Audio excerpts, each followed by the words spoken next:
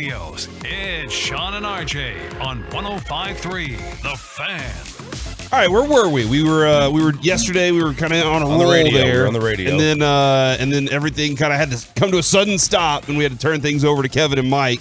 And now we're back doing it again, and I'm still delirious. So just wanted to point that out. Any of you guys driving around right now that are getting to work or whatever you're doing today, get ready at 5:45. It will be.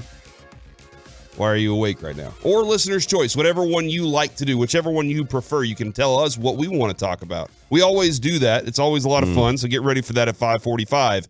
But right now, let's kind of get the cobwebs out, as Sean says, and get your morning rolling just a little bit. Thursday night football action happened last night. The stupid Eagles win again. And I don't know, Choppy, when they're going to lose. I really don't know if they're ever going to lose a football game based on looking at their schedule. Probably to us. That might be it. That might be the next time they lose. But at that point, that won't be a deciding moment for the division, and that stinks. Like, you have Washington, the Colts. They're not losing either of those. No, I wouldn't think so. Green Bay, at this point, still hasn't figured it out. I don't know that I can say that's a win. The Titans, maybe. Aaron Rodgers could get hot. Okay. The Titans, maybe. I don't believe in the Titans, but the Titans are one of those weird teams that will win a weird game out of nowhere that you're like, wow. I mean, they're quality. They won 5 in a row. They got it's just there. They got their point differential is in the negative. Yeah, there are a lot. They've been outscored. There are a lot of negative point differentials in the NFL this year. It's a weird NFL season. The Mike Bassick tour of Jalen Hurts is a miserable quarterback, and is that what he really thinks? He's like, he's the worst. How can people have him ranked this high? Oh, well, he's good. This dude can't. And a lot of it goes from the history of at Alabama, at Oklahoma. Mm-hmm. He was not an accurate quarterback the first couple seasons in the league. Not an accurate quarterback. Nope, fair. He didn't complete every pass last night. But he did not complete every pass. 21 of 27. No, he did not complete every pass. That would be like a record or something. He was very good last night. Of course he was. And at some point, I think we're going to have to give this dude his due because he's looking really, really good. It makes them, the way that they run their offense makes them very difficult to deal with. This is the problem that many teams are going to have to face when they face Philadelphia or Baltimore or even Chicago. When you face a quarterback who's a very good runner, as good of a runner as a thrower almost in many cases, you're going to find yourself in a tough spot. They're playing 11 on 10. They have to have a special defender just for Jalen Hurts. And that means that it's not like, the rest of them, like, let's just say a regular, normal drop back quarterback. Let's use Tom Brady. Well, you got 11 on 11. There's not a defensive guy just sitting there watching what Tom Brady's doing. They're either trying to get him or cover somebody. With the Eagles, there's not 11 guys. There's one guy just kind of waiting. And that means that on a passing down, it's 11 on 10. Or 10 on 10 now, so you got a hat on a hat. Literally on everybody. So there is not that extra defender that you have to worry about like every other offense in the league does. And that's what makes it so difficult. Man, this A.J. Brown, too, kind of scares me just a little bit. He had 4 for 59 and a touchdown last night. His touchdown looked easy. When it initially happened, I was like, all right, whatever. It's just going to be a dude that goes out there, and he's a really good receiver, but I didn't believe in Jalen Hurts either. And I didn't believe that they could, figure it all out this quickly. But A.J. Brown looks good. Dallas Goedert, he's been a good player for a while. Fixture last night, 8 for 100 yards and a touchdown. I do have him on my fantasy team. Hey, listen, I don't discriminate when it comes to my fantasy football team, except for Cowboys players. I don't choose Cowboys players. Wow, I will choose every other player in the league. Hope that their team loses, but that they score lots of points for me. I think I got some of that on my team. I think I got some of that. Yeah? Yeah. Because I can't have Cowboys players on my team because if I lose, double mad. Now I'm mad about the fact that they had a bad day. And you lost. And I lost. Mm-hmm. If all those things, I did the 1 year where I drafted Des Bryant and Tony Romo in the same season. They both got injured, and I was mad at the Cowboys all year. And I was like, I'm mad because they're losing and everything. But if they win, then you could be double happy. How often does that happen? Well, this year would happen quite a bit, I think, yeah, right? You're right. But Jerry will tell you, and Jerry's going to be on this morning with KNC at 10:30. He will tell you that 5% of the time you're happy. 95% of the time it's pooping a football sideways. You know what I mean? Are those facts though? Have we backed that up? Have you ever pooped a football sideways? No, but can you imagine the feeling? Like what life is like if that's... I imagine the feeling would be amazing. It's sideways. I know. That's enormous. I know, but the other alternative is it's still inside you. And that means you probably can't bend over. As it's coming out, it would hurt.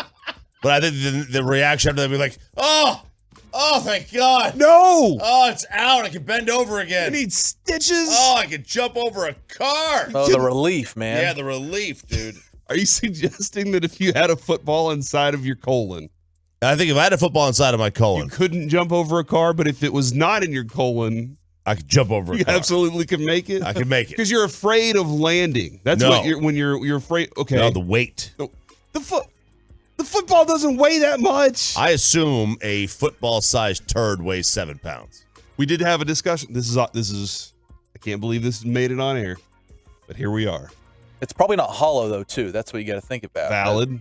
We did discuss yesterday. Choppy out of nowhere just randomly said, "How much do you think a poop weighs?" And I was like, couple ounces. I was guessing 4 to 7 pounds. And we looked it up.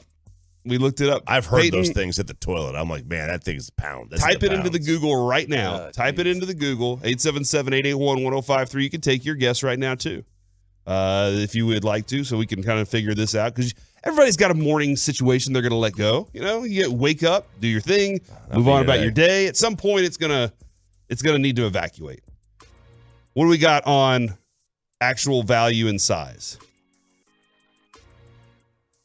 Let's see here. 1 ounce of poop could for each 12 pounds of their body weight. Okay. Hold on. What? That's not the same No, answer I got. it's not giving me a weight. All right, I got it. I got 25 pounds? No, A fourth of a pound? The As average little- human has 25 pounds in them at all times. As little as 72 grams, 2.5 ounces, or as much as 470 grams, about 16 ounces. So about a pound. So there you go. So now you can take that into your day. Look what we just did, Chop. Yeah. On a Friday morning, we just told people how much weight they can lose this morning. You can. Yeah. Look at that. Facts. 22 pounds in you at some point. That's what we're bringing to this to the table today. And just think about that. You do that every day, that's a pound a day. Yeah. I don't know if that's how it works, but I mean, I feel like I don't think you're gonna be able to do that every day if you're just like starving yourself because you're not having anything in your system. I was reading the other day, speaking of weight loss, if you stand at work every day instead of sit, okay, you burn an extra I think it's like 100 calories a day. Oh, which is doesn't seem worth it. Which is 18,000 calories for the year, which is 5 pounds. Oh. So it's a free 5 pounds. So if you do that, it's a free 5 pounds you lose. And did you know, and I saw this on Oprah years ago, so it has to be true, for every 35 pounds a man loses, he gains an inch. What? Down there, it's an inch. That makes sense. So in 7 years? Yeah. In 7 years, you could be an inch bigger if you just stand at work every day for 7 years. Wow. And didn't Kevin on Soda lose 176 pounds? Well, they do the math. Holy crap. Yeah. He did a lot. You can actually see it. From the 214, the only reason I have a scale in the bathroom is before and after weigh-ins. Man, I can't say I don't do that myself. Everybody does. Have to. I do it before I pee. Don't weigh yourself after the shower, though. Your body collects the moisture in the cracks and crevices of your skin. You can't dry that out completely. And it adds 0.4 to 0.8 ounces to your body weight. Really? Yeah. There you go. Good luck. No kidding. Yeah. I get women with that, right? With the wet hair. The long hair. I get that. But, I didn't think that happened like that was I thought it was, just completely negligible. No, these are the lessons you learn throughout life. You got to live, man. If you're not living, what are you really doing? Choppy walked in. First thing he said was, I hate the name Chaz. I hate the name Chaz. Chaz McCormick has... Well, actually, the first thing I said was help. Oh, yeah. That was to Peyton. I said help. No, what happened? Because you went to Chris Rock last night. Yeah. You know what? Let's talk about that next. Let's do that next. Let's talk a little bit about Chris Rock and a little bit of why the hell are you awake right now. Next on The Fan. Coming up in the next G-Bag Nation.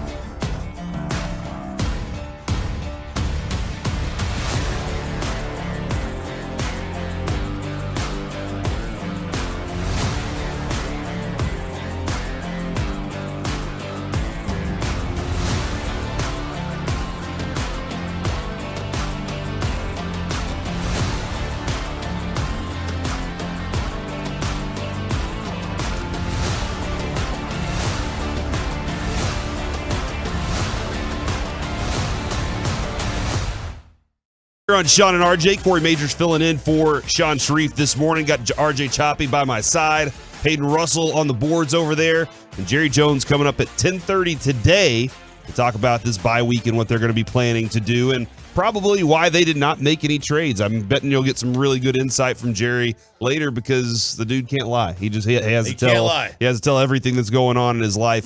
We'll have some conversations about what's going to be going on in the NFL world this weekend, the college football world this weekend as well.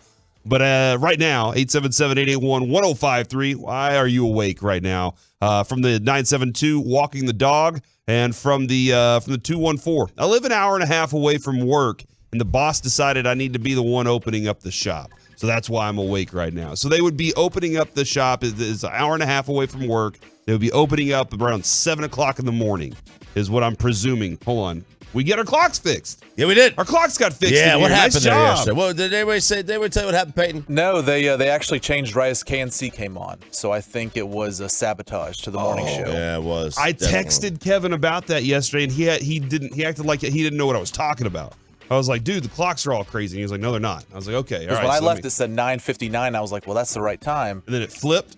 Yeah. Weird. All right, well, there it is. From the 9:03, heading to work, having an hour commute. I like to start at 6 a.m. so I can leave at 2:30. Shout out to the Midlothian Panthers. What'd they do last night? What's going on there? I assume they did something on a Thursday. Oh, they won their division. Look at First that. time for Midlothian High School, and they honored a coach who passed from cancer a month ago. He has coached there 10 plus years. Fight like Coach White, they say, from the 903. Good. Hey, man, nice work. All right. Nice work, guys, to Midlothian out there. Congratulations. From the 432, I'm working overnights on an oil field in Andrews County, Texas. That's why I'm driving home right now after a long 13-hour day. Name's Warren. Warren, are you heading home to family? Are you heading home to you got something planned after this long shift that you've been working, man? That's a long shift right there. Headed to work. I have an hour commute. I like to start at 6 a.m. so I can leave at 2:30. Yep, for sure. Everybody likes to do that. Get up early. That's why sometimes I do like this shift. I don't always, all right? I don't like getting up at 4:30 in the morning. I got into radio so I could stroll into work right around 10 o'clock. That's why? Yeah, and flip-flops and shorts. Like, that was the whole goal. Wanted to just be able to kind of roll into work. That and go to Oxnard. I always wanted to go to camp. I got into this so I didn't do math. But you do math every day. You literally... What, with clocks? With clocks, with all your stats. Like, you're always doing math. Yeah. Oh, so in college, though, you didn't want to do math. I don't want to do math in college. Yeah, that makes a lot... Yeah, we had... I don't mind doing math when I choose to do it, but when somebody tells me to do something, like find X or Y or... You're like, this is I'm alphabet. like, this is dumb. Yeah, and Peyton, I'm not sure how many you had. I think I had 6 hours of college math. I think that's about it. I only had 3. 3? Freshman year. Nice. And got out of the way. Nice. Made a B. From the 4-6, hold on. I got to go confirm this. I know Kyrie got suspended. Kyrie was suspended for 5 games. Somebody has another update. I'm going to try and check up on this before I say anything beyond that. No, I'm going to leave it right there. He was suspended, and that's all I know right now. From the 8:06, getting my workout in before I have to go to school at 7 o'clock. Good on you to get up early and go work out. Usually whenever I'm doing my typical time slot, 10 to 2 right here on the Fan, I get up at 6 o'clock, 6:30, and go work out. And then I get the kids off to school. During the summer, I sleep as late as I can. All right. I mean, like, I'm sleeping right up. And you say we always roll in here like 9:30, right before we have crosstalk with you. I'm usually trying to sleep as late as I possibly can to get that rolling. There was a time when even doing this morning shift that I would go to the gym before the show. What? Yeah. How would you even do it? I guess your whole shift, like, everything goes up a little bit. Yeah. You go so home, go to sleep. Do you sleep for 8 hours then, or do you just sleep for 4? I don't take naps. You don't take naps? Not anymore, no. I don't take naps, no. How many hours a day do you get of sleep? 5 or 6. That's not healthy, I don't think. Probably not. Okay, but you're cool with it? I mean, no. Okay. But, like, I'm not going to lie. Like, I'll sit there. I'll be sitting on the couch getting work done, and I'll just find myself, like, just putting my head back, and I'll fall asleep for 10 minutes. Okay, power naps. You can do. Little 10-minute nap, wake up, and then finish. Was it Ben Franklin that used to take, like, 5 or 6 power naps a day? It was Da Vinci, right? Maybe so. Da Vinci slept like 20 minutes every 3 hours. He would sleep 20 minutes. From the 214, getting off work after a long night. So this is a lot of carryover of people just now getting off of work and people getting up to go to work on y'all's shift. Did you even realize you have that many people? Yes, a lot of overnighters. Leaving. A lot of third shift. From the they call it the third shift now, not the overnights. Really? Okay, third shift. I like that. From the 940, working the oil field on night shift. They said it. Driving home from Fort Worth to Fort Worth from Oklahoma. Glad that you're back in Texas if you're here already, because I know our signal gets up there sometimes. From the 817, headed to the fire station. All right. Are you going to take cookies to the firemen? My kids like to do that. My kids love around Christmas time or whatever to go take some food to the fire station and they get to see the trucks and everything, and they're really excited about that. So, or are you going to go work there? I'm just going to presume that you're going to work there, that you did not make the cookies. From the 214, this is John in Flower Mound. Good morning, guys. I'm delivering groceries, hoping we don't get hail today. All right. Well, we are. I'm a little concerned about this. Yeah.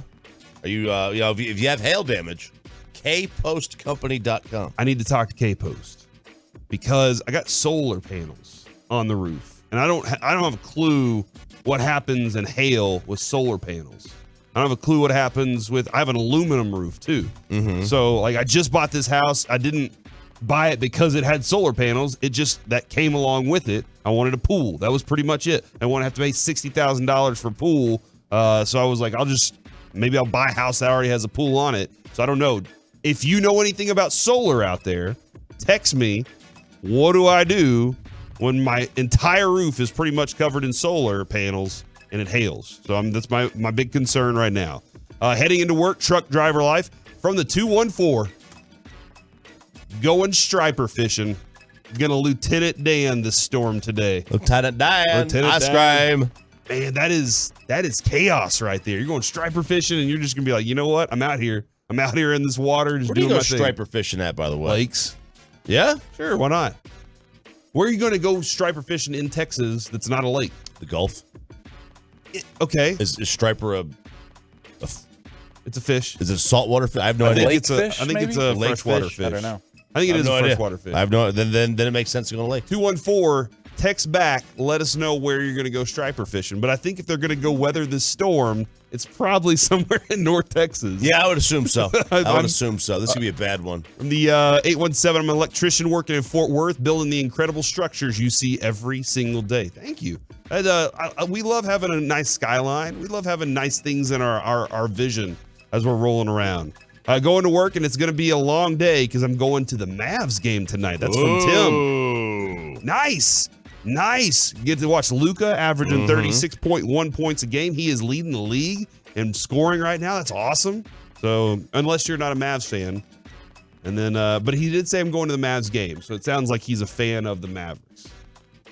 Like, you're not going to say I'm going to the Texans game if you're a Cowboys fan. You wouldn't say that. I will never watch a Texans game, by the way. I will watch another game. They are unwatchable. Yeah. That's why I scheduled the comedy show last night. From Hell away for the Texans game. From the 940, Corey, I'm awake to listen to you. Yeah. Thank you. I have some, as Kevin Gray says, dulcet tones. Is that good or bad? What does dulcet mean? Does anybody really know? I think it's the word Kevin used that he read one time. From the 804, working all night in Virginia. Oh. Did you know you have a Virginia listener? Did you know Virginia is for lovers? What do you mean? That's their slogan. Virginia is for lovers. That's not their slogan. Yeah. I went through state slogans the other day. Yeah. Well, Google Virginia is for lovers. It's the bumper stickers. You can't get enough of them.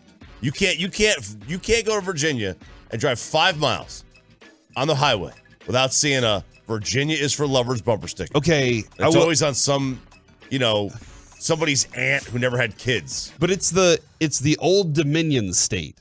So like that's but Virginia, I'll look up Virginia is for lovers. Commonwealth. I'm gonna have to take the wife to Virginia. Name the 3 commonwealths.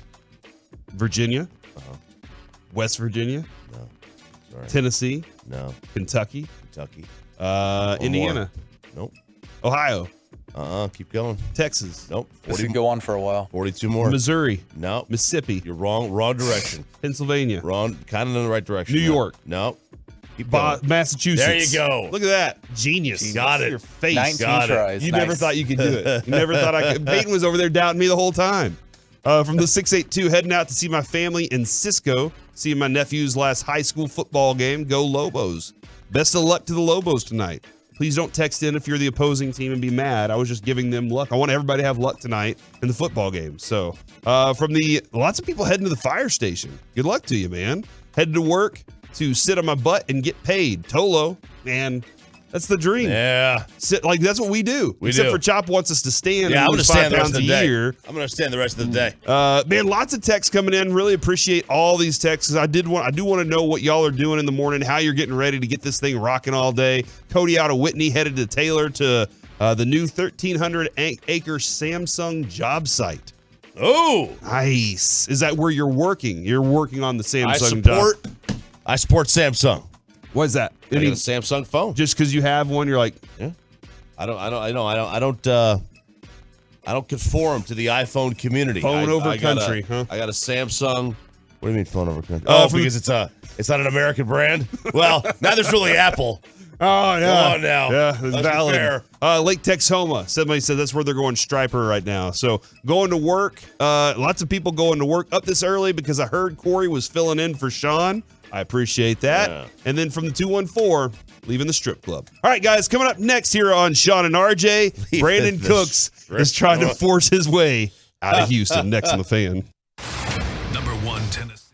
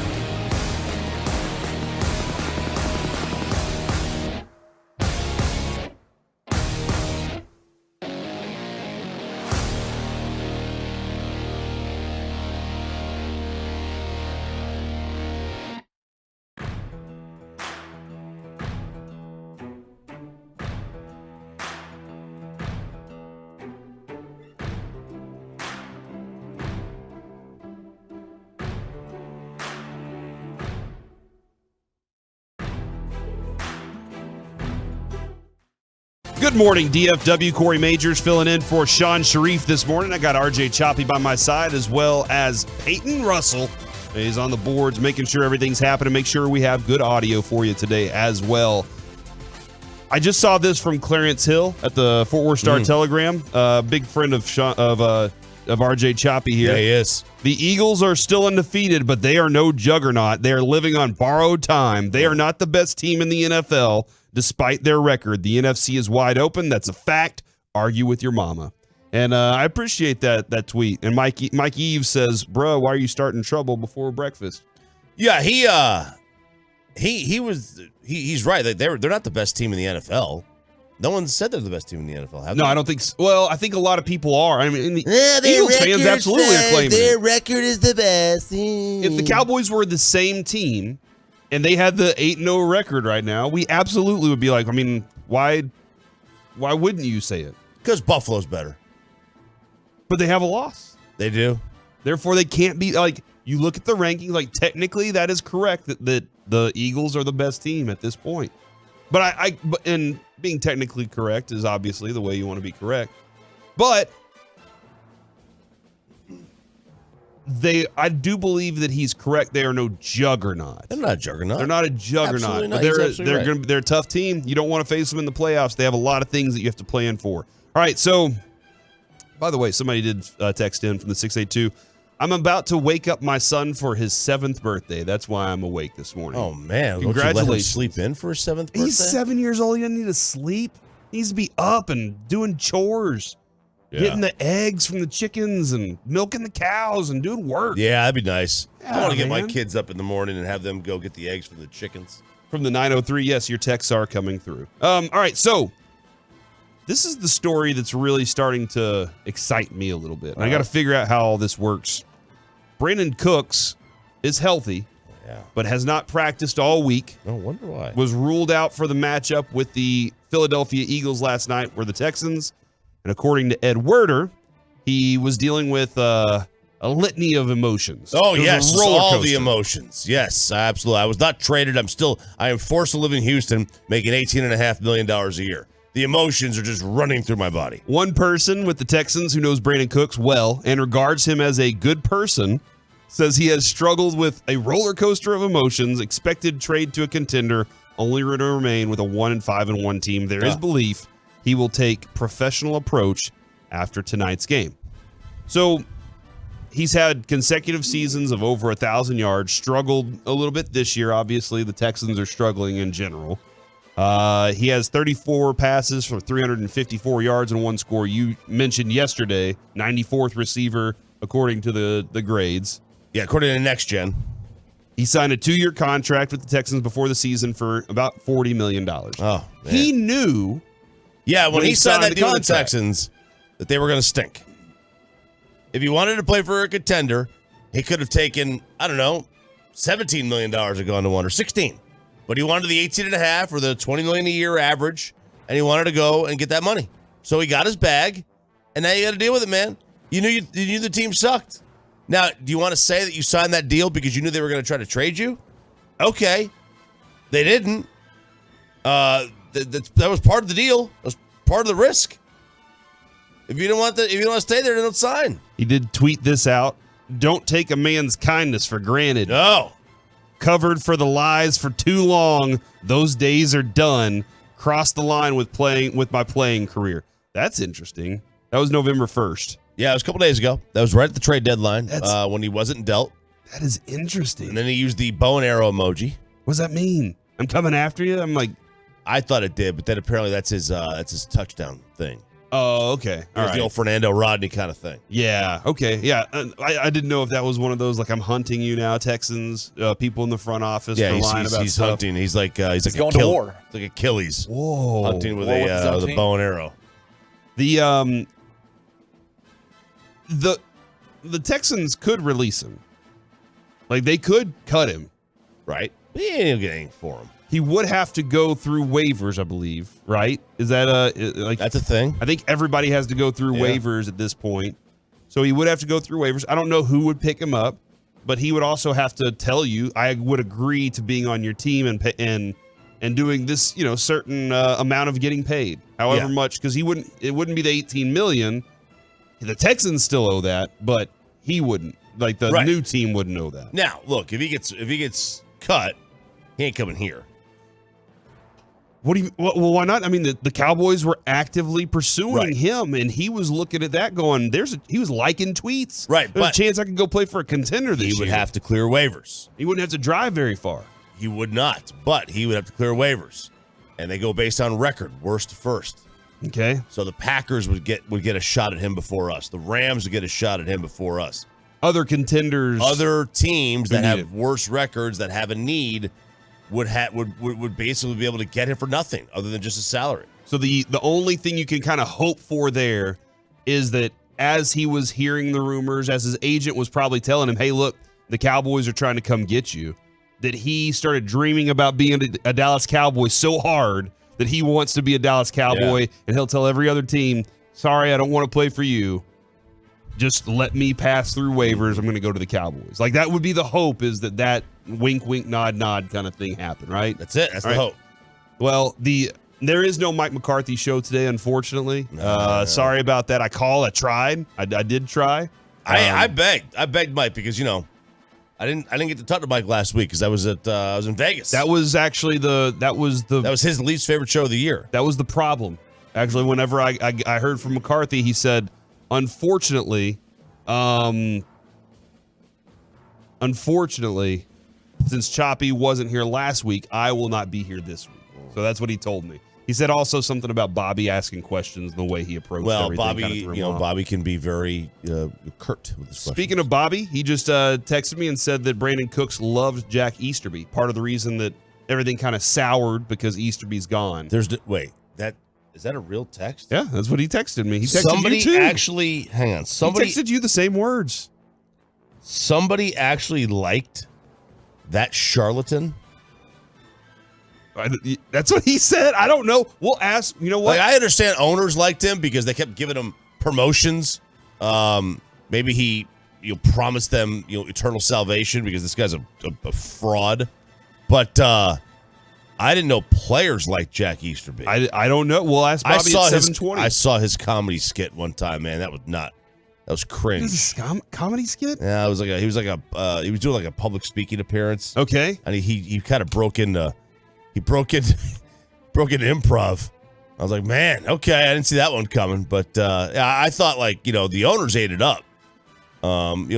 Jack is he started as the team chaplain, and he works his way up to vice president or president. How does that happen? The charlatan. He cons people into getting raises. Yeah. The from the 817 sounds like we want to sign a little B to get on this squad? ? Has Brandon Cooks always been a problem in the NFL, or is this a dude that he kind of just changes teams a lot? I've never heard bad things about him. He's always producing. I would assume that. Look, I've not heard bad things, but man, when you get traded 4 times, yeah, something's got to be up there. You're a good player, of course. Though I think something's up. All right, so the Cowboys at the moment have not made any additions. I guarantee you today, when Mike and Kevin have Jerry Jones on at 10:30, that they'll ask him about the Brandon Cooks, the whole process of it and why it fell through. He'll talk about it, and we may even be asking about some other future wide receivers along the way. So that's why you keep it right here on 105.3 The Fan. This weekend, by the way, big games this weekend on The Fan. Huge games. Tennessee, Georgia. Yes, go Vols. Coverage starts at 2:00 here on The Fan. Go Big Orange. Do you have any concerns about going to Georgia for this game? Does that? Sure. Yeah. Sure. How much is that a big factor in college, like being on the road because of how loud it gets? I went to UNT. Yeah, We're a loud crowd. I mean, they're 18, 19-year-old kids. Drunk 18-year-old, 19-year-old Drunk 18. No, like the players, I'm saying. Oh, okay, yeah. Like they get moved. Like hungover 18 and 19-year-old. Home road is much more difficult in college. Doesn't matter whether it's basketball, baseball, football. Much more impactful in college than it is in the pros. I think largely for that very reason. But, Tennessee's already won at LSU, and it's not like their first road game. It's gonna be their toughest road game. It's a big deal. They give you more in Vegas for in college. In the NFL, they give you about 2.5 points now, 2.5 points. Okay, maybe a little bit less. In college, that's worth like 6 or 7. Really? Wow, it's worth a lot more. And what's the line set at right now? Then 8. Okay. Now, good news. Interesting. Good news. If you're rooting for Tennessee, which you are, which I am, Vegas about 9-1.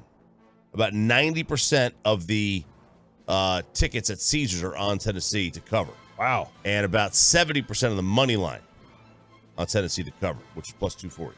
All right, there you go. We'll have some more degenerate picks later on in the show today. I do believe that's coming up around 7:40-ish this morning. So make sure you're sticking around for your degenerate picks so you can make sure you have all of your betting lined up for the weekend. Line them up. I want to add on that.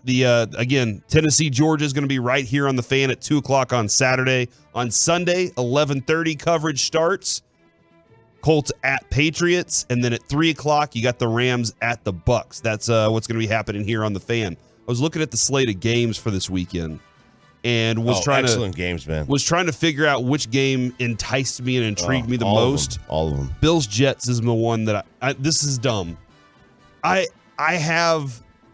think the Jets can be good in the next couple of years. Oh, I agree. It's got to be on Zach Wilson, though. It's all on Zach Wilson from here. He has to trust.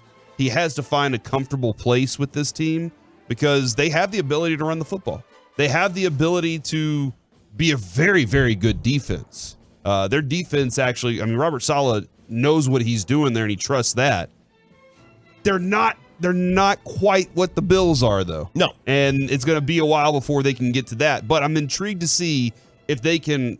I feel like they're going to go out and hustle. This is going to be one of those hustle games to try and prove, hey, we're close to the Bills. We want to see how close we are to these guys. I think that's the game of the week for me is Bills versus Jets. I'm looking forward to that one. All right. I'm looking. I think obviously Rams Bucks. It's got the names of the quarterbacks. Yeah, and then Titans and the Chefs. Okay, Titans Chiefs is definitely a game because it's two different styles of football. Yeah. You want to see. I'm really interested if Mahomes and Andy Reid off of a bye week. Is it a bye week for them? Yeah, off of a bye week can put Kadarius Toney in this mix that quickly. Yeah. I'm very interested to see if they can get that going. And their offense had just started to really find its groove. Mm-hmm. So anytime the Chiefs are on TV, my question about the Rams Bucks. They have the quarterback names, but does it still carry the cachet? Does it still carry the intrigue of what those two guys are since they both have losing records right now? Look, there's still intrigue on anytime Tom Brady plays for me. Anytime he plays, there's going to be a built-in intrigue. I want to good or bad. Yeah, it doesn't matter. I want to see it. I want to see him. I want to see him play. A little bit less on Stafford. I'm not the biggest Stafford fan. Don't not like him, but I'm not just like he's not on the level of Tom by any stretch. I am interested, because I also think that if they have a Game 7 of the World Series, I want to see. I'll be able to flip back and forth between that and the Titans Chiefs. That is going to be a sports orgy right there. I think we're still a sporgy. We still have until I think November 22nd. Of a football game every night. Did you know this?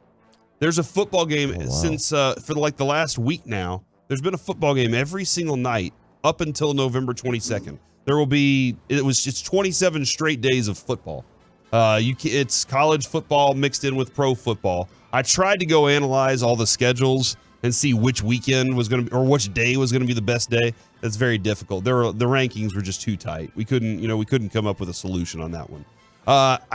You ever watch games to watch and hopefully see things just implode?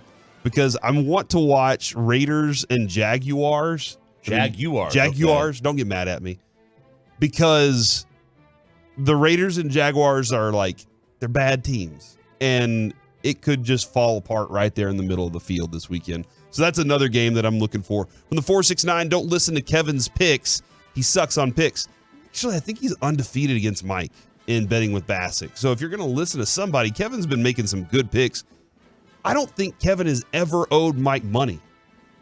In our Betting with Bassick series, Kevin's never owed Mike money. Me, on the other hand, I pick, and Mike and I are 500 all the time, and then I'll go on this run where I'm like, yeah, let's bet a bunch of games.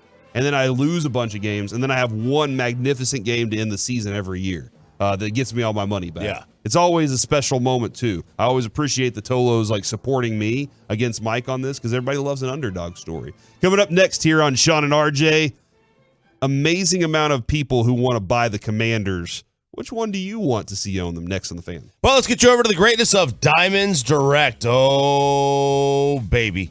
You know what's happening right now at Diamonds Direct.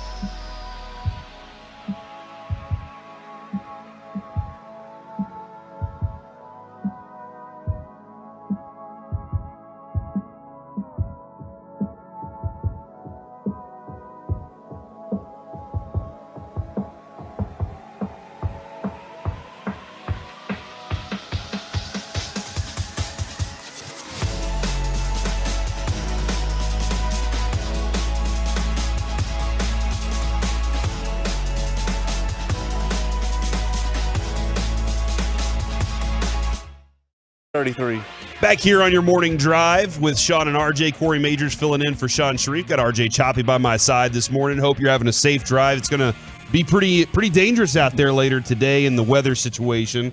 We might get an update from Dan Brunoff later on, Chop. Yeah. I appreciate everybody being a turn it on, leave it on listener. That's what a TOLO is. That's what it stands for right there. So make sure when you're out there tweeting on Twitter, you can tweet me at In The Majors, and you can say nice things or mean things, whatever you like. I would say mean things. Hashtag TOLO it though, dude. You know I'm fragile. You know, very fragile. Handle that very stuff. fragile. But I'll Toughen you take up. it. I'll try and be nice back to you. But last night on the Get Right, and this is why you TOLO. All right, this is why you turn it on in the morning. Listen all day long. As we got Jerry Jones on the station today. Then in the Get Right last night, which features Reggie Atatula and Kevin Gray, they had Tim McMahon on. And we'd been talking about Tim McMahon. A lot of people said it wasn't Tim Cato. I'm sure it wasn't Tim Cato. They had Tim McMahon on. Let's go to cut 13 first. And I think that you worked with Tim McMahon for a long time. Long time. At a station that I just recently read was defunct. Yes, recently. He's a good reporter, has some good insight. Is Luka's workload sustainable? I don't necessarily think that it is something that you hope is sustainable. And what I mean by that is I don't think that being this reliant on one guy, regardless of how great he is, it's not proven to be a path to contending for a championship or certainly a title. He's very similar to Houston James Harden right now. I've always thought that was the best comp for Luka in terms of style of play, production, all those sorts of things. We know the Rockets ultimately weren't able to get over the hump. When they got close, he had a legitimate co-star. They obviously got closest when they went out and they had Chris Paul there. The Mavericks don't have a co-star. They don't have a co-star candidate, to be just real blunt about it. And so this is what they need from Luka right now. This is what they're going to need from him for at least the rest of the season, barring something that would be pretty shocking before the trade deadline. And it's asking a lot. Now, hey, he's in obviously much, much, much better shape than he was at the beginning of the last couple seasons. He alluded to that last night. But playing 36, 37 minutes a night, leading the league in usage rate, you're asking an awful lot out of the guy. Man, a couple of different things from that specifically. he's so right about, and he was right about it last year. It still got him to the Western Conference Finals. That doesn't necessarily mean that it's going to happen again. But Luka and the Mavericks is Robin Hood and his band of merry men. Like, that's exactly what it is. All the guys that are with him have something they're good at, and Luka knows how to utilize every single one of those guys, but he's the star. And there's not another guy that's even close. And they all cheers Luka at the end of the night because they know that guy's carrying them. He's the guy they have to rely on. And he even said they don't have a star, like anybody competing for that at this point. Dinwiddie's not. No. You know, Christian Wood working his way to it. We'll get to that in just a moment. But they don't have a star. No, they don't. They don't have a star. They haven't had a star since they haven't had a second star. Really since Jason Kidd for Luka. Yeah. I'm sorry, Jason Kidd for Dirk. Yeah. I mean, even, they really never had a 1-2, a solid, 1-2, since then. Obviously you had one with Nash or Finley with Dirk, right? Mm-hmm. You had that. But, this team, this designed Mavericks team doesn't have that. By the way, Robin Hood Men in Tights is the better Robin Hood. It is pretty fun. Christian Slater getting an arrow through his hand just didn't do it for me. No, me neither. I need some comedy. I need some really good stuff. Did he just say Abe Lincoln? I do want to say, add one other thing here too, though. I do think that Luka wants an MVP. And I do think that Mike's right and we'll talk with Mike about this during Crosstalk later. I think Mike is right where the first impression means a lot. If you come out of the gates hot, then people are going to be like, oh, yeah, MVP consideration. And we talked about this with Jokic having to lose some weight and do some stuff and still got MVP.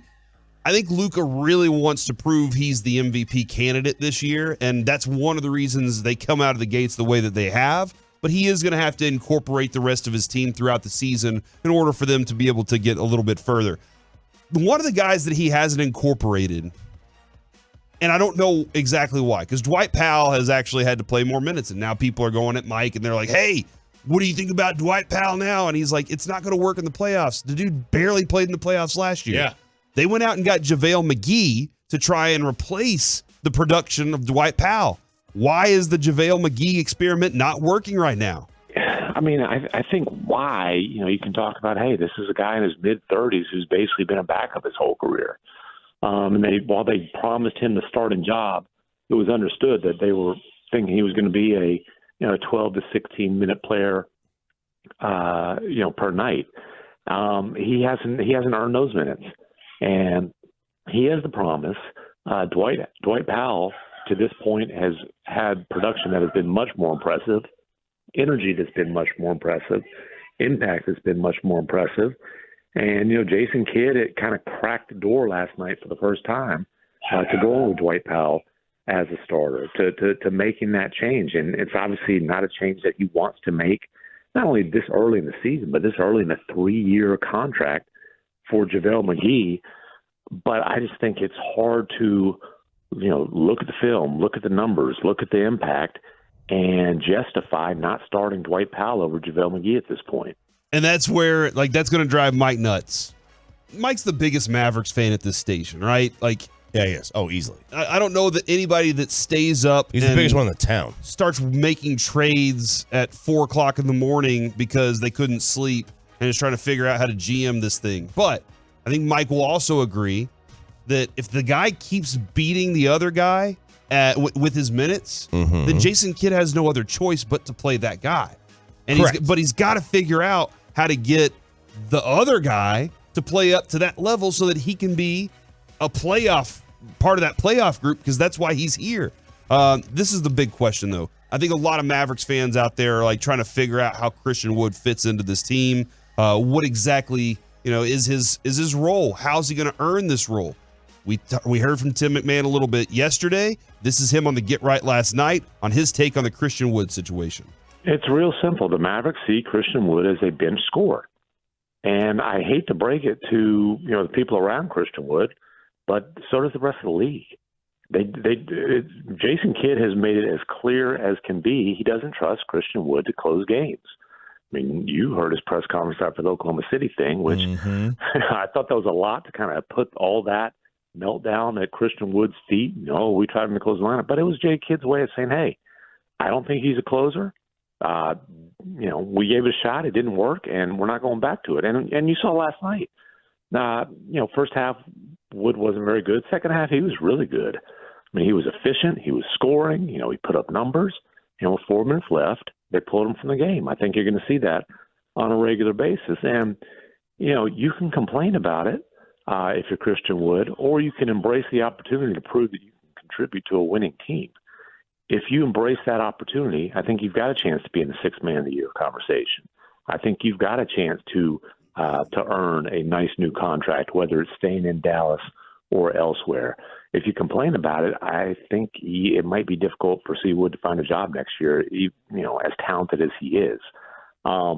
The Rockets tried really hard to trade him for a full year. It ain't like the Mavericks gave up much to get him. That kind of tells you what the market was for him. So, when he speaks, he's saying the right things. I think his performance, for the most part, so far this season has been good. I just think he's got to focus on the opportunity that he has, and not the opportunity that he wants, because one is reality and one's a dream. You know what that tells me? That a couple of different things there. The dude has all the potential in the world to be this kind of player, but Jason Kidd's got to figure out if he actually wants to commit to being that kind of player. Yeah, that's one thing. The other thing is, and this is your only option with players that are this type of situation, you play them enough and highlight them enough that they are a tradable commodity, more so than you traded for. The paperclip to the Lamborghini. You traded a paperclip for Christian Wood. Can you get a Lamborghini package out of it? That's what a smart team would do. That's one option. The other one is that he plays well enough that you can be a contender. This is exactly what Golden State did. Yes. They traded KD. They got D'Angelo Russell. They didn't really want him. They traded him to Minnesota, and they got back Wiggins and Kuminga. Right? That's what they got back. Yep. And they revamped their team. You trade the paperclip in for the Lambo. It's exactly what it is. You've got to get pieces that people want. And it appears they have, look, the Mavs think they have a decent piece. Yeah. Or maybe. But the league doesn't, apparently. Because like Tim said, they've been trying to trade him. They were trying to trade him for a full year. Yeah. And a lot of people thought, no, we hear that he's toxic in the locker room. We hear that he's a problem. When exactly does he commit on the floor? So there are a lot of things going on there that Jason Kidd's trying to weed through. All right, so I did see, the Commanders. We saw the information from Bank of America being chosen to kind of go look out and sell them. I see a number of people trying or saying they would like to invest and buy the Commanders. Yes, you Bezos is one of them. Jeffrey Bezos, Amazon.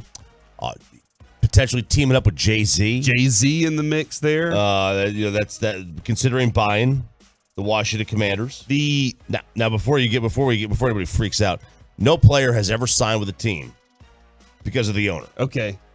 If that was the case, the Charlotte Hornets would win every year. They signed because of the money. Because of Michael Jordan. Yeah. Right?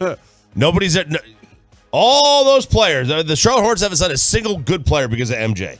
The Lakers didn't sign anyone because of Magic. Larry Bird didn't get the floodgates to open for all those players in Indiana when he was the coach and the general manager of the Pacers. Organizations sign players because of money, or they want to play in the city, but not because, oh my God, Jay-Z's there. We're gonna flock to him. According to Front Office Sports, and I did see this from Robert Griffin, RG3 tweeted out, "Who wants to be a minority owner of the Washington Commanders? I'm down to pay for a stake in the team and bring 10 fans along for the ride." And then he tweeted out later, he quote tweeted that tweet and said, "Already have $400 million in funds ready to go." So he has some rich friends that have said, I am willing to go ahead and start this. And he says he has $400 million. RG3 went down to Baylor, got some of that Waco money. That's not enough. $400 million is not even close. Not even close. But they got a lot of work to do in order to get that started. That's a good start. Yeah, he needs what? $6 billion? 12 times that. Yeah. 13 times that. I will also add this. I saw this from Brad Townsend last night. He tweeted out, How wild would it be if Mark Cuban bought the Washington Commanders? Just imagine the storylines. Did there not used to be an NFL rule where you had to, if you were going to own a team, it had to be the same city as the other teams? I you don't owned? know. I There never used heard to be that before. rule. That was and then something changed with Stan Kroenke. Oh yeah, because he moved there. So I don't know. He's got Denver teams, right? Nobody has Denver no. teams. Stan Kroenke doesn't Kroenke have the Chargers or the Rams? Stan He Kroenke. does, but I think he owns the Nuggets, or he used to own the Nuggets. I'll Interesting. have to go look at that one. But Yeah. it was something like that. Stan Kroenke, American billionaire, holding company of Arsenal FC in the Premier League, the Rams, the Nuggets, the Avalanche, the Rapids. Yeah, so it used to be like Dang. you had to own all the teams in the same city, and obviously it's not the case anymore. But that was it. There was an issue with that. I would love to see Mark Cuban as the owner of the Washington Commanders, and then every week it's Jerry Jones versus Mark, or every couple, twice a year it's Jerry Jones versus Mark Cuban. That would be an absolute blast. I don't know if he's interested at all, but how much fun would that absolutely be? Coming up next here on Sean and RJ, the fireable coaching rankings, and an amazing story about this man who built this in his basement. Next on The Fan. Coming up in the next G-Bag Nation, it is a Football Friday. Let's talk with Stephen Jones.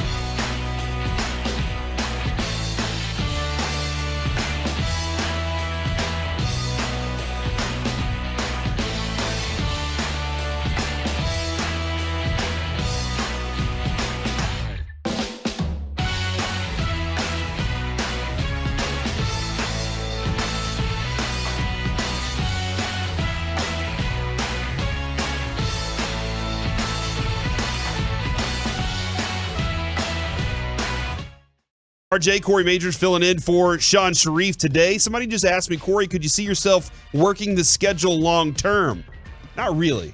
I don't like being up this early at all. Money does talk. So if somebody came to me and was like, hey, we will pay you lots of money to work this early in the morning, I might do it. What do you define as lots of money? Because I can assure you I don't make it. More than I'm making right now. And, lots of money. I don't know. I have no idea what that is. I mean, $120,000. I would go for something like that. You would? Yeah. $140,000. Oh, $200,000. Now you're getting greedy. Whoa. Yeah, if that's what they're going to offer, I gotta consider it. You look. I've always said when people say that I would do this or that, truth does not exist until the bag of money is on the table. Yeah. In front of you. That's valid. I could, would you do this? Would you cover up this for me? Would you help me clean up this mess or dispose of this? That money hits the table, and I you're would say, well, crap. I would say in my head, I'll say no. But where's the acetone? I reserve the right to change my mind when that bag of money is in front of me. Yeah. And that being said, we have I love this morning show. I wake up every morning and listen to this show. Absolutely. My kids listen to the show with me on the drive in. My wife will just put her earbuds in and listen to Taylor Swift. But I listen to the show every morning because I love the show. So I'm not concerned about moving into this spot at all. I love the midday shift. It's awesome. I can be a dad in the morning. I can be a dad in the afternoon. I can go about my life. It's really good for me. But I really appreciate asking the question because I do enjoy being able to hop in with Choppy from time to time and being able to do this because I think personally it does good for the station. I don't know if anybody else agrees with that. When we have other hosts, all over the station and doing things, I think a lot of your listeners in the morning may hate me. They may go, hold on, I didn't know that I actually like this guy. I don't think it's a question. Yeah, there are a couple people that do. There are some people that do like it. So I think it's good for the station when we're able to show that we're a pretty good team. We can get along and do some really cool stuff, and it's a lot of fun. Now, some guys can't get their team on the same page. And this is the fireable coaching rankings time. Oh. 877-881-1053. Mike McCarthy was top 3 in the fireable coaches rankings at one point. Yeah, or the odds to be the first coach fired. Which I always thought was the dumbest thing ever. I mean, the guy went 12-5 last year, and then the first year he lost his quarterback. What are we going to fire him for? It's very clear that Jerry Jones didn't give him the thumbs up in the offseason.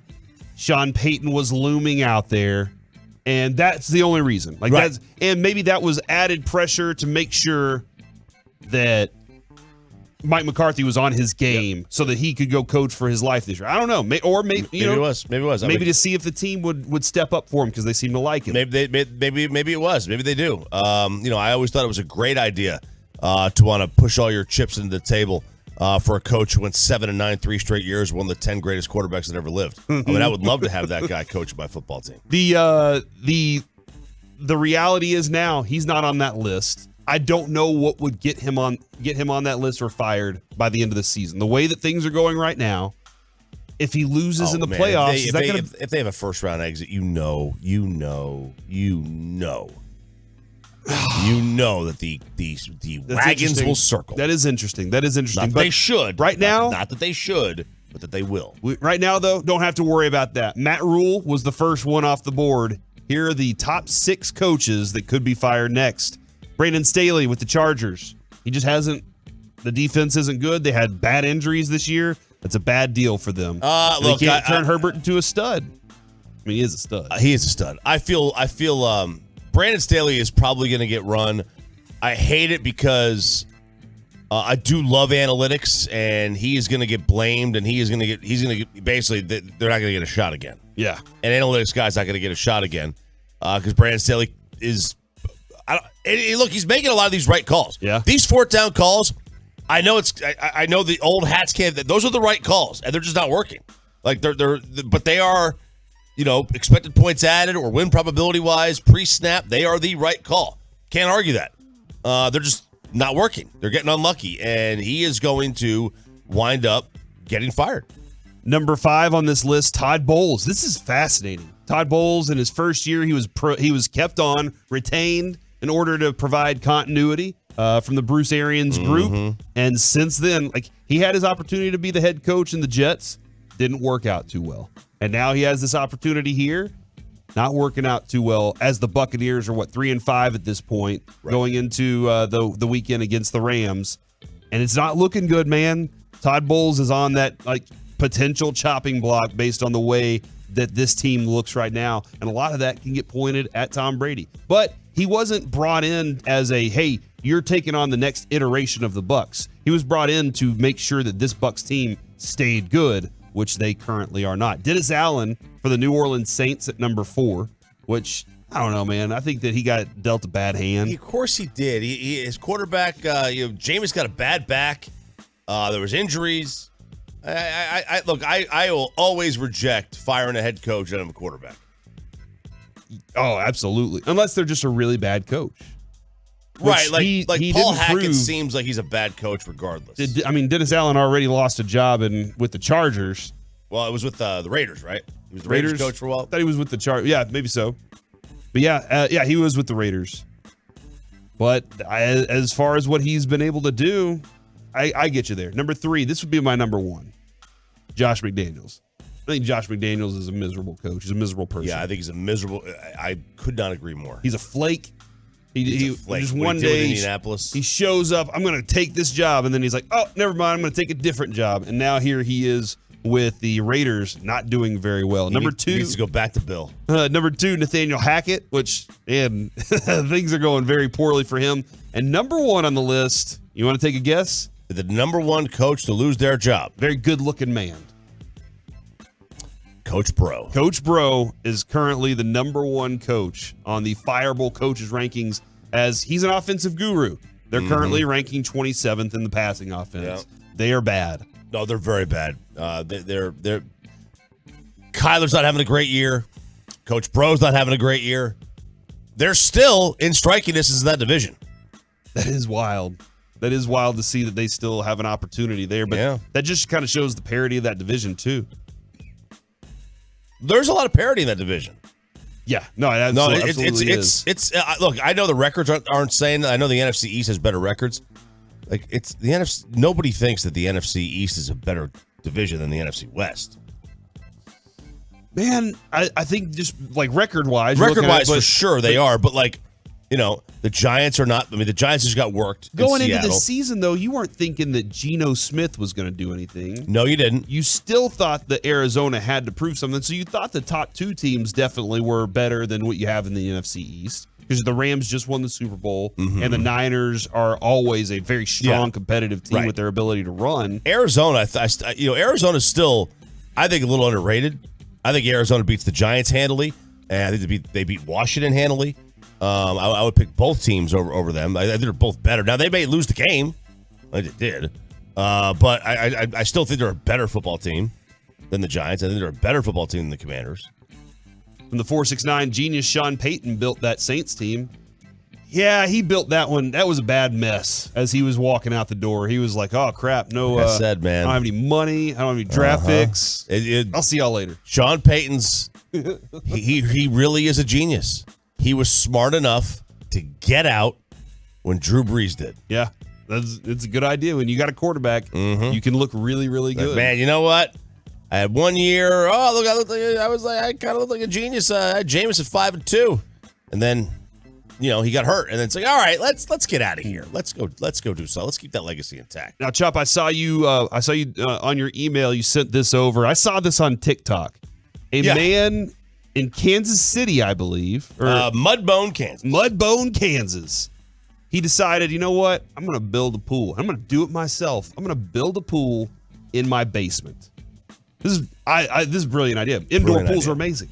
Yeah, they are. I've never had one. Oh, you ever been in one? Yeah, I have. It smells like chlorine in there. Okay, that's fine. Yeah, that's fine. High chlorine smell in those things. I'm okay with that. I love a good indoor pool. Yeah, absolutely. A lot of echo in those places. Have your own privacy down there. Yeah. Skinny dip in your pool downstairs. I skinny dip mine outside. Yeah, I've done that before too. My wife's like, we have cameras. I'm like, who's watching those cameras but us? By the way, get you some jets, man. Oh, we have jets. Yeah, but when you're skinny dipping. Okay. You sit up against it? Is that what you Change do? your life. Oh, Yeah. front or back? Yep. Oh, Yeah. Hey, you need a shoulder massage every once in a while. Yeah. Yeah, That's absolutely. what I'm talking about, But this man. guy builds a freaking pool in his basement, and then he is sent an email by the city Yeah. that says, hey, we're coming over to inspect your place. And he's like, oh, crap. He's able to push it off for a little bit. He empties the pool out and turns it into a digital golf range. Yeah. Turns the entire thing into a digital golf range. Then the night before the inspector's supposed to come over, he finds the guy, takes him to a Chiefs game, gets him hammered in the parking lot. The dude gets just obliterated in the parking lot. So drunk. He's a Bills fan, too. The inspector's a Bills fan, so the inspector gets up and on his RV and he decides to jump on a table. Yes. So then this dude with the indoor pool that's now a golf simulator decides that he is going to go party with the dude's wife, girlfriend. Uh-huh. And who knows what they did. And next thing you know, the guy wakes up in his house, passes out. They bring him home, puts him in his house. He wakes up, sees the golf simulator downstairs, and approves it. There you go. And it looks like a golf simulator to me. I don't see a pool. See y'all later. That's a brilliant way of approaching it. Brilliant. I don't have the money to build a pool in my basement. I also don't have a basement. I also don't have tickets to the Chiefs game. No, I don't either. So this is a rich dude. He's a very rich dude. But, a couple of things here. First of all, there's videos of him like shoveling the dirt for this pool out himself. I'm sorry, dude. Okay, I had a pool built. You're not building a pool with a shovel. Like, how long are we talking here? And a pickaxe? Yeah, it's not going to work. Second of all, how hard has it be to get all that dirt out of the house? It's in your basement. Mm-hmm. What do you do with it? You take it in a bucket. It's clearly you get a bucket brigade. Yeah, you get a bunch of friends over. They take one bucket at a time out, and then you take it like the backyard. I guess the aliens could help them build the pyramids. Put the soil in the back. A lot of people saying it's fake. I don't care. It's hilarious, and I freaking love it. So if you have an idea to build a pool in your basement, invite me and Chop over. We will skinny dip in your pool. Yeah, it's not fake. I refuse to admit this is fake. Coming up next, it's time for headlines. I know you really want an Eagles recap and a recap of the World Series in Houston, and you desperately want to talk about Kyrie. Well, let's do a little bit of that next on the Fan. Well, let's get you over to Boomer Jacks, your official game day headquarters.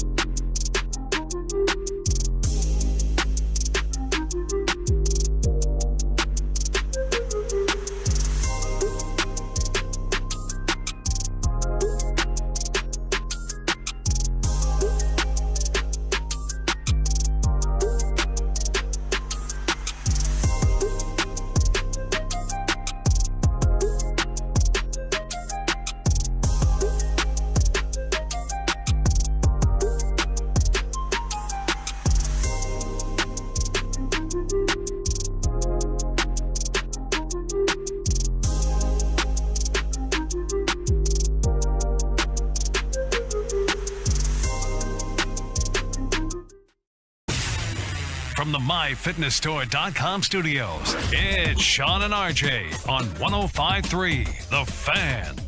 Turnover here, Rope Hintz. Right to the middle, Pavelski across, and Robertson finishes it off. What a feed by Pavelski. Jason Robertson's not going to miss from there. 4-0 Dallas. One of 2 goals for Jason Robertson last night. That is thanks to Bally's Arizona for that call right there. This is Headlines with Sean and RJ. Corey Majors filling in for Sean Sharif this morning. Jason Robertson now 7 goals on the season. The Stars improve, sticking in at second in the Western Conference right now with a 7-2 win over Arizona last night. Jamie Benn looked good, a goal and a couple of assists. You got Rope Hintz. Rope Hintz had a couple of assists as well. And man, Robertson, we went to the Stars game the other day. It was Saturday's game. Didn't turn out so well. We ended up losing 6-3, and it wasn't a lot of. It was fun for a time. Robertson had a goal, and my son looked at me and he was like, "Is that the best player in hockey?" And I was like, "The kid's on his way, man. This dude's good. A stud." I don't know he's there yet. There's a lot of guys out there that are pretty darn good in this league. There are some very, very good hockey players. Robertson is definitely one of them. And this is, 7-2, man. They obliterated the Coyotes last night. That's a nice thing to feel right there, is to see that the Stars are continuing to roll like this. They are in a very confident mood. And this is something that I think coaching is helping them. A couple of shifts here and there, a couple of movements here and there to add to this, but This is a very confident team right now. When they hired Pete DeBoer, we were talking about, all right, we need the Pete formula, which is basically his first year with a team, he goes at least to the conference finals, and then it steadily goes downhill from there. And we were looking for the formula. Let's have the formula stick. Get to at least the conference finals this year. That'd be kind of cool. Yeah. And the way they've started the season, it seems like they're well on their way. Yeah, I'm really excited for what this team can do. I don't think they're going to have a fall off at the end of the season. Hopefully that's not the case. I would love to see them be rocking in the playoffs and really hot when it comes down to that point. The knock on him was in Vegas. I was just out in Vegas, and one of my good friends that lives out there is a huge Golden Knights fan. He was like, "Dude, you're gonna hate the Stars' power play by the end of the year." And I'm like, man, because that's just the way Pete DeBoer coaches it. It was not very good in Vegas. I haven't seen that yet. I haven't grown to hate it. I have not grown to hate it just yet. But it helps because they're winning. It helps because they're winning. At some point, you will. Well, you hate it if they start losing, but they haven't. I haven't noticed, and I haven't looked at the rankings, but I haven't noticed that the power play is bad. All right, gotcha. Last night, the Eagles and the Houston Texans went at it. And early in the game, man, it was a couple of long drives to start that game off that ended on, with touchdowns by each team. I know Dallas Goedert put it away late in the game, but man, this Jalen Hurts, A.J. Brown connection. Hurts backs up, still looking. He is firing, and it is a touchdown, A.J. Brown. Hurts made it look easy. A.J. Brown did the escape act, was wide open, and Hurts merely lobbed them the football. Last night during the game, there was a moment on the broadcast where I heard them say, and I think it was Herb Street said it. He was like, hey, I think that there are a lot of comparisons right now to A.J. Brown and what T.O. did back then. And I was watching A.J. Brown. I was like, nah, man, there's a massive difference in the breakaway speed between those two guys. But the ability to just box a dude out of the game, that's what A.J. Brown can absolutely do on the field. And then he gets open. He's not just a dude that's like, I'm barely open. That one play against Pittsburgh, it was a very small percentage of completion on that pass.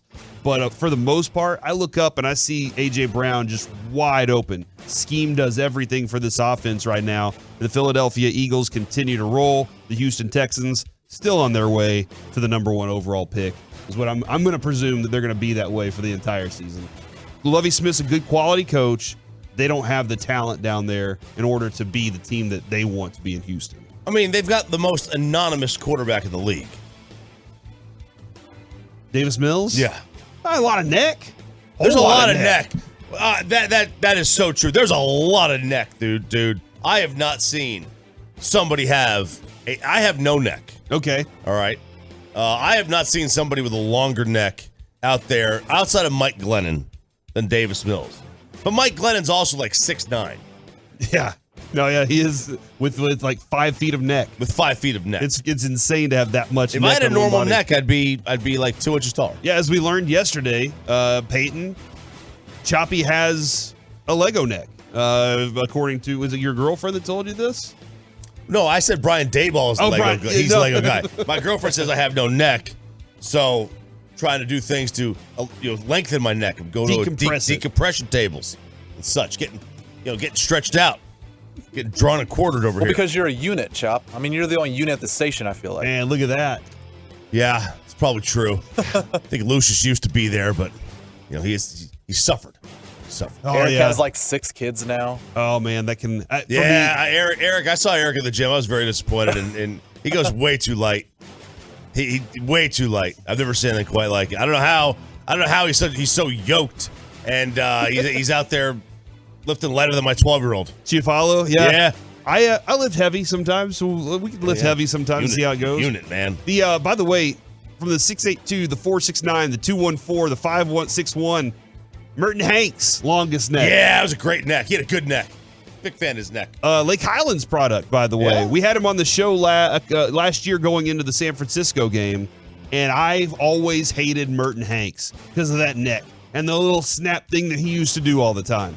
He lives, I think, in Arlington, and I found that out pretty quickly, and I was like, oh, man. And then we started having a talk, and I was like, dude, I love Merton Hanks. He's awesome. Unfortunately, he played for the Niners, but he's a really good dude, like a really kind man as well. Just he got with the wrong team. He got maybe one Super Bowl with the wrong team. And He did win the Super Bowl with them, right? There you go. 94. You hate guys named Chaz, right? I think Chaz is probably the worst name ever concocted. And that's because, in one part, because of Chaz McCormick now. 1-1. That's hit in the air pretty deep to right center. It sends back McCormick onto the warning track, leaps at the wall, and he makes the catch! Oh, what a catch by McCormick! Crashing into the 13-foot-high wall, and deep right center field. 2 outs! The catch of his life for McCormick. Your mom, shut up. I just want to know the only reason this is about to happen, this part of this conversation, is because somebody texted in and said they wanted a recap of the Eagles and the Astros game, and I'm going to do that for you. All right, we just did the recap of the Eagles game. The Astros, they win 3-2. They're up now 3-2 in the series on Philadelphia. Chaz McCormick has a catch in the outfield that could be the most memorable catch of this World Series. Oh no! Don't say it. And guys, it stings harder than any sting I've ever had in my life to say this. The Astros might have a memorable catch that wins them the World Series, while we as the Texas Rangers fans have a missed catch that still kills us daily. I die with this daily from Game 6 and Nelson Cruz, who I still don't blame. I never will blame Nelson Cruz. We had Ron Washington on to discuss this during the pandemic, during COVID times, and Ron Washington cleansed my soul of it all. All right, he told me, he said, you should not blame Nelson Cruz because without Nelson Cruz, you were not there. Right. You would not have been in that World Series. He almost single-handedly got you to that World Series. And washed them he takes blame for positioning Nelson Cruz. You got to, on every play, you got to remember. You got to remember to remind them. Yes. Double play, no doubles depth. It just, now watching this catch over and over, and then like I can line them both up, and I'm like, this is why Houston will be excited, and Rangers fans are still in this misery. You know what? I'd rather not have a World Series than root for somebody named Chaz. Okay, all right. Okay? I do not want to win a World Series with somebody named Chaz. I'd rather have what we have, which is the Nelson. I'd rather Nelson Cruz be in right field and miss that ball than Nelson have caught it, but his name have been Chaz. Okay. I can't do that. That's how, if your name is Chaz, text in right now and tell Choppy if he's right or wrong about Chaz's. Is it just the name? I mean, it's spelled C-H-A-S. So yeah, if it was with a Z, I think it's worse. Oh, really? Oh, if you have 2 Z's, if it's C-H-A-Z-Z, oh man, you're a frat dude at an Ivy League that plays lacrosse. Okay, Chaz is a lacrosse name. That's what it is. If your name is Chaz, do you play lacrosse? 877-881-1053, the truckwreck.com text line. We always love to read it. And now for even more serious sports news, because I could have avoided this topic all day. I could go the entire week without ever having to discuss this. But I know a lot of people, they want to wake up and get their information. The Brooklyn Nets suspended Kyrie Irving for at least 5 games without pay yesterday. They were dismayed by his repeated failure to unequivocally say he has no anti-Semitic beliefs. Kyrie was asked that question, and this was his response. Again, I'm going to repeat. I don't know how the label becomes justified because you guys ask me the same questions over and over again. But this is not going to turn into a spin-around cycle of questions upon questions. I told you guys how I felt. I respect all walks of life and embrace all walks of life. That's where I sit. I think what people want to hear, though, is just a yes or no on that question. Yes or no. I cannot be anti-Semitic if I know where I come from. I don't know what that means. And honestly, I have not done enough reading on what he posted. So I'm not going to, I really don't have an opinion on this, honestly. Because I like I said, I could go weeks without ever having to discuss this, without ever having to talk about Kyrie Irving again. I'm perfectly fine with it. The Nets are imploding. Everything's falling apart there.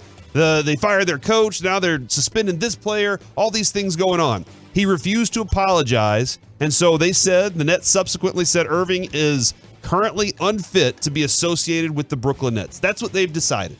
That's what the Nets have decided, is that he is unfit to be with them because they tried to put him through an education process of it all. And he just said, instead of saying, hey, I'm going to follow along and I'm going to toe the company line, I'm going to continue to be me. And that's something that people are going insane about right now. Man, look, Kyrie butchered that right there. I don't have a problem. If Kyrie believes that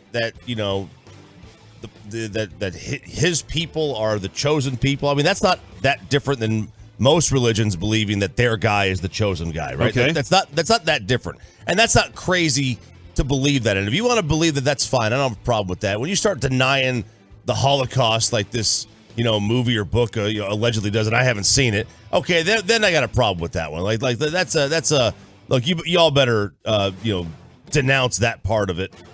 But I just Joseph Tsai is getting kind of killed here. He has refused in the past to denounce Muslim genocide in his own country. Yet he will condemn Kyrie Irving. I generally have a problem with people getting suspended for their own opinions. I don't think that's unless those opinions are dangerous. Mm-hmm. And some of Kyrie's may be, but I don't believe he gave an opinion that was ever dangerous here. He never gave an opinion. That's the thing. He never gave an opinion here. Yeah, he just threw something out there. I don't like the idea that they go down this road, but I get why the league has to. I always struggle, and there have been many different instances where this has kind of popped up. I struggle with people who will put an opinion out there or put something out there and don't follow it up with substance that they truly believe. I told you, I have no opinion on this because I don't even have anything that I believe in the conversation. I haven't looked into it enough. I know it's a news story. I know it exists. And I know people are texting in right now and they're furious about the fact that you said Chaz is a bad name. Like that's the stuff that I get entertained by. Thank you. Is the like that's what's entertaining to me. That's what's a lot of fun to me. And I want to have those kinds of mornings. And I can't wait until KNC talks with Jerry Jones this morning and they get down to the bottom. They want him to ask him about Kyrie. No, well, they're going to ask him about Chaz. Chaz, got to ask about first, Chaz. And then ask about Brandon Cooks. Yeah, ask about Cooks. Ask if he's ever built a pool in his basement. Those are the things I want to know from Jerry. Jerry definitely has an indoor pool, right? Definitely has to have he's got an indoor pool on his freaking boat. He's got to have an indoor pool on that boat. Coming up next here on Sean and RJ, man, let's talk a little bit with Robert Belt, our Cowboys insider. We'll do it next on The Fan. Listen. Stream The Fan.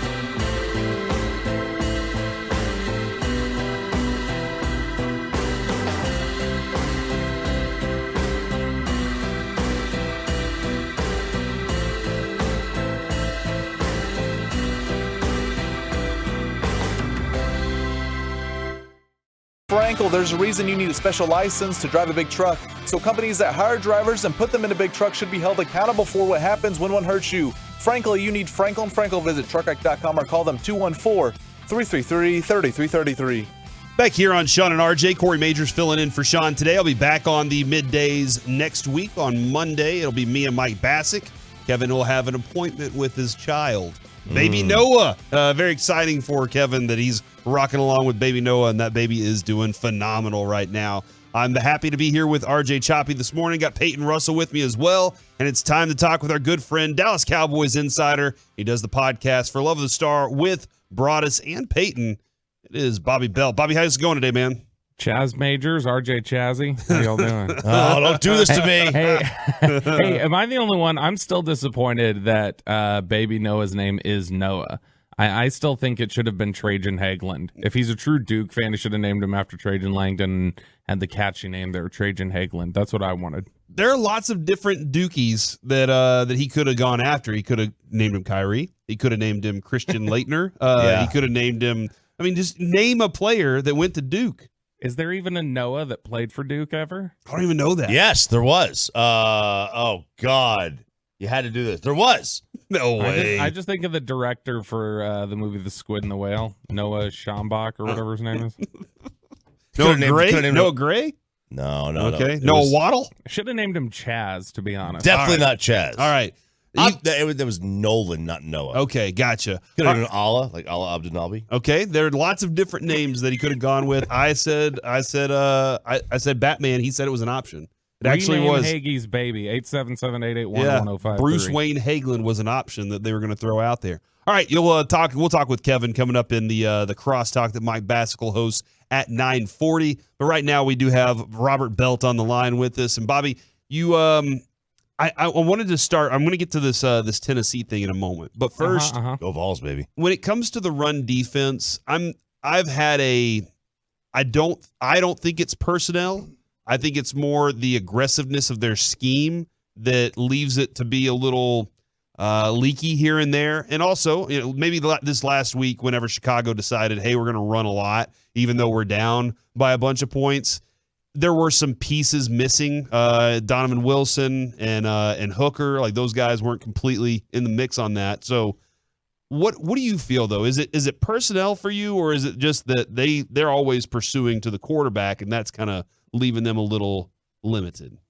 I think it's probably a little bit of both. Yeah. Like Anthony Barr hasn't been great for you. Your defensive ends have gotten turned around a few times in these games, and Dan Quinn's scheme naturally is, kind of go after the quarterback and run twists and stunts. And when you run twists and stunts, that creates vulnerable gaps. And so I think it's a combination of both. And, if Damone Clark is able to step up and play really well, look, I think the Cowboys never intended for him to play as many snaps as he did the other day. That was just out of need when Anthony Barr went down, and, they're kind of thin at that linebacker position right now. So they've had to put him out there. But if Damone Clark's ready to go and he's, playing with confidence, then he could be an upgrade, and you could play with Anthony Barr and Leighton Vander Esch. You've got Jonathan Hankins in here, who I think it was Michael Gelkin at the Dallas Morning News who had the stat that Herbert and Montgomery, they averaged 3.5 yards per carry when Hankins was on the field on Sunday. And when Hankins wasn't on the field, they averaged like 5.5. And so he can be a difference maker for you there at defensive tackle. I think you need Dorrance Armstrong, Dante Fowler, some of these defensive ends to start playing the run a little bit better. But Damone Clark coming up, stepping up, improving, and playing with some confidence, that could be a big help as well. Are we not in a spot, though, like, if this is the best defense in the NFL or one of the three best defenses, and the run defense stinks, isn't that telling us that we don't need to really worry about it because the run defense just doesn't matter that much in today's league? I've said it. Like, if you give me the options of the four little core principles of a team where it's like run defense, pass defense, running game, passing game, and you told me I have to pick one of them to be bad at, I'm going to pick run defense. Like, that's the one that I'd prefer my team not be great at. I mean, of course, you'd love for him to be awesome at everything, but that's generally not the way football teams work. No, because you can't guard against both the run and the pass, right? I mean, No, and they're great, and they're great against the pass. They're elite against the pass, and they've gotten, I think, really solid performances this year out of Trayvon Diggs. Deron Bland, when he stepped in, has been really good. The safeties have been good in coverage. So I think the pass defense is really, really good. Honestly, I think some of their run defense problems go away. They just tackle better. Like they've had, if you want to say one thing that they've had an issue with, it's been tackling at times. I think Dan Quinn said they had 8 missed tackles this past week. I would have thought it was more. They had 10 against the Eagles, 10 against the Giants. If they're wrapping up and they're tackling better against some of these running football teams, I don't think this is even a question. And so hopefully that's something that just improves as the season wears on, because I don't think they've got poor tacklers. It's just there have been a couple games where they've been caught in over pursued or they fail to wrap up and finish. And so to me, I think just finishing some of these tackles would be a big thing for them. I think a lot of fans, get caught up in you lost to the Rams years ago with poor run defense because they were good at that in 2018. But then you also lost last year to the Niners, and they could do what they kind of wanted to do up front against your defensive line. So everybody's like, hey, look, if we could shore that up, then we can be the best defense. But and that's what we want. That Niner game, they gave up 23 points? Mm-hmm. Yeah, that's not a lot.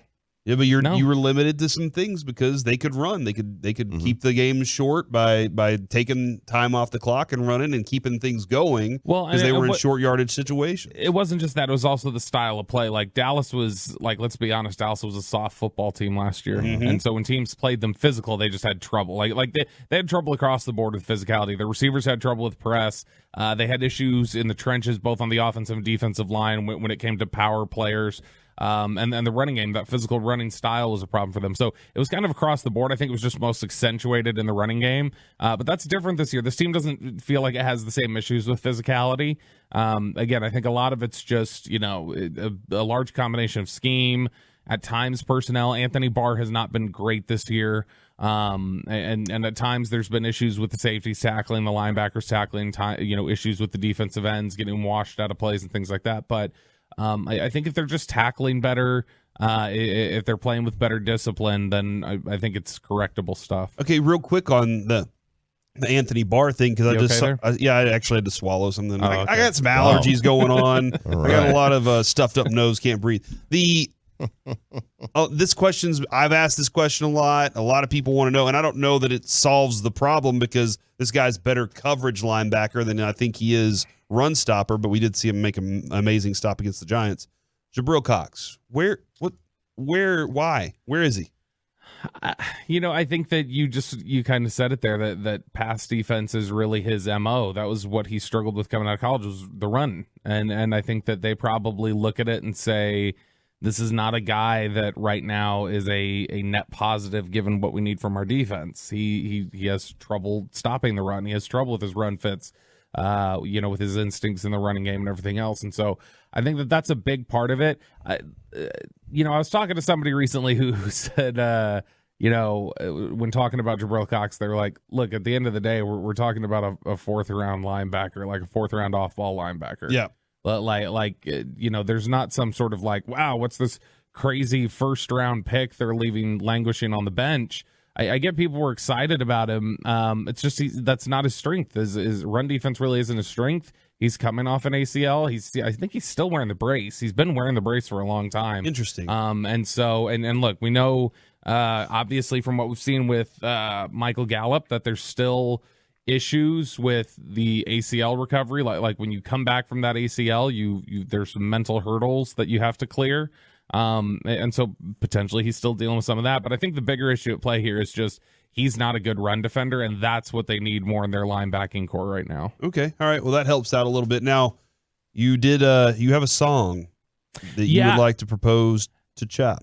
Yeah, if you guys listen to 105.3 The Fan this Saturday afternoon, you'll be able to hear Georgia and Tennessee. Yeah, go Vols, baby. The game of the week. Yeah, go Vols. Hendon Hooker, a legit Heisman candidate, right, Chop? Absolutely. I think he's the favorite in Vegas now. I think he took over. Over Stroud? I think he took over this past week. If not, he's number 2. Wow. I thought I saw this week that he took over number 1. Look at that. I don't know that he should be over Stroud, but actually I do. He should be. Yeah, he actually should be. I think honestly, I'd put Caleb Williams above Stroud. But I know that a couple weeks ago, Chop, we had the the rabid Tennessee Vols fan, Andy Bowser, who had that Alabama diss rap. Yes. You remember that one I sent you and Sean? It's the guy with the chest tattoo, right? Yeah, That guy? with the big smoky tattoo. It's literally, it covers his entire abdomen. He looks exactly like he sounds, guys. And so I wanted you to know, Chop, that he's coming out with some heat for Georgia. And I wanted to know if you wanted to hear it. I mean, yeah. All right, let's hear Andy Bowser's diss track for the Georgia Bulldogs. Tennessee Volunteers superfan Andy Bowser. Let's go. BFS swag coming today. Tennessee bringing the orange earthquake on this Saturday today. Get ready to be slayed. You guys ain't ready. Ain't no dog. Tennessee the real South Paul. We coming to bring the Southern draw. You won't be able to call the law. Best call your papaw after Saturday. You won't feel like we drug you through the ass and small. So no need to crawl. Ooga, he really a pug and the thug. Smokey in the one that's gonna drag you over a rug. He got a slug rack, so don't come back, y'all. Wag y'all, bark like a dog. Y'all trash Saturday, we'll stomp that ass. Hypo is the real disciple. Saturday, no need to pray because we coming to lay that y'all to rest. Okay. Hey. Yeah. Oh, you know what? great. I just want to point out what is happening. Kirby Smart's been real effing quiet since that dropped. Yeah, he has. You haven't heard a word out of Kirby Smart since then. Nope. I saw a tweet the other day, Kirby Smart coming out saying, "Yo, Bulldog Nation, we need you guys to be loud." They're scared. They're scared, Corey. They are scared right now.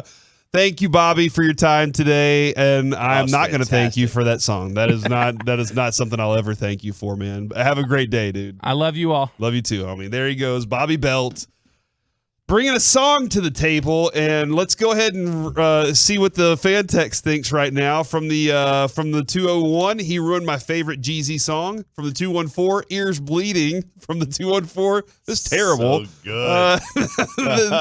This is, and from the 214, why do I hear Corey? I'm in for Sean Sharif today. I think he's coming back next Wednesday.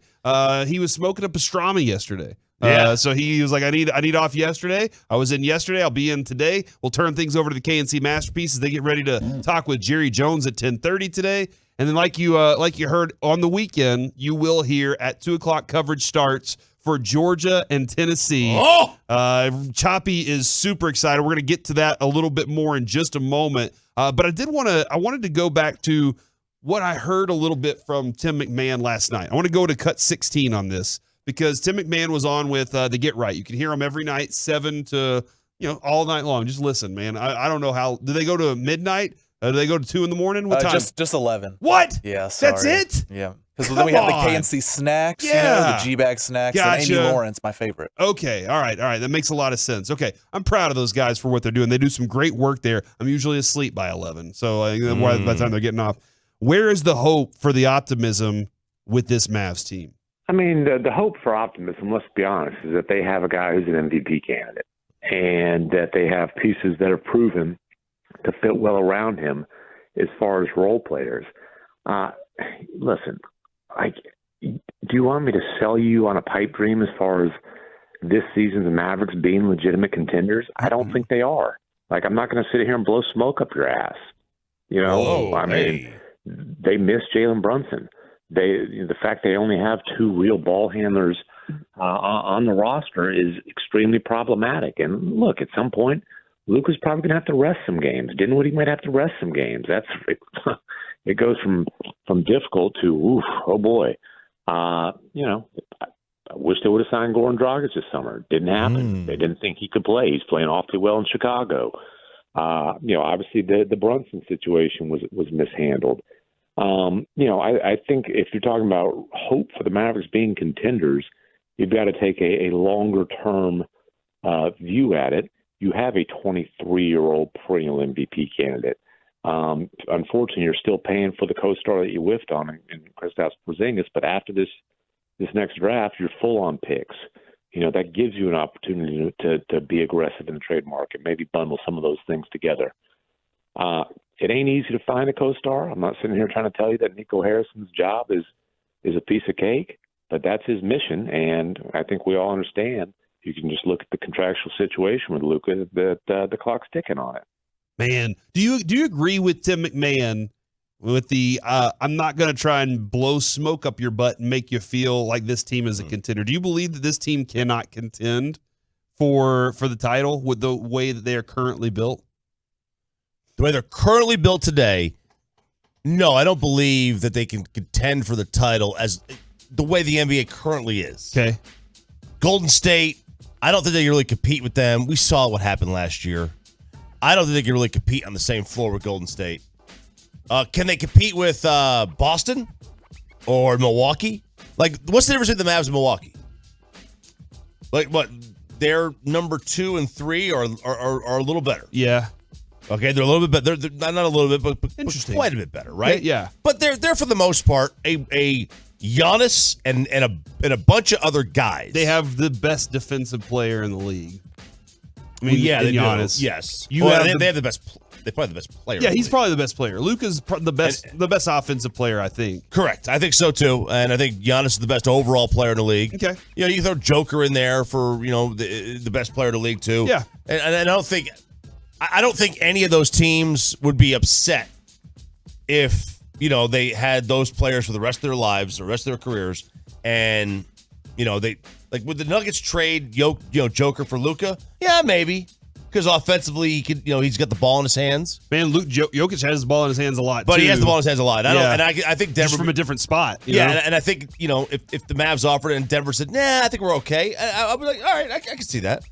But the point is, like, the formula to win in the NBA is have multiple stars. Milwaukee won a title, but they won a title when the Warriors were a little bit beaten up.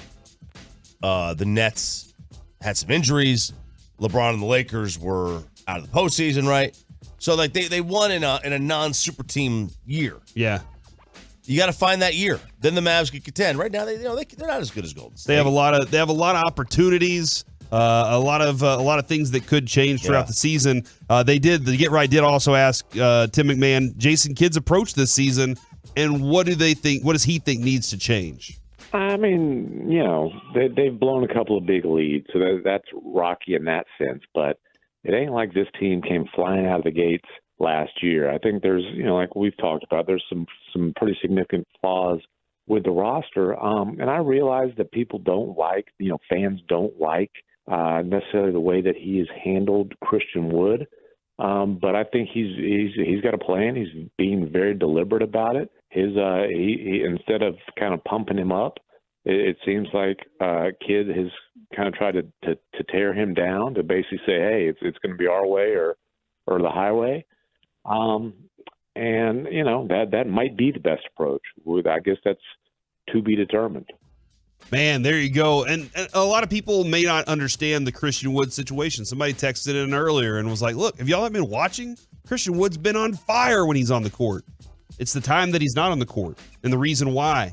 And there is some speculation within that organization probably that he can't do things defensively. He gets torched defensively when he has to play the 5. That's where they would put him in that situation. Otherwise, they're going to have Maxey on the court along with him so that Maxey can play defense in that role. You obviously would love to have his offense. You need him to make all those free throws too. There are some things that he still has to do better. And that's where Jason Kidd's trying to do some things with him. Whether or not that works, that defines what I think the rest of the season is going to be. I think they'll roll with Luka the way that they do. They will absolutely roll with Luka. But adding that other person, getting the best out of him, that's something that they're really hopeful for. Big weekend in college football, 14 teams with 1 loss or less. And this could get even tighter this weekend as you have the Tennessee Volunteers and the Georgia Bulldogs right here on 105.3 The Fan on Saturday at 2 p.m. Choppy, what can you expect from the college football weekend? Well, you're going to have a couple of it's a holy day of obligation in the South, as they say. Okay, you've got Tennessee, Georgia, 1 versus 2 in the AP, 1 versus 3 in the college football playoff. And on the other side, you've got Bama LSU at 6 o'clock. And that is the winner of that game is in the driver's seat in the western part of the conference, in the SEC West. That is a 6 versus 10 matchup in the college football playoff. These are major games. But you're going to get a little bit more clarity on the national championship picture. the winner of the Tennessee-Georgia game, barring some catastrophic loss to South Carolina or something, is going to be in. The winner of that game is going to be in the Final Four, regardless of what happens the rest of the way. If one of those teams winds up losing to Alabama in the SEC championship game, you're not going to keep out the winner of this game. They'll be undefeated all the way, just like Georgia was last year. Georgia was undefeated the whole year. Number one, they lose to Bama, and they still wind up being in the Final Four. If Tennessee wins, they would have beaten now, 6 AP top 25 teams. They would have beaten Bama, Georgia, and LSU, which are 3 top 10 wins. If they go and they lose to Bama, a team they've already beaten in the conference championship game, they're in. I don't think how this game goes. I think it's a very much of a long shot that you get 3 teams from the conference in the college playoff. You would have to have a last-second field goal win in this game, and then a really close game in the conference championship to get 3. Okay, to get all 3 in. So I think the loser of this game is in a tough spot. Not a crazily tough spot, because I think the loser of this game wants to root for the winner of this game to win out and win in the conference championship. With Georgia, with their linebacker Smith being out with the pec, how much does that affect this game for you guys? Did that change it a lot? Nolan Smith being out? I don't know if it changes it a lot, but it's a big loss. Linebacker in the NFL is not the biggest deal. Like in college, though, that's a much bigger deal. So it is a big deal, but it's not the biggest issue. It's Georgia, though, their number one thing is they've got a great defense. They have the highest percentage of stalled drives. They stall about 20% of your drives. A stalled drive is a drive that is a 3 and out with either 0 or negative yards gained on the drive. And they do that about 20% of the time. Tennessee has the lowest percentage of stalled drives on offense. Yeah. They only on 4% of their drives have they had 0 or negative yards. So this is that number one offense against the best defense in the land, and let's see who does better. All right, I'm kind of curious about TCU here. All right, ranked number 8, number 7 in the football playoff rankings. Texas is like the next team lined up there in the state at 24. I thought Kansas State was higher than that. But Kansas State is not in Texas, so they're in the state of Kansas. So I'm going to leave it up. I'm going to leave it there. And I'm kind of curious for the Tolos out there that you said state. I heard conference. I thought you just misspoke. My bad. When it comes to your schools being this porous, do you lose interest in the college football playoff whenever it's Tennessee, Ohio State, Georgia, Clemson, Michigan? Those are all outside of the conference for one, and B, teams that UT, OU, Texas Tech, Baylor are all involved with. What does TCU have to do to kind of whittle their way into this conversation? Just win out. Mm-hmm. I think if they win out, they're in.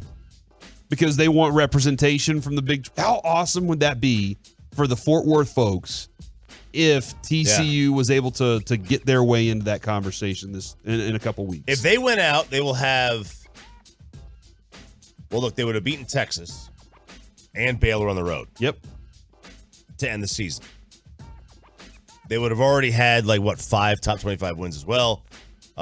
Texas and Baylor might be ranked at that point. Probably not Baylor, but Texas might. So. Texas is still 24 as they get ready to go up there. If Texas wins this weekend, I don't think they'd fall out of the top 25. Well, no, they got K-State, right? Texas got K-State this weekend, so they win that game. They would move up, yeah. They would move up. They'd be probably about 15, 18.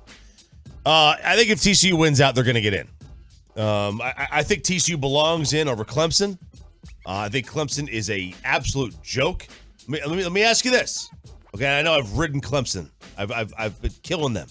Name me the other team in the top 6 that would only be a 3.5-point favorite over Notre Dame. Would Michigan? Michigan would be a 9-point favorite. I think 9? Okay, I can't name another team in there. Everybody else, I can't. Tennessee would be a double-digit favorite. Georgia would be a double-digit favorite. Ohio State would be a double-digit favorite. Alabama would be a double-digit favorite. Clemson's in there 3.5. Guys, that's all you need to know. All you need to know. They're not worthy of being a top 4 team. I think TCU is better. I don't think TCU is as good as Michigan. I don't think they're as good as Ohio State. I don't think they're as good as Tennessee. I don't think they're as good as Georgia. And I don't think they're as good as Alabama. But their resume is. And if the College Football Playoff Committee follows their own criteria, you cannot keep TCU out if they win out. Okay. Their resume is better. They're a conference champ. I know they said that. I know Boo, who's the Boo is the committee chair. Yeah. He said that TCU's are the most balanced team. Their defense is 85th ranking. Yeah, okay. Well, the team that you put number 1 is ranked 82nd. Gotcha. Yeah. So, what are we doing here, right? Yeah. So I think TCU got jobbed a little bit, and if they win out, I think they're in. I do think they're in. What they have to do though is if TCU wants to get in, you want the winner of this Tennessee-Georgia game to win out and beat Alabama. Gotcha. What you don't want is a one-loss Bama conference champ, one-loss Georgia, one-loss Tennessee. TCU doesn't want that. TCU wants the winner of this game, this weekend, to win out and beat Alabama and get rid of Bama, get them out of there. And then TCU could sit there and say, and their argument would be, we deserve to be in because we're a conference champ, we're undefeated, yada, yada, yada. We got all this resume, we got all these, top 25 wins, and that's the formula. From the 469 Longhorn here, normally yes, but Ewers and Bijan are keeping me watching. That makes sense. That makes a ton of sense. Ewers, you're trying to figure out if he's actually the guy that you saw early in the season or the guy that you've seen in a couple of games where you've been like, what was that? And then Bijan, that's a stud. That's just watching. You're watching football just to watch a guy play great football. Right there from the 951. OU is not in Texas either. That makes a lot of sense. Thank you for pointing that out. Always. By the way, the South is local. The South is local. The South in general is a local market. From the 469, TCU isn't a traditional power. Only way they get in is by winning out, and I that makes a lot of sense. That's why Choppy said it there. And then from the 817, I think RJ's take on Clemson is the first time we agree on something. Man, look, first time for everything. I'm proud to be part of your agreement family right now. I just, Clemson's had great teams. They've had great teams over the last decade. This is one of them. This is a overall very good team. Their quarterback situation's a mess, and this is when Dabo has won, and Dabo's got he's done very well against the SEC. I think he's 12-4. Mm-hmm. But when he's won, he had Deshaun Watson. He had Trevor Lawrence, not DJ and the backup who came in and saved the day against Syracuse. I'm sorry. The 4th best team in the country isn't down 11 in the 4th quarter at home to Syracuse. Alabama's had some struggles this year. Yeah, they have. I mean, they lost to Tennessee. And they're not in the top 4. They almost lost to Texas. And they're not in the top 4. I still think they would have lost to Texas in that game had Ewers not gotten hurt. He was on fire. And they ain't in the top 4, and they don't deserve to be. And they're there on name only, too. They're a good team. They're penalized like crazy. I love this from the 254. TCU still has to come to Waco. That is going to be the one. I love it. That is the one. To it. All right, so you're still in the expressway here with Sean and RJ. Corey Majors filling in for Sean Sharif today. He'll be back on next week sometime. I'll be back to the middays. We'll be rolling along. Glad to be here with Choppy right now. I did want to ask this regarding the Cowboys, and we're going to get into some more Cowboys conversation and some interesting stuff from some of the other coaches in the league. But what is the one thing that on the other side of the schedule now you need to see from the Cowboys offensively or defensively? Because for me, I need to see the passing game turn it back up again. We saw it against the Bears a little bit, and that was great. I love the idea of being able to win a game with the running game, and that's cool. We've proven we can do it. Cowboys offensive line proved they can run the ball.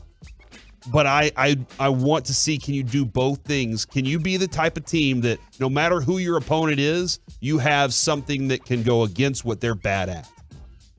So for me, it's the offensive passing game. I need to see that click. I need to see the connection between Dak Prescott and CeeDee Lamb. I would love for it to go on a torrential, it's just points. That's all. Every time they're throwing that direction, it's CeeDee grabs and it's big yards, it's big gains, it's touchdowns. That's what I would love to see, a Devontae Adams, Aaron Rodgers type connection between those two develop before the end of the season. Did you see Face in Nolan? I did. I loved it. Loved it. We had Reed Ryan on. We interviewed him. He was great. Yeah. So I watched on the plane going to Vegas, and there was a spot in there where Tom House, the old pitcher coach of the Rangers, was talking about how when a pitcher gets in that zone, like everything, it's like a hum, and it's like pitch, ball. Yes. That's all it is, right? And that's what I want. I want to see Dak get in that kind of zone. We've seen it before. We saw it on Sunday. Every call, every check that he makes at the line of scrimmage is the right one. Every decision he makes is fast and the right one. Look, this team is going to win the Super Bowl if Dak, not necessarily this year, but at some point, if it clicks. At some point, Phil Simms always talked about, that he hated retiring at 37. He had to because his body broke down, but he hated it because he finally had the answers to the test. The game was so easy to him. My mind can do what my body cannot. Yeah.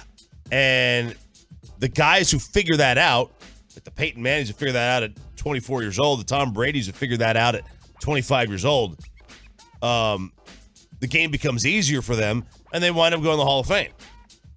The sooner Dak that clicks for him, and maybe he has. Maybe it did on Sunday. The way he played, it looked like it did. I want to see him get in that zone. Yeah, no, absolutely. And that would be that connection with CeeDee Lamb for one. But I didn't get a chance to talk about this on Monday. That interception that he threw, the one that was right in the middle of the field, and that's somewhere that I think that Dak doesn't work the best. I don't think. I agree. He does really good on that. He needs to work middle deep more. Outside the hashes, he's really good. I said more better. Deep down the middle is somewhere that I haven't been like, oh man, I love that. And a lot of people are texting in absolutely on the run defense, and we want that to work out. There are other things about this team that I think that still are a little clunky that can be cleaned up during this bye week and be looked at, added to. Turpin can definitely be added into the mix a little bit more. I think you could trust him. I like Turpin. You? That's what Jerry said. Jerry loves some Turpin. I love myself some Turpin time. From the 972, what platform can you get Facing Nolan? That's on Netflix, right?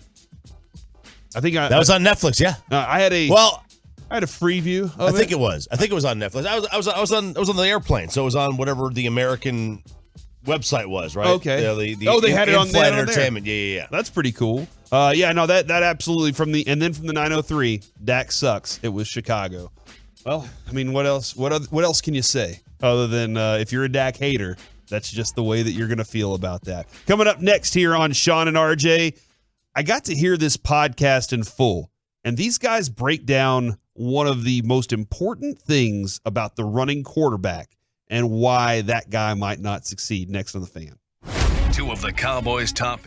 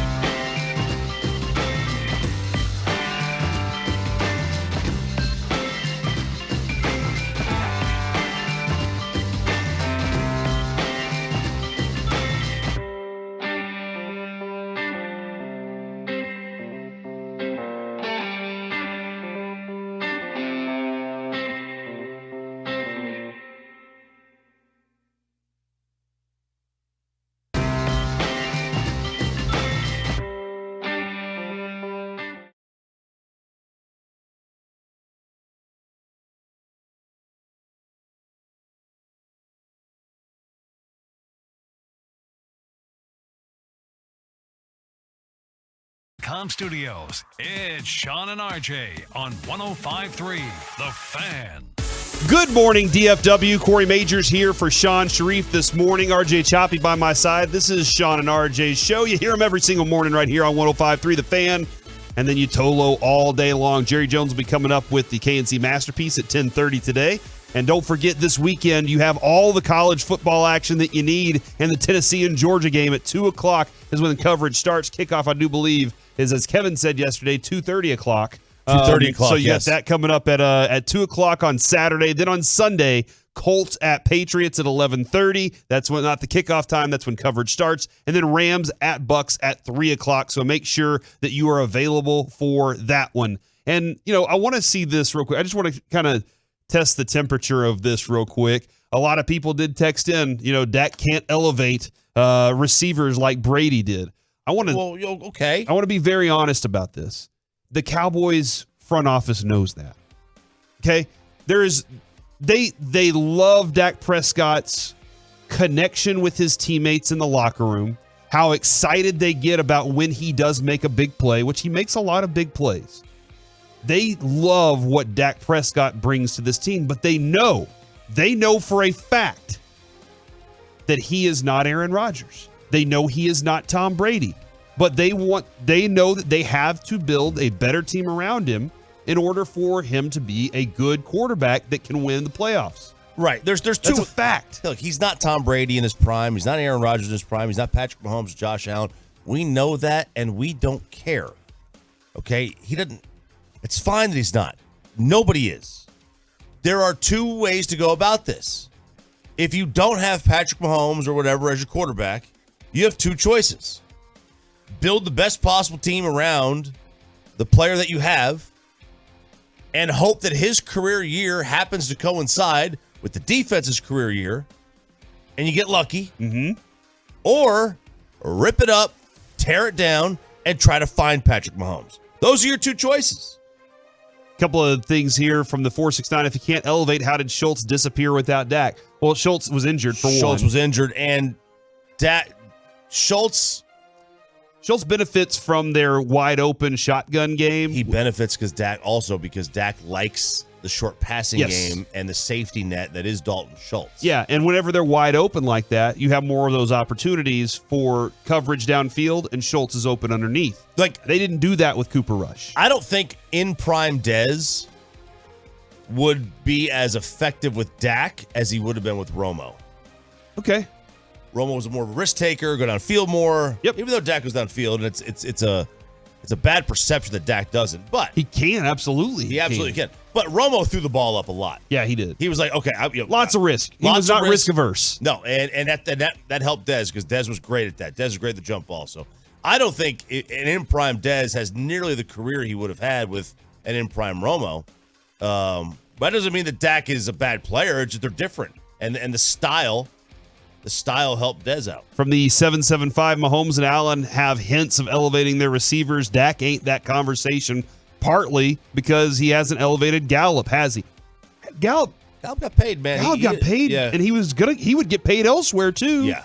Dak elevated a third-round wide receiver and got him, really, really good money. Like Dak, let's not kill Dak here and be unfair. Dak elevates players. He doesn't elevate players at the same rate as Patrick Mahomes and Josh Allen. Okay.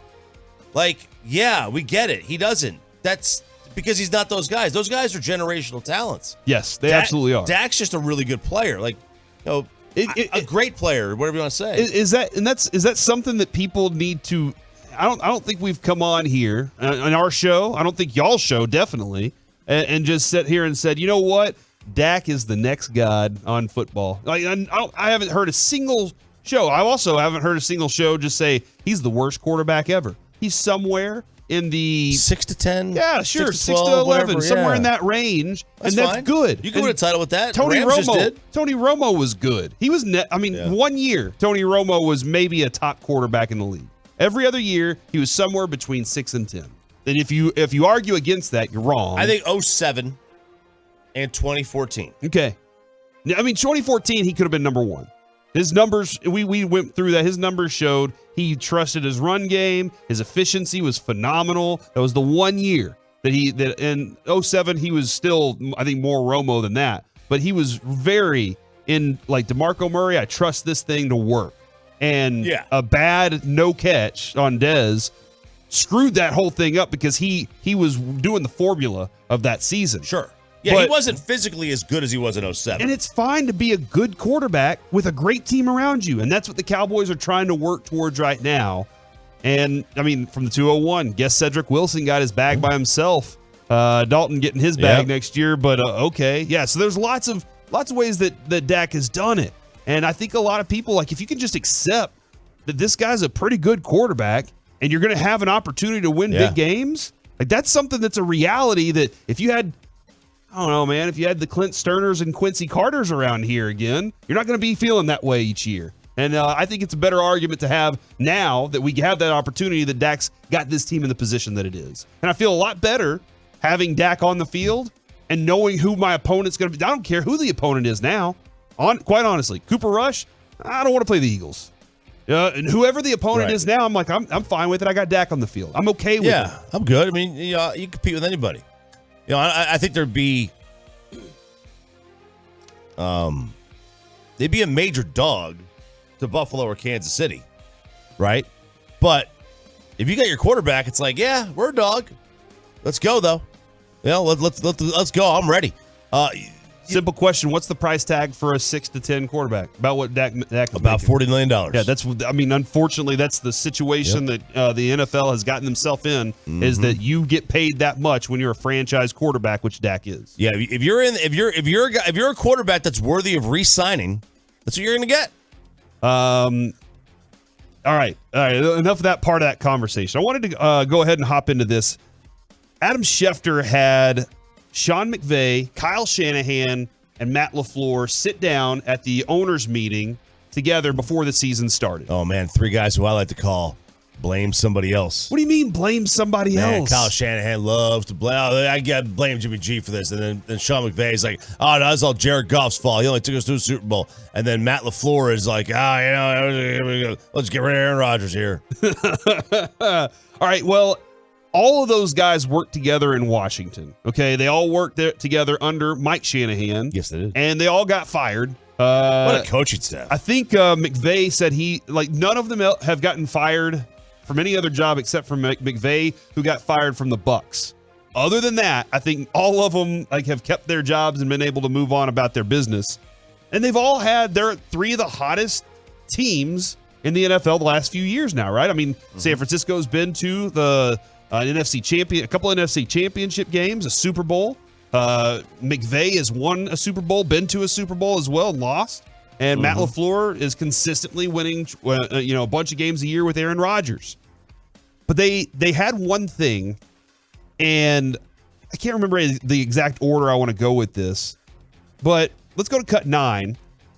Did y'all take stuff from, because remember the year that they were together, they had Robert Griffin III, and Mike Shanahan came in and said, we got to tailor our offense around what this guy does best.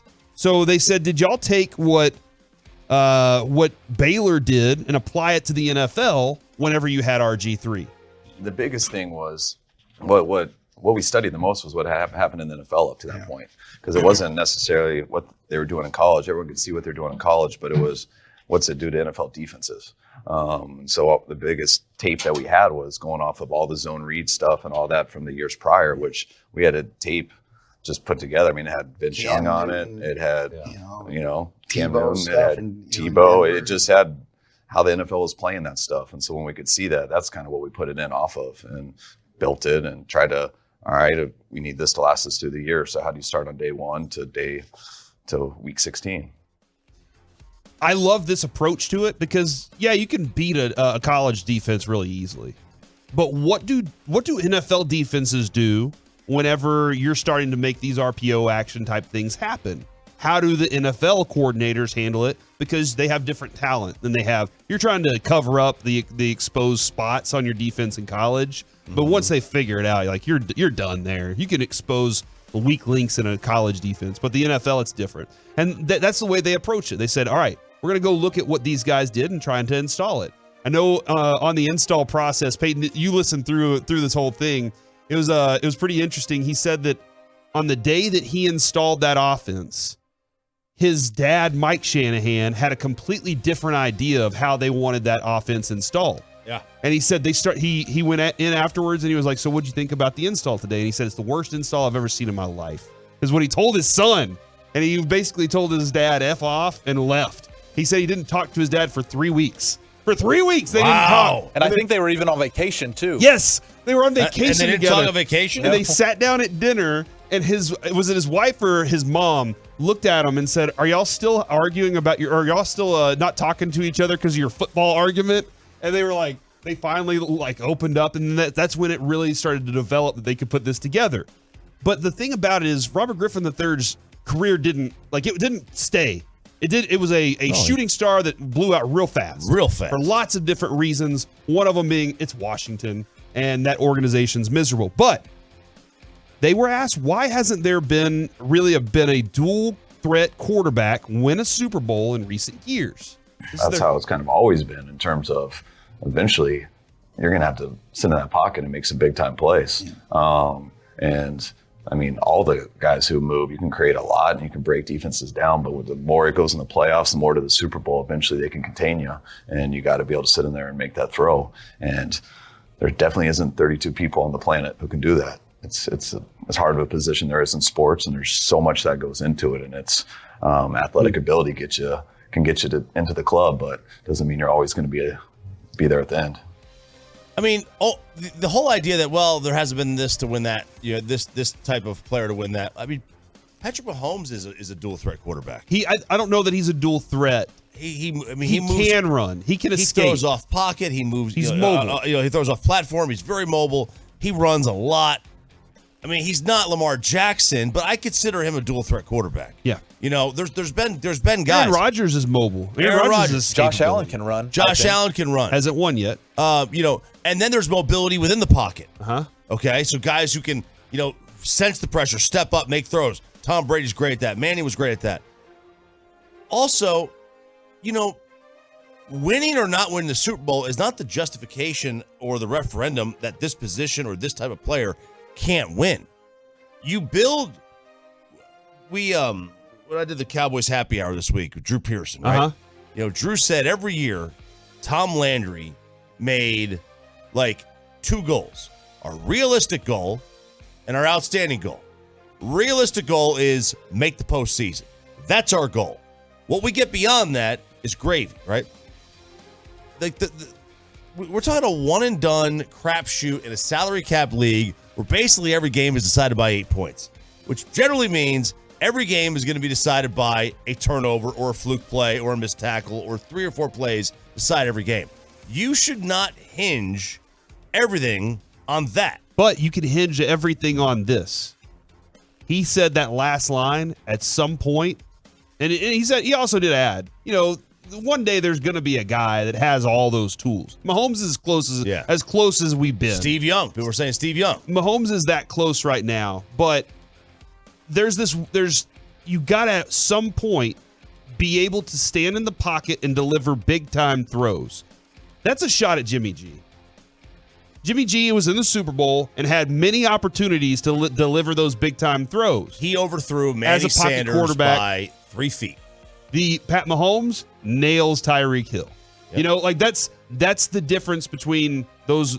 In those moments, you have to trust that the quarterback can deliver that. That's what it takes to win the Super Bowls in this era and in the past too. Oh, of course. And so at some point, I'm sure they're going to have that guy. But being a guy that can just run is not the same as the guy that can deliver. They can do both. That can deliver those big time throws for guys who are some pretty brilliant young offensive minds. You may think they're overrated. I think they're pretty good offensive minds. They get their teams far. They have a good base and a good philosophy. They understand the concept of it doesn't matter how athletic you are. You can do that during the season. In the playoffs, that's the thing that's good. Your accuracy, the ability to make throws is going to matter more. If you had to give me what do you want out of your quarterback? I want a quarterback who I know gets me in the playoffs every year. Commands the offense. I'll worry about the playoffs when I get there. Okay. Just Get me a guy, and there's guys out there. Brady, every year. Rodgers, basically every year. Allen's going to be every year. Mahomes, every year. Give me the guy who gets me to the playoffs every single year. I'll eventually run into one.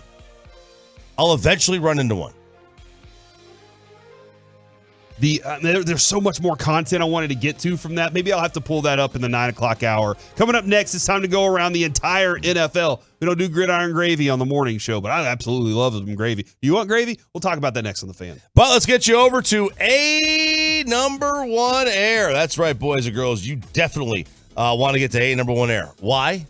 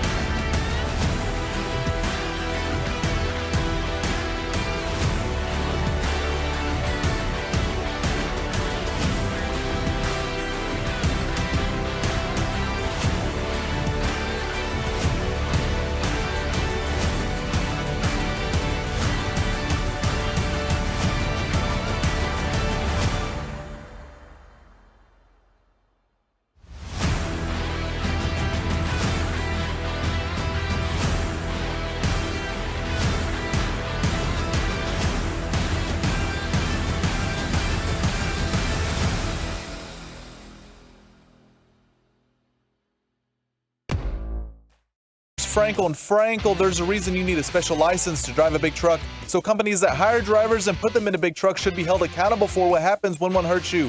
Frankly, you need Frankel and Frankel. Visit truckwreck.com or call them 214-333-3333. Back here on Sean and RJ, Corey Majors filling in for Sean Sharif today. He'll be back next week.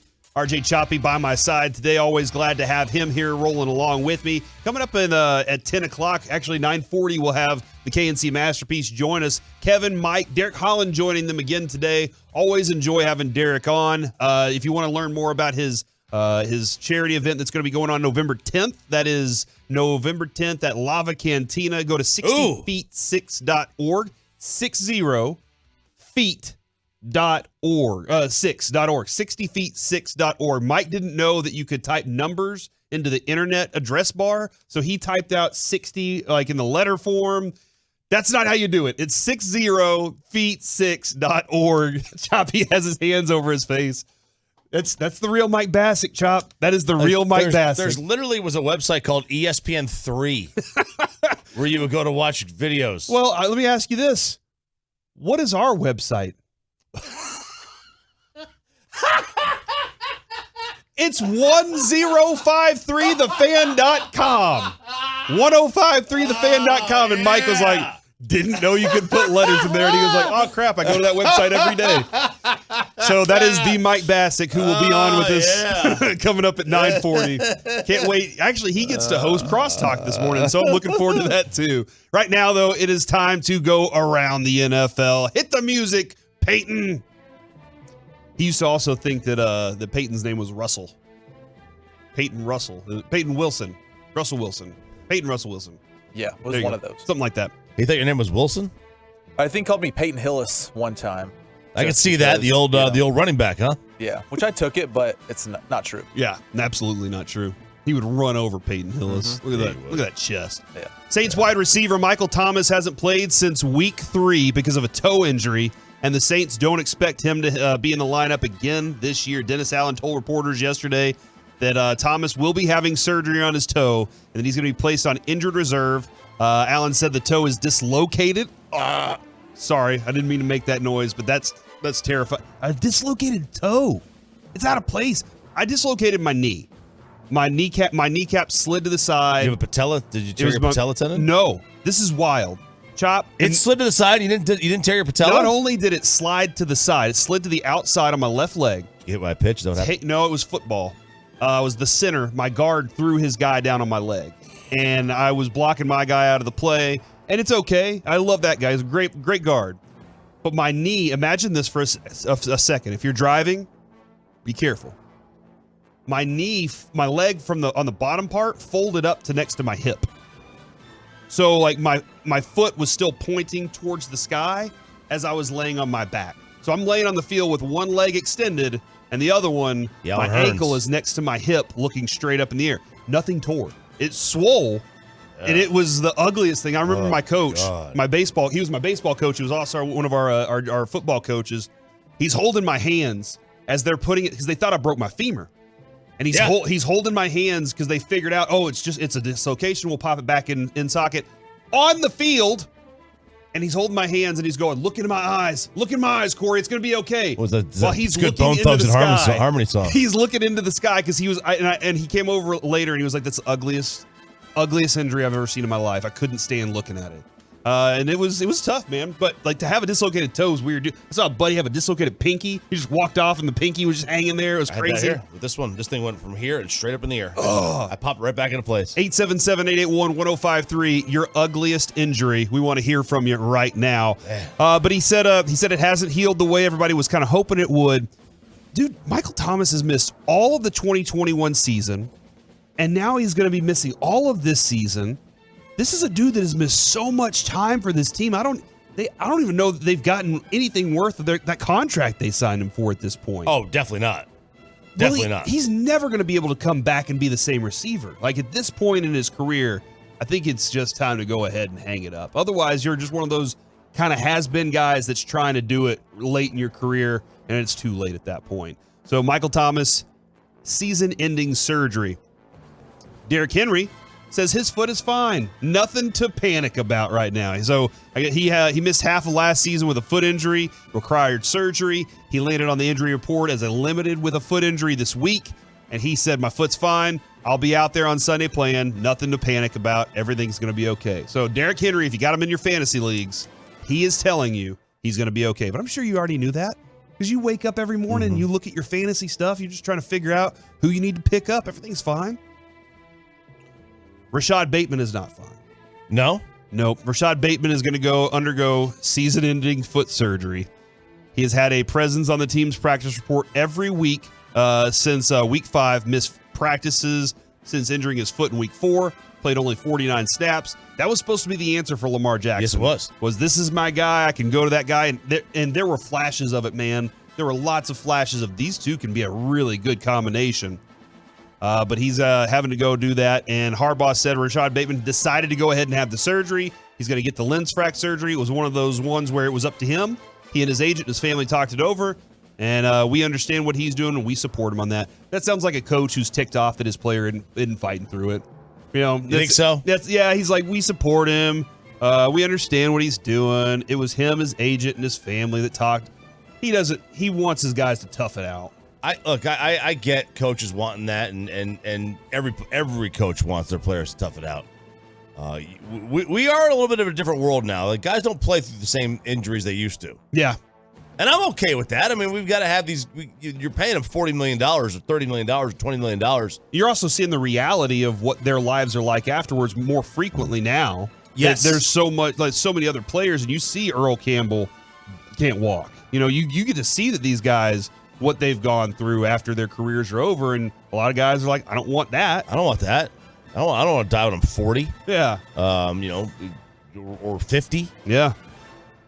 You can't control when you're going to go, but I mean, you could take some steps to some options there. Yeah. Plenty of theories have emerged in the aftermath of the announcement that the ownership of the Commanders is looking to find a buyer. Yes, sir. A new report ties the decision to one very simple dynamic, and that is that Dan Snyder's peers are telling him it's time to go. And apparently he said, okay, fine. Now, we've talked with Jerry about this. We've asked him, and I'm sure that Kevin, Mike, or Derek, I'm interested to see if Derek asked some questions to Jerry Jones this morning. What question does he have for him? I'll be interested if Mike asks a question to Jerry Jones. But I know Kevin will ask about the Commanders, because we asked Jerry about that, last week. Do you feel like you have to support Dan Snyder? And he said, absolutely not. He said, my situation's completely different here and there, and there was some conversation on that. But according to Ben Fisher of Sports Business Journal, multiple owners have confronted Snyder privately in the recent weeks regarding the question of whether he should cash out and move on. And that's something that seems like it's a growing consensus around the group of owners. They're like, look, we don't want you, anything you're caught up in affecting us, and we need the business of the NFL to look clean. And we can't have you doing your thing anymore. So it sounds like the group, which is very good at protecting itself. Well, yeah, because look, the group, it was funny. They protect each other, and they're not anymore. They were showing the a bunch of the owners, like, just kind of B-roll footage. In our industry, called B-roll, like, we're just basically just stock footage they have of everybody whispering to each other in huddles. Yes, that's what they were doing. That's what they were doing. Like, just a bunch of owners, and they were all. I mean, they all just said they were old white dudes, like that looked. They had the pop collar and is it an ascot? Is that what the thing is around your neck? Yeah, ascots. They all were wearing ascots and everything like that, and it's just like these guys all. It is the ultimate boys club. Yeah, and if they want you out because you're making them look bad, when the rest of these guys have, really bad things in their past somewhere, like you can't amass that kind of wealth and not have screwed over a few people on the way. You just can't. And how bad you are if they want you out. A lot of people did see the Brandon Cooks missing from last night's game for Houston. They do expect him to be in the facility on Friday. What happens today? That's up in the air. I mean, I'm expecting that he comes back and he's like, I'll stay here and play for my $18 million.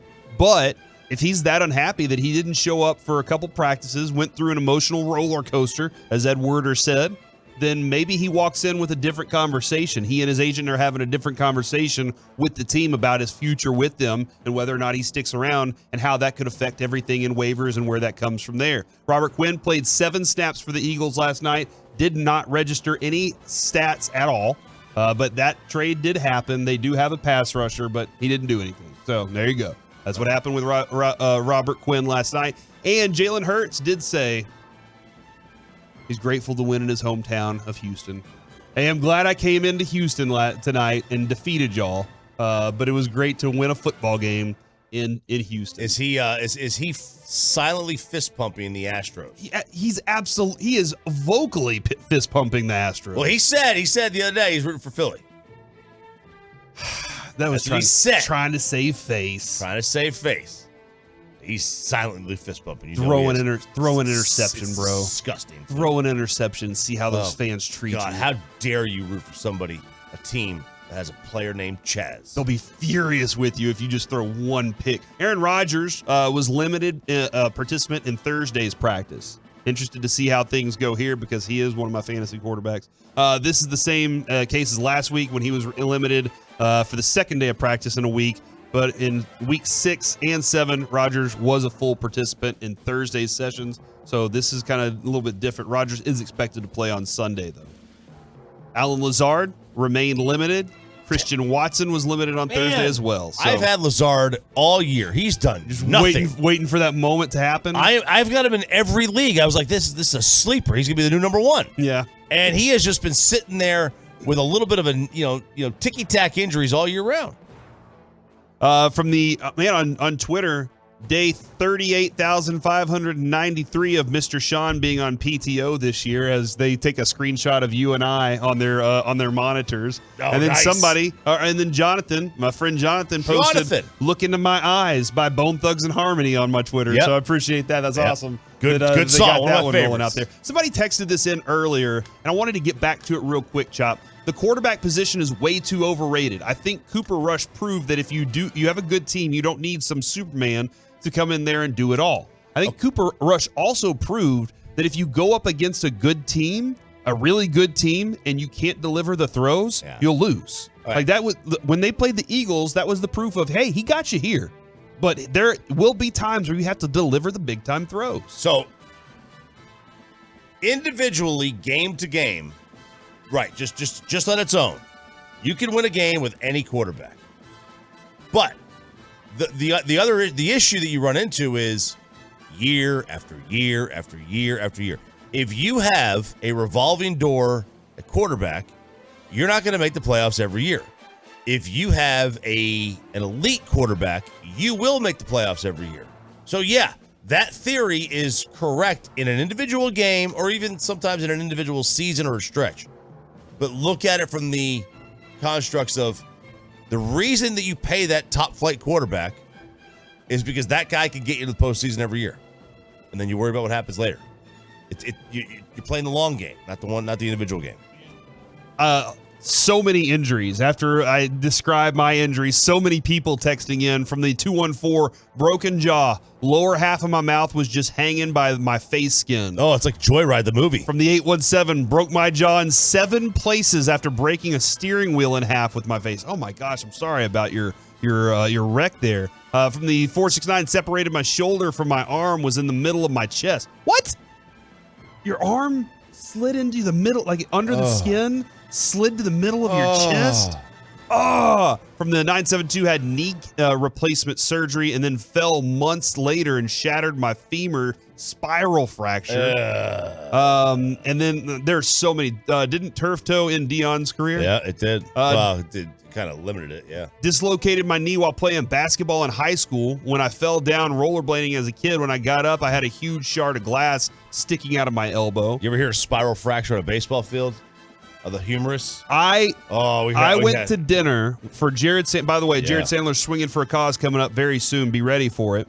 One of his dinners, one of the winners of the dinner winner, it was a chicken dinner too. He was telling me that he broke his arm pitching. And I was like, what? And he said, yeah, Choppy was on the field. And I was like, what? Yeah. And then my friend Michael Talbot, my plumber, He was on the field too. He said, "I made sure I tagged the guy out." By the way, whenever he broke his arm. Yeah, but it sounded like a gunshot. Oh, it's terrifying. Did they have to fly him out, or was that ambulance kind of situation? I don't remember, dude. Hey, throwing a curveball. 20 years ago. Throwing a curveball. He broke his arm. Yeah. It's terrifying. Snapped the spiral fracture. And then, he showed up and, the following season, he never, I don't remember him ever playing again. And he had this big scar on the back of his, by his tricep. And you could see, so have you ever noticed, somebody, when they get an injury like that, if they get an injury to their leg, that leg becomes, very, very small compared to the other one? Yes. Well, this was not a small Atrophy. guy. Atrophy. His arm became like a twig. He had to go rebuild his muscle and everything like that. And I felt so bad. I mean, you could hear that thing. Well, he's a happy guy. He knew right away. He was awesome at dinner, so he was he's really, great, dude. really happy dude there. And then from the, I just saw one. From the 817, I always enjoy these. Passed out while going number 1 and broke my ankle. How? Drunk. Explain more about that. Coming up next, I have been outvoted in my house. I need y'all's help. Please help me out. And man, the Stars did it last night. Next on The Fan. Let's get you over to QC Kinetics. Let's do it, boys.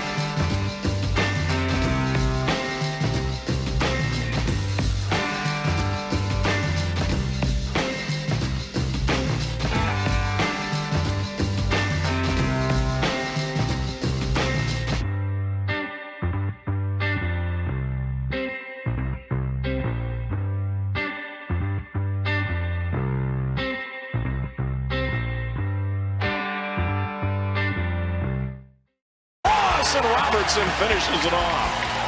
What a feed by Pavelski. Jason Robertson's not going to miss from there. 4-0 Dallas.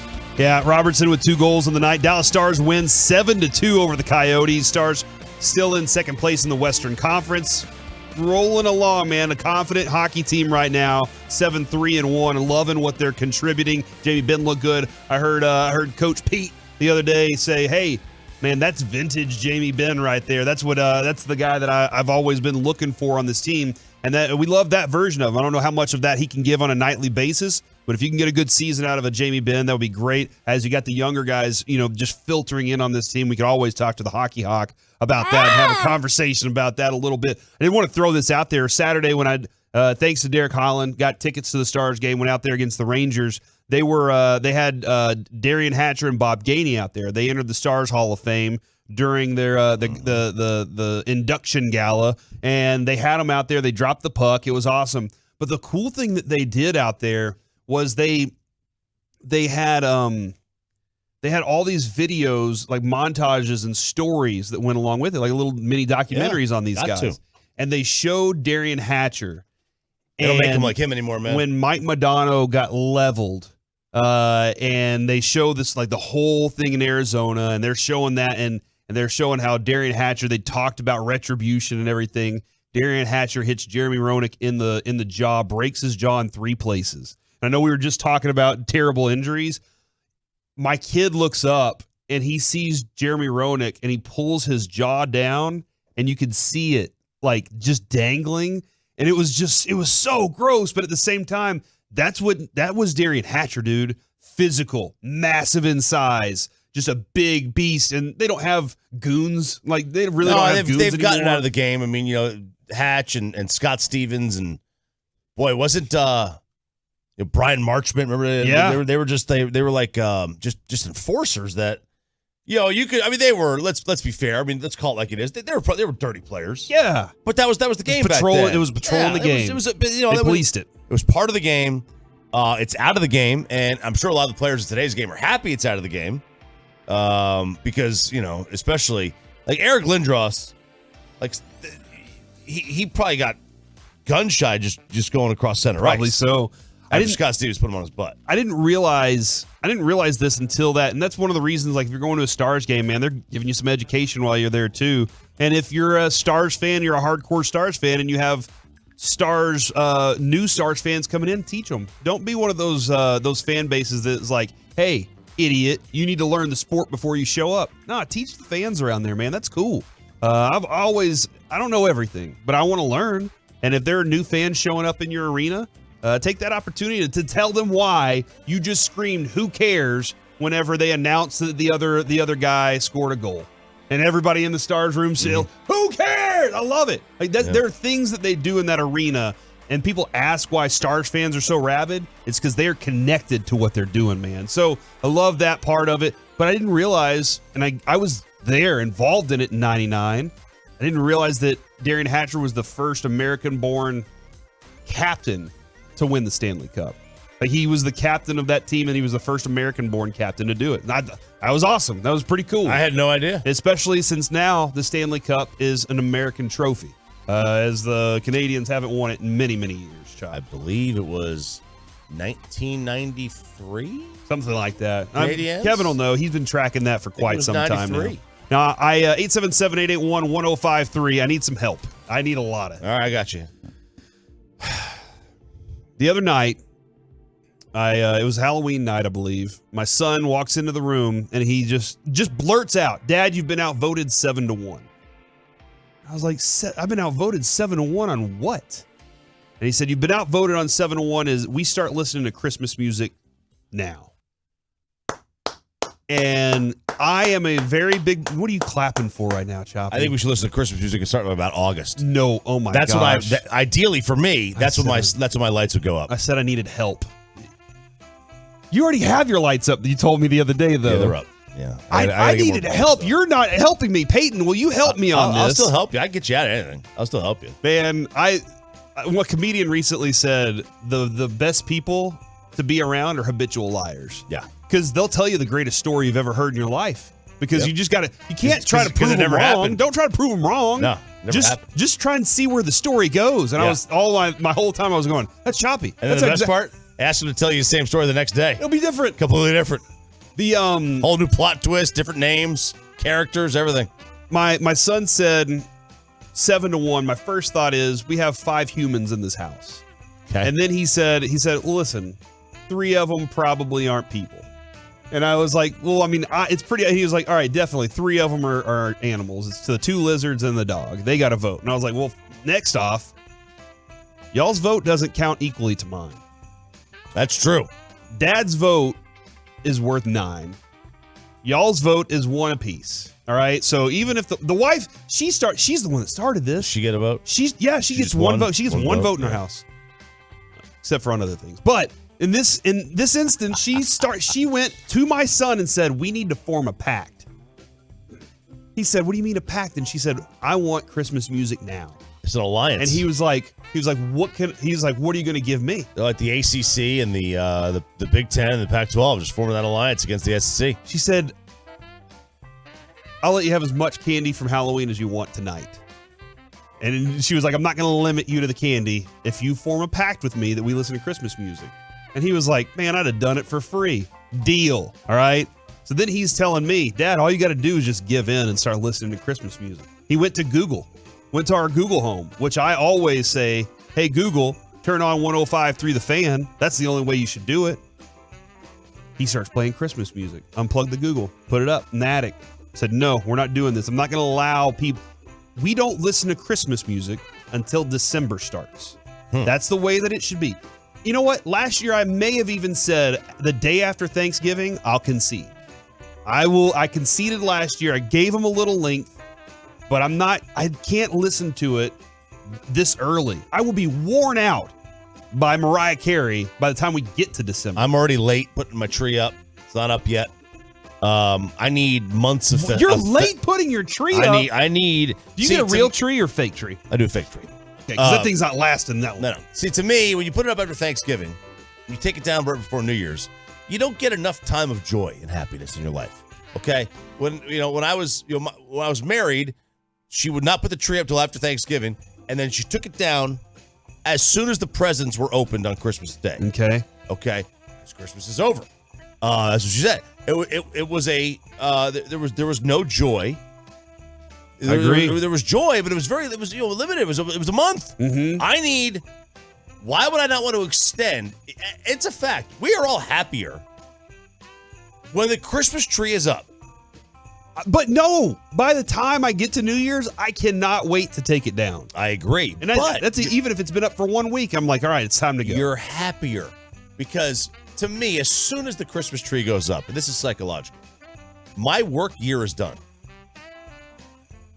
Nobody really works in December. You go to work, right? You show up. But there's nobody in the office. But see, and that's why, and that's why people, and 337, our texter brought this great hack up because we were talking about PTO yesterday, right? Taking all these days off. And you can take 17 straight days off around New Year's and Thanksgiving. But the trick is to actually go to work those days because nobody actually cares if you're productive. Right. No, nobody cares. If you work Christmas week, you're working in name only. Nobody cares if you're productive. Take your days off in the summertime or in May, March, whenever.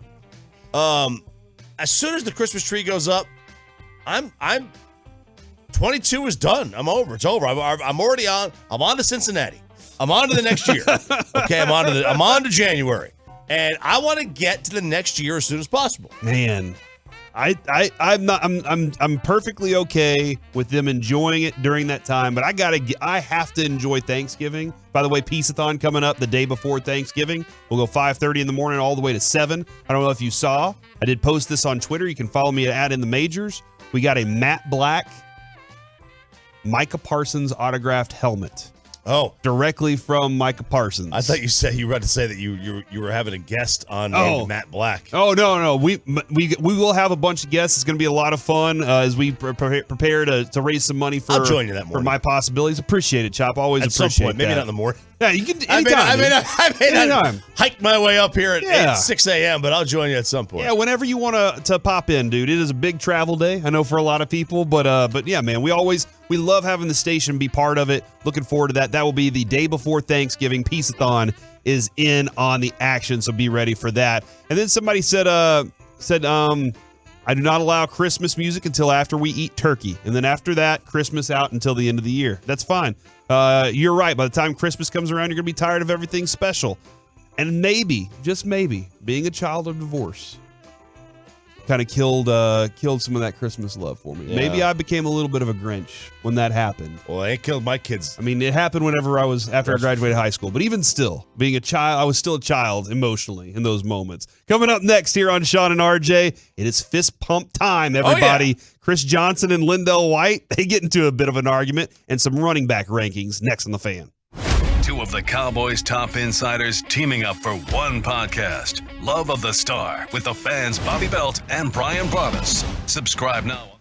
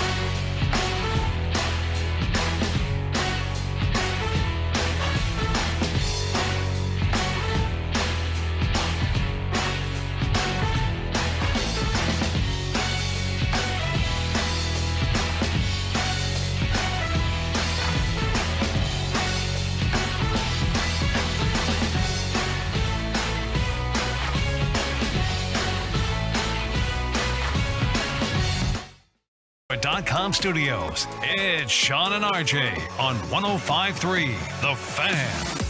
Back here on Sean and RJ, it is fist pump time, everybody. You can see it on twitch.tv/DallasFanCam. Check out RJ Choppy doing the dance, pumping the fist, and have a good time as we get ready for the weekend, baby. One more hour left. We'll turn it over to the KNC Masterpiece. They got Derek Holland joining the show today. Looking forward to hearing him. Always enjoy our friend as he gets ready for his event at Lava Cantina with Casey Donahue Band performing for 60feet6.org. Go check that out. Get your tickets right now. You've heard that rotating on our station here. And this weekend, don't forget that you do have Tennessee versus Georgia. Coverage starts at 2 o'clock. Kickoff is, as Kevin said, 2:30 o'clock. And then Sunday, 11:30 is coverage starts for Colts Patriots, and then Rams Bucks at 3 o'clock. All your sports, all the time. It's going to be right there in your ear holes. Enjoy it for the weekend. And I got a question real quick before we get into this Chris Johnson, Lindell White audio. I'm always at work during lunchtime. I love the lunch shift. I love doing our show with Kevin and Mike and whoever our producer is on any given day. Should I surprise the kids today and go to lunch at their school? Or should I be selfish and go do something for myself? You know what? You should absolutely do that. Or take them lunch. Take them lunch? How old are they? 9 and 10. So elementary school. And then my other one's 14. I'm not going to his school. There's a bunch of teenagers. Well, you can at least bring them lunch. Him. I did that. I brought my older one. He'll text me every now and then. Hey, can you bring me something for lunch? Just not feeling it today. Just like seeing you though. Oh, I don't see him. No, I don't. You just drop it off. Okay. So yeah, I just drop it off. He doesn't want me there. I get it. Okay. I think Lucy would love to see me. Carter is the middle child, so he always feels left out. If you're a middle child, help me out. Text me and give me some advice on how to raise a middle child. I was the oldest, and I had a younger sister. And now I have a middle child who is constantly saying I'm the middle child, and I get treated like that. And I'm like, oh my gosh, he recognizes it. I got to figure out how to help him. So if you have any help, let us know. Should I go take the kids to lunch? Should it be Chick-fil-A? Does it interfere with your nap though? I'm not napping today. Guy. Not napping today. Wow. Tried to nap yesterday, by the way. Went home, tried to nap, failed miserably at it. Laid there for 3 hours and was like, I should have just gone and worked out. Yeah, today'd be a good nap day. That's the thing. If I go to the gym after work, which is most days, I'm so energized. I don't even get a nap anymore. I've stopped. I don't really nap. It's crazy. I don't know how. I'm getting older now. I should be napping more. Yeah, but you're like sleep. You got all that testosterone you got pumping through your veins from your heavy lifts going on. Lindell Nugenics or whatever that is that Frank Thomas is peddling. From the 214, Corey, your kids are only kids once. And from the 469, any possibility of Derek Holland permanently joining the show? This is what I told everybody that listens to the midday show. Let's let Derek Holland finish his baseball career first. I would do that. I would do that. Let him finish making major league money. Mike's really right about Father Time always wins. Father Time tells you when your career's over in sports. Yep. Sometimes it's injuries. Sometimes it's you're just getting old. And Derek he still physically feels like he can do it. He might be throwing harder than he was 5 years ago right now. Yeah, and he still wants that, and he loves the clubhouse. He loves that. So let him do that. He's always welcome on our station.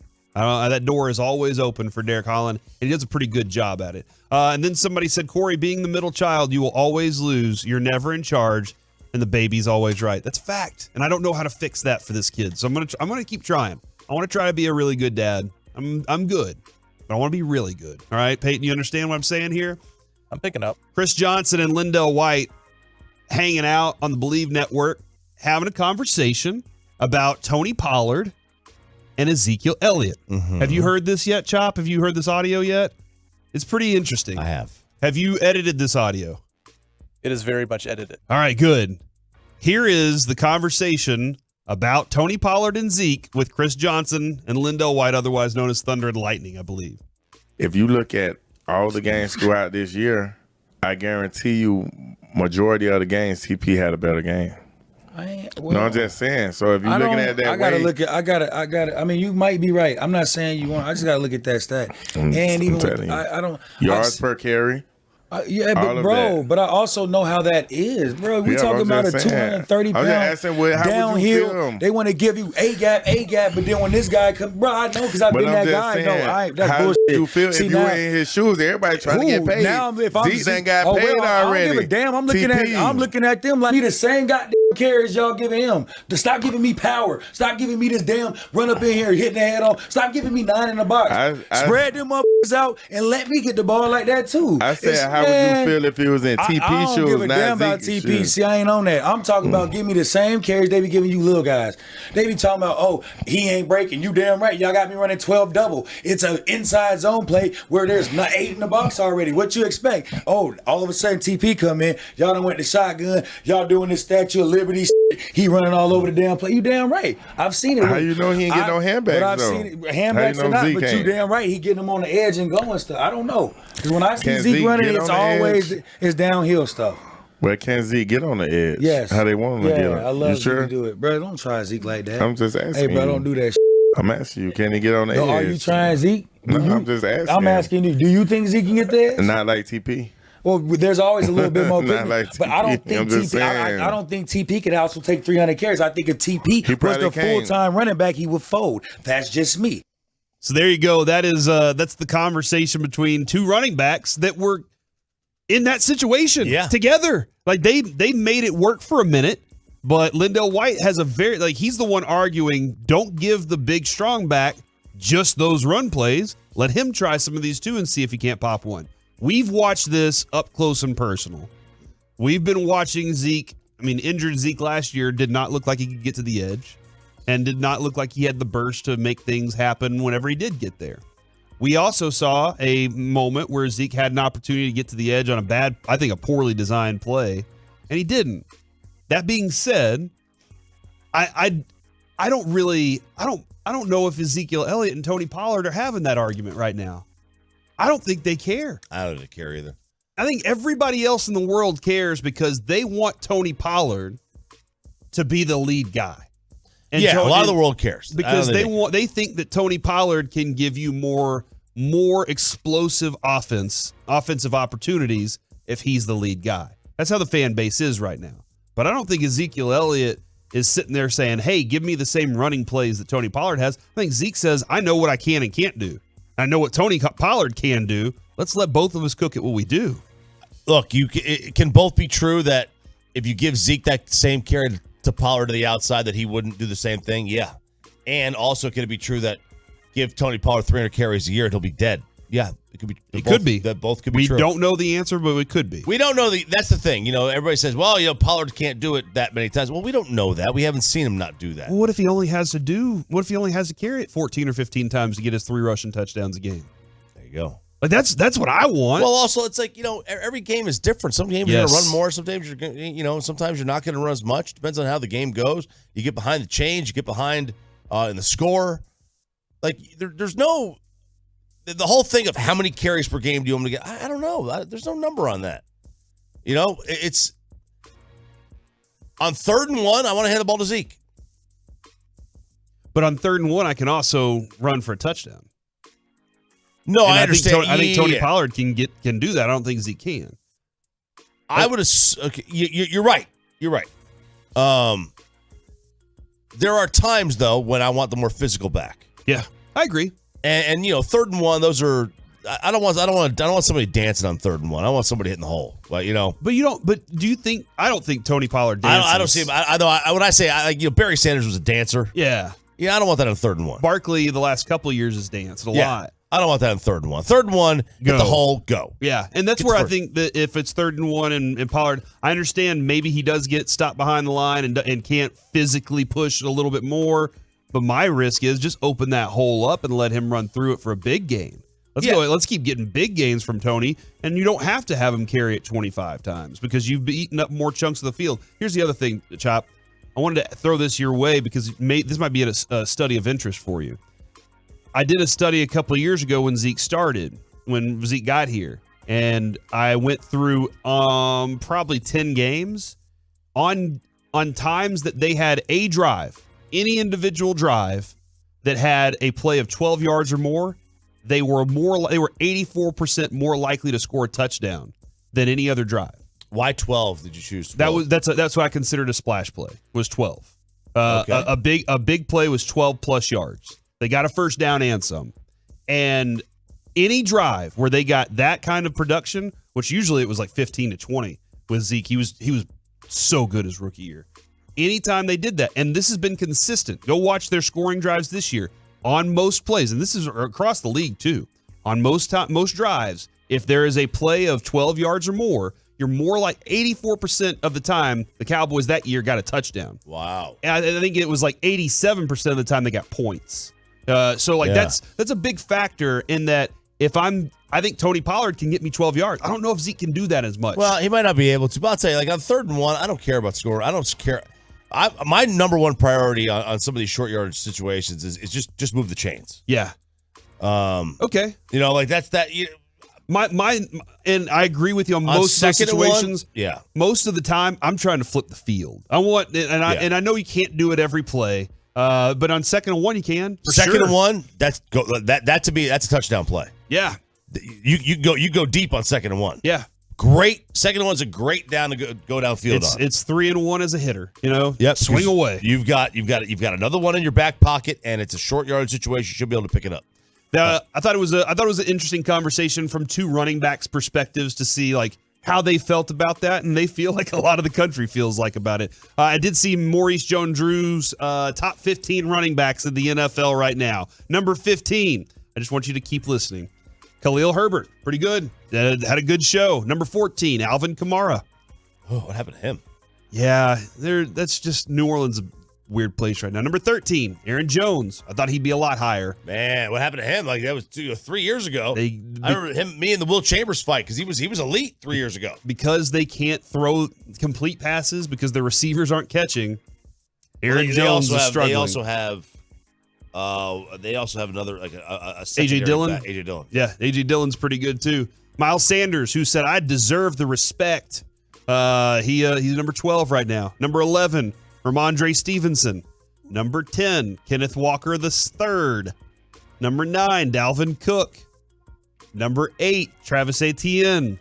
There's not a Cowboy listed so far. This is the top 15. Dameon Pierce, Austin Eckler, Josh Jacobs, Barkley at number 4, McCaffrey number 3, Derrick Henry 2, and Nick Chubb 1. Cowboys 1-2 punch means that they aren't considered listed as, hey, you're one of the top backs in the league. Mm-hmm. But the production that they're getting out of it, that's the most important part. That's the only part that the Cowboys care about at the moment.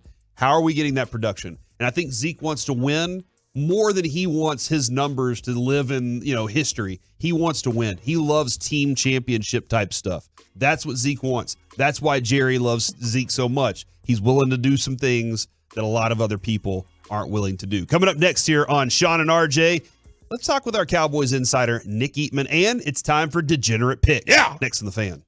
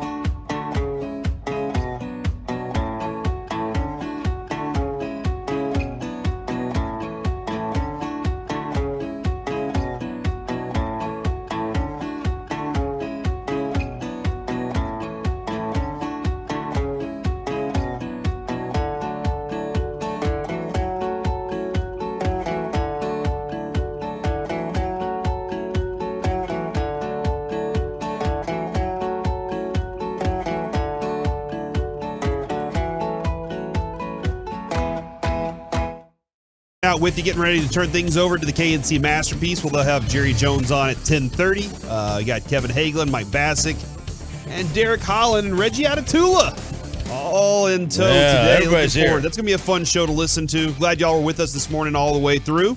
And we're getting ready to turn things over to them. We'll have Mike Bassick-led crosstalk coming up here in about 20 minutes. I want to get back into some of that conversation between Shanahan, McVay, and Matt LaFleur real quick in just a moment. But before we do, let's talk with our Dallas Cowboys insider, Nick Eatman, brought to you by Ford, built for Texas, built for you. Nick, how you doing today, man?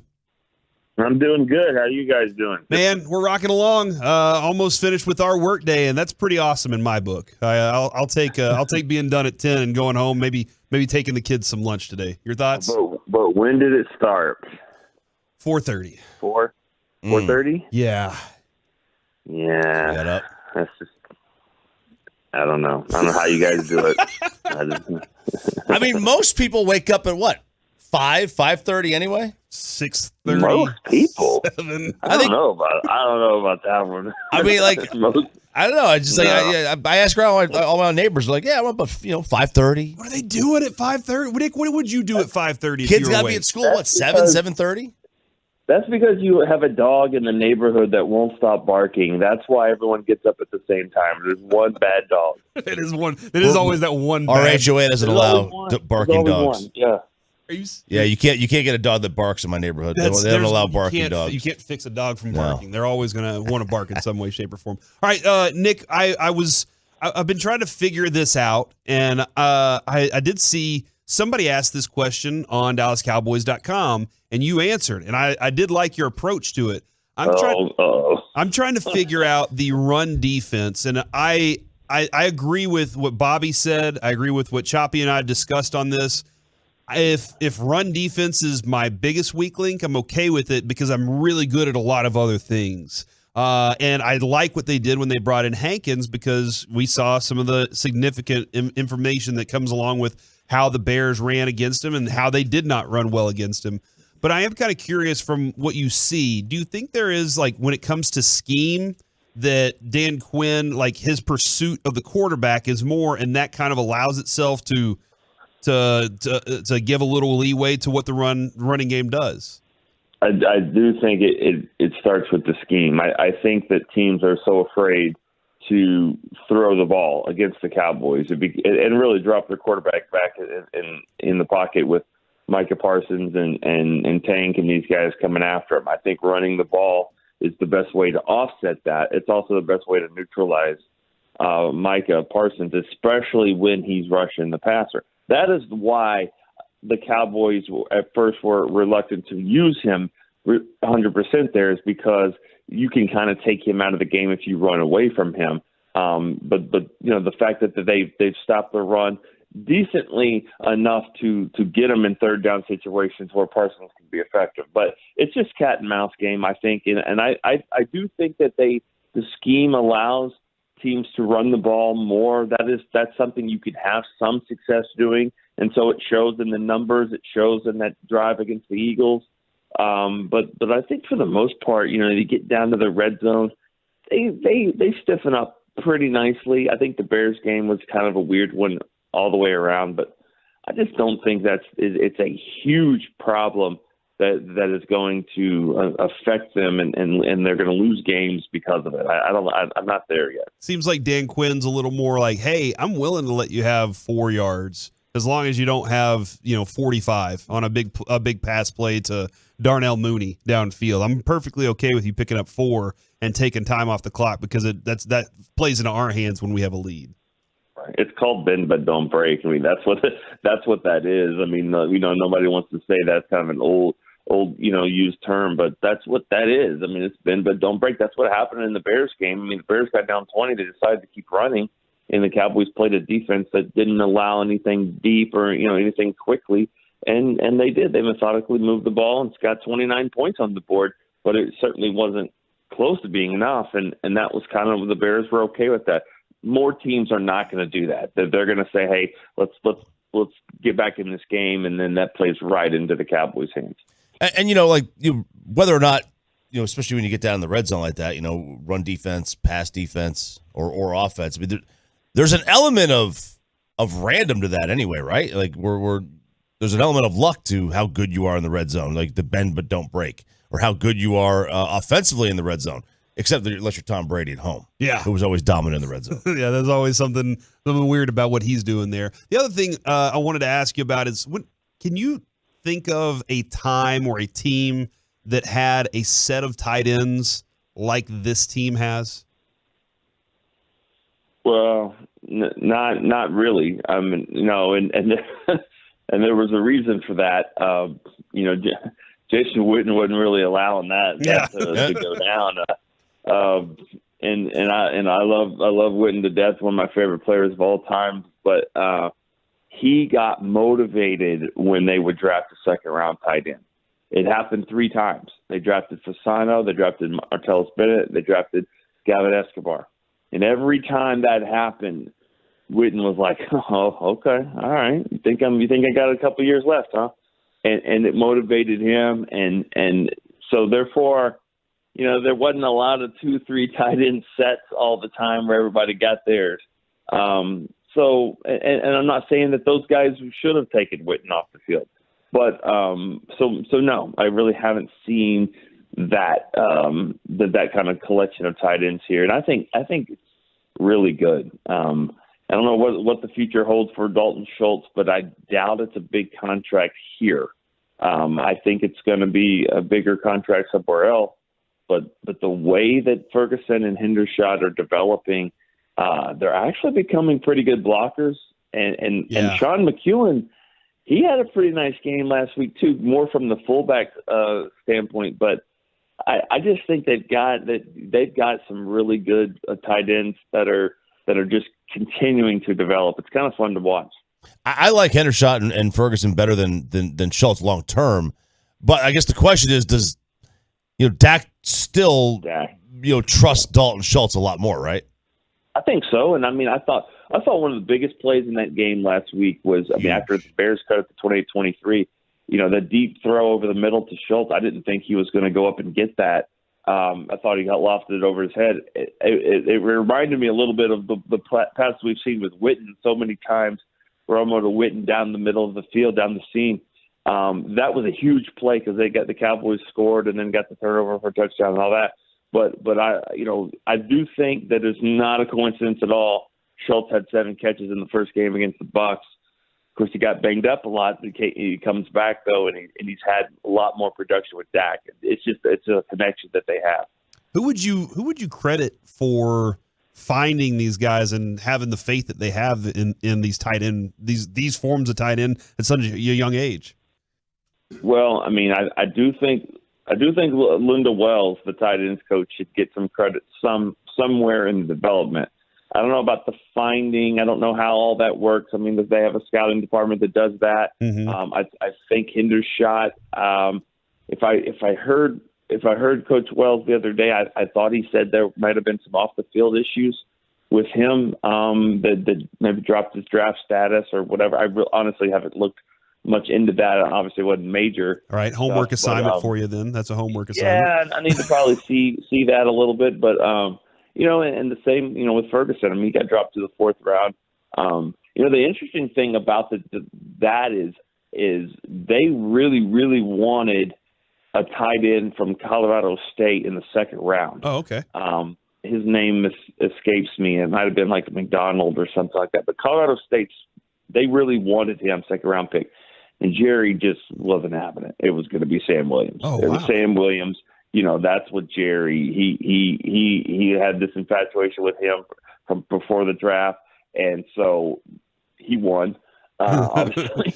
And he doesn't win them all. Yeah. We know the Manziel Martin story, but he wins probably most of them and won this one. And it's a good pick. It's a good pick right now. Yeah.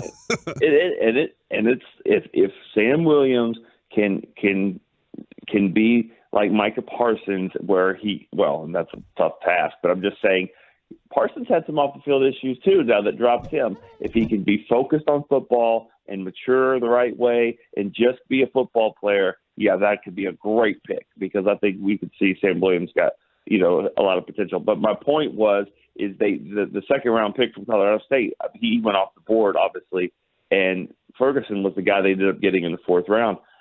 Ferguson's been outstanding for a 4th-round pick. So it's just kind of funny how things have kind of worked its way out. And let's see down the road how it all goes down. But yeah, the Cowboys had their eyes on a 2nd-round tight end.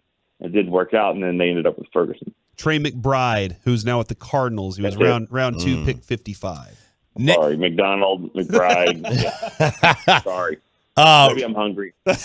So, maybe you just woke up. We've been up for a while now. Yeah, we have. How were you like us, a little disappointed that the Washington football team, the Commanders, the several names, might actually have a competent owner?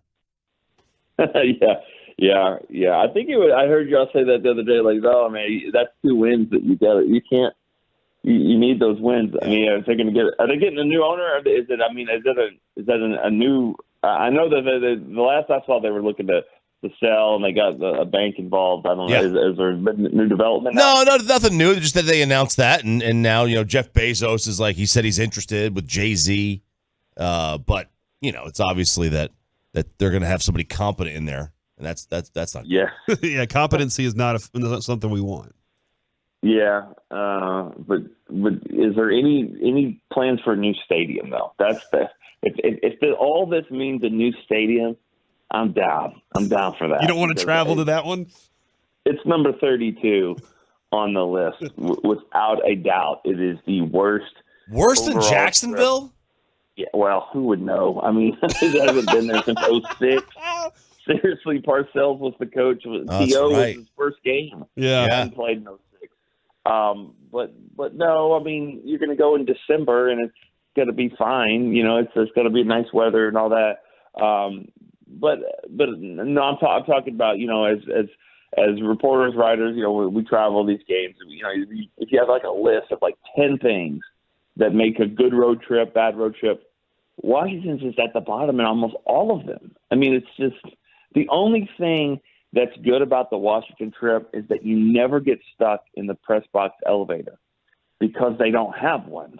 So you have to just have to use stairs, but you're so low that it's not so bad. But that also makes it's really tough to see. It's a terrible view. The place it sucks. And then it's a 45-minute drive. If you're going to miss the bus to any trip, it better not be that one. There you go, Nick. It's just not a good one. Thank you for your time, man. I know Sean and RJ will catch up with you next week. Always good talking with you, dude. All right, you too. See you guys. There he goes, Nick Eatman from DallasCowboys.com. Chop, I'm going to set it up real quick. Got some degenerate picks for this weekend? I need some. I do. 5 selections in the college world for the NFL. No, college or pro first. Okay, let's go college first. All right. Kentucky -1.5 at Missouri. Or Missouri, as they would say. Mizzou. Okay. All right. Give me Baylor +3.5 at Oklahoma. This line went from this line shifted a lot, man. Michigan State +16 at Illinois. Okay, that's a weird. It's actually +16.5. Yeah. Illinois, I know they got a really good record. I'm not buying them totally yet. They're a good team. They're not 16.5 points better than Michigan State, either with or without the suspensions. That's what I was wondering. Are those good players that got suspended? Yeah. They are good players. There's some good players, and they're in turmoil right now, but I'll take Michigan State +16.5. UT San Antonio +0.5 point at UAB. Of course. And then South Carolina -6.5 against Vandy. Vandy isn't a touchdown worse than air. Okay, they're like way worse than that. So I love South Carolina there. NFL. All right. Miami -4.5 on the road at Chicago. Minnesota -3 at Washington. Baltimore -2.5 at New Orleans. And Detroit +3.5 at home against Green Bay. Interesting that you'd give them plus. Okay, all right. They're +3.5 at home. That's fascinating. They don't win, though. That's just they don't win. They lose one-score games at an absurd rate. Yeah, they do. Man, great stuff. Glad I was able to sit in this seat for a couple days while Sean was out and hang out with RJ Choppy. Yeah, buddy. But it is time now to turn things over to the Mike Bassick, who will be doing Crosstalk next on The Fan. Well, let's get you over to K Post.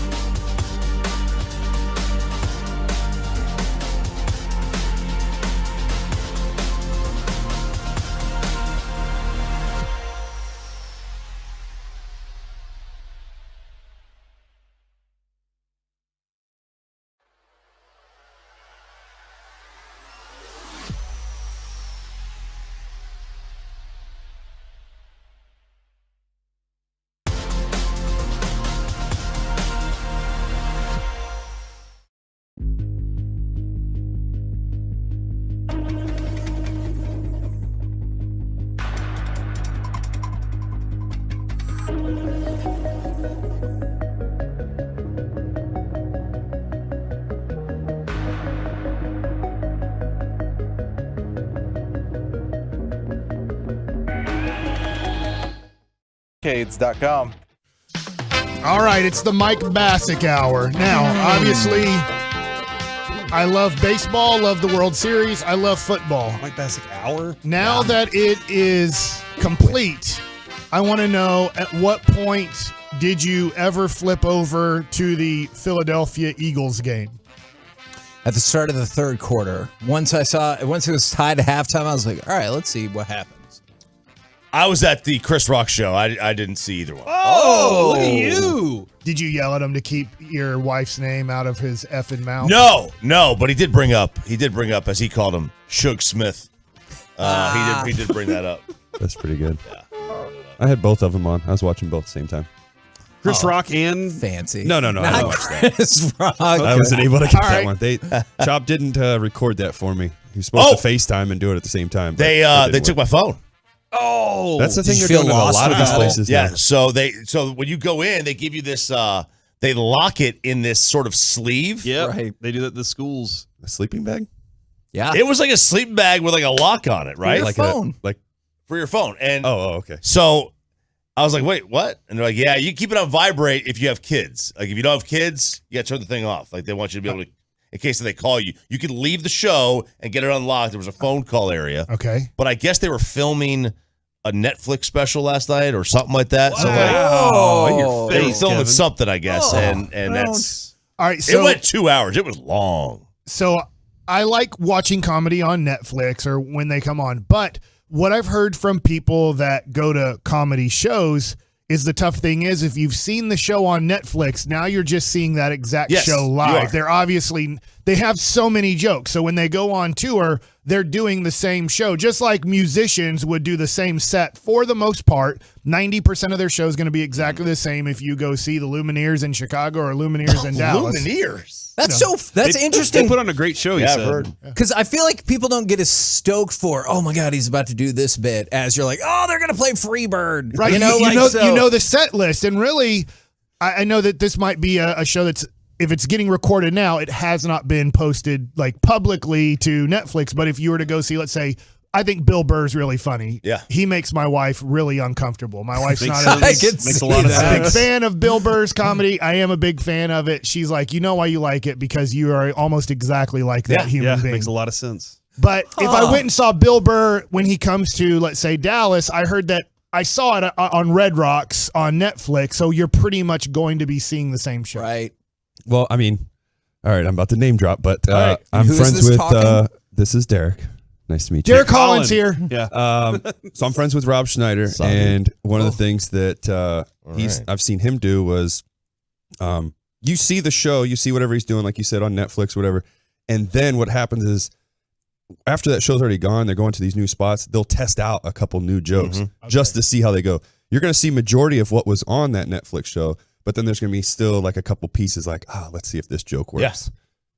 Even like I've seen like Seinfeld twice. Okay. And there were some of the same material in both shows. Okay. Like, you know, he'll do like they've got the same bit in this thing as he had in that one. And there's other stuff that gets mixed in. So it's not always the same. But yeah, you're right. If each tour, a lot of times they're probably doing the same show. Corey, would you rather go see a famous musician or band, or would you rather go see a famous comedian? Man, I don't know if I would want to see a comedian that like works the room because that terrifies me of being called out. Oh man, I got the guy next to me got called out. I thought it was coming to me. Oh man, Oh, no. Were you that close? I was third row. Wow, you are rich. No, I didn't pay for him. I've been to a ton of concerts and I've had like a great time at every concert I've been to. I would love to see like Chappelle, Richard Pryor, like the best comedians. I would love to see them live. I would Richard love that. Pryor's still opportunity. alive? I'm no, he's sorry. not. He He's not. died like 30 years ago. That's what I Yeah, thought. like Okay. Steve Martin. I Is it still that think Steve long Martin's ago? funny. I would love to see him Martin! live. No, it's a different Martin. I'd go see Martin Lawrence. I loved his stand up. I thought it was great. Plus, you know how much I love Blue Streak. So I love music, but I do want to laugh, man. I enjoy that process. All It right, was 15, Choppy, 17 years ago. What did Chris Rock call the guy out next to you on? No, it was the guy who opened for him that called him out. But I thought you said it was the guy beside you. Yeah, The guy who opened for Chris Rock he's the one that was calling You were out sitting everybody. beside him? Yeah. So the guy, the guy next to me got called out he said, what did he say? Oh, he said, you look like a white supremacist. That's what he said. Oh, no. That's the guy who opened for him said. That's what he said. Crap. Yeah. So there you go, Mike. Now But that's all he said? Was there a punchline after that? No, he was literally going through everybody Just in like, the what area. do you look like? Like, You what look do you like do? this. What do you do? And then there was a kid that was like, I'm going to college. He goes, what are you going to college for? He goes, to be a car salesman. He's like, then he went in on him like, you don't need to go to college for that, bro. Then he's like, what's your name? Some guy's name was Fred. And he was like, just going in on this is exactly how I would suspect some old white dude to be. Some guy named Fred. He was just going in on everybody. Did What anybody you did, what you respond? looked like. They all responded. Okay, well, no, I mean, like, when he's like, oh, you look like a white supremacist, was anybody like, you look like you'll always be an opening comedian? Yeah, a lot of oohs and ahs. Okay. And, that's the whole trick, right? You got to get if you're not saying, if you're not going, oh no, you really go there. Okay. I feel like this is the choppy hour because I have another question for you. Bring it. See you guys later. How nervous, excited? What are you feeling like at 2:30 tomorrow? Because you usually, like with Cowboys, Rangers, Mavericks, you're like, I hope they win, but if they lose, you don't really care, right? I mean, that's like you're like, it stinks, but I live and die with one team. Like, and that's how much will it excite you or hurt you at, let's say, when the game gets over about 9:30 p.m.? I knew he was going to He said he's not going to be rip-roaring drunk for the game because he wants to enjoy the game. I want to enjoy it. I want to take it in. This is their biggest game in like 50 years. Since T. Martin. It's our biggest game in like 3 weeks. We played Bama 3 weeks ago. That was a pretty big game. That's true. I have so thoroughly enjoyed this season. I don't think you can bring me down. All right, so when we went to the Texas Tech, Florida game and Tennessee, and who is this school from Chicago? Loyola. We don't talk about them. Yeah, Loyola. Sister free lunch. Yeah. Man, I forgot how much you hate Sister G. I can't stand that old lady. Well, that's because he was at the game when they beat Tennessee to go to the Sweet I'm sure 16. she's really sweet and all, and she's gonna go to heaven, whatever. But she's just living off. She's just living off her 15 minutes of in 1 of minute. free time. Jason Witten was sitting in front of us. At that point, Jason Witten was possibly being considered as Tennessee's football coach because it was so bad. What has made them so good 4 years later? Josh Heupel. Yeah, he got a quarterback. He got maybe the best quarterback in the country, and they're running an offense that teams can't keep up with. They're running a play every 12 seconds. All right. They're basically doing Oregon's offense that they did with Chip Kelly with a real quarterback. So they hired a better person than Jason Witten. It looks like when Jason Witten was getting considered, they made the right decision. And it seems like Heupel's a real leader, man. Yeah, he's good. He was a real leader for OU as their quarterback on their championship. He barely had an arm. Like he had a Mike Bassick type arm, So is that it was good. It was moderate. Super accurate. Very accurate. And now moderate. he's a great coach. Yeah. Great leader. Did like his general manager say, "Hey, keep trick effing him"? Not a single time. Bob Stoops would never say here's that. 2 middle fingers, Jimbo. Bob Stoops would never say that, Mike. Holy crap! So what's coming up on the show? Because you told me if I don't get out at 9:54, you're going to kick me in the rear end. Part of that is true. At 10:15, we have World Series baseball nuggets. 10:30, Jerry Jones joins the show. And then I know around Mike Likes It, there's going to be another super ultra intense baseball segment to teach the world what's what. So, Corey. And Masterpiece of the Week. I hope you have a great weekend. Thanks, man. When Masterpiece of the Week either happens today or next week, he read, and when I say he, Kevy, Kevy read like this whole thing about like this girl's text with Xavier Howard. It was awesome. It's the whole It's whole KNC Masterpiece of the Week. Pretty What much. about when he read 2:30 o'clock? All right, it is 9:53, 58, 59. Hit the break now. Woo! Go Balls! Number 1, Tennessee. Number 3.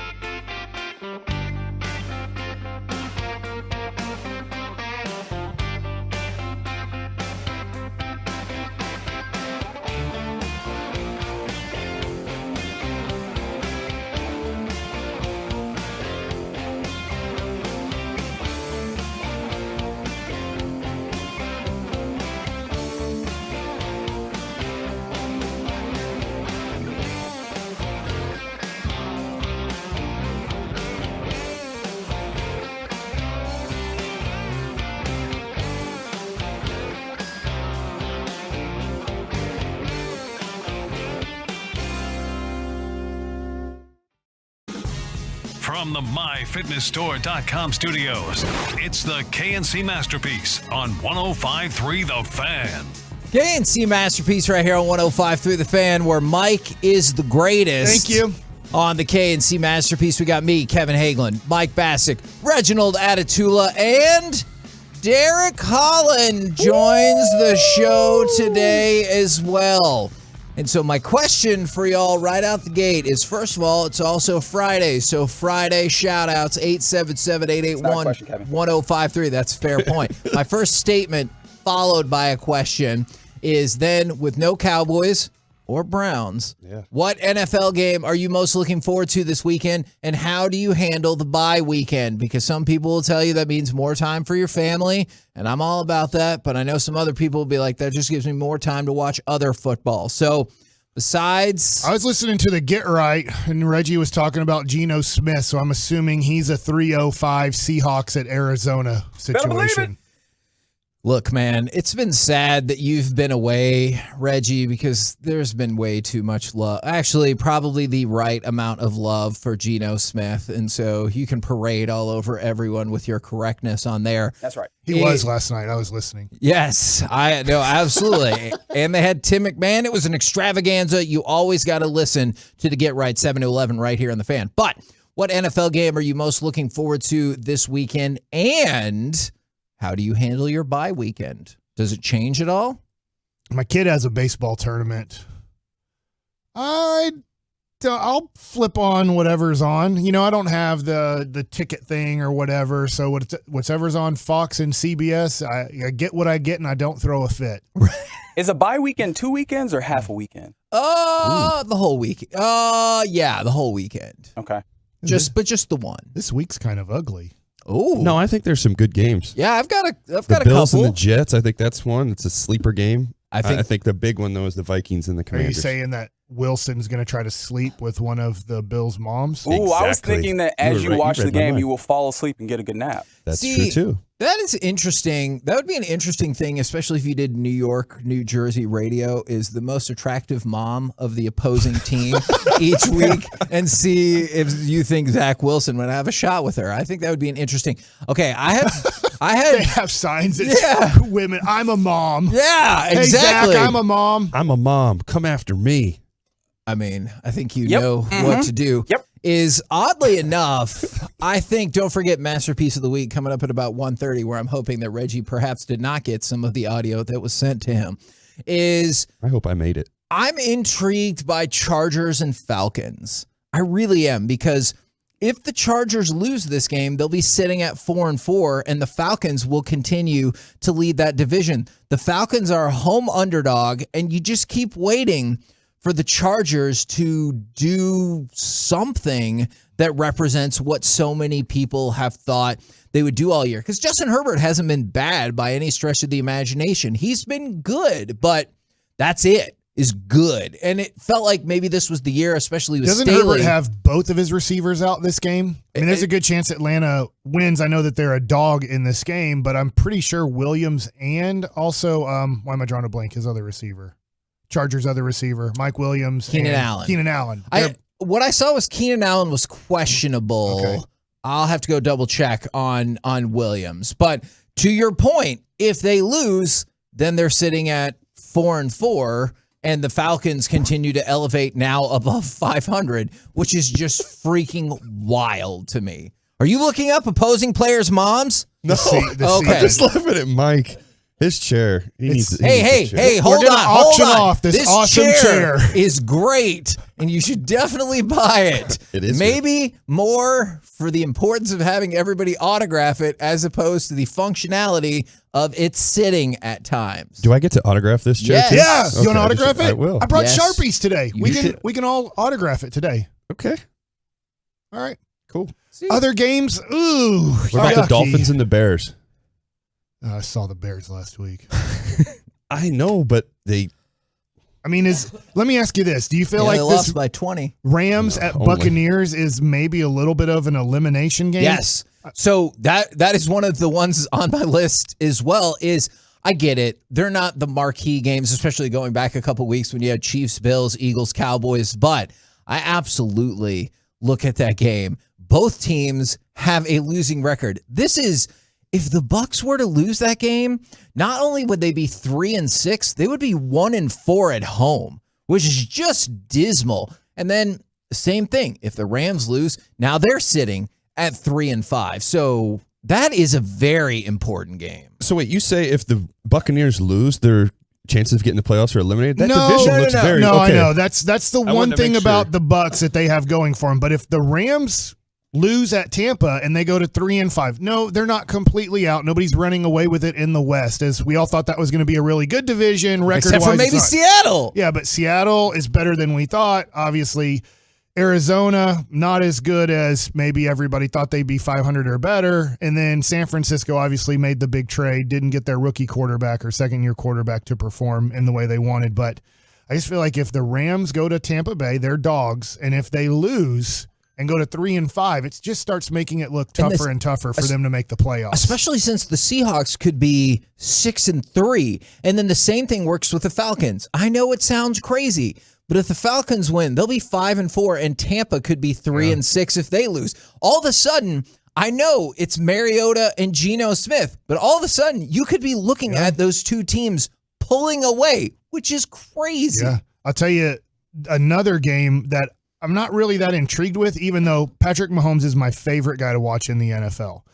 Titans at Chiefs. They're both 5-2. Have you guys looked at the lines yet? What would you guess the Titans at the Chiefs line is? Well, both 5-2, same record. I 100% know what the line is because, I do too, spoiler alert, really looking at that game for betting with Bassick. 12.5. It is wild. Yeah, you get to do betting with Bassick at 120 today. Thank you. You'll get to pick first, too. Nope. All right. I'll pick first. No, I will. No, we will pick first. But one of the things that goes along with that is Andy Reid has been unstoppable coming off the bye, and Patrick Mahomes and the Chiefs have been a monster in November. Like, they have just laid waste to people. And I know Tennessee has won 5 straight. Derrick Henry says, don't worry about my foot. I'm good to go. But people think that's going to be a destruction. If Tennessee won that game, holy crap, would that throw the hierarchy of the AFC, at least when it comes to the Chiefs, into question. Yeah. Let's not forget, though, that I don't know if you look at this stuff. I pay attention to it as well. But the weather, it's going to rain. It's supposed to rain there, so I think you're going to get more carries out of Derrick Henry. Oh, love it. So that increases your chances. It seems like you want to go with Tennessee. Yeah, I'm going Tennessee plus 12.5 just because. Oh, wow. Because of the rain. I don't. Bassick is over. Yeah, I don't think. Probably to be determined. Perhaps I will change my mind. Is maybe the point spread will change. But yeah, I believe the Chiefs will win this game, but Derrick Henry's been on a roll. He said his foot is fine. I know the Chiefs crush people in November, but for a team that's won 5 straight games to be 12.5-point underdogs, I kind of feel like, let's take a look at it. From the 972, Corey said that Kevin is a fun killer this morning. Is that true? Wow. I guess you guys would be better to address that than I would. I don't know if he's like a fun killer. He's like a fun punisher, you know? Oh, man. Did you yell at Noah before you left because he was taking his morning nap? And you're like, you need to nap more in the night. No, I did not. A night nap is called a sleep. Yes, that is a good point. Because he had an amazing Star Wars onesie on, so I couldn't possibly be mad at him. There was one time I almost really got mad at him because he spit up right after I had changed a shirt, right after he'd spit up. And I was like, come on, dude. Like, we couldn't have gotten all that taken care of with the first go round. But yes, no. Wait till he takes a poop after you take off the poopy diaper and you're like, hey, I just changed you. At least it doesn't smell yet. So that's nice. Let's not talk about that because I'm drinking coffee and I'm already feeling one brewing. Oh, thank you for sharing that with us. You see that he used the word brewing there? Yes, I did. Nice. Now, do your habits on the weekend change at all? I know, Mike, you said you got baseball going. Reggie, Derek, do you change it all when your team isn't playing? So for me, the good thing is one team is playing. That's Michigan. So I will be watching Michigan on Saturday. I go all out on that. And Sunday, it changes. You go all out on that on your Instagram. Oh, yeah. I love that, though. You can't. I got to be passionate. I want to motivate them. I'm trying to be like you when you give your motivational speeches. Do you have the football pants? I can't remember. I know you have the the full thing. Okay. I threw a bullpen in the full gear with the helmet on. How did you get Michigan football pants? I just know people. Oh, I got a really good friend and I tried to actually set Kevin up when he was up there. It didn't work out, I unfortunately. think I need you to reach back out to my son because we finished college applications. He did not apply to Michigan because he said their restrictions to get into the business school were too hard. And I was like, come on, dude. And I was like, if nothing else, you can just apply to the school and then transfer into the business school. He goes, oh, I don't know. And all right, let's talk to him. All right, good. We'll do that. That's my deal. Because he did apply to Michigan State. Like that. Okay, I just want to let you know, though, that is a big party school. Oh, yeah. So we come party with We went to both of those schools, and I totally thought Michigan was better. And I'm not just saying that because you're here. We're the KNC Masterpiece they don't party right at here Michigan. on 105. What else do they do for 6 months of the year when it's 42 degrees below zero? Read. Hockey. Yeah, they have like a science lab that goes 10 stories underground or something crazy. Come like on that. downstairs. We're watching a repeat of the Fab Five. Spoiler alert, they still don't win. We're the KNC Masterpiece right here on 105.3 The Fans. Timeout. Sorry about that. All right. Golly. Am I out of timeouts? Coming up next, World Series baseball nuggets that might be contentious with Mike Bassick and Derek Holland. Justin Verlander. No shaking. Next. Number 1, Tennessee. Number 3, Georgia. A massive showdown. Our coverage hits tomorrow at 2. Kickoff at 2:30. Right here on 105.3 The Fan and on the Odyssey app. If you own a business, this has been a bumpy ride. From pandemic to inflation, I'm sure you could use a break.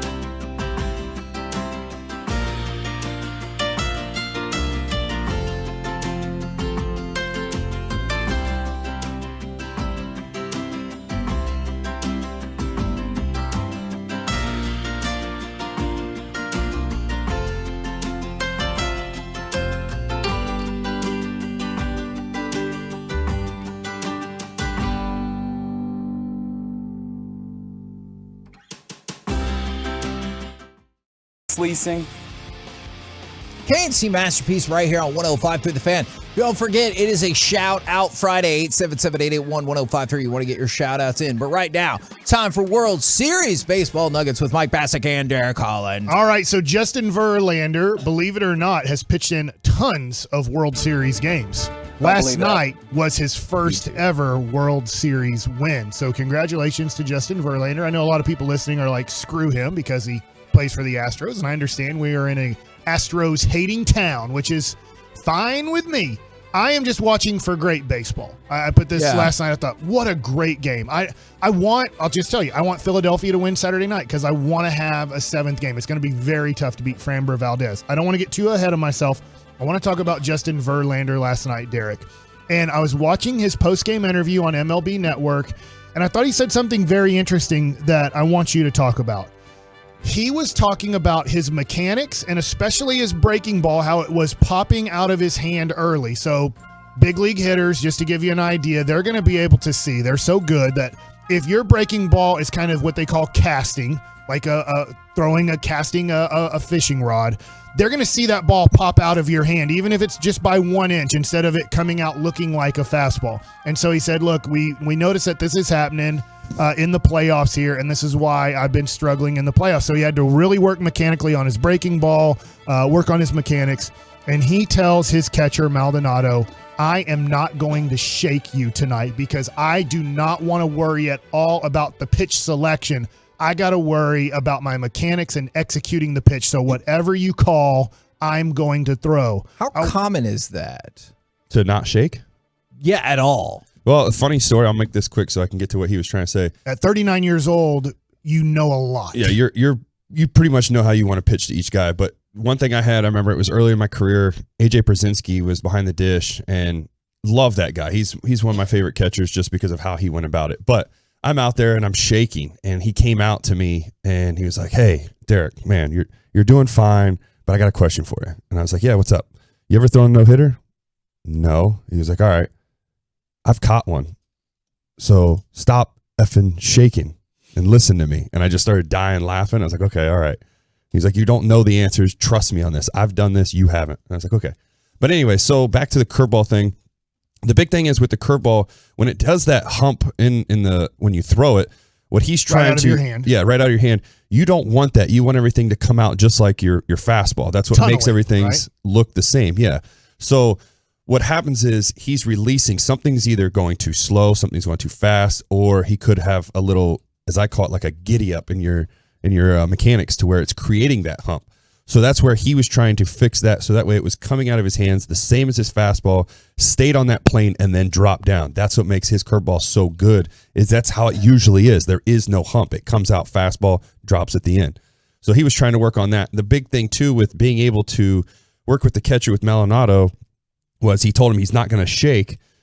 That is, to me, creating less stress on him, making him overthink, because we talked about this before the show in the room, was he tends to put, it seems like, more pressure on himself. And if I was Dusty Baker, I would have said, hey, look, Verlander, you're the guy who got us here. You are one of the greatest pitchers of all time. You need to go out there and just be Verlander. And this is kind of like what Wash was saying to all of us during our World Series time was, go out there and pitch your game. The reason we're here is because you guys pitched your game. Trust your stuff, take it one pitch at a time, and execute. Focus on the execution. Don't worry about putting so much pressure on yourself. And that's where I think that's what Verlander's been doing. And him saying, all right, Maldonado, I'm going with you. I'm not shaking. Let's go. He did that. He gave the confidence in him and trusted everything he was doing. It's a little bit different, but in football terms, obviously it's the quarterback audibling, is that he gets the call. And what Verlander was saying last night is he's saying, look, I don't want to read swings. Yeah. What reading swings is, are they out in front of me? Are they behind me? Are they seeing the ball up? Are they seeing the ball down? You should be thinking all those things on the mound. But if you have, like Derek was just talking about, a catcher that you trust, you can take that off of your plate. And if you have a catcher, let's just say a young catcher, this is somewhat what is tough with, let's just say Adley Rutschman looks like a superstar in the making in Baltimore, but he hasn't caught in the big leagues, but I'm going to guess 50 or 60 games so far. Well, it's a little bit tougher if you're 35 years old and you're on the mound and you've thrown 1,000 big league innings and you have a guy back there catching who's caught 25 games to just say, I'm just going to throw whatever he's going to put down. in the back of your mind, you're thinking, no, I have 20 at-bats against this guy hitting, let's just say. I know what is going to get him out, so you might want to shake a little bit more. But Justin Verlander last night said, I don't want to do that. And what was interesting, in the 5th inning, Derek, his last pitch of the night, Nick Castellanos is having a great at-bat, battling him, hitting his pitch. When Verlander threw a great pitch, he was able to just get enough of it to foul it off. When he threw a pitch that was maybe a little bit hittable, he'd hit a line drive, but it was just foul. Like, it was a battle. And on the 10th pitch, Maldonado called a changeup. And Verlander didn't shake yes or didn't shake no. He's in his stretch because there's runners on base, and he just stared at him one more second because Verlander in the postgame interview says, I didn't want to throw a changeup there, but I went back into my mind and I said, I told him I wasn't going to shake, I was going to trust. So then Maldonado hit back into the computer, changeup again, like wanted to make sure, no, I'm not changing this pitch. Changeup is the right pitcher. It's the 10th pitch. We haven't thrown a changeup to him yet. And so Verlander, after he got the changeup in his microphone again or in his headset again, said, all right, I'm going to trust you on this pitch. So that's I'm glad you brought that up too. Is one of the things that happens is when you're pitching too is you already have in your mind what you want to throw. And one of the things we've always been taught is throw the pitch you want to throw. Don't throw something and come out of that game and be like, man, I should have done this. Never second guess. So that to me is what was happening with Verlander is he knew in his mind, like, man, I haven't thrown him changeups. Why are we doing that now? But then once he heard it again, okay, I'm with you on this. I trust you. Now I'm committed to that pitch, which happens sometimes is you'll get out there and I could sit there and say, all right, I want to throw the fastball. All of a sudden he calls a slider. Now I have to sit there and be like, okay, why did he do that? So I wait, and then he calls it again. Okay, now I'm going to step off for a second, gather my thoughts like, okay, this is the right pitch. He believes in it. Then you get up there, and all of a sudden he calls fast. And I think maybe we've heard of this, Derek, but I think our audience would love for us to expand on this. A lot of times, pitchers that are veteran guys will tell you, and pitching coaches will tell you, the right pitch is the pitch you believe in. If the right pitch is a fastball away, but you don't believe in it, you're on the mound. The right pitch, the computer tells you, the analytics tell you, the catcher tells you, the right pitch is fastball away in this situation. If you don't believe in it, it's the wrong pitch. Right. If you believe in a slider right here and you have a conviction that slider is going to get him out, even though everything says it's the wrong pitch, if you believe in it, it's the right pitch. At the end of the day, it's you want to throw the pitch you want to throw. You don't want to be walking off the mound going, man, I should have done this, I should have done that. Believe in the pitch you're going to throw, execute that pitch, because at the end of the day, you're going to walk off whether you get hit or you strike him out or whatever it is. You're going to feel that much better about yourself because you knew you threw the right pitch. Now, we only have a few minutes left, but we can always take this into Mike Likes It at 12:40. Justin Verlander was throwing a lot of first pitch strikes. He threw 19 first pitch strikes, but he was battling the whole game. Okay, this is one of the craziest stats, too, that people don't realize, too. In the game of baseball, Mike Maddox did this for us from his first time there to his last year, did a study on this. The first pitch, the league is hitting 069. Go after him. That should tell you why, and that's the thing. When you're ahead, your stuff plays that much better. When you're behind, it's where you get shellacked. And that's where the battling, he was able to battle a little bit better because he was getting to 0-1 in the majority of counts.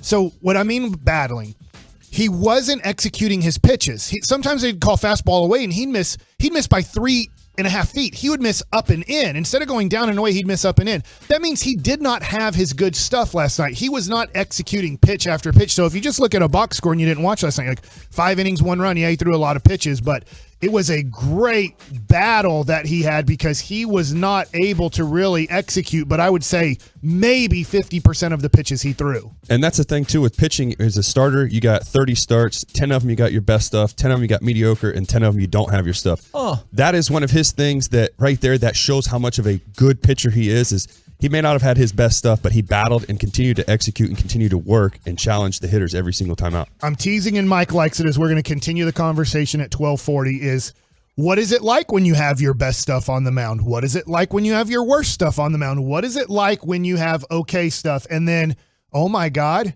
hitting and running won the World Series, a thing that has been eliminated because people from the Ivy Leagues have said hitting and running is the stupidest thing in the world, actually won the World Series possibly, and how good are the Astros on defense? Take that, Dartmouth. We're the K&C masterpiece. Right I never here. played the game, but hitting and running is stupid. Oops, it won the World Series.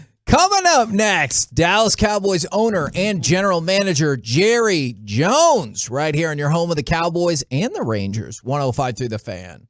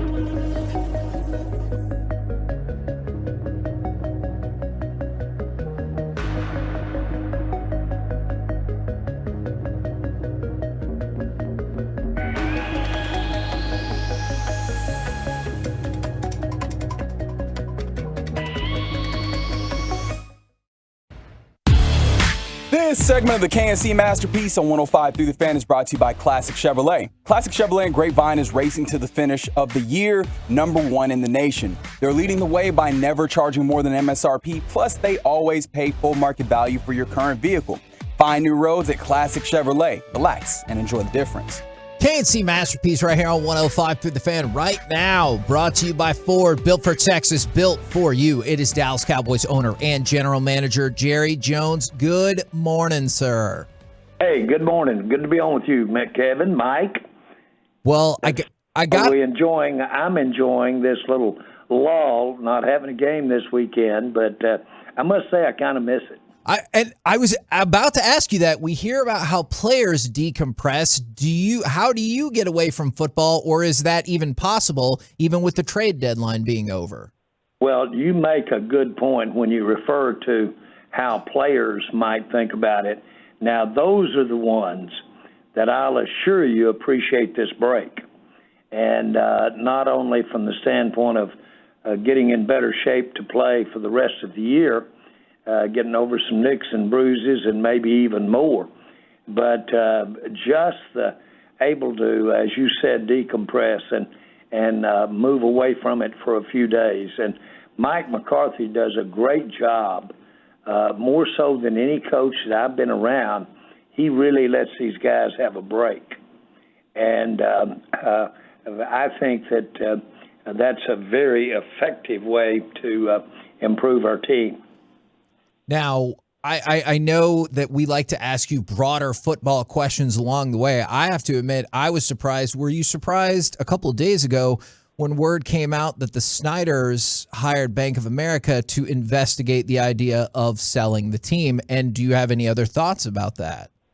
Well, I don't think I was necessarily surprised because he recently acquired a very significant portion of the team, about 40% from his other partners.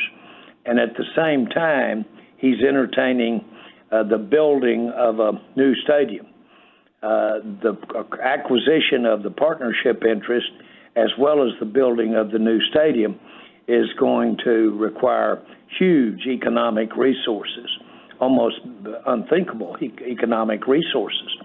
And so, boy, I know these are the times that you sit down and start your noodling, so to speak, or trying to figure out how you're going to get there and what you're going to look like when you get there. So this doesn't surprise me that he's in a time of real planning, real thinking about how to manage the economic resources it takes to be where we want the Washington team to be. I don't want to put any words in your mouth whatsoever. Are you saying that you think it's significantly more likely he's just selling a minority stake in the team as opposed to divesting himself from the franchise altogether? It sounds like I'm saying that, but I really am saying I bet all options are on the table, and then you see what might be possible. And that's what I think this exercise is. Let's look and see what our options are here, see where the big interest is that makes the most sense in their case to the Snyders, and then go from there. It's one thing to sit there at your table and draw up all your plans and figure out how you're going to get it done financially, but you in the mirror, in this case, you need more, and that's third party, so he's out testing the waters. So, Jerry, just a few years ago, you were Friday Night Lights because you had grandsons playing high school football. And correct me if I'm wrong, I don't believe you have any grandsons playing high school football anymore. How much do you miss going to Friday night high school football games? Well, actually, I do have a grandson that's very involved. He's in the 10th grade and at the 11th grade, I'm sorry. And I have been to games this year, and it's as exciting as it's ever been. And so I have not only have enjoyed that aspect of it, but of course coveted it to when these kids were younger and you could coach them up and be more involved in the coaching. In other words, you weren't the official coach like you have in your junior high and high schools, but still of all the things that I've been involved in sport, I got to play, participate, and then I've gotten to be involved with the Cowboys all this time.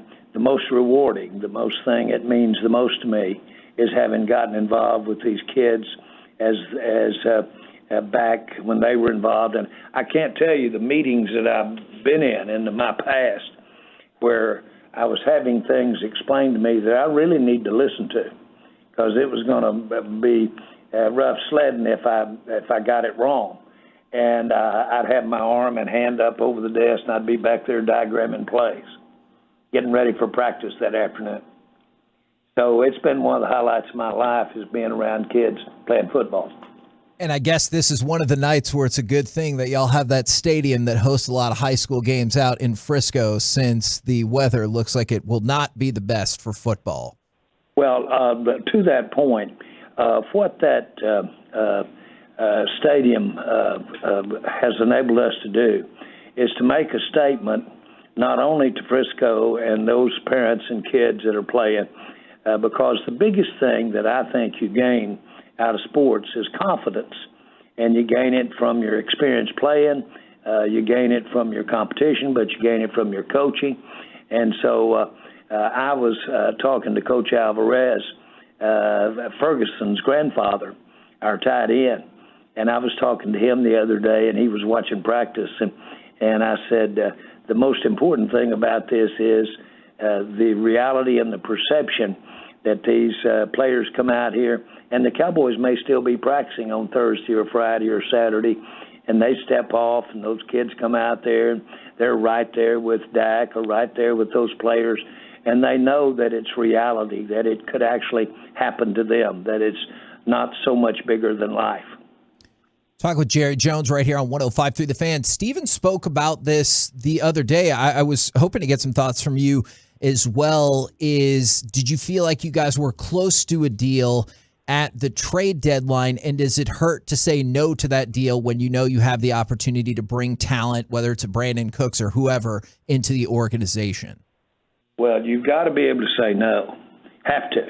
And anybody I'm ever visiting with, and they say, well, you know, I get in it and I get all rolling and get all gunned up and I just get the fever and go.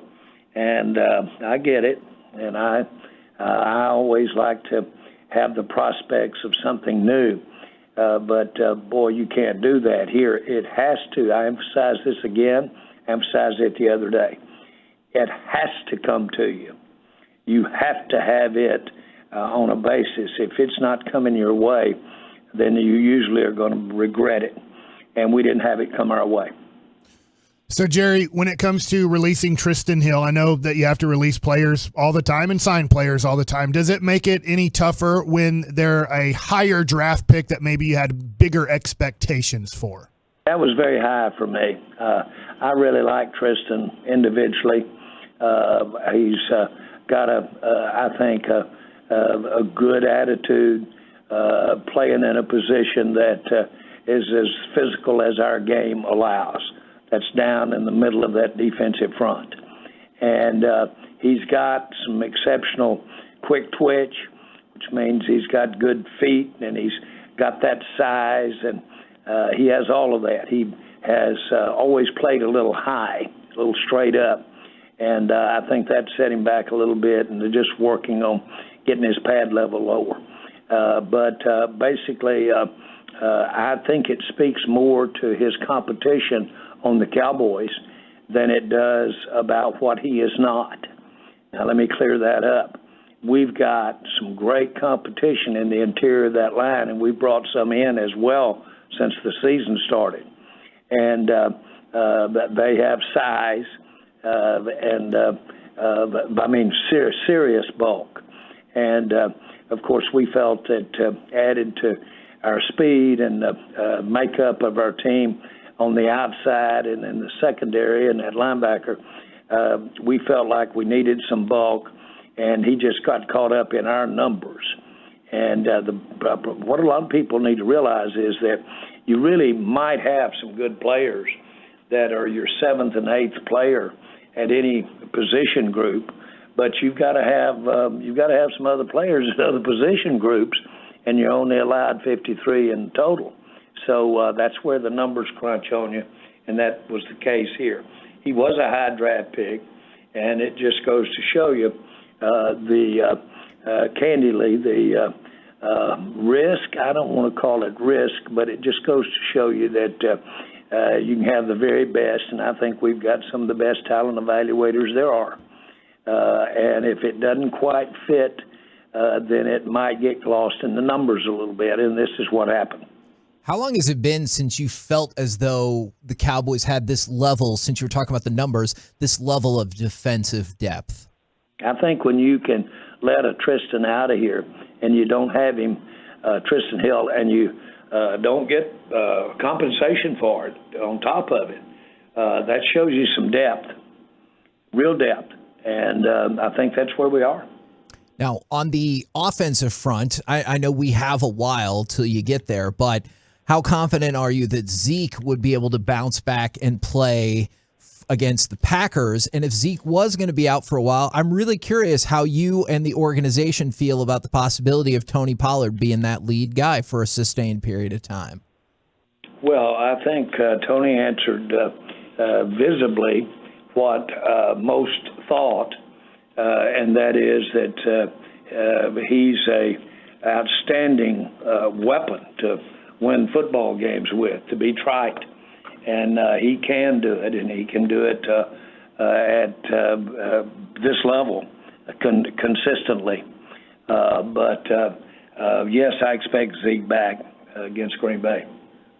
Now, I don't know if you're interested in this or not. I know it's a lot of fascination around the Metroplex. Is Jimmy Johnson has a book coming out on November 15th. Do you think that's something that you will want to read? Well, that's interesting. I haven't, of course, read it. And everybody's always kind of interested if their name's going to be in something. I'm just like everybody else. I listen to that radio and I turn on that television and I look if somebody said, have you read what they said? So that old human nature. But, candidly, I'm proud of what we were able to accomplish and what was really about 4.5 years, maybe 5. But I'm proud of what we were able to accomplish. And so I'm proud that we got together and basically on balance. Anybody that thinks working in highly competitive, tense situation that everything is rose garden, that's not life, and we all know it. But it worked good for us. And that totally makes sense to me, and I bet to a lot of people out there. I was kind of curious, like, does it bum you out at all that y'all are not closer now, or is that an accurate representation? Like, when's the last time y'all got to sit down and have a chat for a while? Well, the fact that he's, over the years, been an outstanding commentator. And by the way, I think Jimmy could be outstanding at anything he wanted to do. I've always thought that about him. But he's been an outstanding over-the-air broadcast person for Fox all of these years. And so I've kind of felt like I've kind of been around. But the facts are we haven't. And but we had really a real blessing, I'll say, to have had the success that we had. We dug a pretty deep hole coming in, made the change. There'd been one coach in the history of the Dallas Cowboys, Tom Landry. And we dug a deep hole. Never a lot of criticism around here, lots of criticism.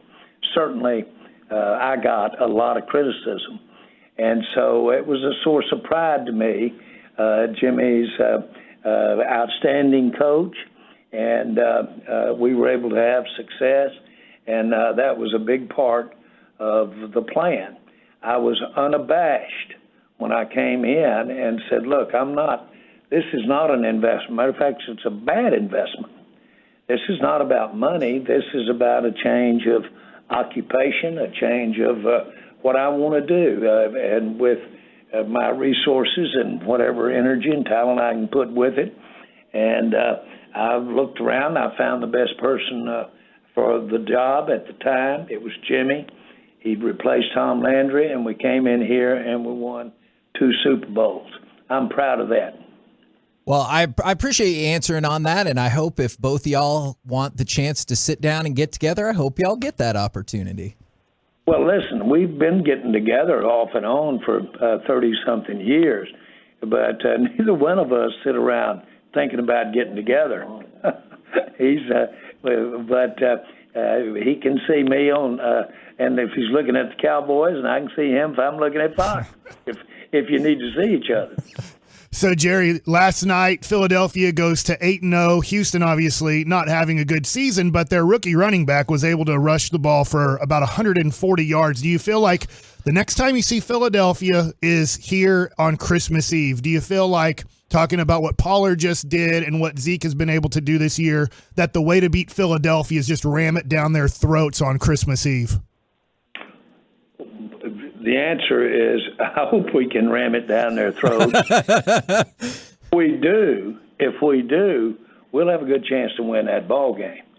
They run the ball well, to speak of running. And that quarterback, they'll use him as a runner from the quarterback position. That's challenging. That's very challenging. And that's as much my focus as it is how we go against them. They're well balanced. They're a heck of a team. But I'm glad this next game is at home. We'll need everybody to get this done.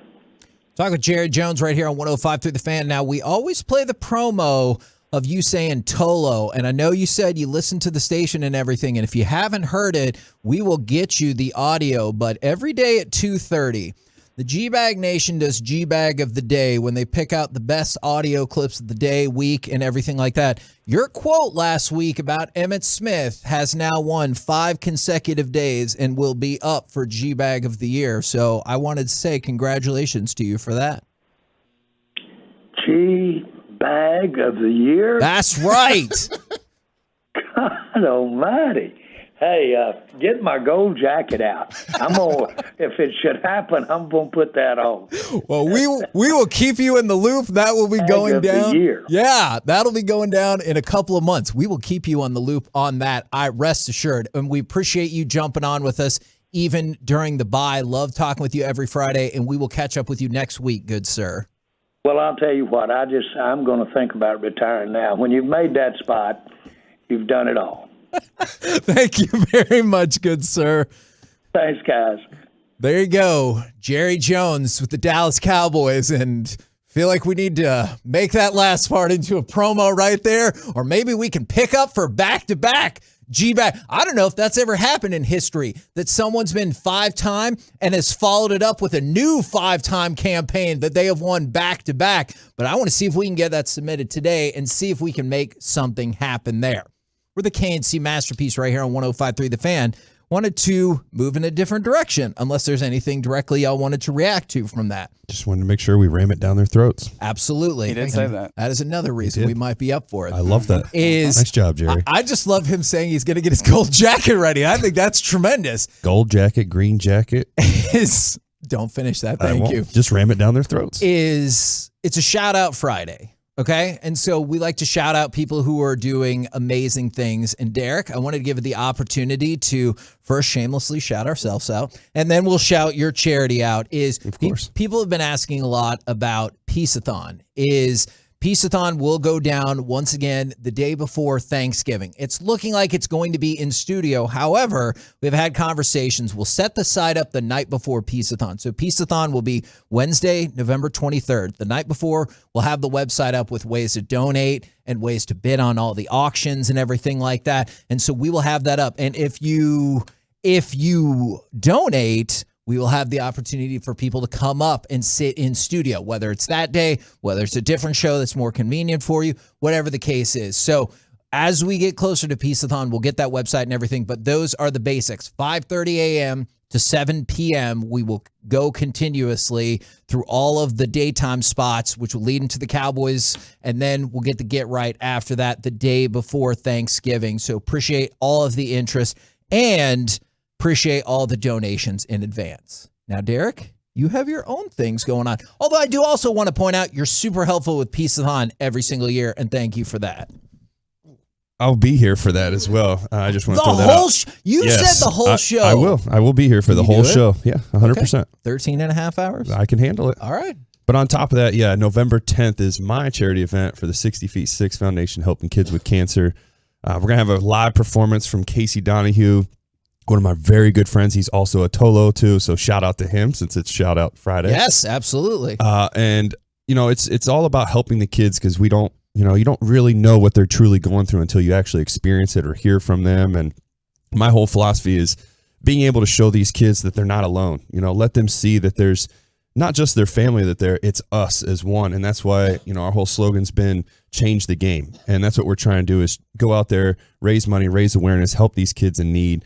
And on top of that, I wanted to add too with what you guys do. Obviously, you know, please save the date, November 10th, Lava Cantina in the Colony. We're going to see Casey Donahue perform, but also we've talked about this before, and I've done this on my podcast as well, is just being able to help people with the mental health too. Those are one of the things that I feel is very important, is being able to not only help kids, but I want to be able to help people too that are going through tough times. And that's why I always leave it open when I stream or whatever the case may be. Come in there and vent with me. Let's have fun. Let's clear our heads. Let's get like a place where we can get away from it all. And sometimes we just don't talk about that enough. And I have something to say. Go because Jeremario 22 wants to make sure that I say this. Okay. Make sure Mike tells the folks how to get to the site.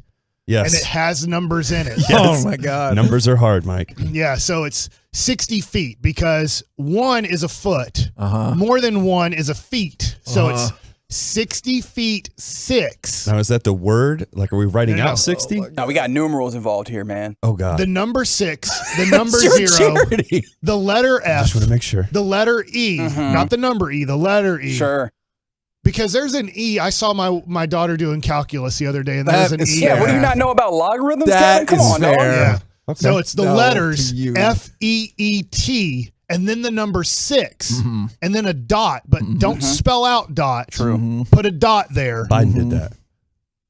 He did. Yeah. Oh, he did. He did. He spelled it out on when he was reading. I'm kind of nervous about this last part. And then No, go org. Is it org? Uh-huh. Yeah, it's definitely ORG. not calm. Don't put the A in. We're not donating organs. Yes. Okay.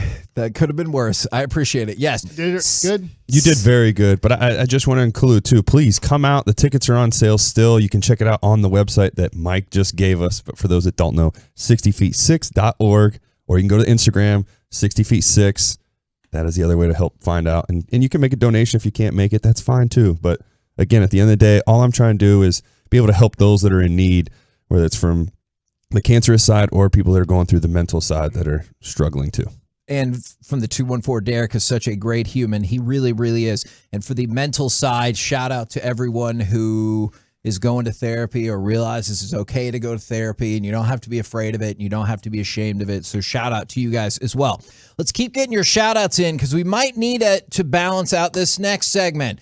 From Primo to Bridges to Kyrie, breaking down the S show that is the NBA. But I also have a positive Luka note. We'll do it all next right here on The Fan. Pete is on. Be a part of the show. Text us on the truck.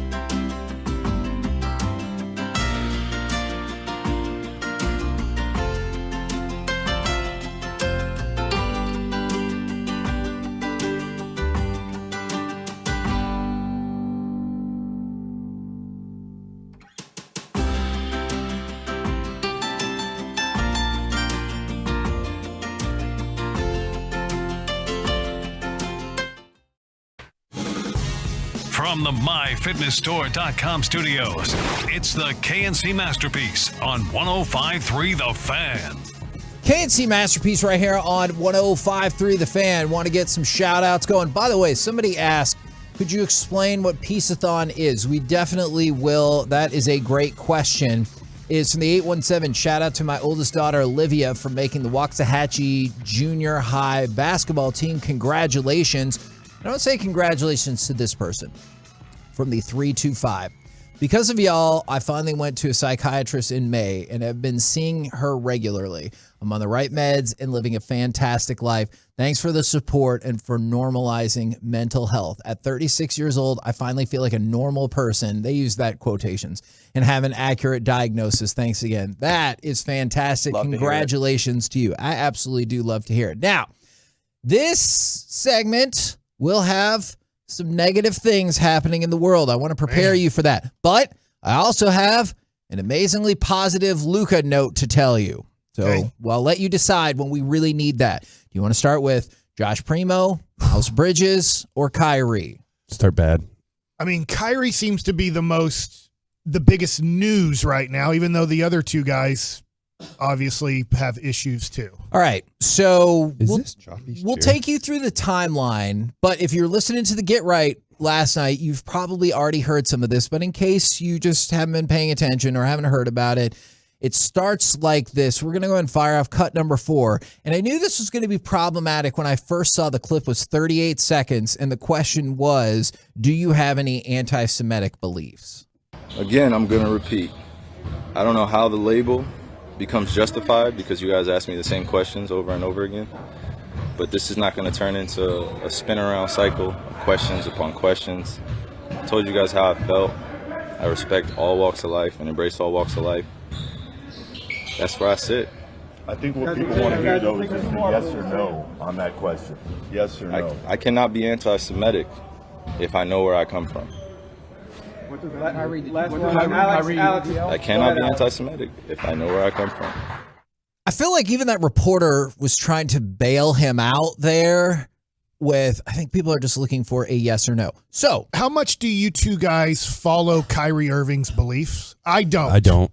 Because of this, I have started to learn more about it. However, I will say, have a question about it. I think I might know what your question is.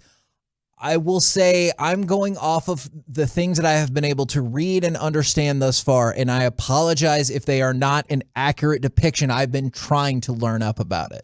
Is he saying that he is Jewish? So the way I understand it from reading a variety of different things and trying to understand better is the notion that the original, or at least part of the original sect of Judaism was for black people. And so from what I understood, the implication there is I can't be anti-Semitic if I have a lineage that comes from the original Jewish people. And then there's a whole bunch of other complications that would probably take way more time than we can dive into right here and right now. But that is my understanding from all of the stuff I've been able to learn so far. Although this is all kind of like, I'm fairly new to this week, so I've been trying to learn as much as quick as possible. Help me out also on this timeline. After he had that interview, is that when they suspended him? Yes. So, because he wouldn't apologize. Exactly. So what happened was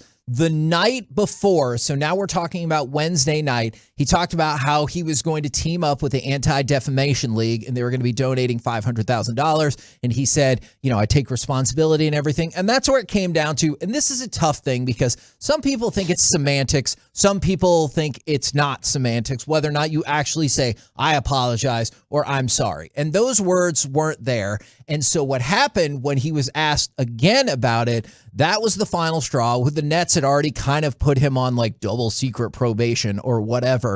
And then the Nets said in their statement, like right when the get right was starting, it almost might have been like in that crosstalk. Quote, we were dismayed today when given an opportunity in a media session that Kyrie refused to unequivocally say he has no anti-Semitic beliefs nor acknowledge specific hateful material in the film. This was not the first time he had the opportunity, but failed to clarify. So because of that, they said he was currently unfit to be associated with the Brooklyn Nets and said he was going to be suspended without pay for an indeterminate amount of time, but it would be at least 5 games.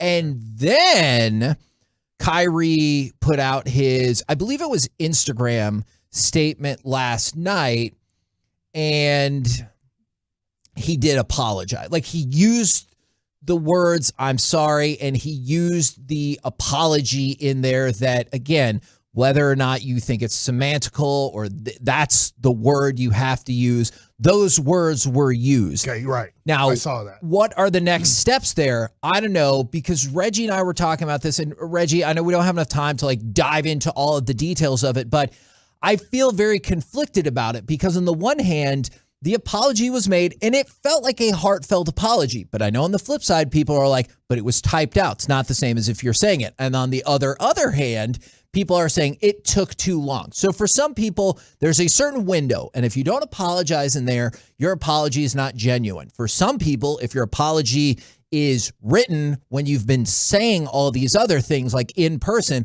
it's not genuine. It's tough because I always want to believe that people, when presented with new information, can realize the mistakes they've made. I feel like I have done that in the past and been like, oh crap, that was a really stupid thing to do. And I can't speak to whether that's what's happening right now or if he's like, I got suspended, I might get blackballed from the NBA, so I need to do something. I have no clue. Yeah. The nature of determining how something or whether something is genuine ends up being tough because we don't exist within people. We can only operate off of what they give us, right? And generally, if you want to be perceived as genuine, you want to be very clear with your meanings and with your messages. Kyrie has not done that. Yeah. Right. And it's not even just that, like, he's tried to obscure what he means in some instances, right? Like, there's some instances we can all understand where sometimes being entirely clear is beneficial to you. He has outright contradicted himself multiple times in the process of the few media opportunities he has had since this whole debacle has come up. And so if you were saying, I take responsibility, but at the same time on the other side of your mouth saying things that would obscure responsibility, you cannot be upset when people have questions about what is happening here, right? Like, if you refuse to be clear, people are going to ask for clarification. And some of this is just like the entire unwillingness to self-examine. Like, people don't really rock with that, right? Like, that is going to annoy people in any situation, right? Especially for somebody who wants to be a voice for the voiceless, or like speak on people, or speak in defense of people who are marginalized or what have you. If you say that is what you mean, when people that are marginalized step up and say, hey man, this is harmful, at the very least, I think the fair expectation is for you to self-examine and go, hold on, I will think about my standpoint on this. He did the complete opposite of that for the better part of a week before ultimately, when consequences came down, issuing an apology in with like his full chest. And I think that's the part that gets really complicated about this. Now, the thing that kind of makes this a S-storm is that all of these things are sort of hitting at the same time, because it goes beyond just Kyrie Irving.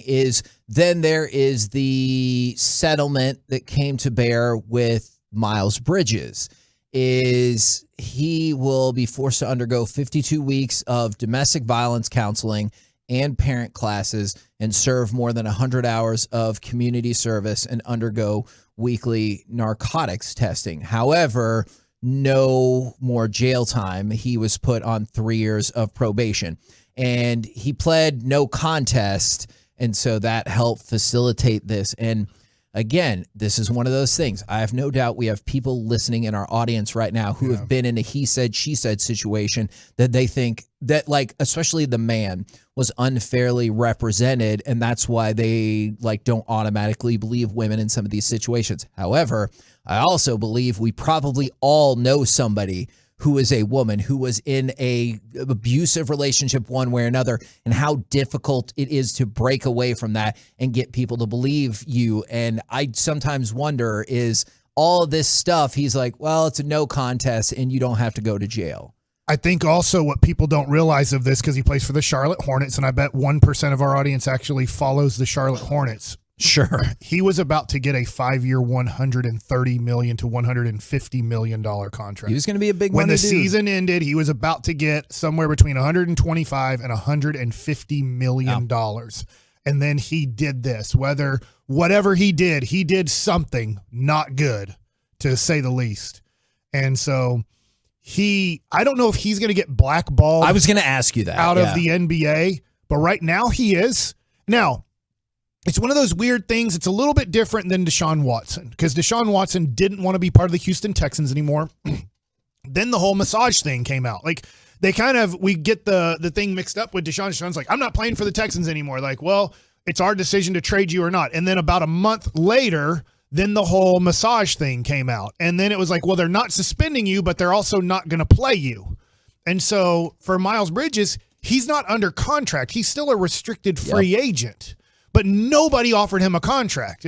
Nobody in the offseason was like, hey, if Charlotte's not going to take him, let's go get this guy who is honestly a top 40 basketball player in the NBA, if not arguably top 30 basketball player in the NBA. But because of what he did, he's kind of been put out to be like, I don't know when he's coming back to the NBA, because I'm assuming at some point Adam Silver is going to say, you're not playing this season. I don't care that you settled out of court. You're not going to be part of the NBA for I don't know how many years. It's one of the tough things, because people compare like your transgressions. And so, for example, Kyrie Irving got suspended no less than 5 games. If Miles Bridges, who hasn't technically been suspended, if he doesn't get suspended at all, then you know that people are going to be like, okay, so you're saying that domestic abuse is not as big of a deal as anti-Semitism. And that is a really complicated road that I don't know how the NBA or sports in general navigates. And I know we need to get to Joshua Primo. I have to say this.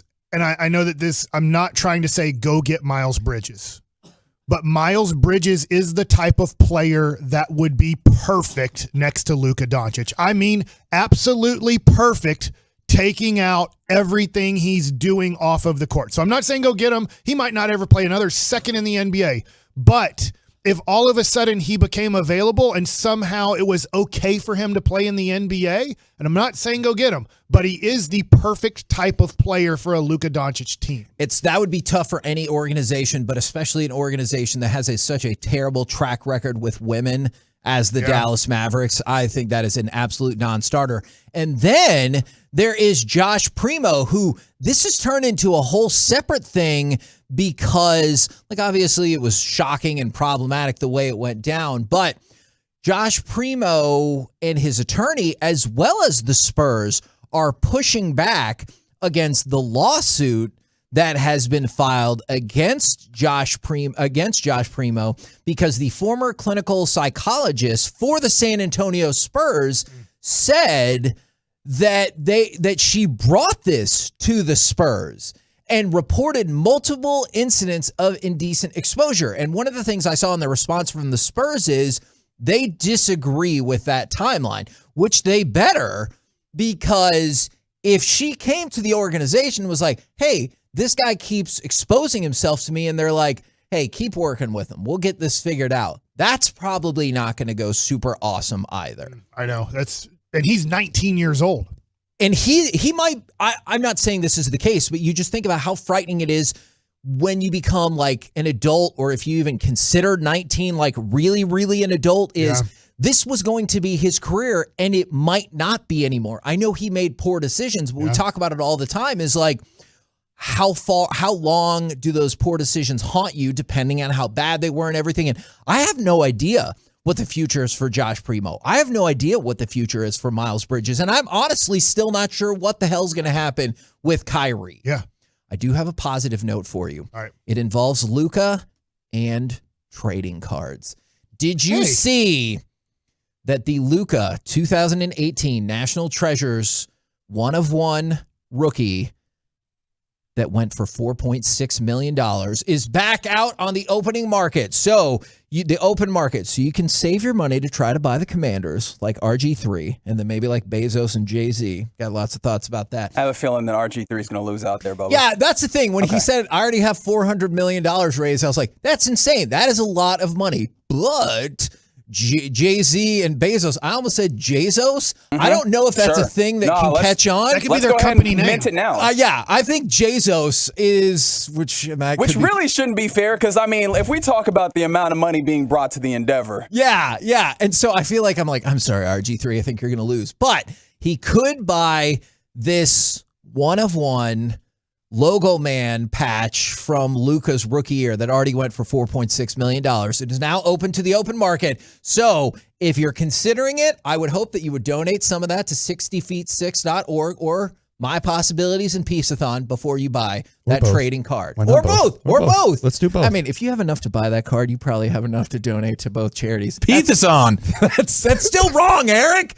We're the KNC Masterpiece right here on 105.3 The Fan. Coming up next, we will talk with our Odyssey MLB insider, Tony Gwynn Jr., next right here on The Fan. So, it's interesting. I'm talking to my new neighbor who's going to be moving in pretty soon. And unfortunately, during construction, they've had some things stolen in their backyard, like tiles and stuff like that. And I was actually telling him about DFW security, that he needs to get better protection because we have it at our house. And DFW Security gives you better protection, cutting-edge smart technology, award-winning mobile app. And I was saying, then you'd have that app and you would have cameras outside of your house that would catch these guys at night because they know you're not living there right now and trying to steal all your stuff. You get DFW Security for just $38.99 a month. That includes your equipment and professional installation. Get started today with nothing out of pocket. Nothing out of pocket. With other companies, $40 a month gets you only the old school noisemaker.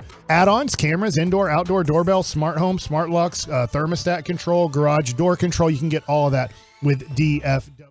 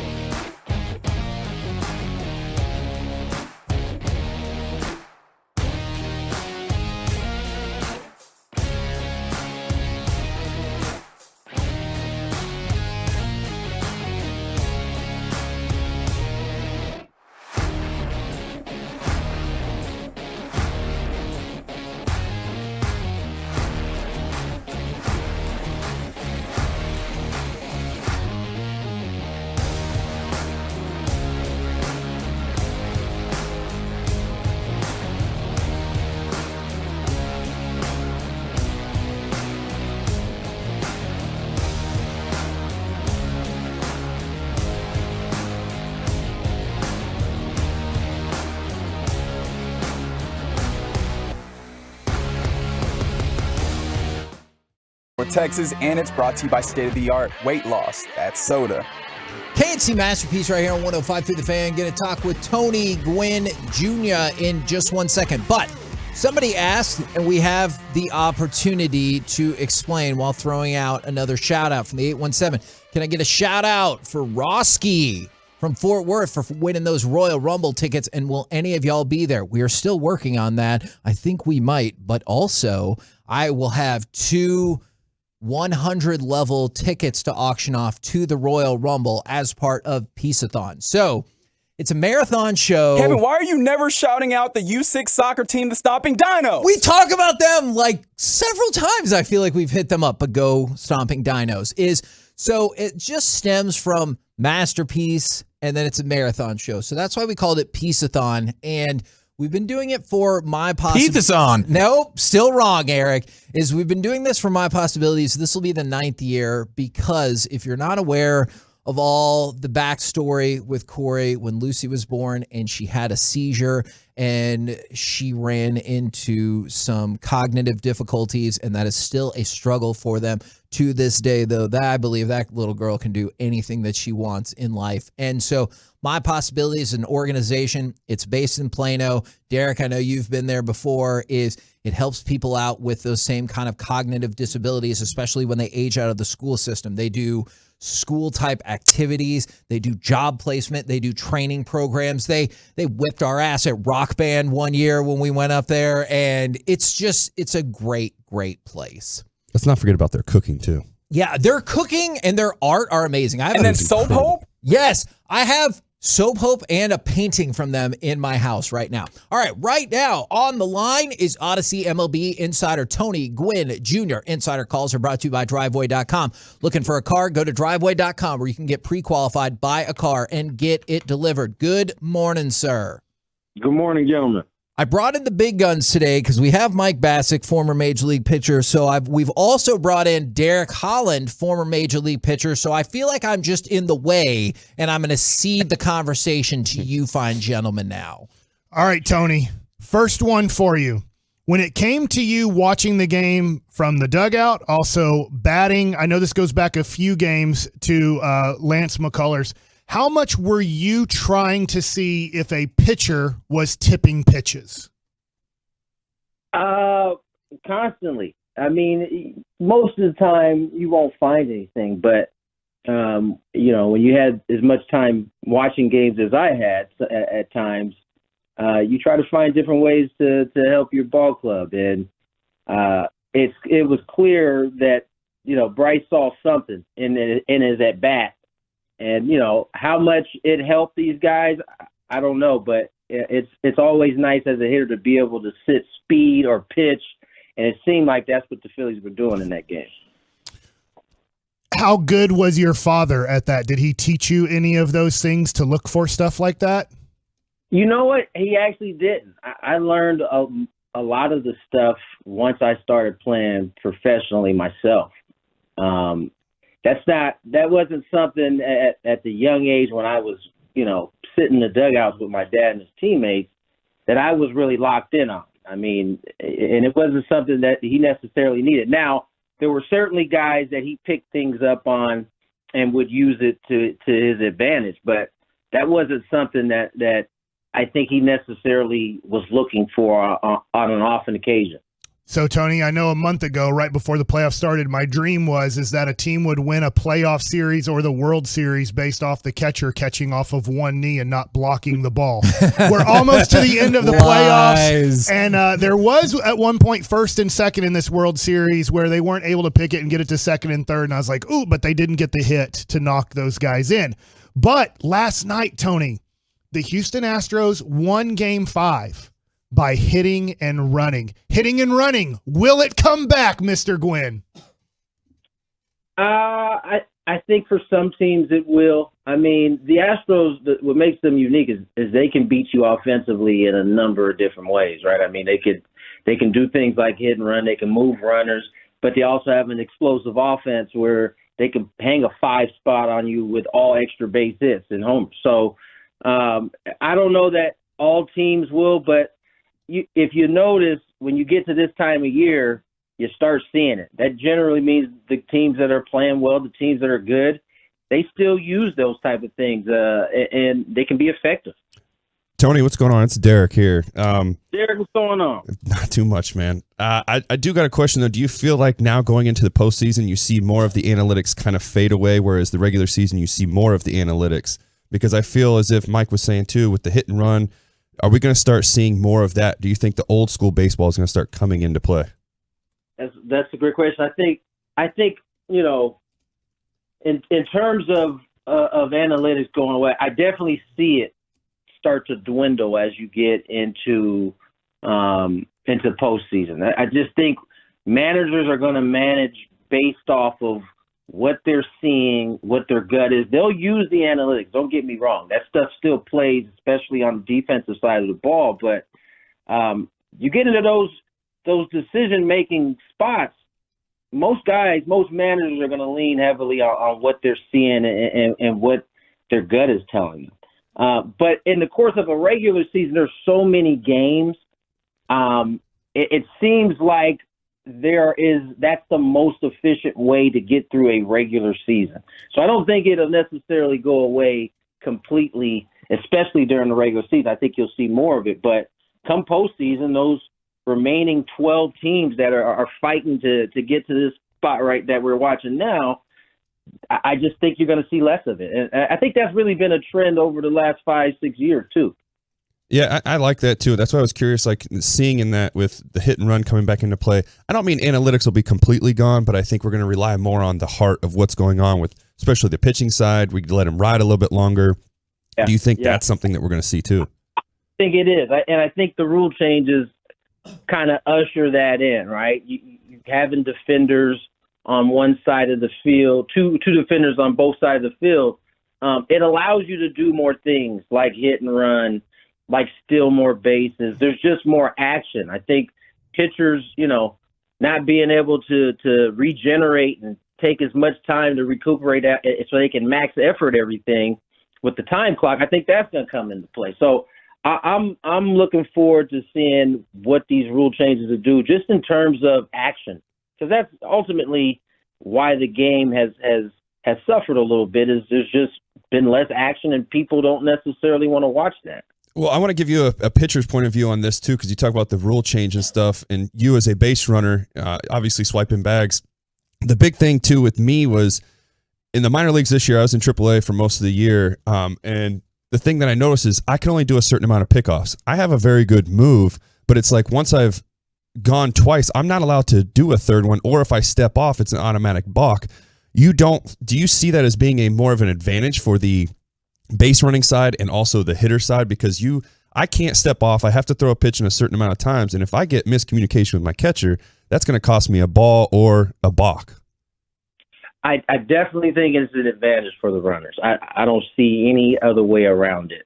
I think for hitters, in terms of the clock and not being able to step up, I think there are some disadvantages, right? I think for as much as we give pitchers a hard time for taking their time in between pitchers, hitters are doing the same thing now, right? They're trying to think out the at-bat, and I think when you have less time to do that, you're going to make more mistakes.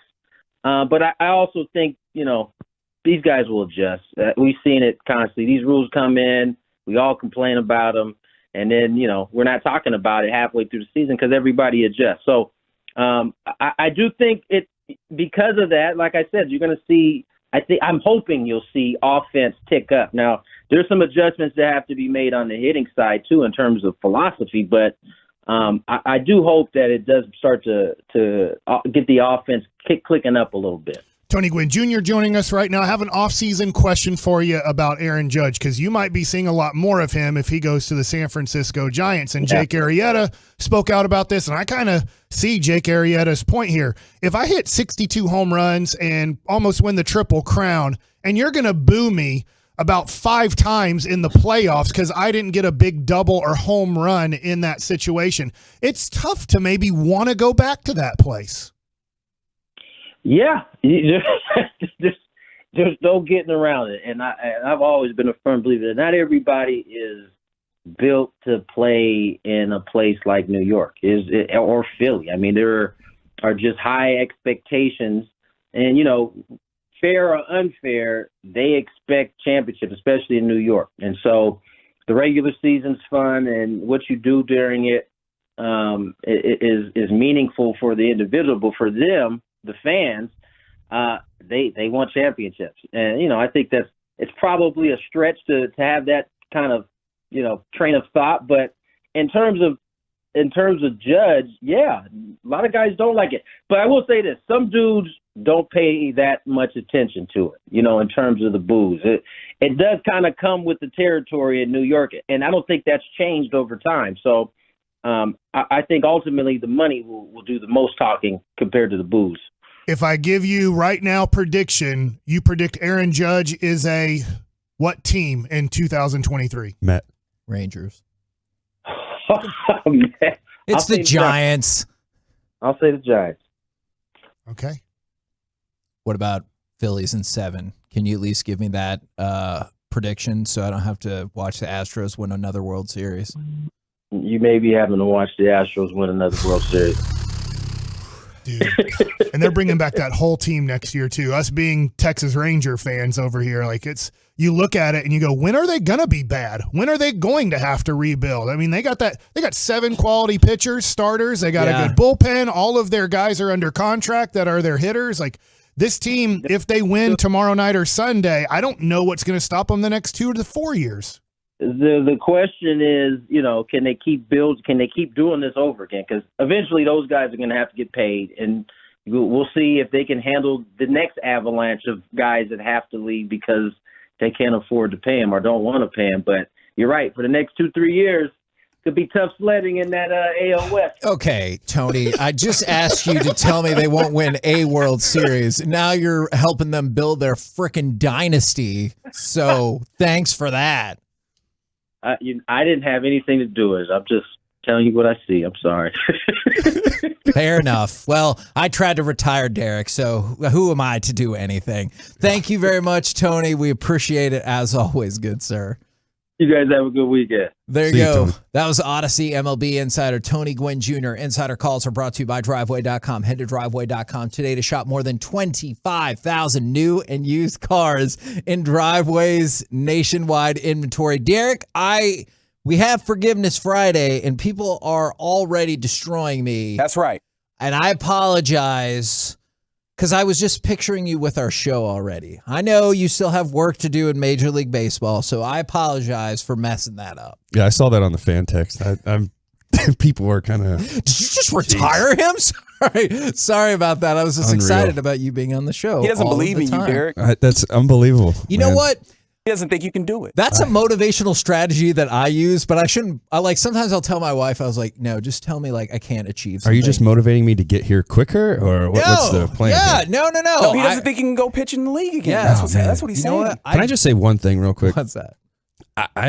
Whatever Choppy's done to this microphone, does it smell weird? It stinks. I'm trying to see if I can get something to put over it. I got you. We got some wipes in here. I'm gonna help you out. You know what I think it is? Because Mike talks about how he's messing in with his gym shorts all the time. I wonder if he just puts his hand on the mic. God, it is so bad. We're the KNC Masterpiece right here on 105.3 The Fan. Coming up next, it's time for Gridiron Gravy. Sorry about this, Derek. The Ravens are on the verge of history, but are they ready to break through when it counts? We'll do it next right here on The Fan. Tolos, Mike Bassick here for my friends over at Southwest Chrysler Dodge Jeep Ram in Cleburne. Holiday.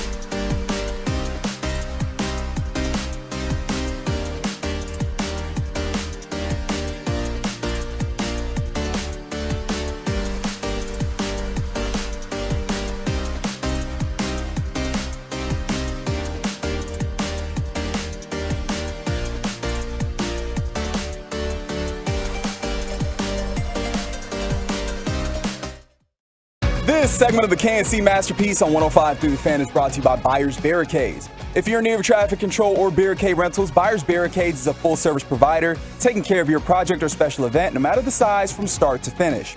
The Texas Authority in barricade rental is buyersbarricades.com. Hurts backs up, looking, still looking. He is firing, and it is a touchdown, A.J. Brown.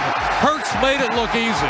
A.J. Brown did the escape act, was wide open, and Hurts merely lobbed him the football. KNC Masterpiece right here on 105.3 The Fan. We're off mic. Mike Bassick 100% just spelled Eagles wrong, and we're going to get to Gridiron Gravy in just a second from the 805. I want to shout out to myself through my work. I won 2 club-level Cowboys tickets for that Christmas Eve game against the Eagles. And also from the 682, shout out to all the Devil Dogs, U.S. Marine Corps, past and present, who on November 10th will celebrate their 247th birthday, Semper Fi. Now, are you guys ready to go around the entire NFL and dip into some Gridiron Gravy? Buttermilk biscuits. On top of that, though, I just want to remind you there was a guy that was at the draft for the Jets, former player, and he spelled Jets wrong before they did their draft pick.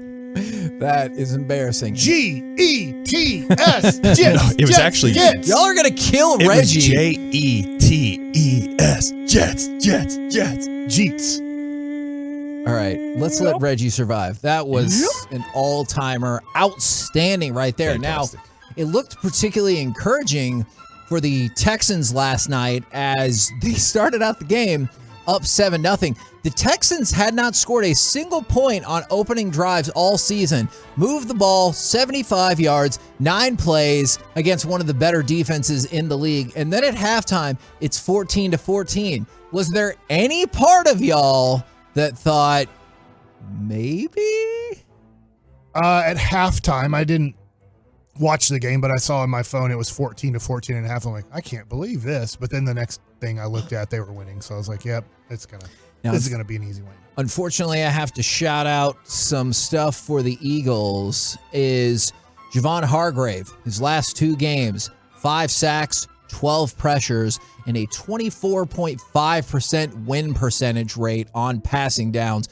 That is incredible. And then Jalen Hurts, he has now thrown at least 2 passing touchdowns in 3 straight games for the first time in his career. To your point, Mike, about some of these struggles he had before. This is the first time ever he's had 2 passing touchdowns in 3 straight games. In his last 3 games, he has 8 passing touchdowns, which is very impressive. The Eagles continue to roll along. They win 29-17. However, you do not hear a lot of complacency that goes along with this. A.J. Brown said he didn't really care about going 8-0. They just cared about going 1-0 every week. And then I thought Jalen Hurts had a great response. He goes, I've been 8-0 before, and then we lost the national championship game, so I don't really care about being 8-0. And I think that is the And kind he of... lost his job, too. Yes, that is true. I think that's probably the kind of mindset that you need to have. That's always how you should be. You should never look ahead. I like the motto of let's go 1-0. Let's not worry about going 8-0. Let's go 1-0, and we can go 2-0. Well, How realistic is that really, though? Like, for you guys that have been, sorry, Kevin, you're not involved here. You're But out. for those of you guys that have actually been in like real competitive situations at a high level, how realistic is it to actually just focus on this one game and not let any of the other factors? Well, you can't look ahead. You got to stay focused on what's going on now. That's why I think too, like we were talking about this beforehand, with the San Diego Padres when they beat the Dodgers. It was like that was their World Series. Mike and I were just saying that, and it's like then you go into the next one, you were already looking ahead, or you didn't look ahead, but it's like you were so focused on this one that you just thought you're going to walk through the next one. So you got to always focus on what's in front of you. Go one game at a time and then go from there. That's always been the philosophy. Every team I've played for, let's focus on today. We'll worry about tomorrow. My best year I ever had was in AAA. I went 11-0, and I was reading a lot of books, which I probably should still read books, but I don't. Especially with those glasses. But I was reading a lot of books, and it was a lot of coaches' books, as in Phil Jackson, John Wooden, Dean Smith. I was reading kind of a lot of these philosophies of these coaches staying in the moment, and today is today, tomorrow will be tomorrow. Yesterday is just something to learn from. And I just had this great year of I was really focused on the moment. And then once the moment ended, I went to the next moment. Yeah. And so it is very tough to do because your mind does want to wander into the future or the past. Now, with all that in mind, and that is an excellent analysis from you two gents, this is the first 8-0 start in Eagles history. Let's go from that to, we got to talk about the Baltimore Ravens. The Baltimore Ravens have had a lead of at least 10 points in each of their first 8 games. They will have the opportunity to be the 5th team in the Super Bowl era to accomplish that over the span of 9 games when they go up against New Orleans. Is that good? Yeah, that's very good. Okay. And they would join the 2011 Green Bay Packers, the 2009 Saints, the 1989 Giants, and the 1984 Miami Dolphins. All of those teams won at least 12 games, and 2 of those 4 teams went to the Super Bowl. However, Baltimore has not been past the divisional round, I believe, since winning the Super Bowl in 2012. Do you think, and Derek, I'm going to start with you as you despise them, do you think this could be the year that the Ravens could break through again? After the trade, yeah, I feel a little bit better about them. I mean, they're still a good team. There's no doubt. But Rashad. Yeah, but I just Liz Frank. I know, I get that, but I just think that they've had the lead every single time and they've blown it. That is true. So all it is just one little thing is going to get them right, and then they go. So I think they're good. They're fine. I would say I lean towards Miami and Baltimore are going to run into major issues once they face Kansas City and Buffalo in the playoffs. What a heck of a weekend that would be, though, if those were the matchups. Like, Yeah, I'd be I hope pretty so. stoked about that. I hope that would be the matchup. The only other one is if Burrow got things going again and Jamar Chase came back, just because they are the team that did beat Kansas City last year in the playoffs and made it to the Super Bowl. That would be an interesting matchup if Burrow were to get in there. Now, I'm going to go ahead and get ready for cut 5 right here. I have one more Ravens note for you. If you are a wrestling fan and you are watching... Wrestling. Oh, Ramon Raven. What? Is that Razor Ramon? Is that what you were saying? The guy with the tattoos. What's his name? That is not helpful. He lays down with kids and he tells them, like... What? No, not like that. What kind of wrestling are you watching? There's a commercial, and he's like, take care of kids. They're good. What the hell are you talking about? I don't know Roman anything. Reigns. Okay. Roman Reigns. I knew it was That he did a tea party. I did not. See? I did not see where that was going at all. And I was like, this sounds like some horrible fever dream that you had. That all right. escalated quickly. Instead, it really did. Instead, I'm going to take you to AEW Dynamite. This is Chris Jericho eventually talking about the Ravens. Champion, pure champion, women's champion. I don't care. I'll even whip Lamar Jackson's ass. And Lamar Jackson was sitting right there. And so, of course, they focused the camera in on him. Was he mad? Did he play the wrestling role and I can't believe you said that? He seemed more amused. And I wish he would have stood up and walked towards the guardrail. And he goes, I got called out. I wasn't looking for it. I wasn't thinking he was going to call me out. But Chris Jericho called me out. And I was like, I didn't really hear what he said at first. And they told me, and I started laughing. This man is crazy. I would love to see Lamar Jackson wrestle Chris Jericho. I don't feel like that's eminently going to happen. But then again, Lawrence Taylor main evented a WrestleMania, so who the hell knows? Was Lawrence Taylor an active player? No. That's why. There's a lot of former NFL players that are WWE guys. Or does that guy AEW too? Rob Gronkowski have the 24/7 championship again? He does not anymore. He lost it. He did. Well, he gave it away. He didn't even want to do a job for that. That was super weird. Anyways. Do a what for that? That's what they call when you lose. You do a job. Okay. You know job? What? What kind of job? I should have known. Not the kind of job that... Anyways. Let's hear it. Nope. I'm going to keep moving. Well, right. Kevin is anti-employment. I can do this. I can. Nice try. Let's talk about Michael Thomas. The return of Michael Thomas is not going to make it any further. Dennis Allen said yesterday that Michael Thomas dislocated the second toe of his right foot in week 3, and it has not recovered as they hoped. He will have surgery. They believe he will be out for the rest of the season. So Michael Thomas looks like he's going to be done yet again. Yep. Do you think he'll ever be like great again? No. Like that ship sailed, No, it's right? over. All right. Let's go from that to He's going to come back and play 3 to 5 games next year and then get hurt and then maybe come back for 2 or 3 more games and the season's going to end. That's his career.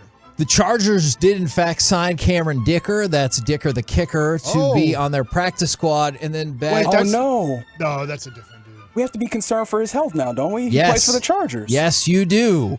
And then also, Mike, I don't know if you knew this stat. Do you know that somehow, some way, the Jags and the Raiders are 0-10 in one-score games this season? Makes all the sense in the world to my Jags love. What was the stat that you gave me? Do you want to repeat that? I will. It's not the best stat.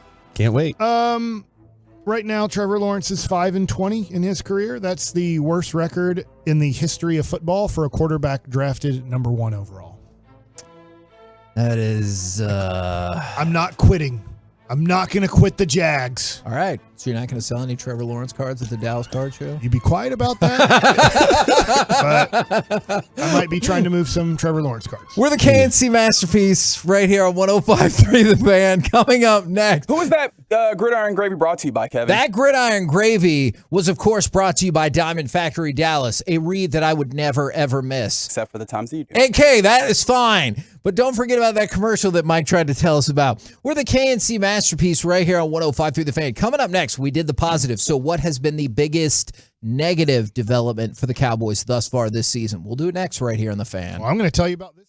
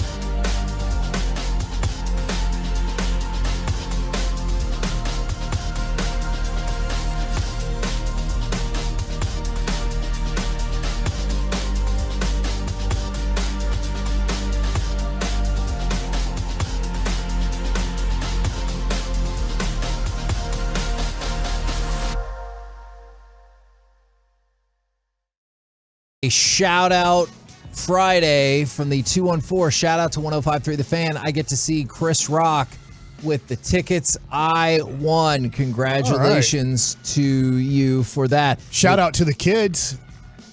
Are they getting out of school? It looks like a lot of them are getting out of school. My kids just got released from school because of the weather. Mm-hmm. Look, I hope nothing. I mean, how great would it be if you were a kid? Remember that, Kevin, when you were a kid? My mom, here's an important thing for you to know about me, which has probably colored my view on this. My mom was not one of the people who came to pick us up. Is like, you're going to stay at school or go to the daycare. My mom's a lovely lady. She was a single mom, and she had to stay at work. And so when they're like, your school's out because of weather, she's like, nope. So now you're jaded and you want all the Probably so. What a jerk. Probably so. Also, nothing has happened yet. It's raining. I know, but they don't want to let the kids out at 3 to 3:30 when it's going to get really bad. Why can't you just be happy for the kids? I am happy for the kids. Reggie, I'm with you. He turned into a mad person. He teased this as a happy person. I shouted out the kids for getting out of school 3 hours early to have a longer weekend, and he immediately goes to, I hate kids. Kevin hates all the babies that aren't his. There's your radar. Radar's up. Yep. It's starting to rain Are you pretty good okay? out Are you there. still mad that kids are getting released? I'm looking at it, and right where we are, they're like, we're probably going to get some rain. Why do you hate like kids? a lot of rain this afternoon. Why do you hate kids? I don't hate kids. Like you hate hope schools. No, I hope schools. That's what it is. I isn't hate you guys together. From the 903, jealous for sure. Yes, I'm curious how all the parents are handling this. If school is just out and their kids don't drive or they don't have older siblings, I know that or isn't whatever. right.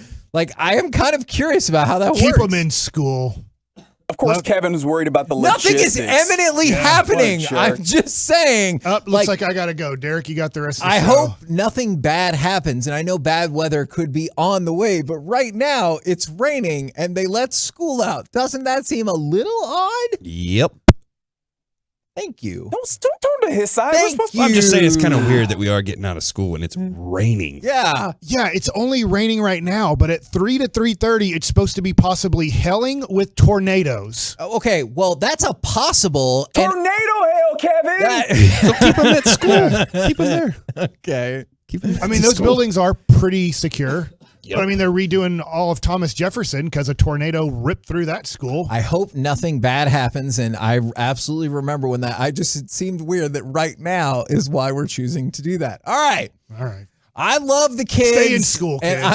And I do agree that kids should stay in school, but I know you're making fun of me for that. Seriously, we talked about this the other day. Tornadoes hit my house in 2015, and I hope nothing bad happens, that everyone stays safe. Absolutely. I'm going to choose not to look at the fan text for like 1 minute because it's going poorly. Text for me. into Twitch. Let's see what they say about Kevin. They're like, why does Kevin hate the kids? I feel really bad about that. All right. Oh, Kevin and hates the pores. the kids and the pores. I just saw that. Gosh, that Kevin. is only for one specific What is thing. wrong with you? Man, I guess I'll never be able to campaign on the I'm a man of the people platform. That's Is probably that why you're not coming to my charity event? You hate Whoa! the kids. Things have gone so poorly. Hey, for Kevin, me. are we supposed to be talking about the Cowboys? Yes, we're supposed to be talking about the Cowboys. Well, nothing's gone wrong with the Cowboys. They've had close to a perfect season. Okay, well, you know what? And I know you're going to turn this into me being a hater segment. Yesterday, we did the positives. What have been the biggest negative developments for the Cowboys thus far this Kevin season? wrote a whole sheet, Derek. Now go through your whole sheet and list 1 through 10 on what's gone wrong with this 6-2 Dallas Cowboys team. I only wrote down 3 things. 3? That's 3 too many. I also acknowledge the person who said, hey, Kevin, what the hell? All right. I approve of that. I really do. All right. So the number one thing that I wrote down, and hopefully you guys will think this is fair, is the players we feared might get hurt got hurt in Tyron Smith, Dak, and now Zeke. Now, luckily for Zeke, it's only been the one game, and we had Jerry on earlier. He says he anticipates Zeke being back for the Packers, but Dak obviously missed multiple games. We've been pretty much the entire season without Tyron Smith, and you just hate to see that some of your players that had gotten hurt in the past are getting hurt again. Now, the fact that they've been able to weather that just They only fine lost 1 game. is astonishing. That's what I was going to say, too. With all the injuries and everything that's happened with the Cowboys, that's got to be a huge positive to be 6-2. So I don't know where you're going to get these negative things at, since you're such a hater right now. You know what? I might need to read some of the text from the 210 Jabril Cox. That has been I don't know what. Not just him.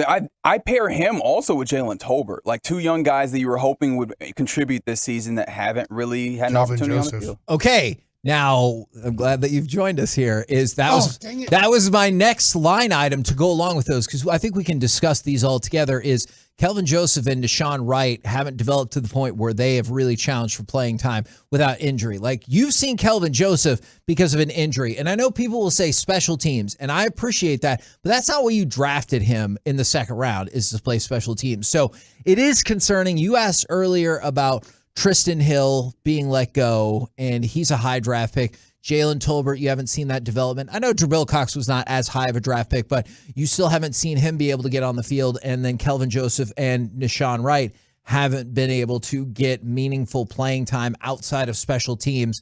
If I had to note negative developments, I think that would be one of them. Okay.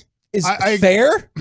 Very fair. Not everybody can develop. I'm sure that if we look at right now Philadelphia, who's undefeated, that we could go through their last 3 to 4 years of drafting and find, heck, didn't they draft the kid from TCU, Rager? Yeah. Right. There's misses for sure. Right. I mean, everybody has them. So it's Justin Jefferson. Yeah. And so I look at the Cowboys. It is right. I mean, you wish that your second round pick, Kelvin Joseph, would be way better. You wish that we were hearing positive things about Jalen Tolbert through this whole, you got to trade through for a wide receiver. I think the hope was from the Cowboys and Cowboy fans is, all right, hey, Jalen Tolbert didn't have the best training camp. Jalen Tolbert came from a small school. But when we get closer to Thanksgiving, Jalen Tolbert will be showing Michael Gallup-like development, what we saw from him being a third-round pick. And we haven't heard a thing about Jalen Tolbert really improving much throughout this season. So I think that's why they're looking at other wide receivers. I'm going to read some of these fan texts because some of these are hurtful, but some of them are also super clever. From the 214, Kevin is the one student that says, teacher, you forgot to pick up the homework. And from the 972, oh, sure, it's okay for Kevin. He has a Noah, so he can handle the rain. Okay, that is very clever. I at least wanted to shout that out. From the, let's see, I had one more, unless y'all have any others before we get back to the fan text. I mean, go ahead, Kevin. What else has gone totally wrong for this season? I actually think you're going to agree with me on this one, too. Let's see, Derek. Dalton Schultz might not have been worth that franchise tag after all. I agree. Wow. You agree too, Mike. I know that you do. He was unbelievable against the Bears, and he decided not even to come out of the game with an injury to protect his career. Is that really what you think is happening? I do think this a little bit. I'm not a Dalton Schultz hater. I don't think they should give Dalton Schultz another franchise tag. I think that they're showing that they have two capable tight ends that are developing into what they need. And you can always draft another tight end in the second, third, fourth, fifth round that you feel like can develop the way that Dalton Schultz did. Is I do think that Dalton Schultz is doing the smart thing. And I bet, Derek, you can talk about this.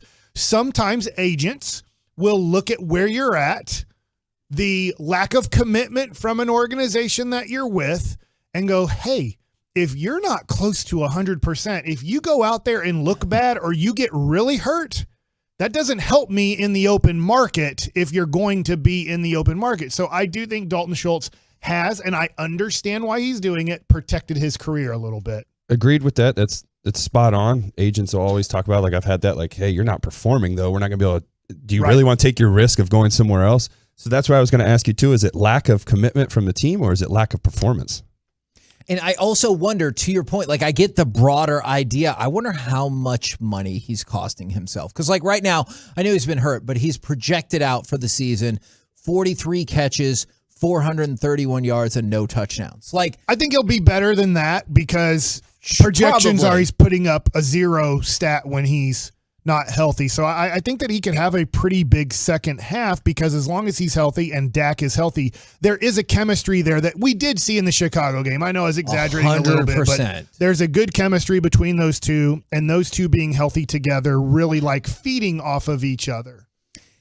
Again, some of these are really clever. From the 361, I can't believe Kevin hates teachers and education. I married a teacher. And from the 254, Kevin, why don't you like the Cowboys? Dutch and Mike love the Cowboys. Even Reggie loves the Cowboys. Yeah. What's up with that? I mean, I'm not going to go that far. I like the Cowboys. I don't love. I mean, what's next on your list on why this season has just the season on the brink is what you're calling it? No, it's not season on the brink. Is my next question was going to be, how do we feel about the possible regression of Anthony Brown? Because if you go back to that Chicago game, is he fell down on the touchdown, right. and then the two, I'm being totally serious, the two deep passes before that, if it wasn't one underthrown, he got cooked, and then the other one got dropped. I understand, and I know that some people get mad at me for this, but I am going to go to what I know the best, and that is baseball. I do feel like cornerbacks, I want to make sure not saying cornerbacks can fall into that relief pitcher situation where sometimes a relief pitcher can be good for like 3 years in a row, and then they just have a bad year. You're like, what happened? Are they bad at baseball now? And some teams will let them go going, hey, they're not good anymore. One of the examples, one of your teammates was like Darren O'Day. He had kind of a bad year with Texas after having some good years. Like, hey, let him go. And then 5 years later, he had 5 consistently good years in other organizations. I remember him being with Baltimore, and I think he was with a couple other organizations. But I think Anthony Brown is still a solid cornerback, but he is having a bad year. Okay, so I could certainly concede that. I'm not ready to be like, you need to be done with Anthony Brown. I just wish he was playing better. Yeah. And I also kind of wish, and this is probably not realistic, that less teams were taking notice and advantage of it, because he's targeted more than any cornerback in all of football this year. I do think it goes hand in hand. I do think that Diggs is a top 5 cornerback in the league. And so when you have him being a top 5 cornerback in the league, you're going to go, well, let's look the other way. And then when you're looking the other way, you're having so much success, it even puts more on Brown's plate. And I wanted to throw some of these out, even if I don't totally agree with them or agree with them at all, from the 682. Negative is you didn't trade CeeDee Lamb. Why would you do that? That's the Philadelphia Eagle fan guy from yesterday or whatever. There's trolling to see if we can get way off topic on something silly. Well, let me ask you this, since we brought up CeeDee Lamb. Do you feel like the receiving core has been up to expectations this year? I actually... Obviously, they had to deal with going with Cooper Rush and then coming back to Dak, so kind of keep that in there. I kind of think I do, because I think they've lived up to our expectations. The Cowboys spun it a certain way, but that's why I have the biggest concerns about Jalen Tolbert, right? Is because Jerry talked earlier when you asked the question about Tristan Hill. It's like, oh, we got a lot of depth there and everything. Okay, I can live with that. And Kelvin Joseph and Nashawn Wright. Okay, maybe I can live with that. Wide receiver is a spot where it feels like, come on down. Can you catch the football? We are interested. And we spent a 3rd-round pick on Jalen Tolbert, and they're like, but not you. Who else is available? I think that's why I'm more concerned about Tolbert than anybody else. But I thought Jerry made a fair point last week when he said, give Michael Gallup a second, especially since he's only had Dak now for 2 weeks. I thought he looked way better, especially in the first half in that game against the Bears. I thought for sure, Derek, to your question about this, I thought for sure that the Cowboys going into the start of the season with Tyron Smith being hurt and probably his career coming to a close. Yeah. I know that they're hoping he comes back in about 3 to 4 weeks and helps out this team, but we can see that his career is pretty much over. His body is failing him. And I thought they're going to have to take an offensive lineman when this draft comes up. Now I'm not so sure they're going to have to, as long as they re-sign Terrence Steele to a long-term contract. You have the other Smith that you drafted in the first round, and Zach Martin still looks like he has some good years left, and other guys have stepped up. I'm wondering if now they'll be leaning more towards taking a wide receiver with one of their first picks in this draft, if not their first round pick, whether it falls at pick 22 or pick hopefully 32. 32. Yeah, Bijan Robinson or that. And then again, shout out to some people who are being hopefully sarcastically mean, but who knows. From the 469, is it possible you only married a teacher so it looks like you don't hate teachers? Wow, what a weird... And then you is made she her still quit. a teacher? Yeah, right? Didn't you make her quit? I did not know. No, that's too far. Is she still a teacher? Yeah. In this, she's not teaching at this moment I rest my case, because Your of the Honor. baby. She is welcome to go Yes back and or teach no? at any point. Yeah, I guess I don't want to give a 38-second answer. No, right now she is not teaching. So you hate that she's not teaching, or you wanted her to not teach so that way she doesn't help the kids anymore because you hate kids. Her going I got back you. to I figured teach. it out. And then from the 469. I remember when I was at his wedding, Derek, he said, listen, this is going to be like a 1950s relationship. And as soon as we have a child, you are done working. That is your work is at the house. What happened was, you know what? I think I'm going to give Jess the hotline number so she can call in and be like, none of that is accurate. Oh, but I love Jess because she will definitely do a bit with us and make you look bad she will on throw air. me under the bus and Oh, she'd be that'd be like, I great. wanted to work, but he was like, nah, well, you have this baby. From the 469, Kevin, is the rainy weather outside the way you think all the time on the inside? That is that is so hurtful. My goodness. We're the KNC Masterpiece right here on 105 through the Fan. You know what? Coming up next, I'm going to run this segment really long so y'all have less time for baseball talk. It's time for Forgiveness Friday. CBS Sports, the Phillies, and the CFL. Do any of these entities deserve Forgiveness Friday? Do you? Plus, stars, and Mike likes it. All of it next right here on the Fan. Number 1, Tennessee. Number 3, Georgia. A massive showdown.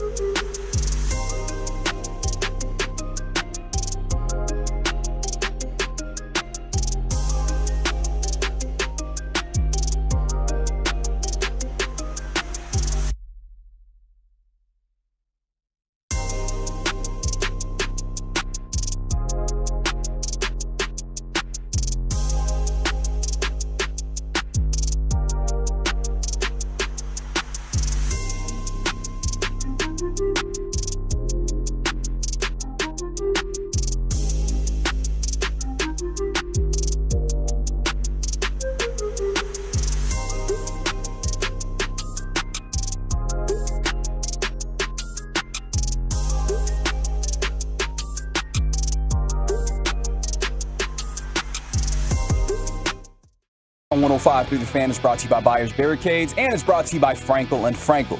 There's a reason you need a special license to drive a big truck, so companies that hire drivers and put them in big trucks should be held accountable for what happens when one hurts you. Frankly, you need Frankel and Frankel. The consultation is always free. Visit truckwreck.com. KNC Masterpiece right here on 105 through the Fan on a shout-out Friday from the 214. Shout-out to the UPS drivers with this bad weather coming our way. Absolutely. Thank you guys for keeping things moving. And yes. And they don't have a door.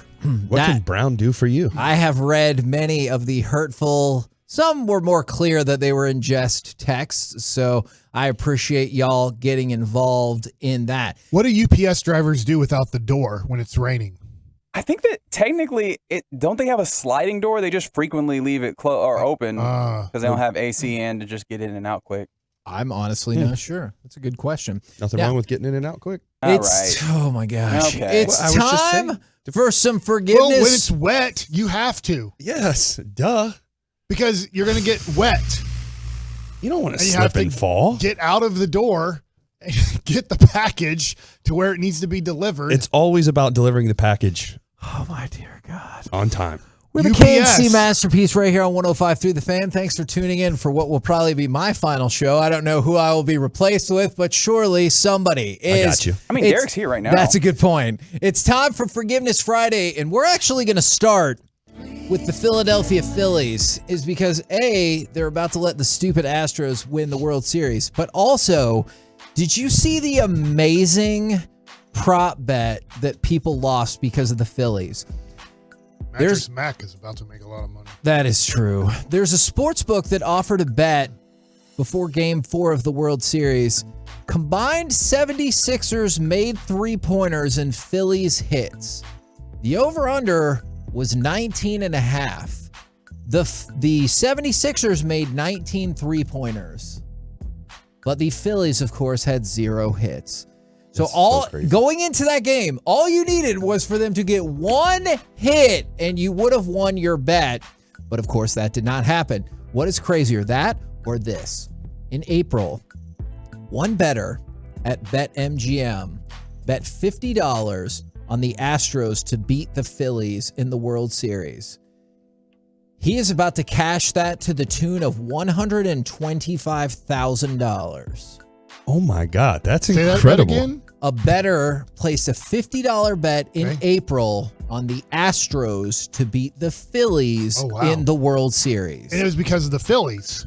I assume. Well, because they got off to a horrible start. They had to fire their manager. So it was just a weird, probably if you put the Astros beating the Dodgers. Yeah, or the Astros beating, let's say, at the time, the Mets or the Braves, you're obviously not going to win nearly as much money. And then it almost feels kind of like a parlay because you predicted the exact matchup. That's 2,500 to 1 odds right there. By the way, I don't know if you think he deserves Forgiveness Friday. I bet fantasy owners do. Is Jonathan Taylor probably going to ask for forgiveness because he is not playing this weekend? And I know that has been very hurtful for fantasy players from the 214. And I know there's a lot of these. Kevin needs forgiveness for wanting children to die from a tornado while trapped in the school. I don't want any of that to happen. I promise. I don't want any of that to happen. Any of what? I don't want any kids to be hurt or anything like that. So I hope all of the kids are safe and okay. Should I forgive RJ for having the smelly microphone here? I'm about to put my sock off my foot over top of it. Yeah.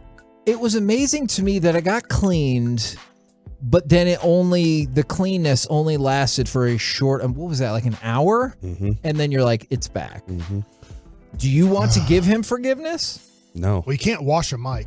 No, we can't. I've been literally just wiping it down. Well, keep it up. Thanks. Do you know how much money Mattress Mac bet on the... Wasn't it 9.5? I have it at $9.5, yep. 7.5 million dollars. No, he bet $10 million. I mean, that's close. Before the season started, $10 million. Do you know how much money he's going to win if the Astros win Saturday or Sunday? I feel like it won't be that much. I mean, it's still going to be a lot of money, but I'd say 20. $75 million. Oh, okay. $75 million? Is that much? Which would be the largest payout in Vegas history. And then he's going to have like a mattress sale. Because nobody's ever bet $10 million on a team to win before a season starts at 7.5. Didn't he also do something during the World or before the World Series started too? He might have done more betting, but he put a $10 million bet before the season started on the Astros. No wonder he was yelling F you at all those people. He's like, I mean, he was also at a Phillies game. Yeah, if they win Saturday or Sunday, he gets $75 million on that. He loves betting. Holy cow. Like, when do like, I don't know, I was going to say Vegas, but I guess you can bet in more places. Like, when do those places stop taking his money? That's, you know what? That's a good question. My dad remembers playing baseball against him. Really? He went to Bishop. Yeah, he did. He went to Bishop Lynch, and he said he was a good baseball player. Huh. Do you think that the CFL deserves forgiveness for not understanding how to release their all-star teams? So they put out their all-star teams on Wednesday, and then a bunch of media folks who cover the CFL were like, what? Why are so many people missing, and why are these all wrong? So they said there was a tabulation error, and they had to make 19 changes to their all-star list. It wasn't... As one does. It wasn't like one or two things that they messed up. They're like, no, we got to make 19 changes, and so new CFL list. And I'm going to go ahead and fire off cut number 19 right here. Do the Arizona Coyotes need to ask for forgiveness for pretending to be a real NHL team? Turnover here, Rope Hintz. Right to the middle, Pavelski across, and Robertson finishes it off. What a feed by Pavelski. Jason Robertson's not going to miss from there. 4-0 Dallas. Because Jason Robertson is awesome, is the Dallas Stars defeat the Arizona Coyotes in their Podunk Arena 7-2. The Stars are now 7-3-1. The Coyotes team stinks, and they play in like a 5,000-seat arena. Do they need to ask for forgiveness for pretending to be an NHL team? Well, they are. They're an NHL team, so they don't need to ask for forgiveness. They are. Are they, though? They are. Yeah, they are. They're playing 82 NHL games. Are they didn't get But relegated. Should they apologize for to the playing IHL. those 82 games? And are you sure it's 82 games? Not 100%. You're right. No, you got it. But Reggie said they were going to score 10 last night when I was listening to the Get Right. I actually said 13. Oh, and then I my upped it to gosh. 50. I mean, they had scored. Gurionov scored in the first 90 seconds. Right. And I was like, look, man, they got 3 goals in like 4 minutes. Let's just go ahead and run this thing up. Okay. Do you think then the Stars need forgiveness for not scoring 13 goals? Yeah, I believed in them to be able to score 13, and they only scored, what, 7? 7. That's not nearly good enough. Oh, I mean, that feels pretty good. I disagree.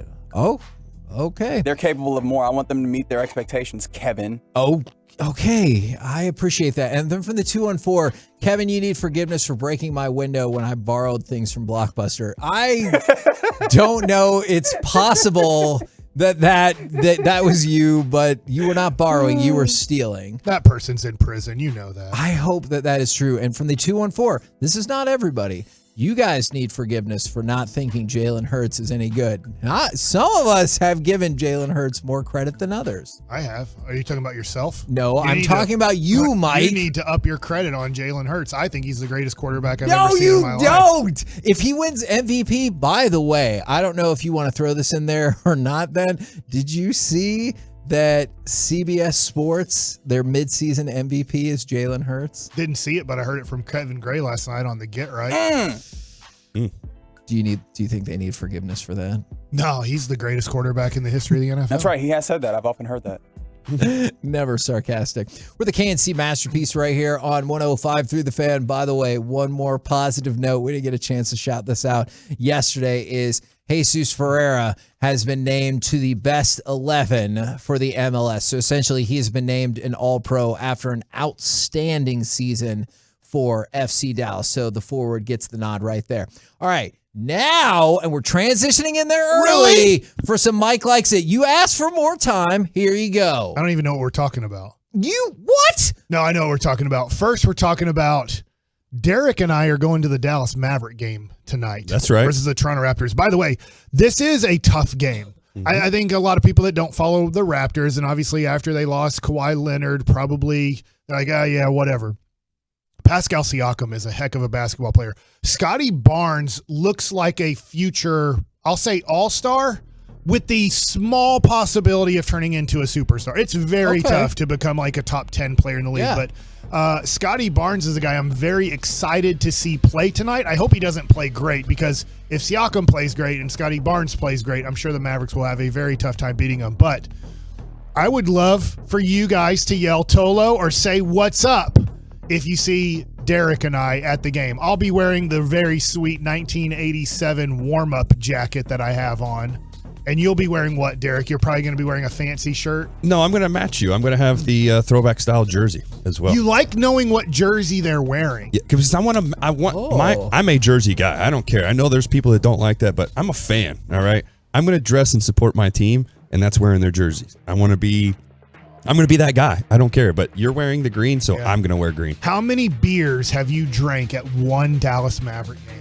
I don't really drink right now.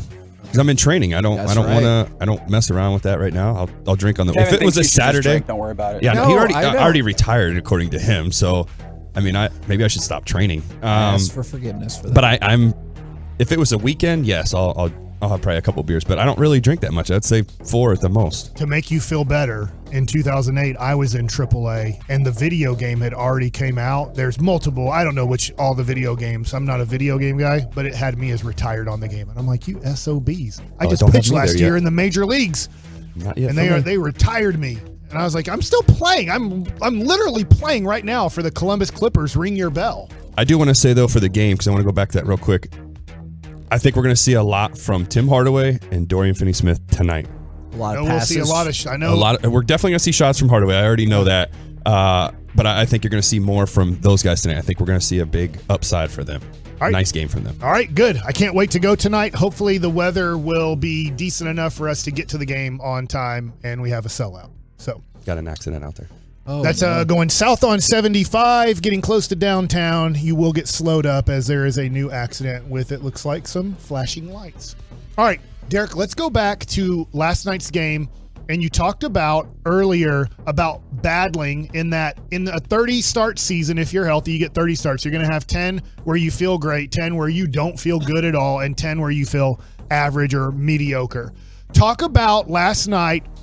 I would say that Justin Verlander felt mediocre. I don't want to say he felt bad, but I felt like he was inconsistent, but made some great pitches when he had to. He got out a big bases loaded situation in the second inning by throwing a breaking ball, and I can't remember who he struck out, but it was a big strikeout there to get out bases loaded, 1-1 game, and keep the game tied at 2 after 2 innings. Talk about what it's like being on the mound, especially maybe playoffs, since you pitched in quite a few playoff games for the Texas Rangers, when you just feel okay, you don't feel like you have your best stuff. Well, the thing is, when you have your best stuff, you're on. You know that it doesn't matter. You're going to hit your spots. You're going to locate. You just feel that confident that nobody's going to touch your stuff. And when you don't, that's where you still have to have that same demeanor when you're on the mound. What people don't realize, too, is it's all about presentation. If I'm out there and I miss a spot and I'm throwing a fit and pouting around, then I've already defeated myself, and the hitter sees that as I've already won this battle. He's going to make the mistake. I'm going to shellac it. Now, with that being said, though, Verlander did such a good job of never showing any emotion or any of that stuff. He continued to keep battling, keep plugging away. He may have missed his spot, but he sold it as if he did that on purpose. Like, I wanted to throw that curveball there. That's what I was trying to do. That's what makes those pitchers that much better, is being able to miss spots and not show any emotion at all, controlling what you can control. He continued to keep plugging away even when things weren't going his way, because he knows that all it takes is one pitch to get me back into my groove, and I can get what I need to do. When you're in a playoff game, I never pitched in the playoffs in the major leagues. Luckily, I was good enough to make it, but not good enough to hear that. Kind of be on a team that was that good. Made the playoffs in Cleveland, but wasn't good enough to be on the 25-man roster to pitch in the playoffs in 2001.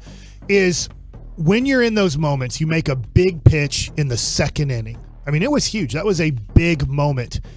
How do you make sure that big moment doesn't almost, I want to say, relax you, or that you still have to, you're trying to still get another 15 plus outs in this game, is that you make sure you go back to the dugout and you don't over celebrate that big moment, because your position players can over celebrate that. They can come off the field fired up, screaming and yelling, let's go, let's get some hits, this and that. But as a pitcher, I would say most guys have to just say, all right, I made a great pitch. I know it was a great pitch, but I can't over-celebrate because there's a lot more work for me to do. Right. And I think with that, too, it's all about showing the emotion. Yes, you can do it, but you better do it in a calm demeanor, because you don't want to get out there and give something to wake up the other team. And that was one of the things that Maddox always talked to us about. It's okay to go out there and show emotion, maybe get a little fist pump, but don't go over the top with it, because the last thing you want to do is wake them up. Right now, you have them down. You have them. You're about to step on their throat and keep them down. So it's not about retribution from the other side. It's about that. Fascinating. Right. And I mean, it's cool. You see guys, pimp a home run, whatever. That's cool. I get it. I have no problems with that. But for me, when I was pitching, I don't want to show you any emotions until I know I'm out of the game, because then I'm no longer in control. I can only control what I can do now. So every time if I had a big moment, maybe give a little fist pump, get into it, but then stay locked in, because I'm going back out there. And for me, I can only speak on myself, is I treated every outing like a boxer. I have 9 innings, 9 rounds. Let's go. You knock me down, I'm going to knock you back down. That was the kind of philosophy I always brought up. Is there a difference pitching in the playoffs to the scoreboard to pitching in the regular season to the scoreboard? And what I mean by that, like if you're up by 4, in the playoffs, are you like, hey, I'm going to be a little bit more aggressive here, or it's the playoffs, it's a little bit of a different mentality? No, I mean, at the same time, yes and no. A part of me is when it's in the playoffs, you got to treat everything as if it's 0-0. If the guys put up 10 runs, it doesn't matter. You still need to treat it like it's 0-0 and go inning per inning or pitch per pitch. You can't start looking ahead because you got so much runs, or feel like, well, I'm up by 10, so it's okay if I give up 1. You cannot think that way at all, because all it takes is one slip up and you've created momentum on the other side. So you have to stay focused and continue to stay within what you've been doing. It's funny too, is when you're up by a lot of hitters will sit there and be like, challenge us, throw a fastball, come out. No, that's not it. I'm literally going to pitch my game. That's your fault. You make your adjustment and then I'll make mine. So I always thought that was funny, Derek, when hitters, either on our own team or on the other team yelling at us, like they would use profane language, which, to make their point of like, throw a fastball, kind of, I'll say, you wuss.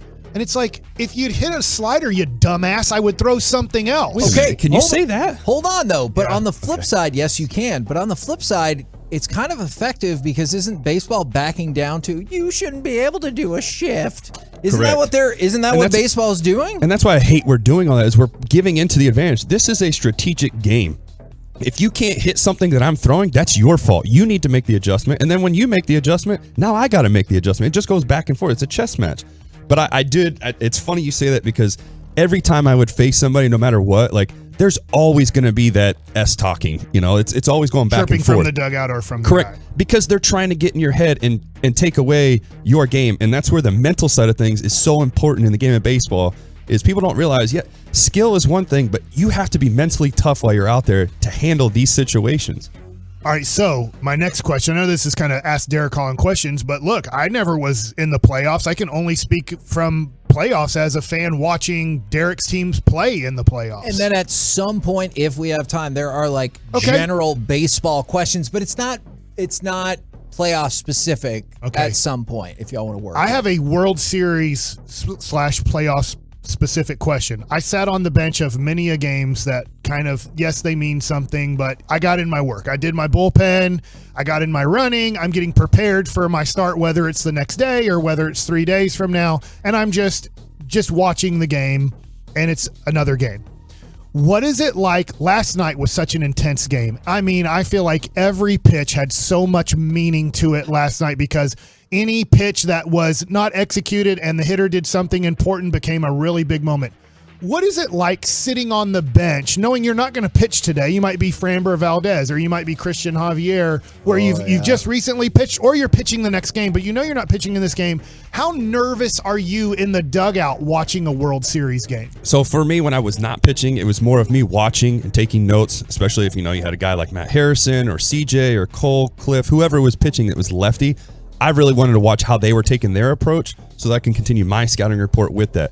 But I'm also at the same time, when I'm there and I'm not pitching and I'm watching the other guys, I'm pulling for them more than anything, because I want them to be successful. I'm trying to stay behind them and watching everything that's happening, because this is a team game. We want to win. I want him to do great out there because that does more for us as a team. Is it odd then from that perspective? Because I'm thinking about somebody like Clayton Kershaw, that things that don't involve you can impact your legacy. Like you can be sitting on the bench watching all this knowing, hey, I pitched great earlier in the season, in the series. So if we win this game, that helps my legacy versus if we lose, they'll be like, oh, Kershaw couldn't win again. I never looked at it that way because all I cared about is if I'm being a great teammate and helping my teammates and cheering them on because that's what they do for me when I'm out there. Yeah. That gives me that I'm being the better teammate. I don't want to sit there and be like, well, if we win, my legacy is going to be this. I could care less about that. It's more about trying to get that W because at the end of the day, I'm trying to win a ring, not only for myself, but for this fan base and the organization. Do you guys feel for the most part, I'm sure you had terrible ones and great ones,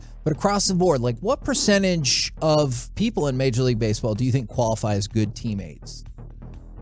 I mean, there's a lot. I've played with a lot of great teammates. I can honestly say that there's less than a handful of bad teammates. Yeah, I would say, I was thinking 80 to 90% are usually good. If you're a bad teammate, you better be a hell of a baseball. You have to be T.O., right? I mean, T.O.'s a piece of dump teammate. I think everybody would say he's a bad teammate. I know I'm going to another sport. But when you're as good as T.O., you can be a really bad teammate and get away with it. So I'd say if guys are bad teammates, they're usually really great baseball players. And that's the thing, too, is you don't want to be – it sucks. If you're a bad teammate – and you're creating the cancer in the clubhouse, that's where it becomes an issue is you're affecting the on-field because you're being a cancer, and that's not helping. So most of the time what happens is when somebody's like that, you're going to see them kind of exit out pretty quick with that team. But it does suck when they are a great player, but they're a piece of crap in the clubhouse. That's the thing that sucks, and it's like I'm a guy, I hate when it's all about me. It's not. It's about the team.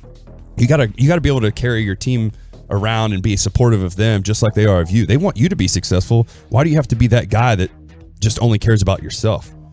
So I was wondering this come playoff time. Now, I was usually a younger pitcher. When I was a veteran guy, I was on the Nationals and we were a pretty bad team. And so it wasn't like I had a lot of guys coming up to me in the dugout. In the playoffs, you had Cliff Lee in 2010. You obviously had C.J. Wilson in 2010 and 2011. Lefty pitchers, so they might see the game similar to the way that we see the game being lefty pitchers. I think it's a little bit different for like a Colby Lewis or like a guy who I was playing with like Pedro Astacio to come to me. I'm like, dude, you're sinker slider right-hander. Like we're seeing the game very different from our perspectives on how to get out a certain pitcher. How much did maybe, besides Mike Maddox, the pitching coach, how much did those guys go to you possibly in between innings because they just faced Tampa Bay or they just faced Detroit or whoever it was and say, hey, do this. This will get him out because it got him out for me last game. And that's where the scouting comes into hand is you're watching those guys go out and pitch. If I'm going to use you, for example, because we're here, you're left-handed. I watched you do something. You got success with this guy on certain pitches. I'm going to go off of that too. I'm going to feed like that. And then you're also going to tell me because the thing is, as starters, we all stuck together no matter what it was. And we would talk like, hey, man, I'm seeing this right now. Do you see this while you're out there on the field? Like kind of just communicating back and forth and giving the feedback. During the game, because I was quiet. It can be. Okay, because I would always be quiet. I wouldn't, if you were pitching, and let's just say I'm older than you. Let's just say I was on the team and I have 5 years of big league service and you're a rookie or a second-year guy. Throw that out the window. It doesn't matter about time. I would usually not say anything during the game. I would say these things to you before the game or the day before the game. But when you're in the moment of you're competing, I would let you compete how you want to compete. I'd let the pitching coach do their job, and I would not say anything except I'd encourage you like, hey, keep it up, keep going, or hey, battle through this. You got this. You just need to make a pitch here, you know? Right. And that's the thing, too, is it comes down to the pitcher, too. Some guys don't like to be talked to. I know I played it with John Lester, and he was a guy that you don't talk to him before the game. You don't really talk to him at all during the game. So that becomes like more of a thing is I'm going to go say this to the catcher. And the catcher can relay the message to him, you know, whatever it is, like, hey, man, I see he's scooting up in the box as soon as he gets 2 strikes or something like that, something that you're picking up. That's what they would say to the catcher. But certain guys, like, for instance, me, I don't care if I'm throwing a perfect game, no hit or whatever. Come talk to me. Do not let me sit there because what happens for me is I will tend to overthink things. Yeah. And that's where the communication comes in of talking with the pitchers and me and Matt Harrison and CJ and Colby, all of us, we all did such a good job of communicating with each other. There was no certain, don't talk to me. I love your perspective on this because I became a fan of you guys being a retired player and being a Texas Ranger fan as a kid and going, oh my gosh, these Texas Rangers could win it all.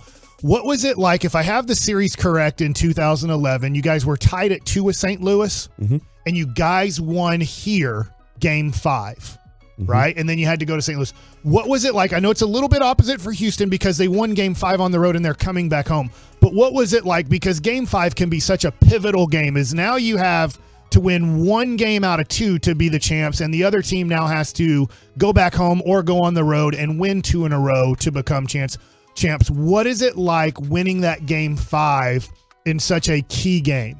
It's to me, it was just more of the communication with each other, telling, like, we've got a little less pressure now. We don't have to put so much on our plate. And the thing is, like we all talked about, is just go out there and be ourselves, do our game, play our game. Don't sit here and try to add more. We don't need to. We have to win 1 game. That's all it really was. And that was the big thing, is just feeding off of each other when it came to that, is just keep that same mindset, what we just did. We took care of business at home. Let's go take care of business now on the road. Let's focus on this next game and go from there.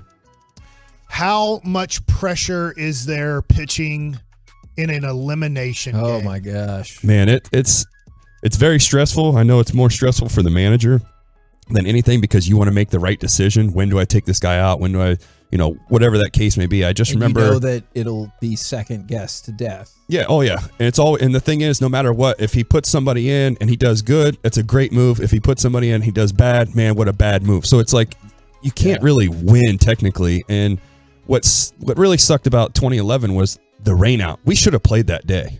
That was the thing that kind of made all of us upset. It felt like it was for St. Louis to go ahead and bring Carpenter back.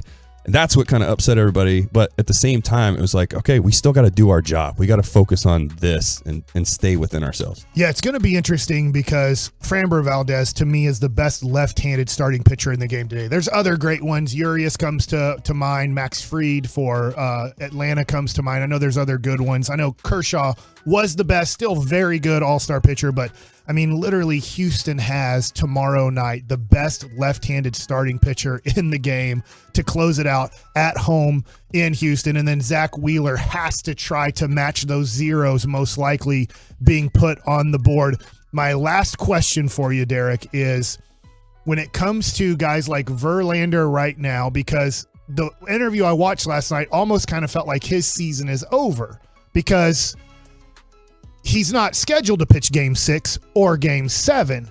But when do you go to your manager, knowing that you're on short rest, if you pitched Game 4 or Game 5 as a starting pitcher, and let your manager know, I want to pitch in Game 7 if you need me?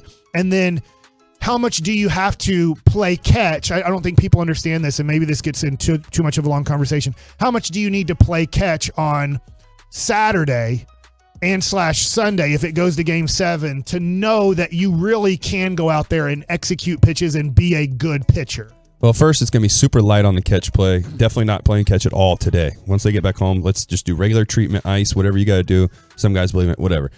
On top of that, he's going to go in there and tell me he's available. He's definitely not going to sit here and say my season's done. He knows that I got to be ready in case there is a Game 7. He definitely will not be in there for Game 6. On top of that, too, going back with Wheeler, the big thing is, as the manager, he's got to tell him, you cannot try to add anything to yourself. Let's focus. Let's get this. We know how great you are. Just pitch your game because you're going to keep us in this game. Our offense is going to do its part. You do your part, but don't add any more pressure to yourself. Just pitch like a regular season game. Nothing changes. Don't have the mindset of this is ride or die. All right, Kevin. I was just going to throw this out there. Somebody had said, and I told you this off air, that they would donate $1,000 to My Possibilities if they could play catch with you two fellas. That's fine with me. I'd do that. Awesome. Yeah. So, for a great cause. I mean, we play catch all day. Have a lot of fun. And then my last question, and Kevin, you can answer this question because it really doesn't have to do with being a pitcher. Kevin's still here? And Reggie, you can answer this too.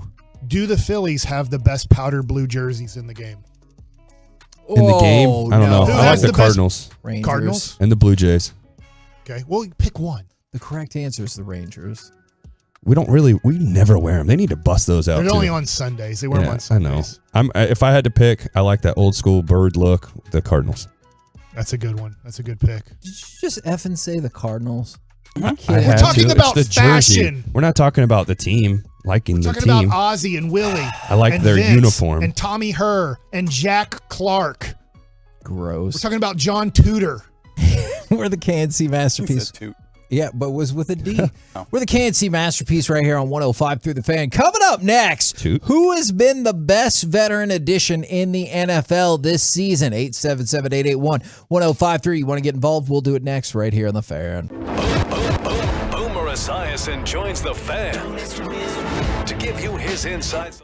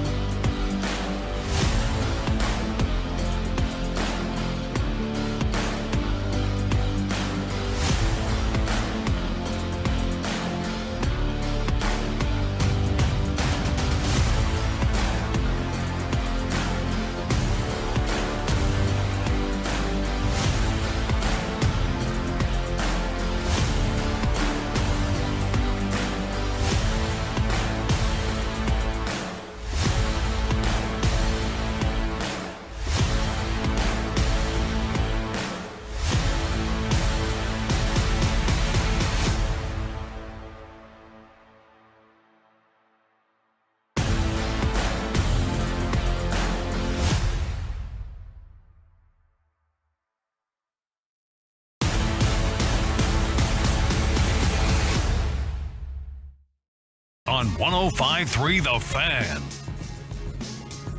105.3 The Fan. Who has been the best veteran addition in the NFL this season? I want y'all to ponder and feel free to text in at 877-881-1053. But in the meantime, from the 469, I could listen to Derek and Mike talk baseball all day long. And from the 682, this is high-end quality content, guys. And for it to be free, it's amazing. There are paywalls outside that can't offer anything on par with this. So absolutely fantastic work right there, guys. And at some point, we're going to play a couple of these Jerry clips talking about Philly and talking about the G-Bag Nation. But I've been waiting to get to this all week. We've just had so much awesome content. Is there a player that jumps to mind to you that has been the best veteran acquisition in the NFL thus far this year? I swear to you, I'm not doing a bit. But right now, I lean towards Geno Smith in Seattle.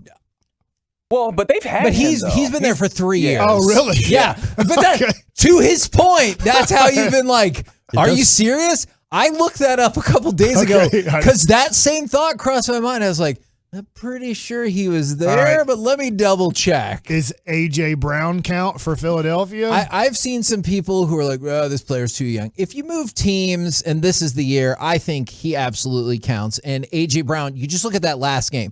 Not last night's game, but over the weekend. 5 catches, 113 yards, and 3 touchdowns in the first half. And they're 8-0 for the first time in history. Does Von Miller count? I think Von Miller is... I think that's one that stands out for me. I mean, look at what that defense is doing. Yeah, Von Miller is very fair. That Buffalo defense is, I think you could make a very strong argument for top 3, but at the very least, I would say top 5. Thus far this year, in 7 games, he has 6 sacks. Even better than A.J. Brown. Tyreek Hill, right? Tyreek Hill yeah, is who I think the guy is. Although I am kind of intrigued of, do you think it could end up being Christian McCaffrey? I know it just took one. I guess playoffs decide a lot, right? Exactly. I mean, I know it's not fair, right, Reggie? It's not fair, but playoffs determine kind of careers. And the reason why I asked that, to your point, is over the weekend, Christian McCaffrey, first player since 2005 to throw a touchdown pass, run for a touchdown pass, and catch a touchdown in the same game. And this is a team in the 49ers that you've seen can break people down with their run game. And clearly Christian McCaffrey can be an all-around back if he stays healthy. I wonder if that helps the 49ers surge in the NFC. But you mentioned Tyreek Hill. There are some amazing numbers about what Tyreek Hill is doing right now. He had his 4th game already with 10 catches and 160 yards. This season, he's already had 4 games where he caught at least 10 balls for 160 yards or more. That's tied with Calvin Johnson for the 2nd most ever in a season, and we're halfway through the season. The only player who's done it more, Roy Green, who did it. Roy Green. Yeah, that's kind of what I thought. So I looked him up. He did it 5 times and led the NFL in receiving yards for the Cardinals in 1984. And then there's this about Tyreek Hill. He has 961 receiving yards this season. That's the 3rd most this far in a season, behind only Torrey Holt and Marvin Harrison to start a season. And you look at Tyreek Hill, and somebody texted in, A.J. Brown and Tyreek Hill have saved their quarterbacks. And that's a discussion that we have quite often is, did Tua get better, or is it having Waddle continue to do his thing and now having Tyreek Hill? Did Jalen Hurts get a lot better, or is it having Devontae Smith do his thing and A.J. Brown come on over? I think that is a fair discussion. I mean, I feel like you got to give them both credit for the. See that? Because Sure. I mean, you're definitely improving each year, and then obviously having key players like that one give you a little more confidence too. That helps out as well as being able to trust those wide receivers in that aspect. And I think going to the other side with Miami, with Tyreek Hill, that helps out too, as you got even more of a threat there. So it opens up more opportunities and more passes. Do Devontae Adams or Khalil Mack move the needle for you, or do you think they would still fall behind because maybe their teams have not particularly excelled? So, yeah, I feel like Devontae Adams has not had the impact that you were hoping for. Not at all. I mean, it's he's had the impact in Green Bay by not being there. So, I mean, you know that he's valuable for one team, but he hasn't gone to the other team and proven his value there. And I know it's because of injuries. I know that he's still a very good wide receiver, but him and Derek Carr, I know they had college connection, but they do not look like they have the NFL connection. You know what's crazy about that is he's still in line to have a pretty good by his standards, a pretty good statistical season. By normal people's standards, a really good statistical season. But it hasn't made an impact for them seemingly whatsoever when it comes to wins and losses. All right, so your vote is for Tyreek Hill? I think Tyreek Hill. That would be my vote after thinking about it. Do you want to go Tyreek Hill or do you want to switch it? I want to switch it. Okay. Ooh. To Tyreek Hill? No, to the I want to go. Wait, what? I thought it was Who's your vote? Of the Eagles with Jalen Hurts and AJ Brown. So you're going AJ Brown. Okay. I think it's a bigger impact. Okay. I think I will also. I mean, you could say that he's making his quarterback the MVP. I mean, look at the difference of the year it's made. Look at last year and then this year. Now, same with Tua, though, right? I do kind of think that is. Yeah. I think he's turned Tua in. I think both of them have turned them into dangerous weapons. I think you look at Tua and Jalen Hurts right now. At first, I had to make sure this wasn't your phone number, Mike, from the 806. AJ Brown for sure. He has made a quarterback that looked like he couldn't throw a decent pass more than 10 yards downfield into an MVP candidate. And I was like, hold on, is that Mike's number? I don't think so. And so I think that he is. I think that's a fair vote. Jalen Hurts is a scary quarterback right now in a good way. And that's okay. So who's having the better year though between Hurts and Tua? Tua, I think number-wise. Through the first 3 weeks, I would have said Tua, but right now I think you have to say Jalen Hurts, don't you? Jalen Hurts being healthy the whole time probably helps him out tremendously. Yeah. With Tua obviously missing time because of concussion. But I feel like he made the bigger jump when it comes to number-wise. Do you think he had more room to jump? I'm legit asking. It's tough to say because, I mean, yeah, he had a pretty rough year, but how was Tua's year? Okay, and see, here's the thing that I think people can make arguments a lot of different ways. And I do see the people saying Brett Maher. I appreciate that as well.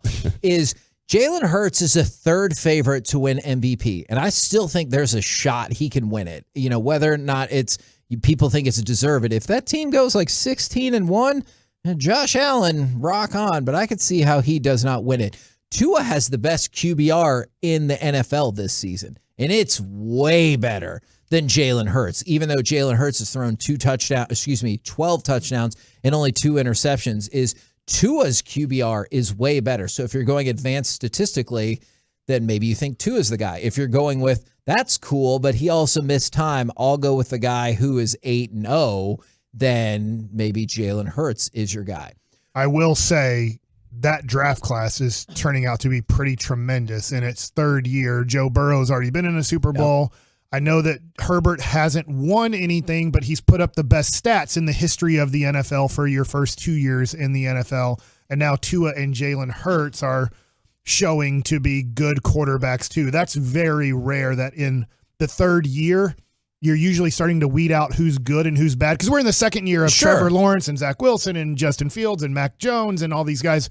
And we'll know a lot more halfway through next year if this quarterback class of 2021 was really bad. But right now we're finding out 2020 looks like a heck of a class. And I think you can argue there's a pretty good possibility that another one of them hits the Super Bowl this year. Whether you think it's going to be Hurts or Tua, it definitely feels like that could happen.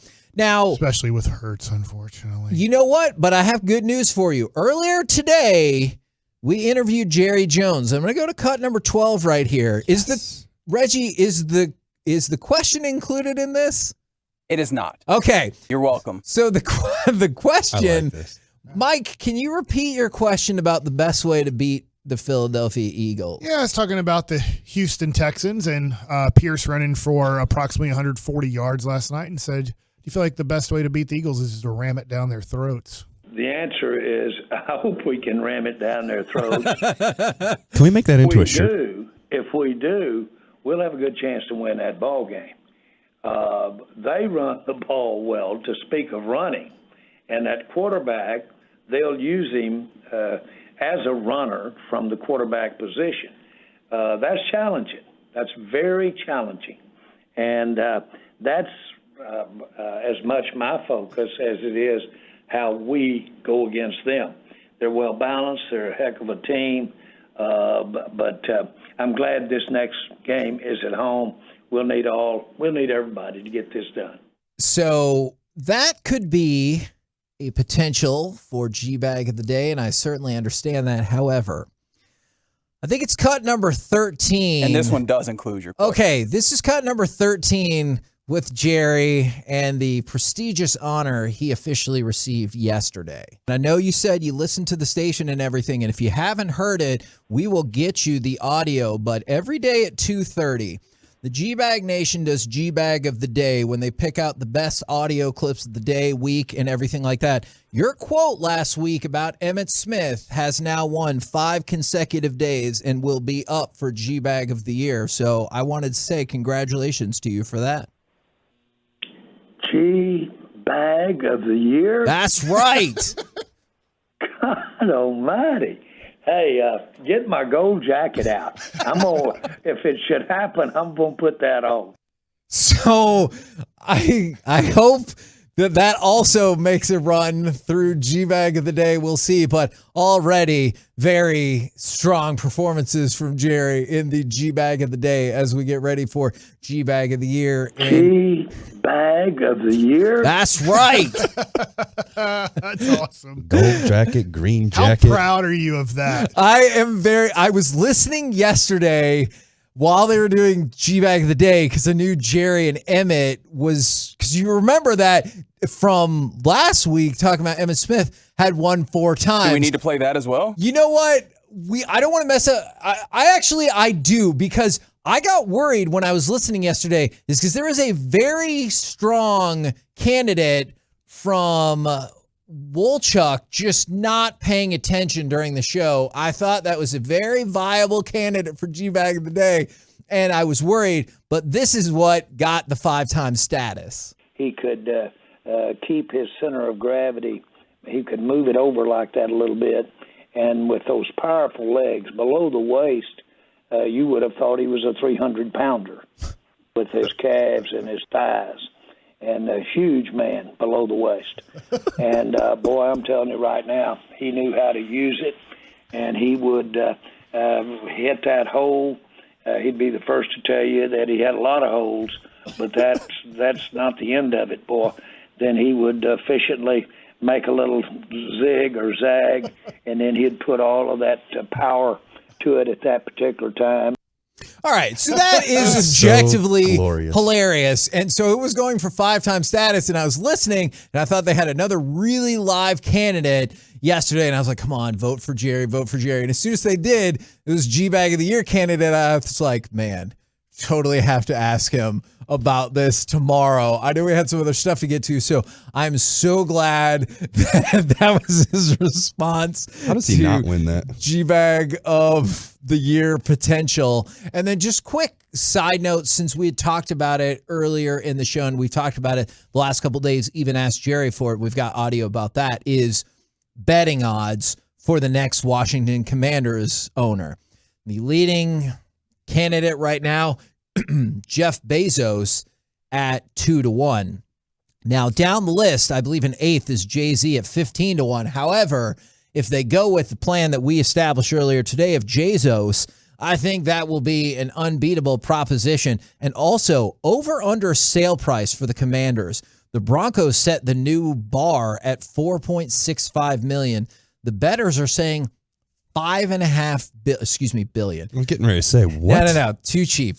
Yeah, Derek could buy that. Billion. Yeah, let's go. The Commanders over/under sale price $5.5 billion. So can't buy that. And I was seeing something from Front Office Sports that, like, the estimation is that it could go as 7? high as 10. Wow, 10? Now, of course, I think you would need a perfect storm of bidders and that type of situation, but The other thing that I think could probably make that happen is Jerry made reference to it earlier, working on that new stadium. If you've cut a deal already or a side deal, that can definitely help with the proposition of how much you're willing to pay for that team.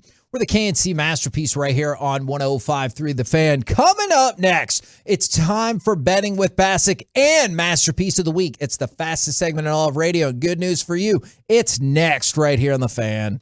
Blasting out 100,000 watts of FM sports talk power and streaming 24/7 on the Odyssey app.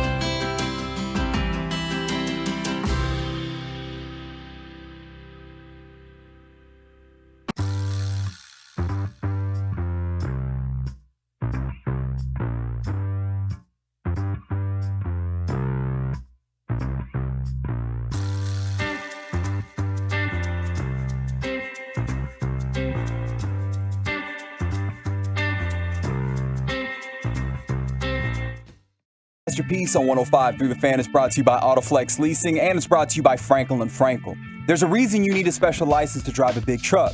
So companies that hire drivers and put them in big trucks should be held accountable for what happens when one hurts you. Frankly, you need Franklin & Frankel. The consultation is always free. Visit truckwreck.com. KNC Masterpiece right here on 105 Through the Fan. Got some shout-outs I want to run through. Shout-out to 105 Through the Fan. Tomorrow, they will have the biggest college football game of the season thus far. Tennessee, UConn, UMass, and Georgia. There is no universe in which that's the biggest game. UConn is they're trying to get to a bowl game. This is big news. They still got Kevin Ollie. That's a different sport. I think they got Byron Jones back. Is Tennessee. I think that could make a difference. Tennessee and Georgia, pregame at 2, kickoff at 2:30. And then Sunday, even though there's no Cowboys, 11:30 pregame. You got Colts and Patriots with that kickoff at 12. And then Rams and Bucks after that, which we just talked about, feels almost like an eliminator game. And I wanted to shout out to our roofer, Robert, our Tolo roofer and he loves radio, by the way, and wants to get involved, he goes, I just want to warn everybody, I'm out in Tarrant County. The storm watch is on between 2 and 8. Just be advised, after this, especially if there's hail, people are going to come by, be knocking on your door, ringing your doorbell, trying to potentially scam you with things with your roof and everything like that. So obviously, y'all be on the lookout for that. Now, okay. Time for some betting with Bassick. I talked to Corey after he got done with his show today. He likes the Miami Dolphins minus 4.5. They are going to Chicago. It looks like it's going to be 52 and sunny there as of now. So Miami is a 4.5 point favorite going to Chicago. I do really like that for Corey. That was one of the games I did like. Yeah. I wonder how often we bet a game after the Cowboys play that team. Yeah, because you have a better idea. Yeah, this feels like a Cowboys effect kind of happening right there. So that is that. You guys get to pick first. Right now on Corey, I am up $80 on him. So, and right now, Kevin, you get to go next. I am up $40 on you. It hurts. I know that is your end goal. That's my whole goal. You don't is just care. to make you pay.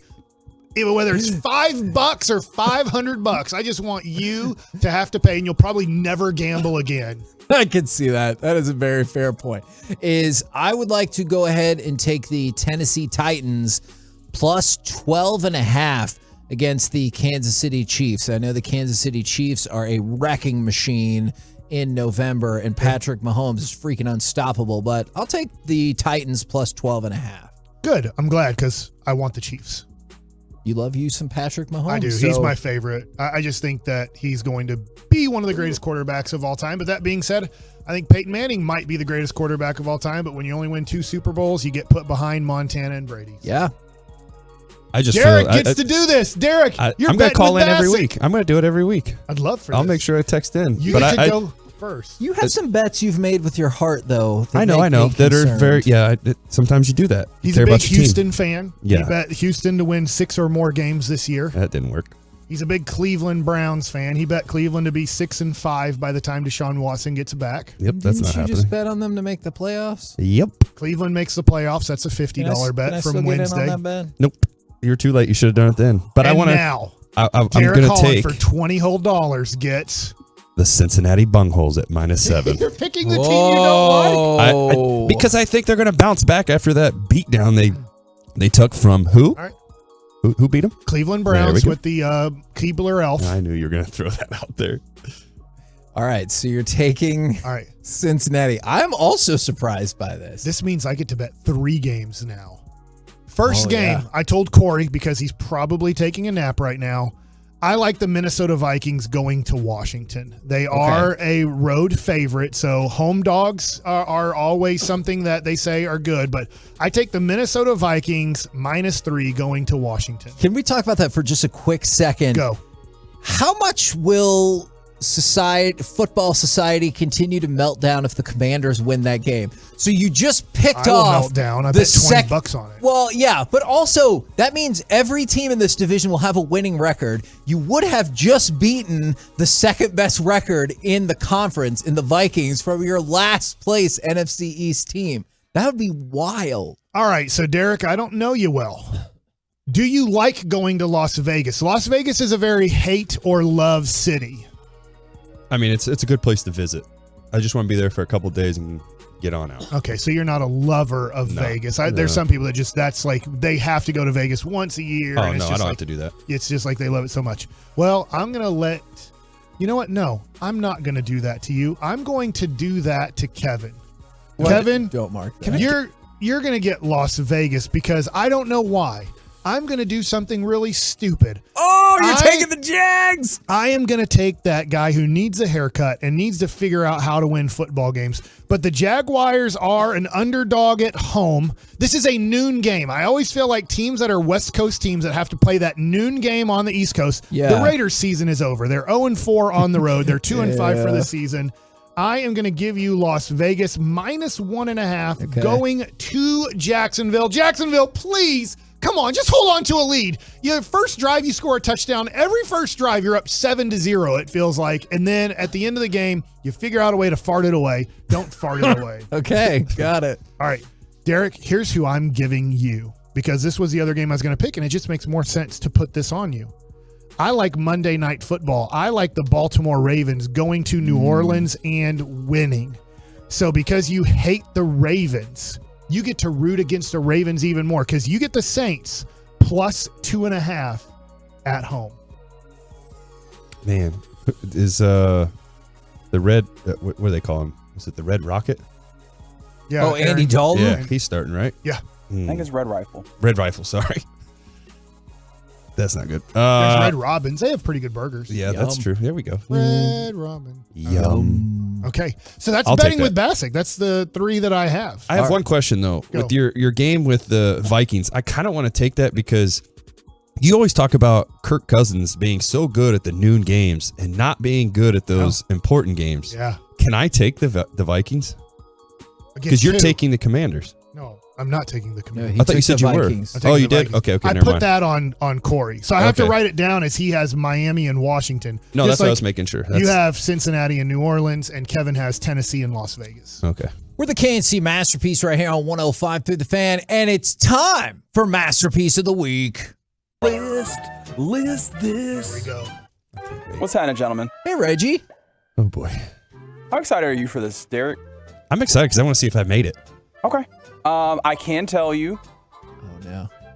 That it's the whole Xavier and Howard show. that Please don't be that. I don't have anything in here for you. Dang it.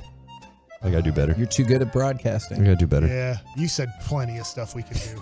I know I did. I'll see if I can find something. In the meantime, let's do Masterpiece of the Week, in which we revisit some of the funny, stupid, or odd things that have been said on this program. Kevin, how does this typically go? Whoever's not here gets kicked in the junk. That's Corey. That's how this usually goes. But now I'm just going to kick Kevin in the junk. How's that sound? Not great. Well, too bad. Kevin said this. Got my positive card back, or my negative card back. Now we can bang. Like, that is not, sorry. Whoa. Not bad. That's a strong start. That was again. This whole Xavier show's Howard over. story is going to take me down. That was from that? Is because remember, he went into the lab, met that lady, and like, I don't know how that goes. Ram it down their throats. Oh my good Lord. Kevin, by the way, Reggie, you're going to have a lot of work. Tomorrow, there's about 12 sentences that we need from Kevin that we can play the rest of our lives. I think Ruben sent them over to him. We'll talk about that later. Michael. Me? You asked a very important question calls here. me. I know, right? And I just wanted to know, Derek, Kevin, do you guys also wonder this? I wonder how long I could do it for. I remember hearing this. What was that about? I don't know, Mike. Walking or something? Marital things? I don't What, counseling sessions? Is that what you're saying? No, I can't do that long. Usually I'm like, yeah, I'm effed up. I think that means you're winning. Admitting. I mean, I've wondered that before. What was your takeaway from those wonderings?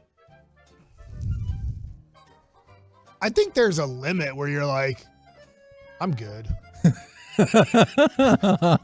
Are you great and then you're good, or just you're like, I'm good? It just matters. Okay. There's a lot. There's a What lot. does that mean? It's kind of like throwing 2 change-ups in a row. A lot goes into the first change-up on how the second change-up needs to be. Mm-hmm. Needs to be better than the first. It was about What was it about? Thank you to our audience. It was about how long you could do the TB12 method. Oh yeah, because I was a vegan for 10 days. is that what they're calling it? Yeah, it was about being vegan, I thought. It's like with Sting. But then Pokios was downstairs. By the way, when's Pokios coming back downstairs? That was a great day when we left the building. That was What's Pokios? It's you pick 2 cookies of your choice, like let's say 2 chocolate chip cookies, very basic, but they have different flavored cookies, and then they have different flavored ice cream, and they stick the ice cream in between the 2 warm cookies, and then you have yourself the perfect cookie ice cream sandwich or ice cream cookie sandwich. That sounds delicious. It does. You know what doesn't sound delicious? Oh boy. What Mike's talking about here. It just seems disgusting to do it in a bathroom. Do it somewhere else. Like maybe there's not urine on the floor in the women's bathroom, but there is in the men's bathroom. I'm going to tell you, we spray, and I don't think women do. That's about the Philly women fans fighting in the bathroom. You know what is weird about this segment? Even when I know exactly what you're talking about and I understand the context, still listening to it sometimes makes me uncomfortable. I'm glad. That's my whole That might be my vote. I like the one before that too, though. Crap. This is a great 3 contenders, but you wanting to bang Corey, to me, still is the leader. It's not. No, it's not what that was about. Are you sure? Because I don't know. Were you talking to Corey here? I might have given that to you. What am I supposed to do about it now? I mean, never mind. You have to move on, I guess. Yeah, like you can't ungive somebody that. What's that?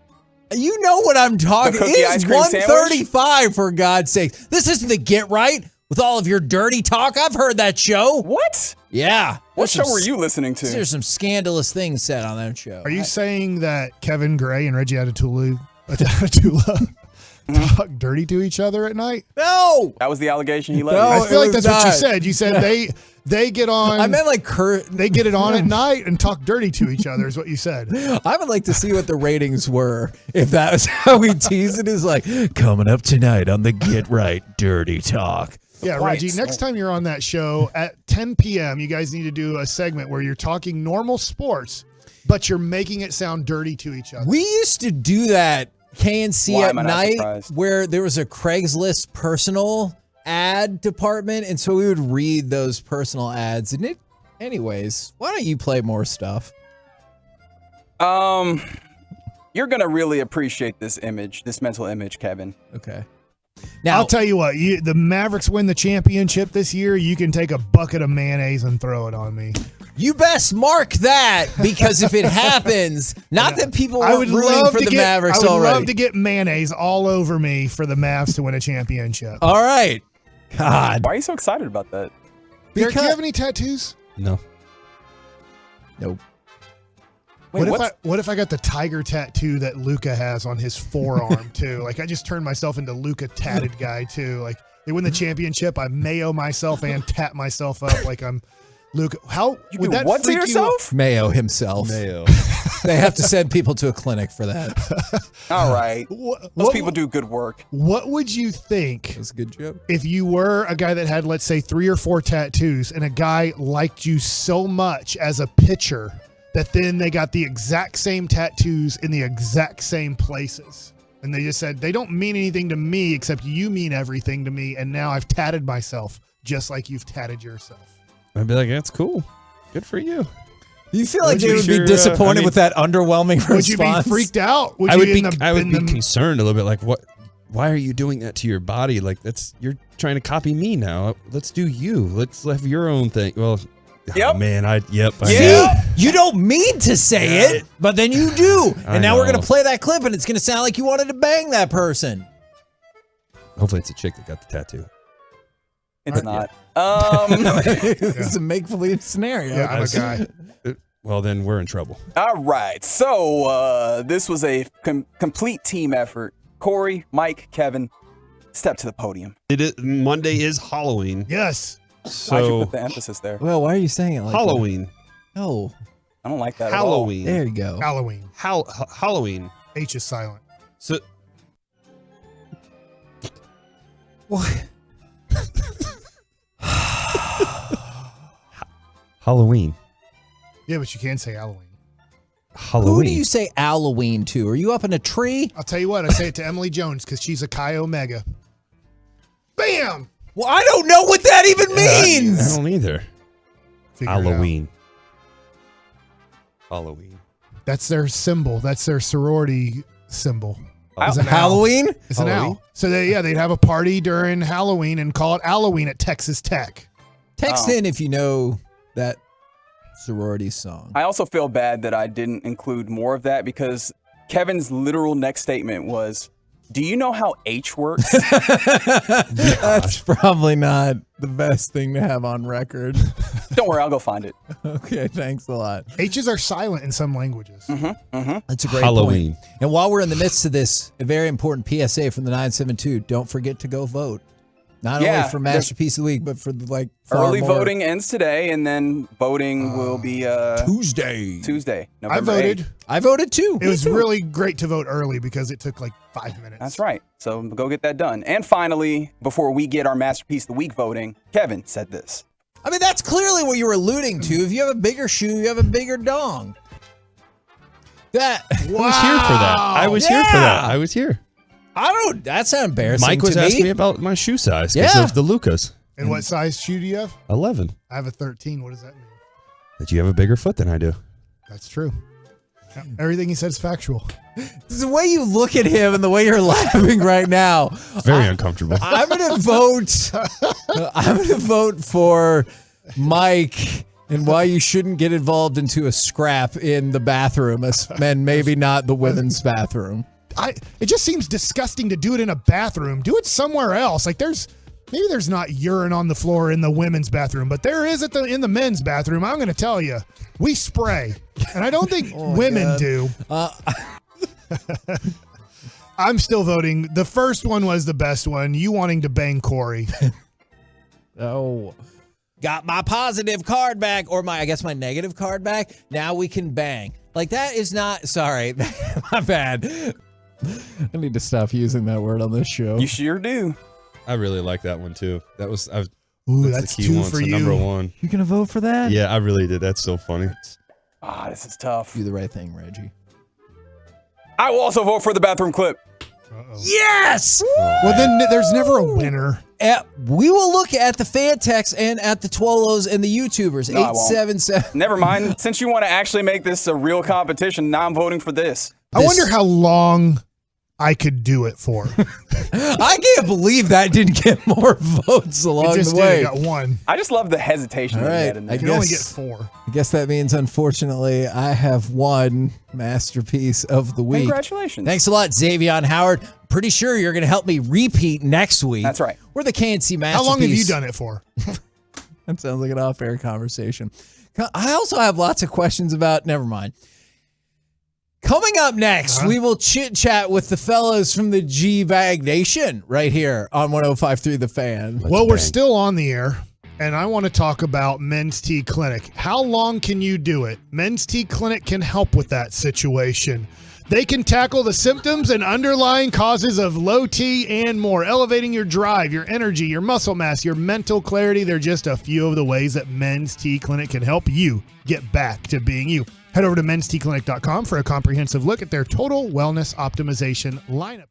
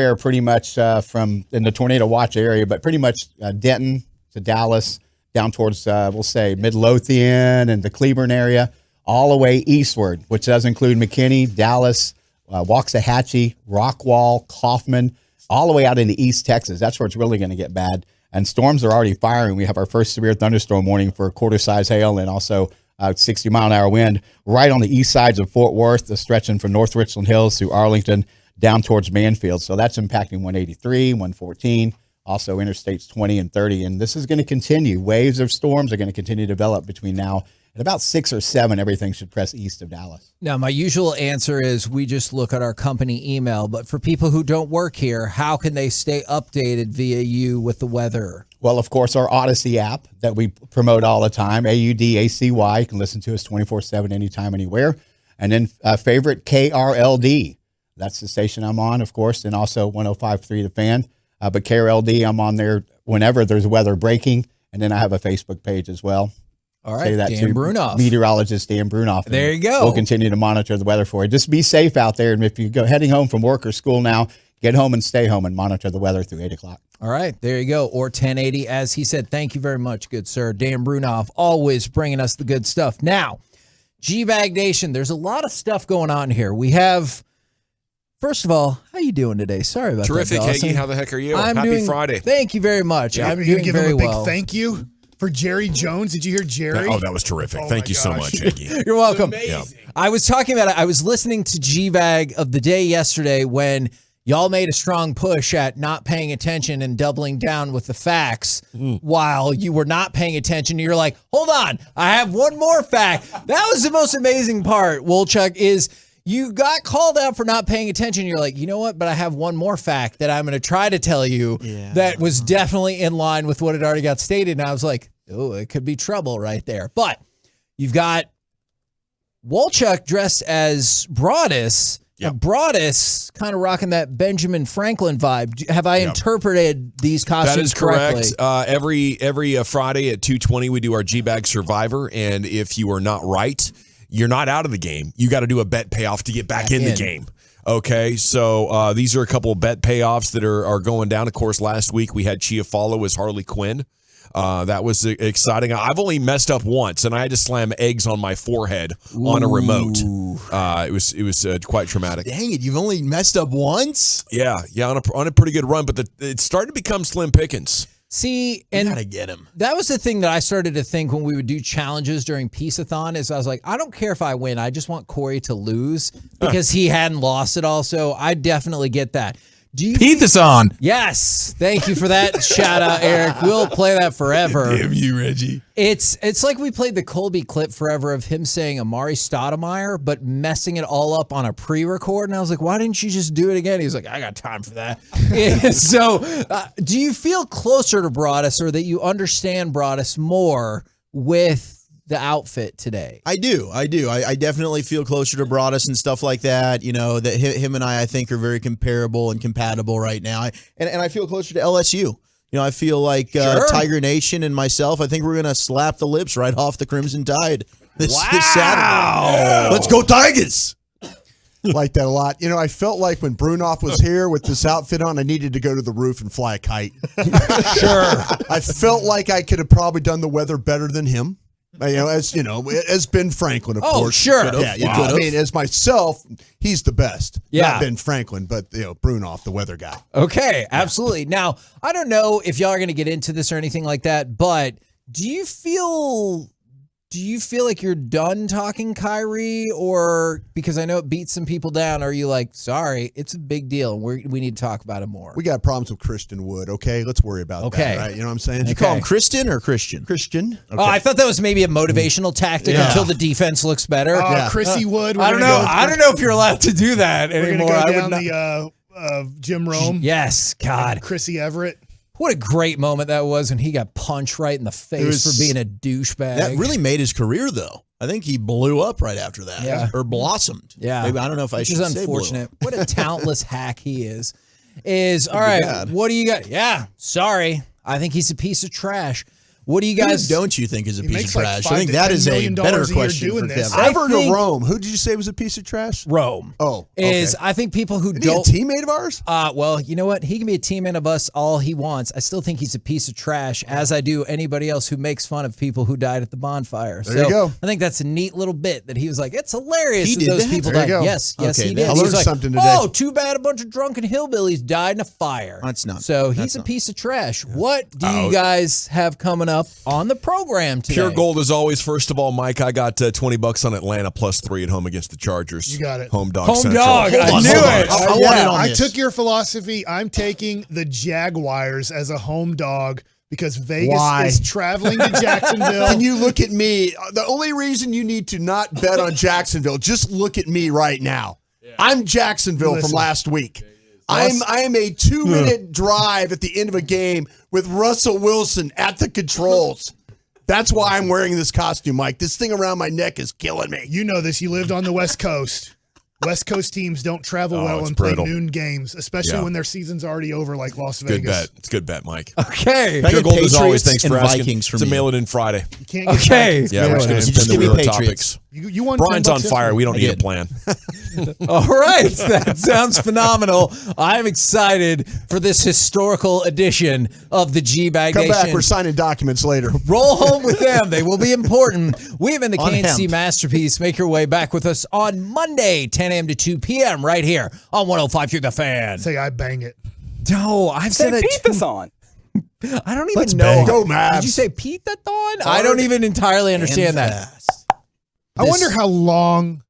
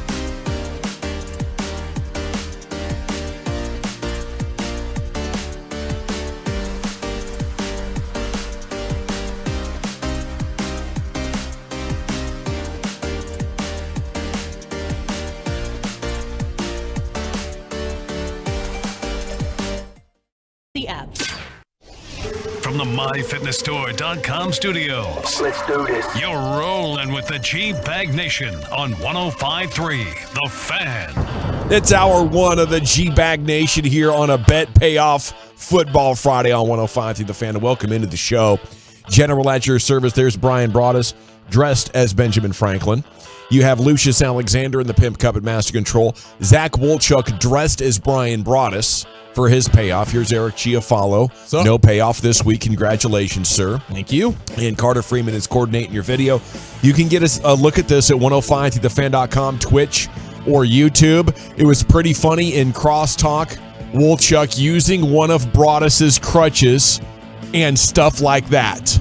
Okay, that got a good reaction from the text. We're wondering, what are Broaddus's other crutches or catchphrases that the Wooly Bully could implement?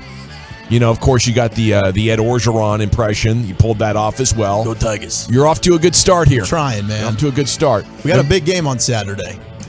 It is a big game. We got to beat Alabama. I tried to order those LSU socks. They didn't get in time. You should have let me know. I didn't want to wear your socks. I got a weird foot thing. I've got socks, LSU socks I've never worn. I know, it was weird. Wolchuk was so down to wear Broaddus's LSU undies, but he refused to wear his LSU socks. The LSU thong. You know, I got a thong fetish. You look great in that thing. Yeah. Didn't you try to tell LSU to not hire Scott Linehan? They went ahead and hired him anyway. I did. What idiots. I said, what idiots? Why would you hire Scott Linehan? That guy can't coach. It's funny that I'm looking at you right now. I'm thinking that's what I'd look like with a beard.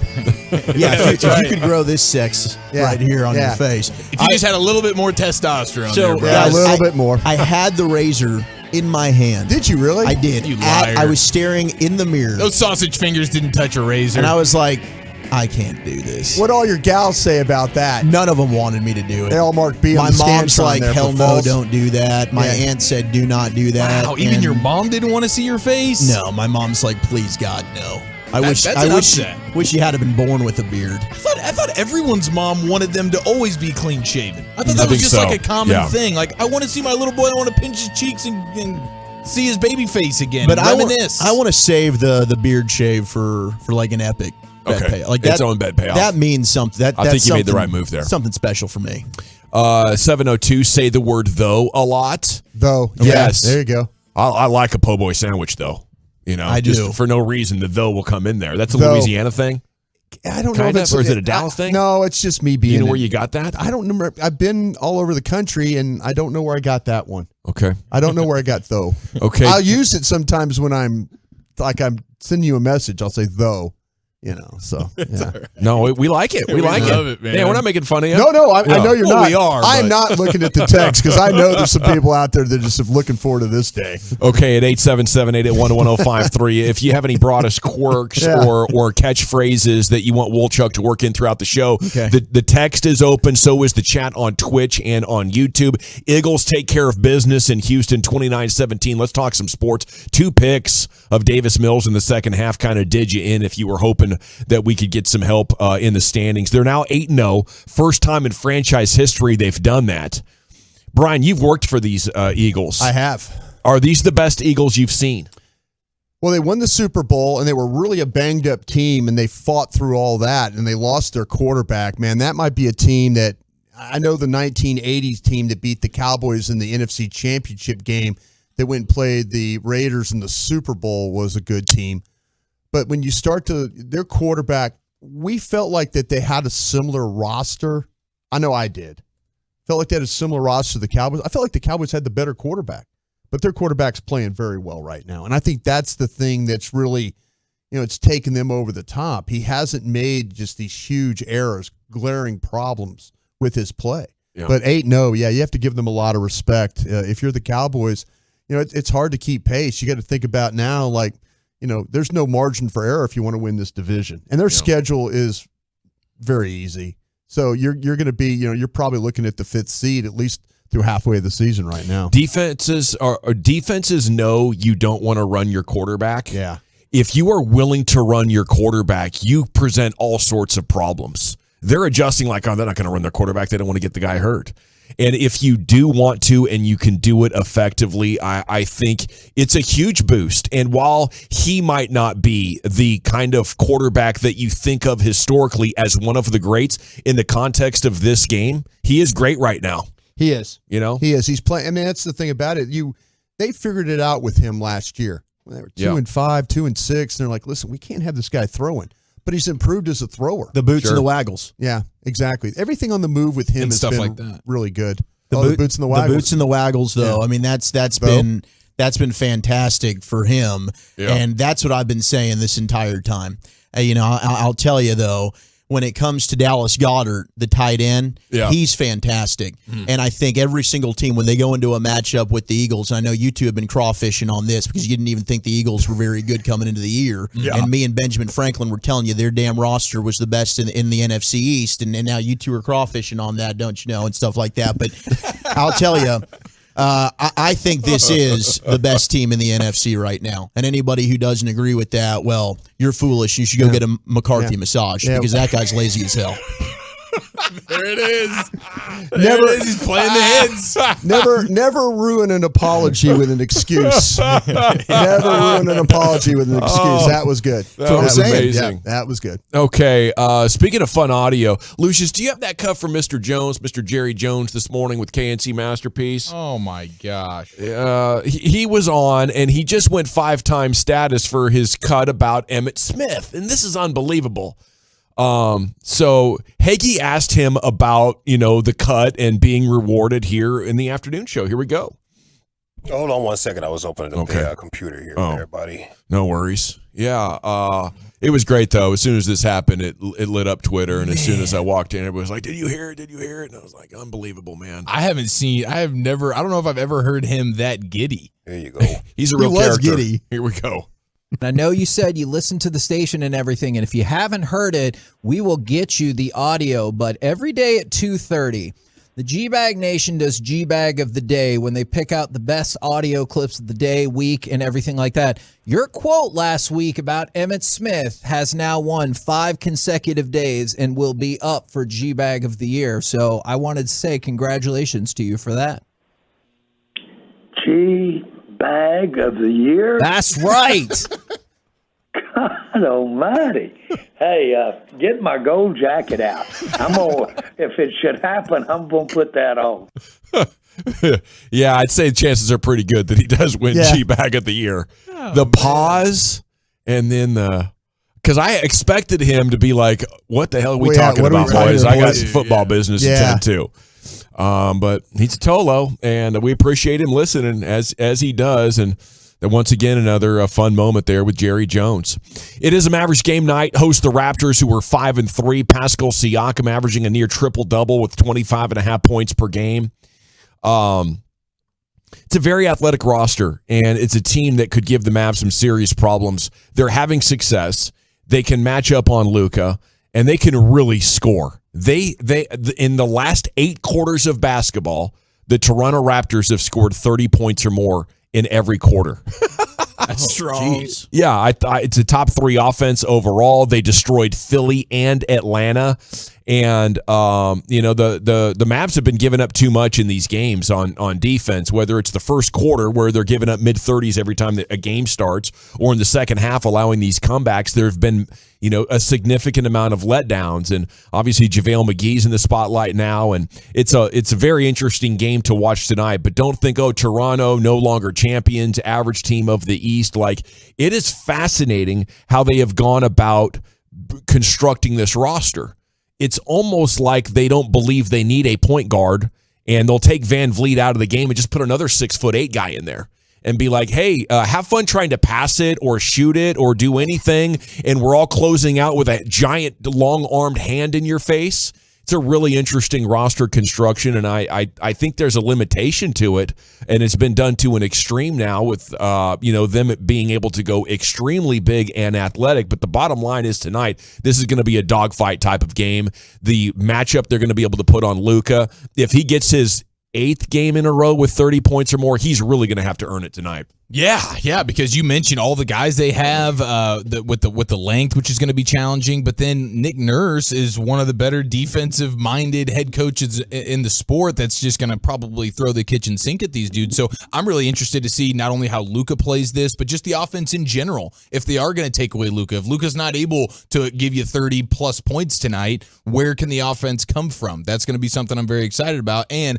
how does JaVale McGee respond to Mike Bassick sitting courtside with Derek Holland and just lobbing stop playing like Willie Cauley-Stein grenades at him, right? Like how what's the mental warfare like between Baskey from courtside to JaVale McGee? That's going to be a huge development as well. No, you're not wrong, and I like what you're saying there. I do, but it's the question: who is a bigger concern right now? Is it Christian Wood or is it JaVale McGee and stuff like that, though? No, that's what I'm saying. I think the bigger concern, Brian, is what you're doing with McGee. I think that's the one. I like what you're saying there, Ben. Yeah, I think to me that when they brought him in here for a reason, and if as he continues to play less and less minutes, and now you're putting somebody on the court with Powell that you can see there's a clear difference.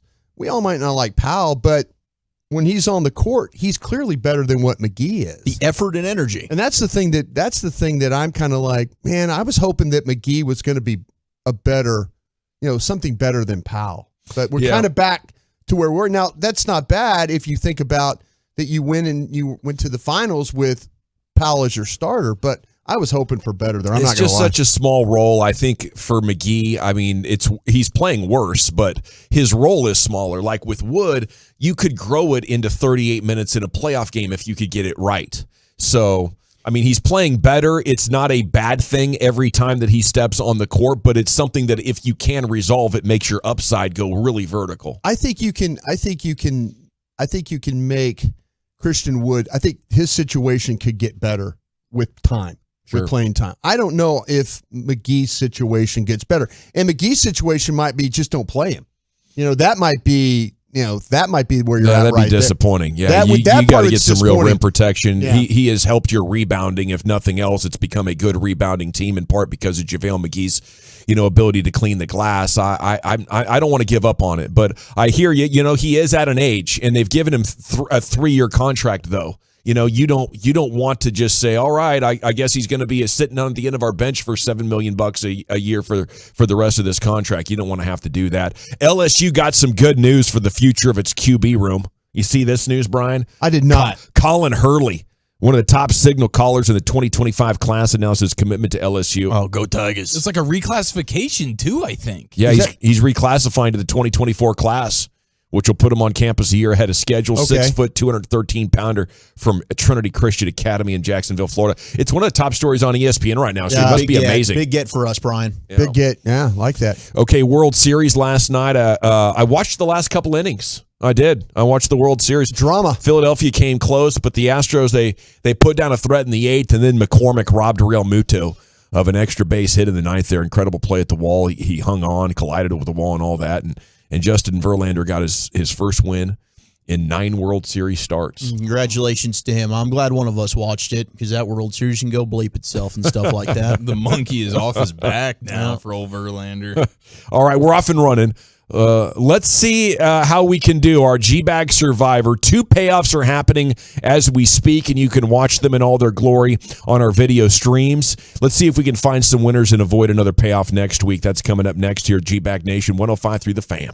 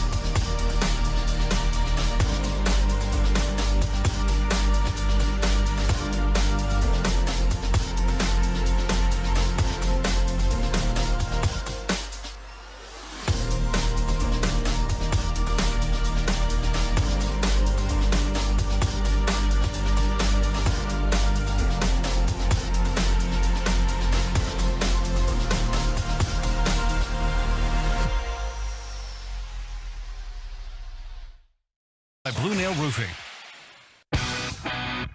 Welcome back, Nation. It is time for another Football Friday G-Bag Survivor. Segments brought to you by the Frankels. If you think there will be less big company trucks on the road because of gas prices, think again. And those big trucks have insurance companies to protect them, so get the representation that will not settle for less. It's the Frankels at truckwreck.com. That is truckwreck.com. Thanks to Brian Broaddus, by the way, for keeping track of all the teams we have picked. It's getting more and more difficult to keep track, as we've all picked 8 or 9 teams. And, I was looking at this week's games and trying to find a team that I hadn't picked that I like. I was going to take the Bills. They're going to 5-3 New York. Buffalo's an 11-point favorite. I guess we're saying the Jets are just a total fraud right now. Yeah. But I don't, with no Breece Hall, and it's just it's not a real 5-3 team, and they probably won't end up in the playoffs. But I want to try to hang on to the Bills, so I'm actually going to take the Patriots at home because the Colts can't score, and I think they got a crisis on a number of fronts right now. I wouldn't be surprised if it's a divided locker room, coaching staff, and front office. So I'm taking the pass to handle business against the Colts. Yeah, that is, and you said thanks to Broaddus for keeping track. I was a little bit bummed because I was very sure I hadn't even used the Bills yet. I wanted to Week fire 4. off the Bills once again. Yeah. I'm looking to use the Bills at every single turn the rest of the way. Take the if Jets, possible. coward. No, I'm not taking the Jets. Dear Coward. God, no. I'm actually, I feel good about this. So at least I know if I do lose, then I'm going to be with Dawson here because I am going to rock with the Patriots. Of course. Not very confidently, but if it's a rookie quarterback going to Foxborough, I feel good about Bill Belichick and company. Now Justin Fields as a second-year guy. What do those Merc to numbers that. tell you about the Patriots on this? Huh? It tells me their offense is not very good, and I'm not overly confident. But dear God, I just think Sam Ehlinger is going to fall into the Bill Belichick trap in Foxborough. Oh yeah, we're on that one. Now it's been a couple of weeks since we reviewed the possible bet payoffs we could do. After we get Wolchuk and Broaddus's picks, can you go back over what we'll have to choose from if either of these are wrong? Zach, who are you going with this week?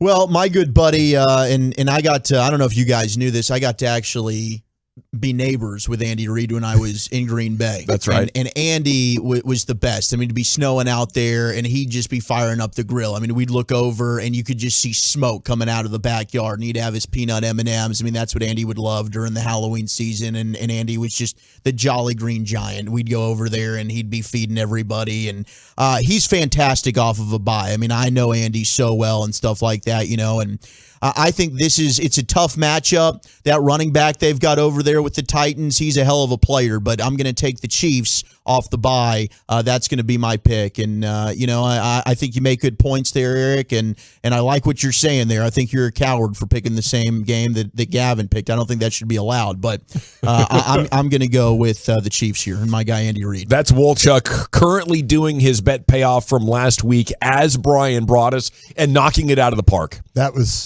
was tremendous. Now, Brian's dressed as Benjamin Franklin, and your pick, Mr. Franklin, Colonial Guy. Mr. Colonial Guy. Mr. Colonial Guy is the Colonial team. His team played last night, Philadelphia Eagles. So I can't use the Eagles, but I have used them before.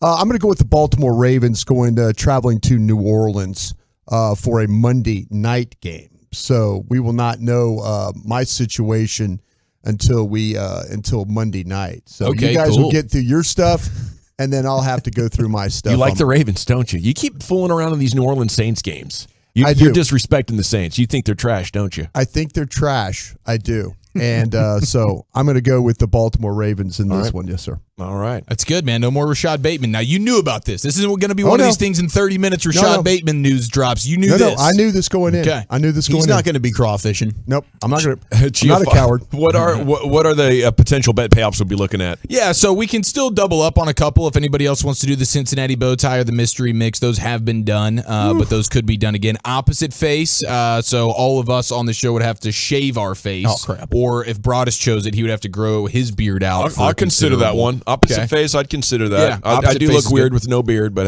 kill. Or we also have the two face where you can just shave half of it and keep half the beard and then go fully shaved on the other side. So you got to do the eyebrow thing too. You got to do the eyebrow, absolutely. Okay. So that there's the two-face one. That's enticing. The fan jam, where you're just jammed in the studio all day. You are literally hosting, you're guest hosting with all the shows from 5:30 in the morning with Sean and RJ all the way through KNC The whole and day? then through the G-Bag All Nation. the segments? It's the fan jam. That's That's got to be done for charity. Goodbye eyebrows. That's just where you do away with both of them. We have the shot collar. We have the shot collar. We have the sing takes, where you have to sing your sports takes for an entire segment. Anytime you're speaking, you're actually having to do it with a little bit of melody and some rhythm behind it. We still have the Krusty the Clown. We have the Chris Arnold Vacation, where you're shirtless all show, and you have a considerable amount of sunscreen on your nose, and you're taking a selfie of yourself each hour and posting it onto Twitter, the same way Chris Arnold handles himself during a Chris Arnold Vacation. CAVK. I love That's right. We have the Milk Me, where you can consume a gallon of milk just for an entire duration of a show. That'd be some bad farts the next day. Between 2 to 7, You can milk have anything to with consume. nipples, Greg. A gallon of milk. Yeah, a gallon of milk. You have the wrestler singlet. You have What is that? That's just where you have It's to a wrestler you have to outfit. wear. You have to come in here like a wrestler. In a leotard. Yeah, like pretty much. yeah, Singlet. That's what it's singlet. called, Brian. Wake up. Thanks for listening. We have the Raider They didn't Joe. have that in my day. Oh, they did. Yeah, they did. Oh, they did. Yeah, they did. They did have that. I've slept since then. Yeah. You know me invented and it my in memory. Don't you know? Come on. Let's see here. We have the ranch pants. We have the Raider Joe. You can dress up as a rabid Raider fan might, with the spikes and the all sorts of shoulder pads and face paintings like they would in the black hole. That's a tough one. I don't like any of That'd these. be fun. Yeah, no, they're all pretty terrible. Let's see. We have the Aaron Rodgers Con Air outfit, so you can come in here with the wife beater and slick back the hair. And Broadus, you'd have to grow out a little bit of stubble on that I'd have face. to, yes. We have the super hot sauce from Hot Ones as well. Bobby Belt has that, ready to rock and roll. Walchuk and I have done that before, and it literally ruined my throat for a solid half hour. And that's kind of the main ones right That's there. an impressive for collection now. of bet payoffs. And we're still collecting more. If any, we continue to come Send up with them in ideas. if you have some great ideas. The text is open. 682 says Wooly Bully just crushed it with the impression. Damn solid impression, says the 214. Thank you. Woolchuck is dead balls on, says the 405. Broadus will dead ass call someone a coward. Oh, he will. He loves it. I think it's one of your favorite bits, isn't it? It is. It really is. It gets your attention when you say that. Everybody's like, man, really? Okay. Holy hell, Woolchuck is pure greatness today. All right, let's move along here. We got to go now to the G Bag of the Day, curated by Lucius Alexander. And a happy Friday, sir. Yeah, man. Happy Friday to you fellas. Salute. To you, sir. To you as well. Jerry Jones won, so it's a vacated title at this point, everybody. Hey. So I had to grab a bunch of randos on a Friday, which is all gravy, baby. I'm up on a Friday, man. Feeling good, by the way. There you go. Yeah, feeling real good, man. Got that early morning workout, but I came back home and fell asleep. Oh. So I got that nap in, so I'm feeling good. Crushing it, bro. I'm feeling good. I'm feeling good. A little different. Let's see. Here we go. Yeah, okay. Let's go to Halloween. These kids go crazy when they see a cooler full of candy on a porch. I'm talking about a whole cooler. Just listen to these kids. It starts off light, then it gets crazier and crazier and crazier. Y'all, come on! Look what they got! Yo! Yo! People game! Yeah! Yo!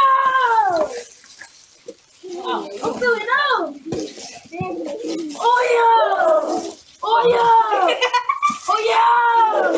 Oh yeah! Oh yeah! Oh yeah! They went crazy over it. It was like they were swimming in it like Scrooge McDuck. Yeah, there's a certain age where you kind of get this thrill off of breaking the rules and just, it says take one and you take like 12. Mm-hmm. Yeah, they were getting wild, bro. Yeah, I love that. Take the whole bowl. Yeah, got you lined up for Jerry Jones. Jerry Jones asked about making 5-time status on the G-Bag of the day. Hey, Here's might what he go had. back-to-back fives. That'd be history if he could. Yeah, it just might just be a Jerry Jones highlight reel at the end of the year. It's all gravy, though. I'm cool with it. Here we go, Jerry. I know you said you listened to the station and everything, and if you haven't heard it, we will get you the audio. But every day at 2:30, The G-Bag Nation does G-Bag of the Day when they pick out the best audio clips of the day, week, and everything like that. Your quote last week about Emmitt Smith has now won 5 consecutive days and will be up for G-Bag of the Year. So I wanted to say congratulations to you for that. G-Bag of the Year? That's right. God almighty. Hey, get my gold jacket out. If it should happen, I'm going to put that on. Talk about it, Jerry. What a performer. Talk about it, Jerry. That's hilarious. You know what it is, man. I like how you could hear him lean back and kind of pull away from the phone like he's asking his assistant to get the gold jacket even. Yeah. That's showmanship right there. Like that boy right there. You ever overheard your neighbors arguing? It's uncomfortable. In college. It is way uncomfortable. In college. Yeah. Yeah. Especially Pretty sure they've heard me. Those thin walls. You got those thin walls in your apartment. You can hear it all. For sure. I heard the good days and the bad days with those two. Yeah. Oh, they love each other today. A lot of love making. A lot of love today. How about overhearing your neighbors fight and it's just weird? Listen to this. This is really awkward. Dumb asshole, you can have all this. I don't get no broke ass. I don't get no about this house. None of this. You can hide this. You and them kids. Why you give me an STD? Oh. I gave you an STD because somebody gave it to me, and I ain't know I had it. So you got it. You and that STD. Wow. Is that Xavier Howard of the Miami Dolphins? About that, bro. If you overheard that one, you like, man, I got one today. Yeah. The group chat's about to be up. That was every day in the 80s. Yeah. Guess someone will be asking her how she's doing when the old man leaves. Because somebody gave it to me. What do you mean? Yeah. Hold on. I just want Maybe him it was to you. ride. I You like can his, have that. Hold on. I like his response. You can hide this. You and them kids. Why you give me an STD? I gave you an STD because somebody gave it to me, and I ain't know I had it. So you got it. You and that STD. Man, you feel what I'm saying? And that STD. My man is about getting his energy right. He ain't having all that negativity next to him. He's getting his energy together. Outstanding. Speaking of energy, what's that workout situation in the gym where you're laying on your back and you're kicking the weight up? The press. Leg press? Is it laying leg press or something? Maybe a laying leg press. Okay. Yeah, that's what I do right now because my ankle is not as super strong as I want it to be. Mm-hmm. So that's where I can be right now before I do a real squat with some weights on it. But this man right here was doing the leg press, laying down. He had the headphones on, and I guess he just got a little too, put too much pressure on it. And he ripped one. Yeah. Now he had his headphones on, so I don't know if he knows how loud it was, but you can hear his response at the end, and it definitely felt good to him.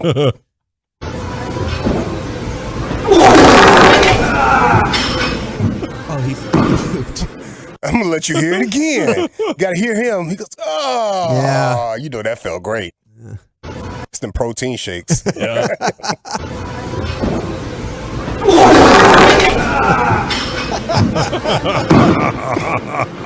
It was a good push. He probably in his head was like, yep, silent but deadly. Yeah. A lot of egg Silent whites. but deadly. Check his underwear. Silent but deadly. Hysterical. Any other nominees, Lucius, before we vote? Let's see. It's all crazy ones today. How about this? I think this lady's husband is driving her crazy, period.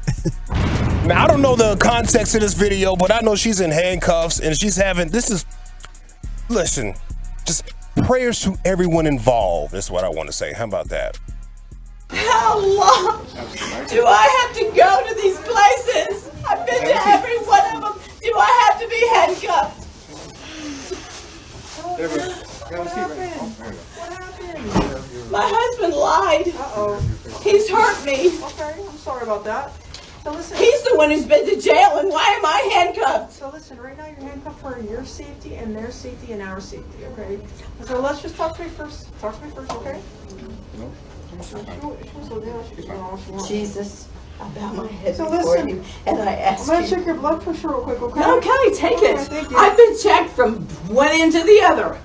See if I'm pregnant at 66 years old. It's possible, ma'am. Well, I know it is. He's tried to do it in my ear and my face and put it all over me. How would you like to have poured all over you? Stop. There's a child right there. Well, maybe that child needs to hear about it. No.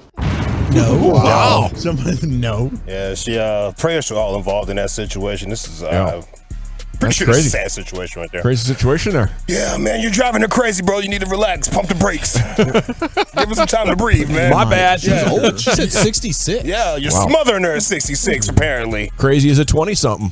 Grandmas Halloween. always have the best cream pies. Though. Yeah, I know that's right. All right, it's time to vote here. Halloween kids. That's why I'm a guilt guy. Halloween kids go crazy. It's vintage. When they see a cooler full of candy. I know that's right. Yeah, I like That's that. I'll use your incredible. your senior citizens discount. Oh, yeah. Yeah, you fall asleep before 9:30, I'm back out in the streets again. Is it Jerry Jones? Shoot, yeah, boy. Yeah. Trying to go back-to-back fives. Ooh, young man. Ooh, young man. You are just too much for me, young man. Overhearing your neighbors fighting over STDs. Leg press man ripped a biggin. And lady's husband driving her crazy. Felt like I ran a mile. You just sweating, carrying on. In my ear. It is definitely a premium joke Friday here, boys. I'll vote Jerry Jones. Oh my God. Oh, man. I gotta go with the toxic couple relationship. That's great. I ripped the darn sheet up. Hold up. Yeah, I'm going with that one too. It's 2-1, Will Chuck. That's the happiest I've heard Jerry since Parcells fired me. So I'm going with Jerry. 2-2, Brian. Hey, Well said. Hey, we back outside. Jerry, please. By a score 3-2. And once again, your new G-Bag of the Day champion is Jerry Jones' reaction to being informed he went 5-time status yesterday in this very award. If you ever missed the G-Bag of the Day LA Live, Lucius Alexander replays that for you in his 540 segment. Krusty's Corners next. Where are we going, sir? Would you rather play for this coach or this other coach? We'll talk about that next. Coming up Monday morning on Sean and RJ, Bobby Belt is in for Sean.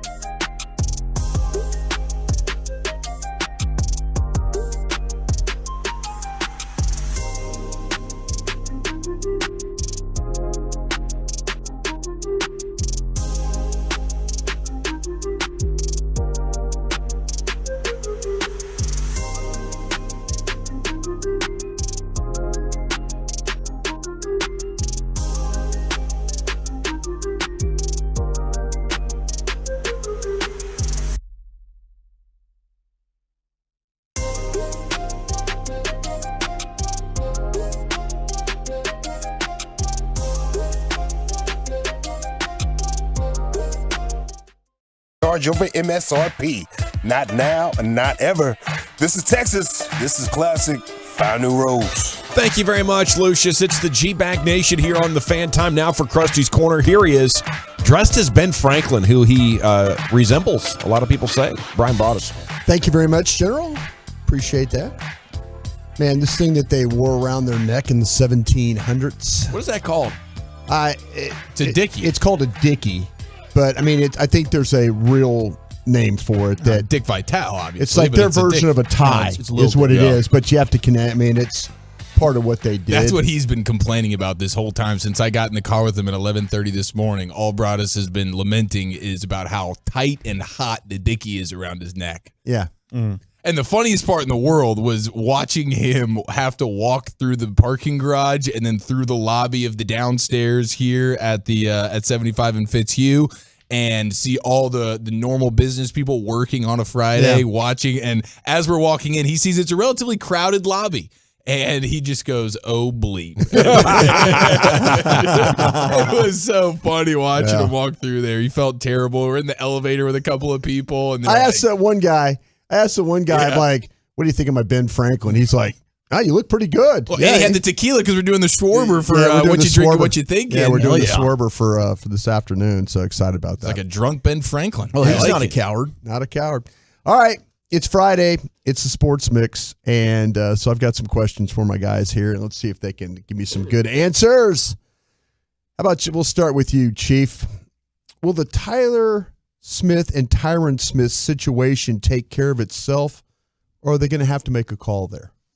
I think it'll take care of itself because if Tyron Smith is healthy and ready to go, then they're going to be very apt to want to get him as the left tackle of this team. They've talked about it. They've talked about it since the day he got injured, and they continue to. Every time you ask Steven or Jerry, they're like, yeah, we're looking forward to that. We can't wait to get him back. And so he's going to go right back to being the left tackle. It's just like if Zeke went down. If Zeke misses a couple more games by chance with the knee, as soon as Zeke is healthy again, boom, he's going right back to being the starter, move over Tony Pollard. So it'll be the same thing. Tyler Smith, I would imagine, be very simple. We'll go play guard, left guard. That's you there, Zach. Well, I like everything that Eric's saying there. You know, I think that he's making a lot of good points and stuff like that. For me, I do think they're going to have to make a decision, though, with, you know, the left tackle, Tyler Smith's been playing his ass off for a rookie. He's been super impressive, and they're going to ultimately decide, you know, with Tyron, Could this be his last year? I don't know. You know, my sources have told me if they were to trade him, he'd rather retire. So I think this could be it for Tyron. And could this be the last handful of games that he plays in a Cowboys uniform? I'm not here to break any news, but I think yes. I think it very likely could be. So. You know, is that from the Gang of Seven? I think ultimately, you know, I'm not confirming nor denying here, but yeah, you know, I do think that yes, they're going to have to make that decision, and I would like to think that you move over the left tackle to the left guard, you know, but hell, that's going to be a tough call for Philbin in this offensive line. General. They are going to have to make a call, and then it will take care of itself. And I hate to say this, I do. You know, Tyron Smith has been a great Cowboy for many years. But you saw it in training camp. He's just not moving the same. You saw it last year against the Niners. He you know, he's not reliable as far as playing well. So when he does get healthy, if he's healthy enough in practice to actually start, I believe he'll start at left tackle. That'll be a tough call for the Cowboys. But then he'll get hurt again. Like, it's the end. Like, the body is broken down. It's not aligned properly anymore. There's too many weak points in the chain. It's going to break again shortly after he resumes playing, unfortunately. I think you're right there. I think they're going to have to make the call. They're going to have to say that, you know what, we're going to put this guy in it. You know, we're going to put our left tackle back in there, even though that kid at left tackle is playing really well for you. I just hope I hope it's one of those things that they find the right spot, though, for Tyler Smith. Well, he's kind of a liability in pass pro. Tyler Smith? Yeah. He's had some struggles. I'm not going to say it's, you know, it's not going to say it's all the time. I always, you know. Sure, but Tyron would be better. And if you get I don't know. I mean, there's times we've seen Tyron not be very good in pass pro. Sure. I mean, I'm just, you know. But from their perspective, I mean, they're going to want Tyron Smith back at left tackle as soon as he's ready. Well, give me 100 snaps. Tyron's going to have more good ones in pass protection than Tyler. Yeah, I wonder what the analytics would say, Eric. Not what the analytics would say for the sure. Analytics say that Tyler Smith is getting his ass kicked quite a bit. I see how hard it is to do radio with me nowadays. Like, listen to you talk. Okay. He's looking into the mirror and he doesn't like what he sees. I'm like, man, that guy sounds really strange. Okay, how about this one though, Zach? Well, hold on. No, go ahead. Yeah, how about this one, Zach? With Dak back in the lineup, do you still feel like you're going to need to lean on your defense to win games? Yes. You know, that quarterback, it's interesting that we're in year 7 and we're still evaluating. Is he the guy? You know, and that's what you're doing here with Dak Prescott. You're still evaluating, is he good? And we're having the conversation, you know, and it's befuddling, but that's what we're doing. Is he good enough to beat the elite teams? He can beat the Lions. He can beat the Bears. He can beat the Commanders. Is he going to be able to beat the Vikings? Can he beat the Niners in the playoffs? Can he beat he owns the Eagles, but you know, when he's playing against the good teams, is he going to get those wins? This defense is going week to week. You know, they're good. Yes, ultimately you're going to have to rely on the defense and hope that this offense catches up to them. General? I'm sorry, Brian, what was the question? With Dak back in the lineup, do you still feel like you're going to need to lean on your defense to win games? You don't need it. You have an out now. If the defense is not playing well, you can still win. And I think that's great because in the NFL, usually the team that ends up as the champion can win in multiple ways. So you don't have to. But I think plan A is let's just have the defense be amazing and we'll run the hell out of the ball. And if that's not working, you find yourself down 10 points. Now you have a way out. Cooper Rush wasn't coming back from things like that. I think, you know, it's terrific. And I like what you're saying, but the boots and the waggles. You got to remember more those. of that because clearly the play action, the boots and the waggles. That's a good point. Kellen Moore's doing, that's going to help. Now I'm really irritating. What about you, Chief? Yeah, I do still think your defense is the better of your two units. There will come a time where your offense is going to have to step up, but for the most part, you're going to be leaning on the defense majority of the games that you're in. How about this one, Gavin? Yeah, bring it. Who would you rather play for, Mike McCarthy or Jason Kidd? Oh, hell. Is this a serious question? A serious question. Yeah, I'd rather play with Jason Kidd because I'd be a basketball player, you know? I don't play football. That hurts. There you go. Only the quarterback's having fun in football and the wide receiver. That's outside the box thinking right there. I like that. I've always wanted to be a baller.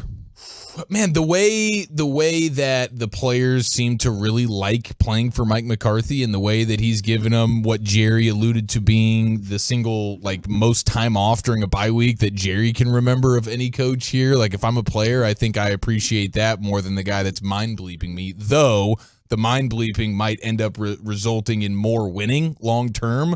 But as a player, I'd probably love to play for a guy like McCarthy, who's given me the bye week plans ahead of time, given me my time off. If I'm banged up, he's like, no problem, sit this practice out. We'll see you Sunday. As a player, I'd probably sign up for that.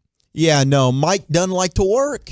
I don't want to work. I'm playing for Mike McCarthy, right? Who wants to work? So Jason Kidd, good point. Jason Kidd's going to hold me accountable and stuff like that. So I'm going to play for McCarthy and get massages. Playing for McCarthy probably be more enjoyable, but Jason Kidd probably get the best out of you. Boom. I think so too. I agree with that. All right, Gavin, this is for you. This is the final go around real quick on this one. If you were Mattress Mac and they offered you $25 million to cash out now, would you take it, or are you going to let it ride for 2 more games for $75 million? I'm going to take it. Yeah, that's good. That's good. 2 more games? Yeah. I'm only tripling my money. I would need to be quadrupling my money to put risk on 2 more games. Yeah, you take the money now. Do we know how much he put in on from the jump? If he wins, yeah, it was like I think it was over a $3 million bet. Okay, $4 million so it was bet. a $3.5 million bet. Yeah. We'll say to win $75 million, win but he can cash out now for $25. Would you cash out now for 25, or would you let? Yeah, I would absolutely cash out for 25.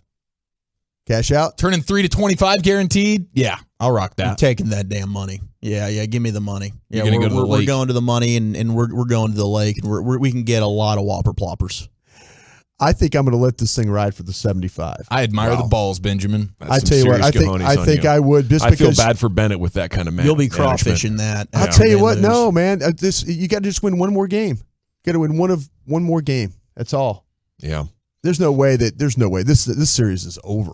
Yeah, you're going to do that. You're going to lose out. You're going to be living by the lake, but you're going to be living there like Matt Foley style, not in the luxury style. I'll tell you what, man. Game 7, how you going to be feeling then? I'll feel great. Yeah, you're one game from being terrified. I want nothing to do with that. Go ask the Rangers how this goes, Brian. Sorry to bring that up. No, we got to roll. Well, Chuck, what do you want to talk about next? Well, we've got some Cowboys bye week awards that we can hand out. And also, if you had to describe the Cowboys in one word mid-season, what would that word be? Next on The Fan. Be a part of the show. Text us on the truck.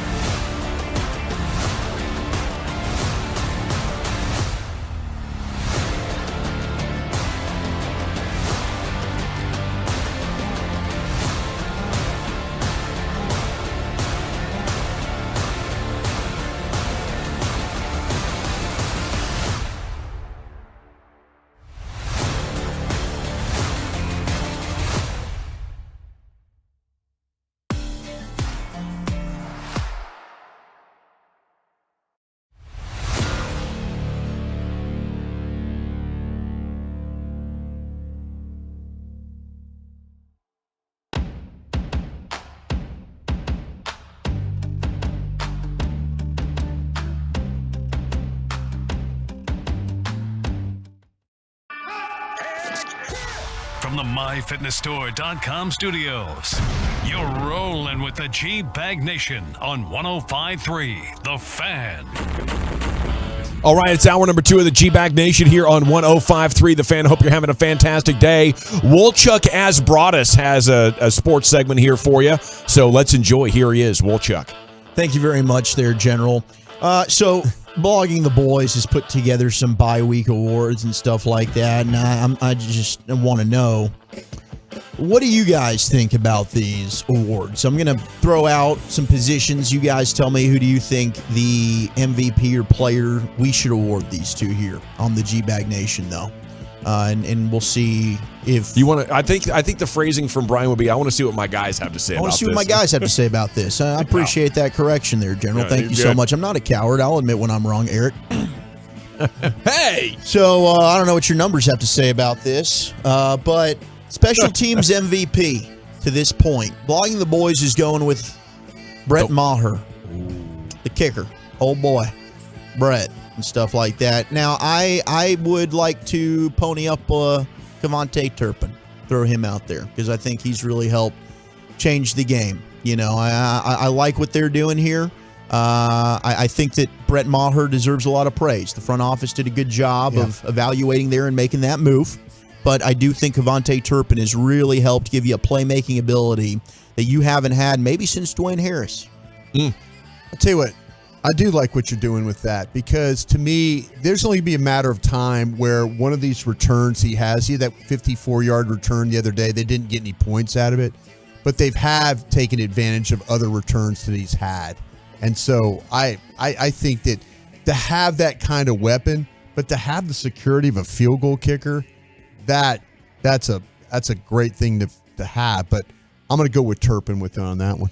I'd like to throw in an honorable mention for Kelvin Joseph. Boom. That's the real hard job of special teams, being enough of a brave man to run down in there like that. But obviously it's the kicker who's been nearly perfect, or the return man who's almost popped like 5 of them to the house. I'll go with the kicker. It was such a massive storyline for Zuerlein the last 2 years, and such a source of frustration when, as a fan or a media member, you don't have to talk about the kicker. Your experience is so great, and we should appreciate it while we have it. Am I crazy to give Fossil credit for Maher and Turpin for identifying those are the guys he wants, or does he even? Are they really even counseling him on that? Is this Will McClay just saying, "Here's your kicker and here's your returner"? I kind of feel like, and that's a great question, because I would ask. I think the pro scouts were on the Turpin train, but the Maher, they realized that we were all watching that kicking situation fall apart this summer. Yeah. They knew that they had to do something different. Well, for as good as they've been across the board in all areas of the kicking game, I will just go ahead and give it to Fossil, because they've been pretty sound. And they haven't made these weird, crazy, fake decisions that have cost you situations. So I think across the board, your special teams is doing well. I'll give a little love to the coach. Great question. I like what you did there, Eric. All right, let's move on to Offensive Rookie of the Year. General, let's start over with you. For midway point, of course, Offensive Rookie mid-season award. I don't know that you're going to give it to Tyler Smith, but that's what Blogging the Boys is doing. Tyler Smith stepping in, playing that left tackle spot, and he's done a very admirable job. Didn't practice it at all. We were all out there in Oxnard watching him and stuff like that, but I thought Tyler Smith has held his own for the most part, minus a couple of snaps here and there, but Tyler's done a good job. But you got a couple of rookie tight ends you could maybe focus on as well. Yeah, it's obviously not Jalen Tolbert. Buster Rooney there, it's looking like. Buster Rooney pizza. If you could combine Ferguson and Hendershot, which you guys attempt to do with Fergushot, right? If I could combine those two into one, it might be close. But Tyler Smith, this run game's been good, and he's been good at that. And just holding your own at a near average level in the pass game is very difficult to do at left tackle. So I'm going to give it to him. I like that. And just for the sake of being different, I'm going to go with Sam Williams, who's the only guy as a rookie who has This is offensive rookie. Thank you for listening. This is offensive rookie. Yeah, we'll get to defensive rookie on the next one. Yeah. My bad. Appreciate that. Well, then it has to be Tyler Smith then. It does. Mm-hmm. Yeah, I think there were so many questions going into the season about what was going to happen at left tackle, especially when Tyron Smith went down. Yeah. Tyler Smith, no reps, all training camp. They throw him in there. He's General's right. He's been good. There's some things he clearly needs to work on, but as a pass set. But overall, I think the expectations for him were, everybody's kind of nervous about that. He's done a nice job.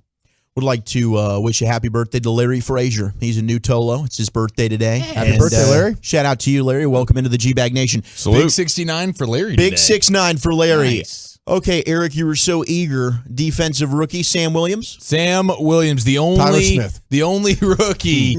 The only rookie to be player of the game on the official postgame show of the Dallas Cowboys this year. Perfect. Sam Williams, a beast. Absolutely. I think we can all co-sign that one, right? What about Deron Bland? Oh, coming in hot. Yeah.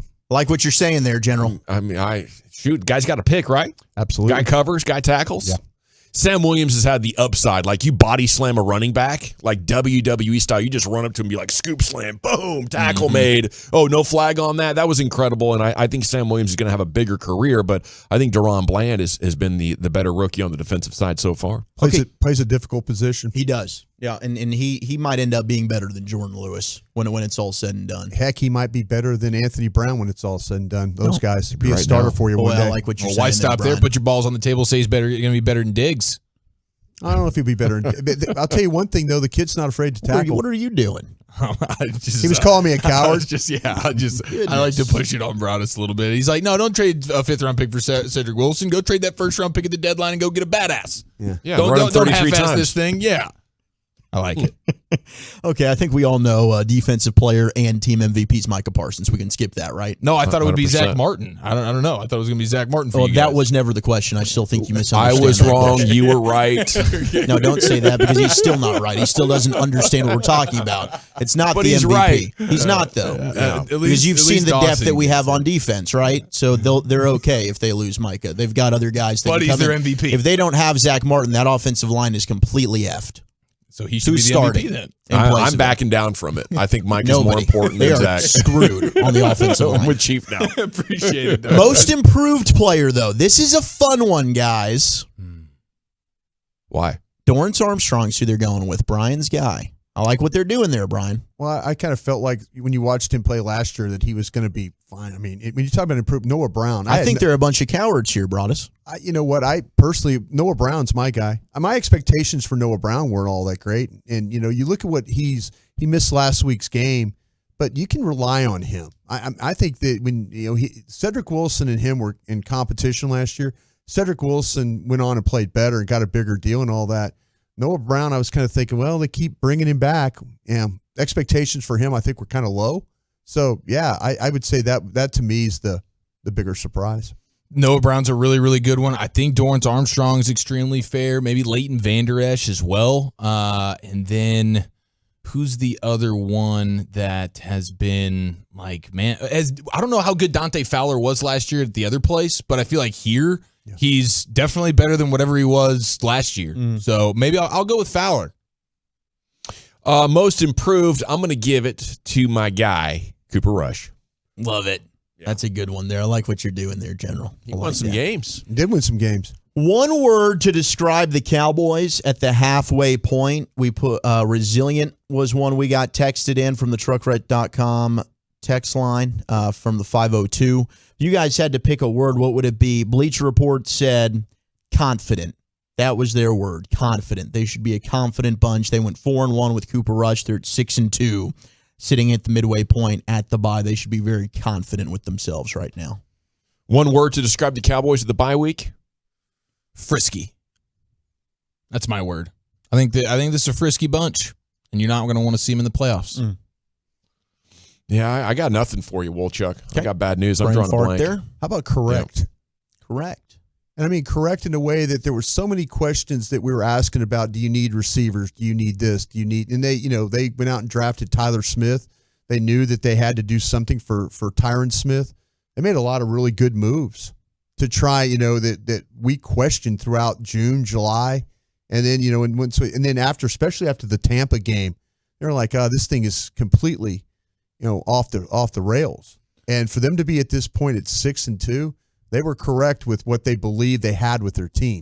Does that make you feel better about them being not very active on deadline day? I think they were trying to be active. I think they were trying. Well, not resulting in anything. Like trusting whatever it was they decided to not do. Yeah, but the one thing they were active about was their running game, and then we all kind of talked about after some of the grades and stuff that came out about Hankins and what he was able to. We all watched the All-22 ourselves, and like, man, this guy was taking on double teams, and that was a move that they made because I really do believe that they thought they had a deal done with the Texans.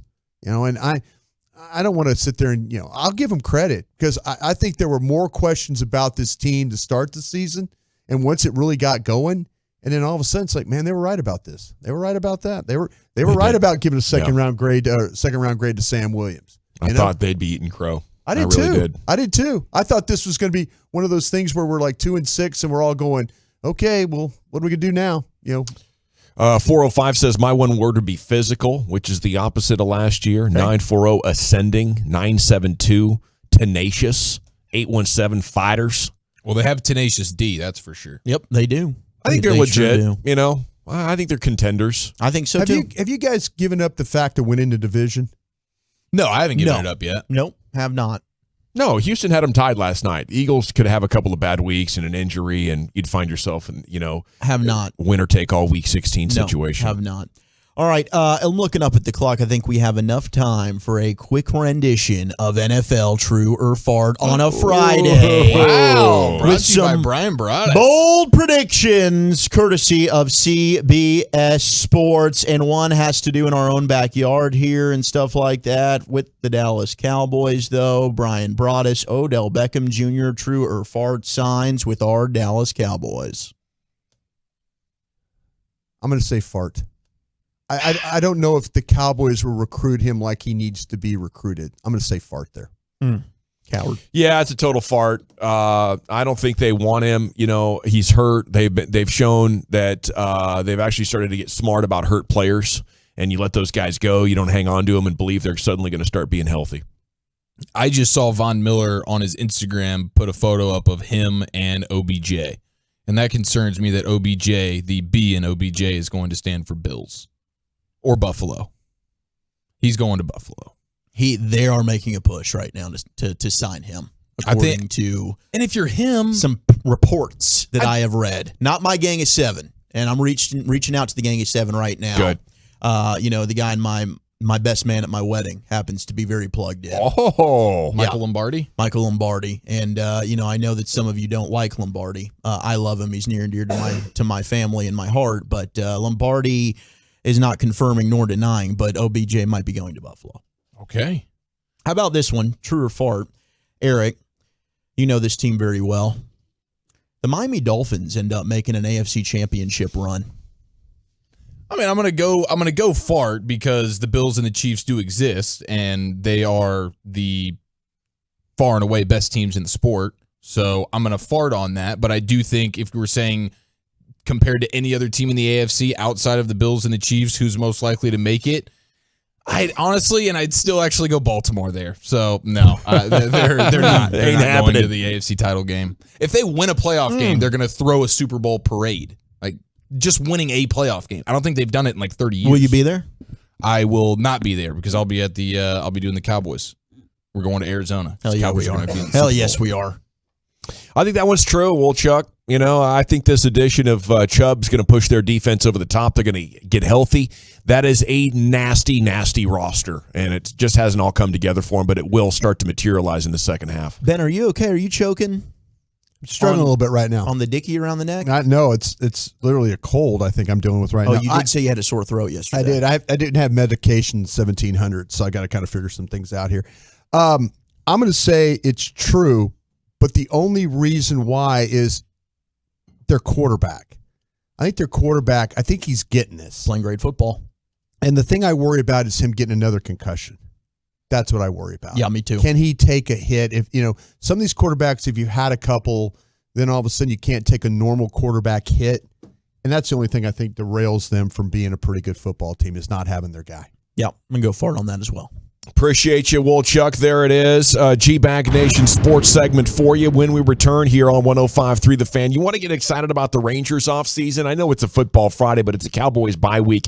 We have a primer for baseball free agency, and the number you can expect the Rangers to throw down for the big stars, we'll answer that for you as well here on 105.3 The Fan. Let's talk about Men's T Clinic. These guys are amazing for getting your edge back. They really are. 972.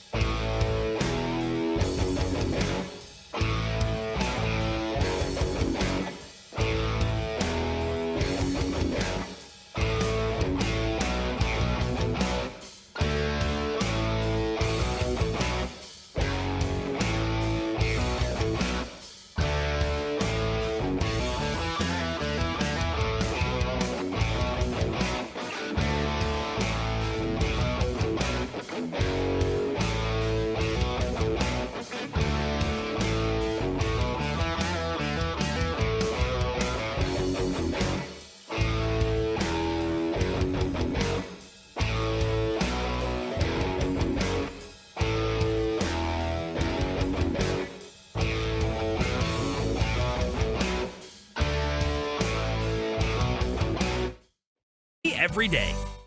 It's Fan Football Friday on 105.3 The Fan, sponsored by Blue Nail Roofing. Welcome back, G-Bag Nation. There are tornado warnings in Hill, Navarro, and Ellis counties. Our Dan Brunoff, KRLD AM, is working around the clock to cover this for you, and he's feeding us info as it becomes pertinent for you. We will be passing it along. But, yeah, this storm window is 2 to 7, basically, in our entire time slot. So if anything's developed that we think you need to know about, we will definitely be passing that along. Heard Danny earlier say by about 7 o'clock or so, the storm should have moved out of the Metroplex and to the east beyond Rockwall. And then apparently East Texas is in for quite a show as well. So I know we have listeners out there, and we wish you guys nothing but the best here this evening. Segment is brought to you by the Frankels. You think there will be less big company trucks because of gas prices? Think again. And those big trucks have insurance companies to protect them. So get the representation that will not settle for less. It's the Frankels at truckwreck.com. That is truckwreck.com. You guys ever been in a tornado before we talk Rangers? No. You know, never? Thank goodness. Brian? Hurricane, not tornado. Okay. How'd that go? That's Did you fine. have to swim out? No, we were good. Wade out? No, we were good. Yeah, we just kind of waited it out there. And we were in Louisiana during school in the 80s, and, man, they'd blow through. Storms blow through all the time, and I just remember the one time when Katrina hit, my brother, who was in New Orleans at the time, I'd always ask him, Bruce, what do you think about getting out? And you get out? And he goes, no, this one's good. It's not going to get us this one. When he saw the path, he says, we're leaving. We got to get out of here. Mm-hmm. And that's what people in Louisiana do. They have this ability. I don't know if it's probably, we're probably not the smartest when it comes to, our safety, but it was always like that. It was like you could look at the radar and kind of tell the path. This one's not going to get us. But I remember being in school at LSU and just, there was a lot of those tropical storms and things, but never a tornado. It's always interesting. Scary, very scary. So much damage can result. So, hopefully we don't have to experience anything like that. Here we are at 3:30, 90 minutes in, and these things can, change and spin up and get insane very, very quickly. But so far it's been pretty tame. Okay, Evan Grant did a real nice piece in the morning news getting us primed for what the Rangers need. And the first big one is starting pitching. I didn't realize how bad they were. 29th out of 30 teams in walk percentage by starters, 9.2 per 9. That's a walk per inning. Mm-hmm. Their starters averaged, and they ranked 25th of 30 teams in rotational ERA at 4.63. So they need more strikes, less walks, and more innings from the starters. Everybody would kind of guess that, even without knowing the absolute specifics. And the names that he throws out, you got the big ones, DeGrom and Rodon and Verlander, and that's sexy. But if you need multiples, can you get one of those, Wolchuk? Yes. You can. Yes. If you need multiples, now there's a couple of guys that are going to be, veterans. You mentioned Verlander, Kershaw. Maybe you could do a 2-year deal on some of those older arms. And that'll be a high salary, but it's only for short term. Rodon will be, say, a 4-year deal. That'll be more long term, like they did with John Gray last year. But if you pair that with, say, hey, this is a 1 or 2 year deal where it's coming off your books pretty quickly, and it's funny because you'd think, no, the Rangers wouldn't be able to afford this, but evidently, yeah. I mean, the owners have the ability to write that check. Everyone that I've talked to that's linked within the Rangers say absolutely they can pony up and spend that money. So I was thinking about it today, actually. I think a Rodon, and maybe you go after, a Kershaw if he doesn't end up going back to the Dodgers. I think it's either the Dodgers or the Rangers for a Kershaw. So if you get a Kershaw and a Rodon, and all of a sudden you've got Gray and you bring back Martin Perez, and then you've got a Dane Dunning and a Glenn Otto or whoever it might be fighting for the 5th spot in your rotation, you've made up your starting rotation. So you've spent like 60, 65 million on pitching. And I think that's in payroll. That's reasonable, and that's very doable, and you actually feel like you've got a pretty solid starting rotation. Zach, can I ask you, okay, do you feel like that they're in this spot because of what happened with the farm system this year? Yes. That they were not expecting. They're thinking, okay, let's go get the bats with, they spend all the money on the middle infield. Yeah, and then the young pitchers will rise. And the young pitchers will rise when we have these veteran bats. Yeah. So is CY in a bind and they're having to spend money because the farm system just didn't develop? I think that they probably felt that they would need to add another top of the rotation type of arm. But I do think their hope was a Cole Winn would come along. You know, Cole Reagans did end up pitching and looked okay at the big league level, but certainly isn't a guy that you feel, all right, he's definitely earned a spot in the rotation. He'll be competing for, let's say, a 5th spot as well. But yeah, I mean, they absolutely took a step back when it comes to their minor league development. Even a guy like Jack Leiter is not as far along as they were hoping he would be. Okay, right as I was saying, it's been tame for us until now.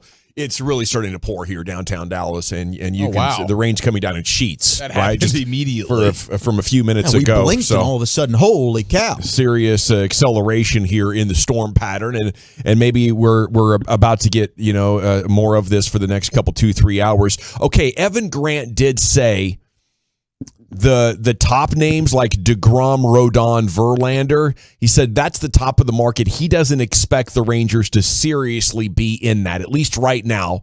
He was more looking at the real options for the Rangers. Eovaldi, who's good but hurt. Is it Jameson Taillon? Taillon, yeah, from the Yankees. From the Yankees. He was their number 5 guy, but he has some really good numbers. Michael Wacha. Tyler Anderson with the Dodgers. Chris Bassett. Quality arms, but maybe more in the 2, 3, 4 range. Chris Bassett knows your division well, was in Oakland A for a long time, was an all-star. Chris Bassett would be interesting. You get him back within the division. Michael Wacha is a guy who's bounced around Major League Baseball, formerly was with the St. Louis Cardinals for a long time. That's an older veteran guy, and the Rangers have had a lot of success. Now, they've turned it over. You're going to have a whole new coaching staff now with, Bucci coming in here, but they have had success when you look at guys like Minor and Lynn and Gibson, and even now with Martin Perez. If you were to bring in a guy like Michael Wacha, maybe that's not, we're excited. That's not a sexy name like a Carlos Rodon, but then they've ended up getting an effective year later in that guy's career. Do you feel like, though, that maybe the front office with JD being gone, that won't be the demeanor that they take? That going out and getting the guy that might be older, that might be a little banged up. Yeah. Not looking for value as much as that's just what I'm saying. I think they want a Rodon. I think that's the guy they're going to be trying to target. To me, that makes a lot of sense because you've spent so much money last year on the on your bats, but you need to get this pitching right. Yeah. You need to, the first thing to do to be competitive here is the pitching, right? Yeah, you don't want to be spending the kind of money they spent last year for a bad team. Yeah. And that's what they did. That's an important thing to know when it comes to how much they might spend. They have about 105 in commitments right now, if you can include all the arbitration money they'll likely spend. The payroll last year was at 164. The average payroll for the 12 teams that made the postseason was 197. And the average for those that advanced to the divisional series was 204. So they're at 105 right now. The price to get to the DS is $100 million more. Now, when Ray Davis was asked about that, he sort of, gave a probably not that much. But it's going to be significant, especially if they were already at 164. I think you can bank on being ready to spend $60 million when the winter meetings get started. And maybe it should be closer to 85 or 90 million. But if they're not going for the big name, if they go for those smaller secondary pitching names that might cost you between 13 and 20 instead of 25 to 30, maybe they could stack up 2 or 3 pitchers and get a bat, especially when I mentioned the kind of bats that Evan Grant's. Now, when I see something in the morning news, I typically think these aren't just guys writing like names they think make sense. He's not looking at free agents and being like, yeah, maybe this guy and maybe this guy. He's like talking with people because this is Evan freaking Grant. He's been on the beat forever. No question. Right? So there's Easter eggs in these. If for hitters, Jock Peterson, Brandon Belt, who's like 35 years old. He's from Lufkin. Jock Peterson played for $6 million a year last year. It does seem like, at least from the nature of this article, and Grant was the guy who was talking last year about like, hey, holy cow, they might actually go spend some huge money. I don't know. I'm kind of taking that to the bank, though. That would be underwhelming. From the bat department, that's not changing your trajectory when it comes to the offense, is it? Well, Brandon Belt's a guy that, is a former Giant. So Bruce Bochy knows him very well. I mean, Yeah. there's a relationship. The hitting coach was Belt's hitting coach as so well. Yeah. they know if Brandon Belt has anything left. I mean, that's an all-time great San Francisco Giant hitter. So that could help you. I mean, Jock Peterson's a guy that maybe he's coming off a down year, but he also can give you some more pop within your lineup. Now, an easy fix to this, add a bat and help your pitching, you make the trade for Shohei Let's go. Ohtani. Now we're talking, Wolchuk. Yes. And I do think that that's something the Rangers are going to pursue. The question is, will the Angels give him up? What would you have to give up? Would it be You're going to have to give Rocker up and Leiter? We're The talking whole about farm. Leiter, Owen White, Evan Carter. We're talking about some of the best pieces you have for your farm, and I'd say, hell yeah, you give up whatever it takes. How many years do you have left on this deal within? 2? You'd have to re-up with Ohtani. Yeah, he's only got 1 year You got left. he just signed a 1-year extension. With $30 million, yes. right? So, I mean, you're looking at giving Ohtani whatever the hell he wants, and I'm quite content with doing that. Does it make any better if you're trading away all these pitchers or the prospects that are pitchers? For me, it does, because it's a big question mark, and right now the Rangers haven't shown they can develop any of these guys, and hopefully they fix that problem. But as of today, right now, I don't have faith that that's that's going to happen, right, until they prove it. Did you think you could keep Rocker or Leiter, though, in this scenario where you trade for You can Ohtani? keep one of them. I think you can keep Rocker. I don't think you can keep Leiter. Okay. 682 had a tornado forming directly over my house about 10 years ago. Thankfully, it never reached the ground. That was terrifying. It started pouring insanely in Fort Worth also. The 214 says it'll only last 5 minutes. It just came through Frisco. That was 5 minutes ago. And hot damn, almost to the minute, bro. It's now clearing downtown Dallas. And the heavens have opened up. Yeah. Louisiana people always wait to see where the weatherman Jim Cantori shows up, and then they haul ass. There you go. It's a smart move. Is he a legend? Oh, gosh, yes. He's the one that's where it's really going to go down. Yeah, if Jim Cantori shows up in your backyard, just pack your stuff and leave. Get out of there. They send him to the worst area. They send him to the where it's going to get hit. He's the Michael Jordan of these on-site weather like reports, the stuff, right? like the mailboxes fly by. I've told you this he's before. dodging Flipper, cattle getting thrown at him and stuff. That's him. Yeah. Okay. He's a beast. It is the G-Bag Nation here on 105.3 The Fan, and it is the home of the Rangers as well. And obviously, we're getting pretty excited about free agency coming up and what they might spend to make this team better. Now, that would be a big win. Coming up next, it's the biggest L's and biggest dub of the week, Chief. Where are we heading? Yes, sir. 877-881-1053. Where have you taken some L's this week? More importantly, where have you gotten some personal victories? Text them on in. We'll do them next right here on The Fan. Thank you, buddy. All right, and let me chat about D&M Leasing. We're heading for the weekend. Congrats. Happy Friday to you. Hope you're feeling good. Now, if you want to acquire a new vehicle this week,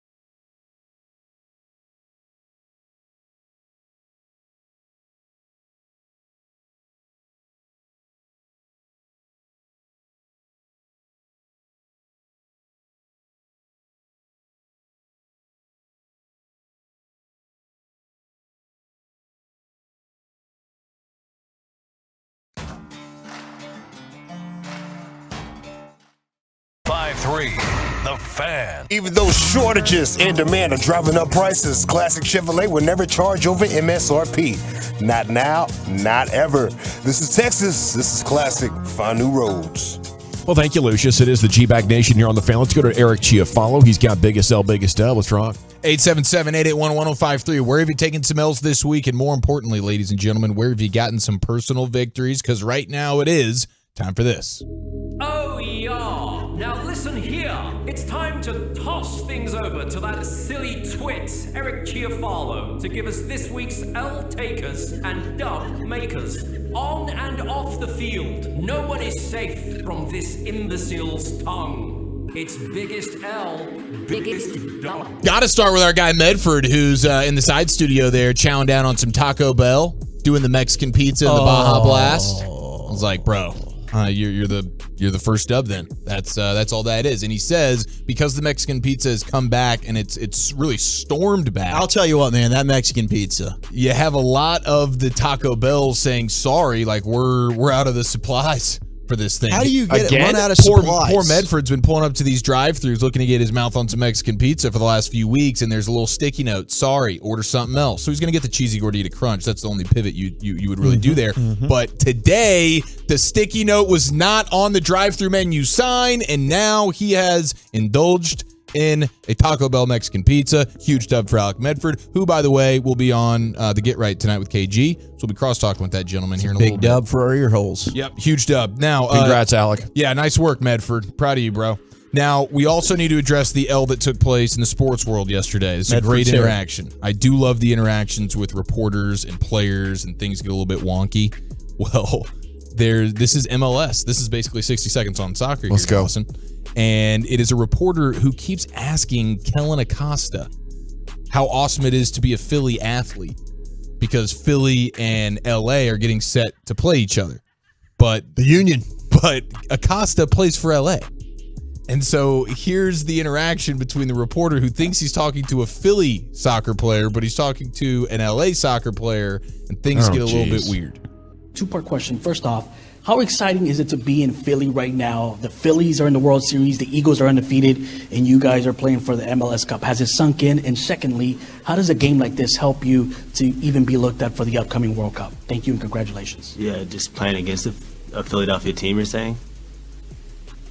The excitement right now in Philadelphia, you got the Phillies in the World Series, the Eagles are undefeated, and you guys are playing for the championship as well.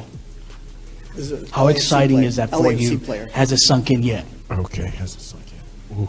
I don't play for Philly. Yeah, but it's exciting for them, I guess. So, that is cringy. First day on the MLS beat. Yeah, bro. Big L. Hey, we got this championship game happening. We got to get somebody down there. It's really bad. I played soccer in high school. I'll go. You can Google these teams. You can hear the PR guy ever so slightly in the background. He's LAFC. He plays for LAFC. But the reporter is he's too far gone at that point. Let me keep explaining myself. So the Phillies are in the World Series, and the Eagles are undefeated. Two-part question here. Neither part is going to be relevant or make a single lick of sense. And stuff like that. Your response. Yeah, I thought he was going to go with the attempt to cover up. Well, just the excitement of Philadelphia. Yeah, which is what I would have done. Oh, he's from LA. Okay, yeah. What do you think about this excitement all around town?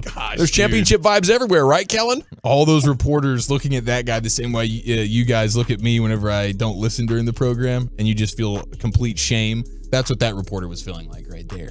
Respect the biz, bro. Respect the biz. Shut it down. And I've never been, and I would be a bit uncomfortable in those settings. Being a reporter in the little scrums, firing off questions at during the press conference. That's not something I would prefer to be a part of. So I can understand. Sometimes these guys get caught with their pants down. It's a bad moment. I remember talking with Karan Butler, and I can't remember if he was with the Kings or the Nuggets at the time, but we were on Radio Row for Mayweather and Pacquiao or Mayweather and Canelo or something. And Emmanuel Mudiay had just been drafted, and I forget if he was drafted by the Nuggets or the Kings, but it was the wrong team. So I asked him about how's Emmanuel Mudiay coming along? He's like, well, bro, he's actually on a different team. But he let me down so easy. Well, I think the nice. players are embarrassed for you when it happens. Yeah, they're like, oh, crap. Yeah. Trent Trim of the Independent would have lit this guy up, though. Right? Grim Independent. That's outstanding. 817 Big Dub, my nephew pitched a no-hitter yesterday in the playoffs. We're moving on. Yes. How about that, bro? That's little gotta be a lot playoff of fun. no-hitter. Yeah. That's a big-time moment. Another 817 Big Dub, first paycheck with my new salary. From 55K to 80K. There you go. That There you go. first paycheck looked a little bit different for my boy. Yeah. Yeah, talk to me nice now, buddy.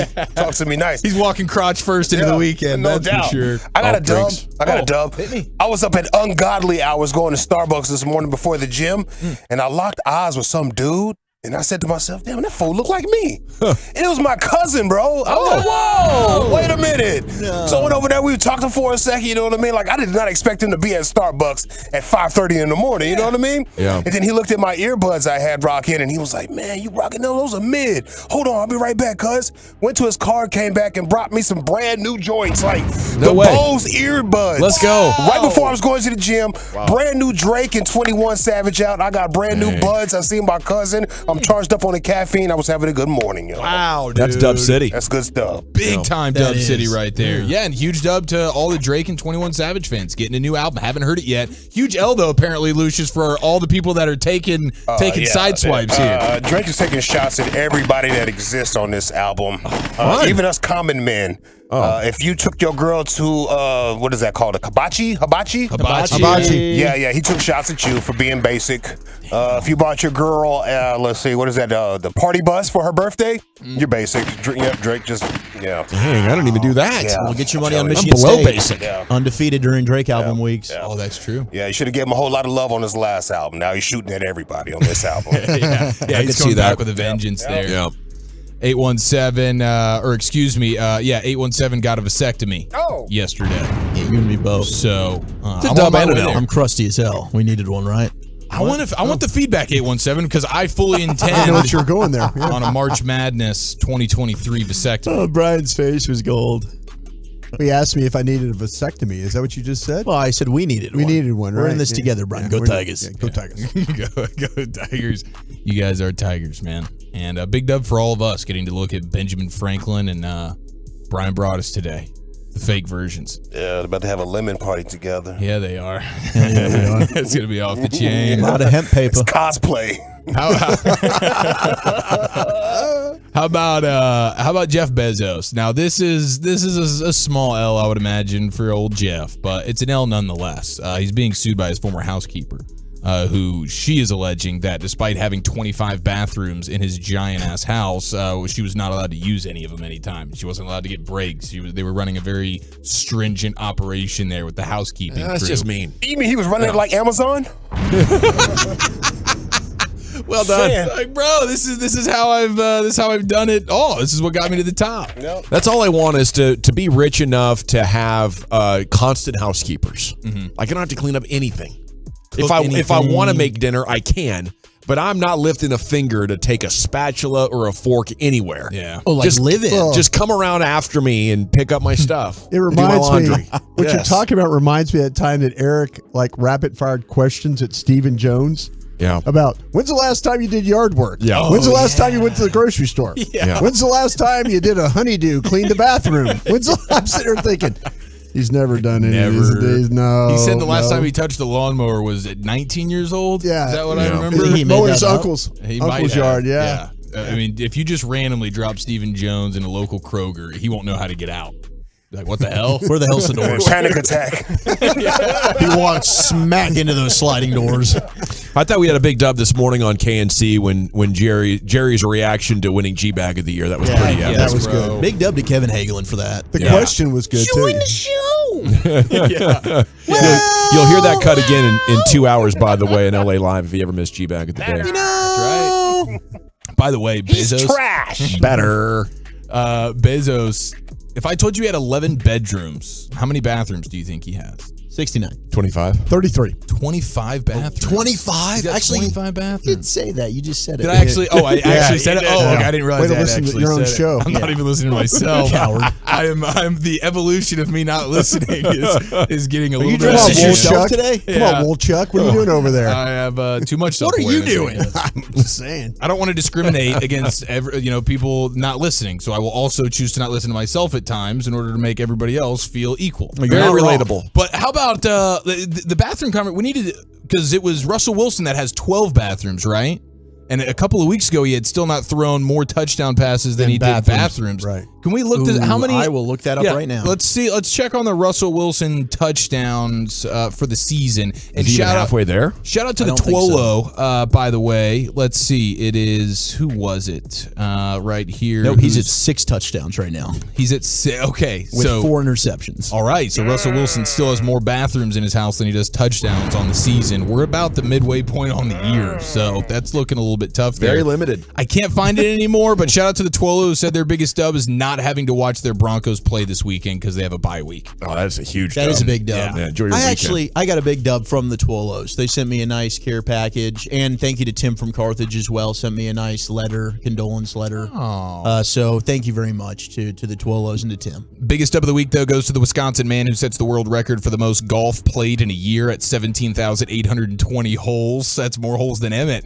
And nearly 49 holes a day for this guy. Wow. Yeah. Jealous. That's a huge 1,000 victory. rounds? Yeah. Just short of 1,000 rounds? Bro, yeah. 3 a day. 17, almost 18,000 holes. Right on. Well, thank you, Chief. Yes, sir. There it is. Biggest L, biggest dub every Friday. Most Fridays, 3:40 here on 105.3 The Fan. When we come back, it's time to talk Mavs. They have a big game coming up tonight against these Toronto Raptors. Bobby Carrella will join you for a discussion around all things Mavs here in the nation. Number 1, Tennessee. Number 3, Georgia. A massive showdown. Our coverage hits tomorrow at 2. Kickoff at 2:30. Right here on 105.3 The Fan and on the Odyssey app. This Odyssey Sports Minute is brought to you by AutoFlex Leasing. This is Jim Rome with an Odyssey Sports Minute. Tennessee Vol fan. Gotta believe you are absolutely amped. Tennessee v. Georgia. In a way, a battle of 1v1. The top-ranked Georgia Bulldogs in the AP Top 25 hosting your top-ranked team in the college football playoff rankings, Rocky Top. Something has to give. I'm Jim Rome. 2000, 2008, 2022. When it comes to the economy, those are some scary years. .com crash, housing crash, and the roller coaster we're going through right now. It's a dangerous time to not know your numbers. But over 31,000 businesses have the confidence and clarity they need because they rely on NetSuite by Oracle, the #1 cloud financial system. NetSuite gives you visibility and control of financials, inventory, HR, planning, and budgeting. Manage risk, get reliable forecasts, improve margins. Everything you need all in one place. So, how do you prepare for uncertain times? The answer, NetSuite. NetSuite helps you identify rising costs, automate your business processes, and easily see where to save money. That's why 93% of customers say they improved their visibility and control when they upgraded to NetSuite. What are you waiting for? NetSuite is offering a one-of-a-kind flexible financing program. Head to netsuite.com/play. netsuite.com/play.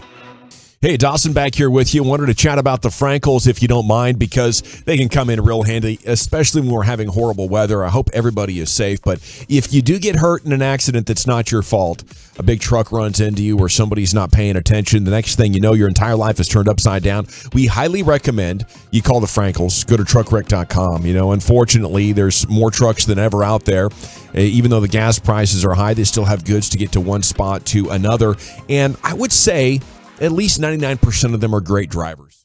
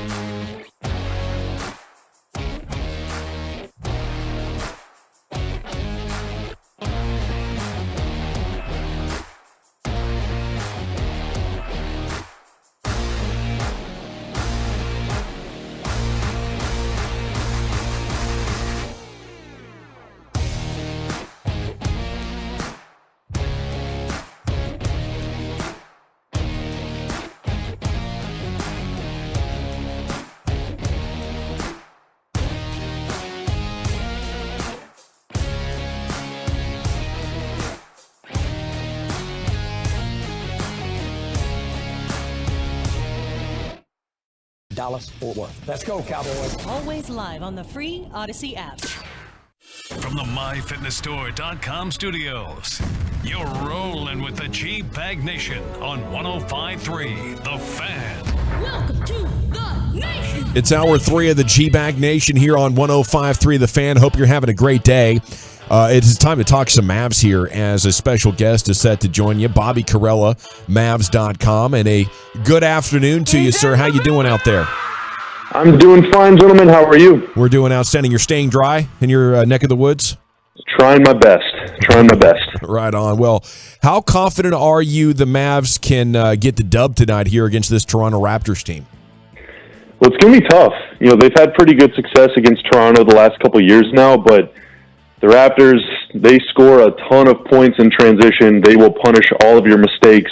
And the Mavs have at times these last few games been a little sloppy with the ball. So if Dallas can control the tempo, control the pace, keep this thing in the half court, I feel really good. But if they cannot do that, then it could get real weird real quick.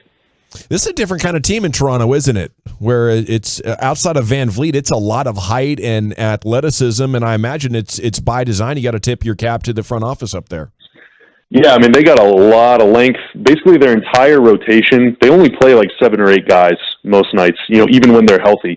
And only 2 of them are shorter than like 6'9". You know, Dallas has a very tall starting lineup, and they bring a lot of size off the bench, but the Raptors are going to make the Mavs look small tonight. So that kind of gives you an idea of just how long and how tall these guys are. But all these guys are really skilled, too. I mean, Scotty Barnes, very talented with the ball. Pascal Siakam's playing like an MVP. And so not only is it a bunch of guys with 7-foot wingspans, but they're all fast, they're all agile, they can all move. A lot of these guys can shoot. And so it is a very interesting brand of basketball. You know, we think more about like small ball taking over the NBA, but the Raptors are like, well, what if we just rolled out 5 power forwards at the same time? What would happen then? And they've had a lot of good success with it. So they're a very, very different, unique, interesting team to watch. Yeah, and you said something about them being fast, and I noticed something on Twitter that you had mentioned about them on the fast break. How will the Mavericks look in transition and with the Raptors and their dominance with the fast break points? Yeah, so more than 22% of their total points this season, Toronto, have come on the fast break, and only one other team has scored at least 17% of their points on the fast break. And so, you know, Toronto runs more and more effectively than just about anybody else. And it makes sense. All these guys are like 6'10", right? So if they pick off a pass, it takes them like 3 steps to get from one end of the floor to the other. And so, you know, they'll push it off makes too. That's the thing. I mean, you have to get up and down the floor. You got to be willing to run with these guys. And, you know, against Atlanta a couple games ago, the Raptors duped Trae Young, who's a pretty good, you know, player when it comes to ball security. They forced him into 10 turnovers. And so they will throw all sorts of length, all sorts of junk defenses and zones against you. They'll take chances in the passing lanes. And so if you do make a mistake, you have to get back. But also, if you score, you have to get back in defense. I mean, you do not want this thing to become a track meet. You have to make this like a playoff style, real slow, knockdown, drag out, grind it out kind of game. Bobby, you mentioned zone defense talking about Toronto. We saw the Mavs throw a little zone the other night in their game. Is this something that they're kind of tinkering with, or is this something that, you know, the kids said, hey, we got to do something differently than what we've doing with some previous looks we've given people? Yeah, I thought J-Kid was pretty funny because he said, you know, they went to zone because it's not like they could have any success with man-on-man. So, like, they might as well just try something. And it worked against Utah surprisingly well. You know, I thought the Jazz, they got a bunch of shooters on that team. I mean, in the starting lineup and coming off the bench. Now, Toronto, not as good at executing in the half court. And certainly, you know, there's going to be some weird size mismatches. Like Spencer Dinwiddie, if Fred VanVleet is out of the game, Spencer Dinwiddie is going to have to be guarding a guy that's like 4 or 5 inches taller than him. And so I wouldn't be surprised to see the Mavs go to that zone a little more often tonight. It definitely helps to stall the offense. You know, Utah was slicing and dicing the Mavs up with a combination of just straight-up dribble penetration, but then also off-ball cutting, things like that. And whenever you play a zone, it really limits a lot of that stuff. You have to kind of shoot over it. And the Raptors do have a fair amount of shooting. You know, VanVleet, Gary Trent Jr. in particular can shoot it, but a lot of these guys would rather put their back to the basket or get all the way to the rim. And so if the tempo is starting to kind of get away from the Mavs, or if they're facing some wonky matchups, it would not surprise me at all to see more 2-3 because, you know, it could be the one thing that really slows down the Raptors offense more than anything else. Bobby Carrillo, Mavs.com, with us here on in the G-Bag Nation on 105.3 The Fan. Bobby, how frustrated are you with JaVale McGee to this point in the season? Because I am quite irritated. Yeah, I mean, some of those minutes have been pretty rough, not going to lie. You know, I think even JaVale would admit that, and Jason Kidd kind of tacitly admits that because at times whenever JaVale is struggling, you know, he's pretty quick to yank him, you know, sometimes waiting only like 2 or 3 minutes to pull him out. And you know, when the Mavs signed him this summer, it was evident from day one, like they signed him to be the starting center. And so, you know, I still think it's so early in the season to where you can't do anything rash, like just bench a guy or completely change your starting lineup or anything. I think you got to give him a little more time to try and kind of find his bearings because, you know, you never know. It could click. It took the Mavs a while last year to find the correct starting lineup. And, you know, guys that were starting ended up coming off the bench. Guys that were coming off the bench, like Jalen Brunson, ended up starting. And so, you know, it took a little while to kind of, for everything to fall into place. And it could click eventually for JaVale, or maybe not. You know, I think the one factor that's going to determine how this goes more than anything is, can the Mavs defend well whenever he's on the floor? You know, he's kind of this classic rim protector, shot blocker type. And so to accentuate his strengths, they're playing more drop coverage where he's kind of sagging way back, you know, below the screen, standing as close to the rim as possible. But when you do that, you can cede a lot of room in the mid-range and on the perimeter for the guards to kind of pull up from 18 feet or 25 feet, whatever. And if those shots keep falling, and if the Mavs keep getting off to slow defensive starts, then you are going to have to make a change at some point. But I think right now, you know, smash the panic button or wave the white flag or whatever, I just think it's a little too premature, but certainly over the next couple of weeks, you know, we'll learn a little more about how this thing is going to go. Well, and it opened up an opportunity for your guy, Dwight Powell. Now, another thing I wanted to ask you Love Dwight Powell. I love Dwight Powell. I Not know as much do. as Dinwiddie does. That's true. Dinwiddie had a lot of high praise. But you know, speaking of Powell and Christian Wood, in the Mavericks, one of their offseason priorities was the rebounding. And one thing that was very frustrating, specifically in the first half against Utah, was the second and third offensive opportunities for the Jazz. It just seemed like the Mavericks were struggling to box out and get some rebounds. Overall, your assessment from the first, you know, small sample size, but the Mavericks and their rebounding so far earlier this year. Well, through the OKC game, which I think was the 5th game of the year or 6th game of the year, they were the number 1 team in the NBA in terms of defensive rebounding rate. So the percentage of available rebounds that they grabbed, they were number 1. But against Orlando, who plays a giant lineup similar to Toronto, and like you said in the first half, against the Jazz, you know, they did really struggle. And I think the one kind of difference between the Magic game and the Jazz game is that for the Jazz, it was Jared Vanderbilt getting a lot of these rebounds, or guards, you know, perimeter players scooping up a lot of these second chances, which, you know, indicates to me that either you're switching and guys aren't able to box out because you're kind of rotating, or sometimes it is harder to rebound in the zone because you're defending a spot, not a man.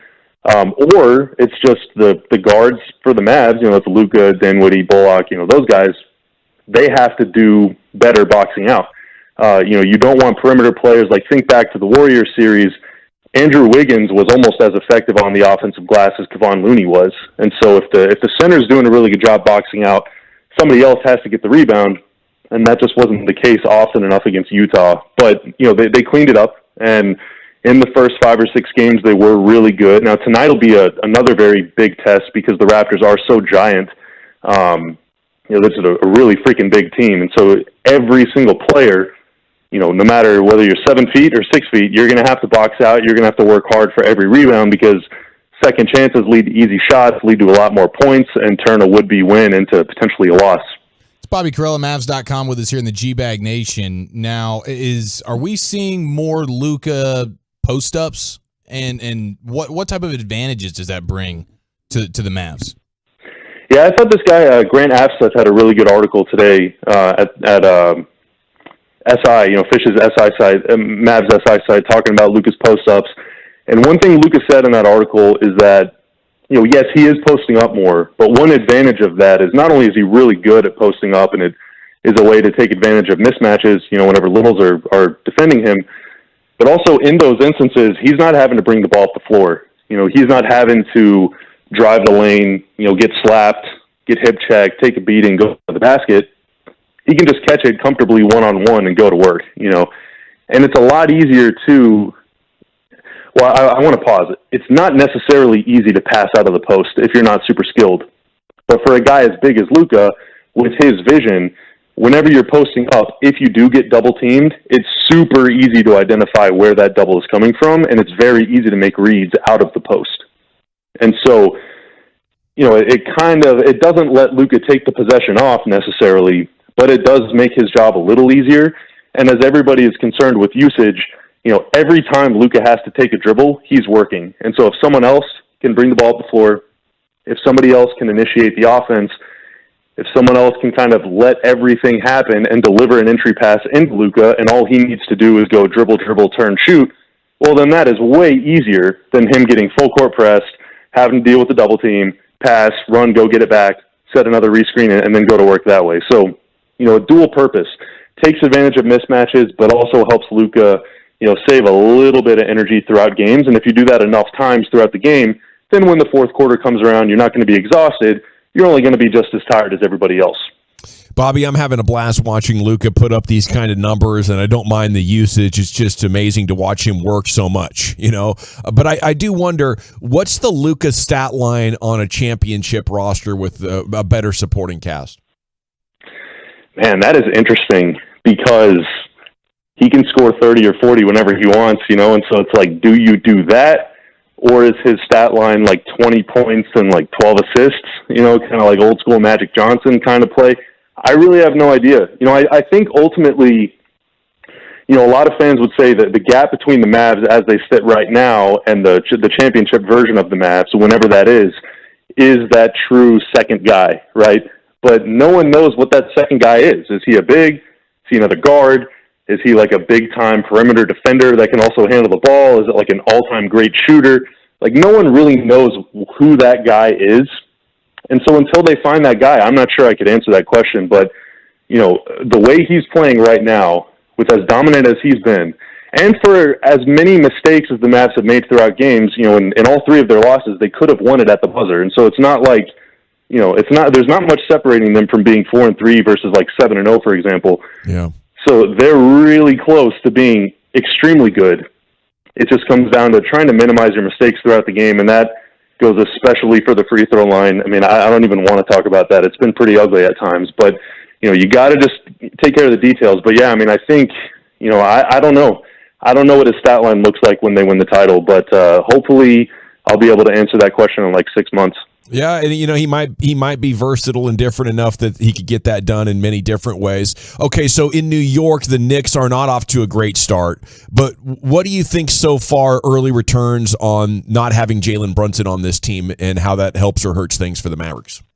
Oh, he's been great for them, hasn't he? He's just been awesome. I think without him, a lot more pressure is on Spencer Dinwiddie whenever Luka is out of the game, to not only continue scoring, but also do like all of the facilitating. And it's tough to juggle both of those things because throughout most of his career, and I'm not saying that Spencer can't facilitate or whatever, but throughout most of his career, he's been asked to score more than he's been asked to like set the table for other guys. And you can kind of see, especially in the first few games, you could see the gears turning. Like, should I look for my own shot or should I get Tim a shot? Should I get Christian Wood a shot? Should I find Maxey? Whatever. You could kind of see him weighing his options. And so, I've always been of the opinion that you can never have enough playmaking, you can never have enough three-point shooting, and you can never have enough switchable defenders. And I think the Mavs have a fair amount of shooting. I think they got a fair amount of wings, guys that can cover multiple positions. But they still need just another guy that can handle the ball, another guy that can break down his defender, another guy that could get to the basket, because Luka and Dinwiddie are living in the lane right now. But God forbid something happens to one of those guys, or they get a night off, or they get in foul trouble, all of a sudden things could get a little rocky. And so, I think they're doing pretty well scoring at a high clip without Brunson, but, playing with only two of these guys, you're not leaving yourself a lot of margin for error if something bad happens to one or to, heck, even both of them throughout 82 games. Bobby, we in the radio business here in the media, whatever, we talk about this quite a bit about, locker room chemistry or how the team is looking or relationships between the coaches and the players. What is your assessment of what you've seen so far with Christian Wood and then Jason Kidd? Is it something that we should keep an eye on, or is this going to take care of itself with just more time? That's a good question. It'll probably take care of itself. I think in today's day and age, with as active as everybody is on social media, I feel like it'd be pretty obvious if C. Wood was going through it. He'd be making cryptic posts, or in interviews he'd be dropping quotes, and none of that stuff has really happened. And outside of the after the game, whenever the Mavs blew that lead to the Thunder, J. Kidd kind of said, like, well, I left Wood in the game this time. Are you happy now? Sure. Which I don't think that was as much a shot as Wood, as much as it was just like saying, like, I'm trying everything and no one is stepping up. I think it's been, pretty decent so far. What the big test will be, I guess, let's say Wood continues averaging 15 to 20 points a game. He was awesome in the second half against Utah on Wednesday night. But for a couple games before that, he was kind of struggling. But if he is consistently very good and, is consistently not closing games, whether the Mavs are winning or losing, then things could get a little weird. But, right now, I think it's so early in the year. It's probably too early for a player or a coach to be like, this is not working. Because you're trying to kind of figure everything out, not just with Wood, but also with everybody else, too. And now I think the one thing that the Mavs have found is that Wood and Maxey together are very good because they can kind of complement each other at both ends of the floor. And so it wouldn't surprise me to see those guys play more together, which works for Wood because if Maxey's out there, you're not really playing through Maxey in the pick and roll. You're playing through Wood in the pick and roll, which leads to a lot more touches, a lot more scoring opportunities. And so I think everyone will be happy that way. And Maxey can help kind of minimize or conceal any defensive shortcomings on the other end that Wood may have. And so I think that's a really good duo. And, we'll see. I think if the points and production stays there and if the defensive engagement stays there, then the minutes will get higher. If not, then maybe not. I guess we'll just kind of have to wait and see. Man, appreciate you as always, Bobby. Great stuff. Enjoy the game and have an awesome weekend. Thank you, guys. I appreciate you. There he is, Bobby Carella, Mavs.com. A must follow on Mavs Twitter and a must read as well with his stories. All righty. Wolchuk's Top 10 at 420 is coming up next. Where are we going with that, sir? National Jersey Day. What is your favorite jersey? We got the top 10 most iconic uniforms in sports. Plus, NFL Shop has just unveiled the top 5 jersey sales of October. Which Cowboy made the list? Next on The Fan.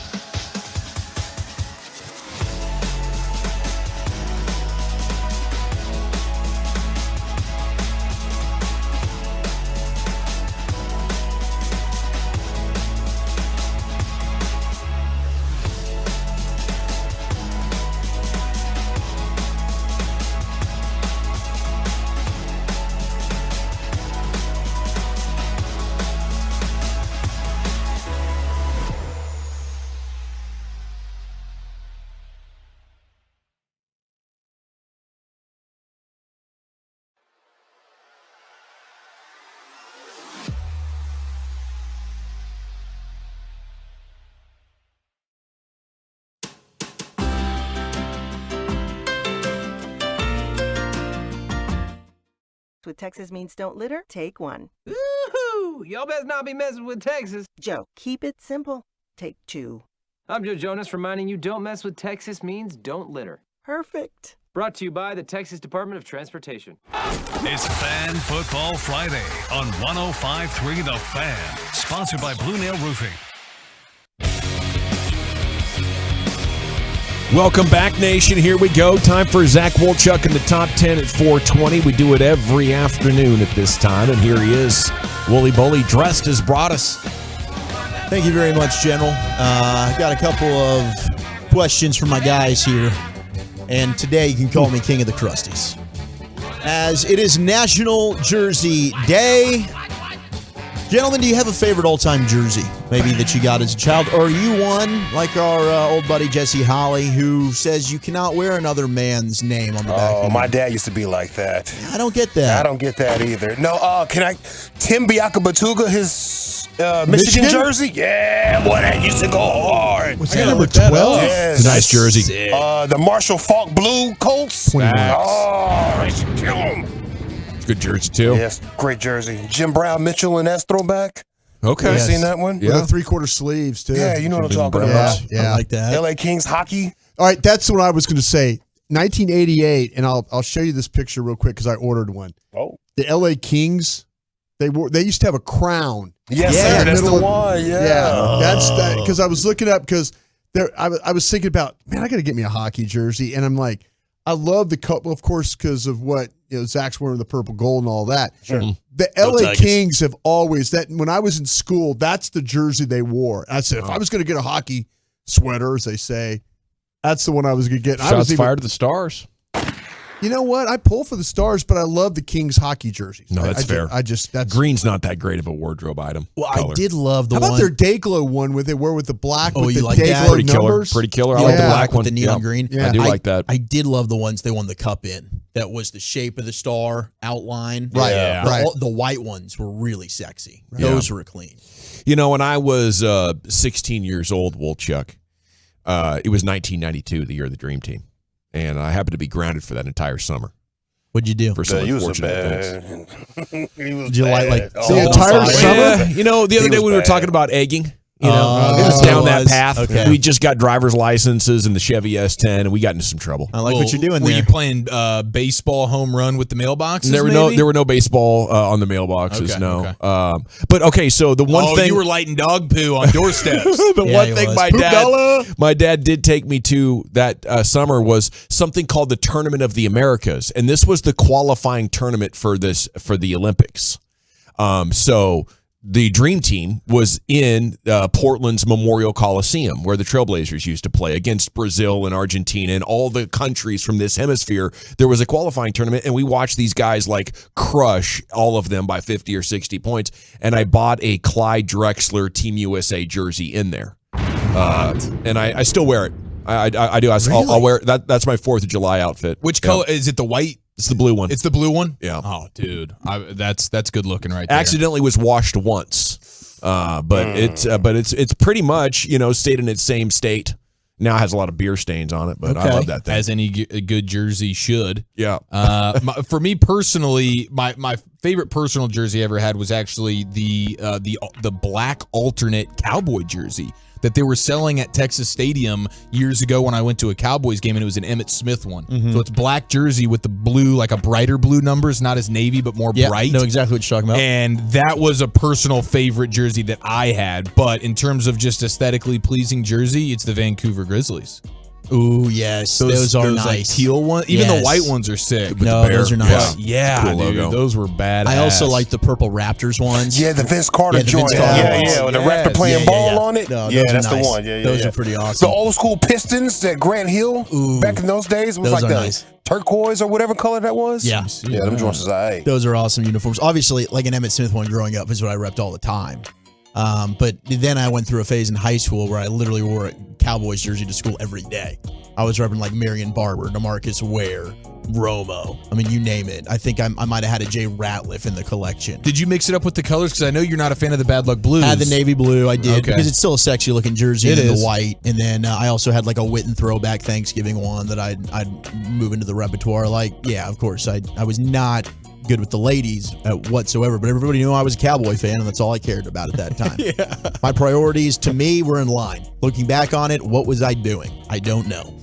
Some text, Expos jersey, Tony Dorsett, Pitt jersey, Troy Aikman, and the Troy Aikman powder blue UCLA jersey with the gold number was probably pretty cool. UCLA used to wear those powder blues, and they had no outline on their number, and they would play at night.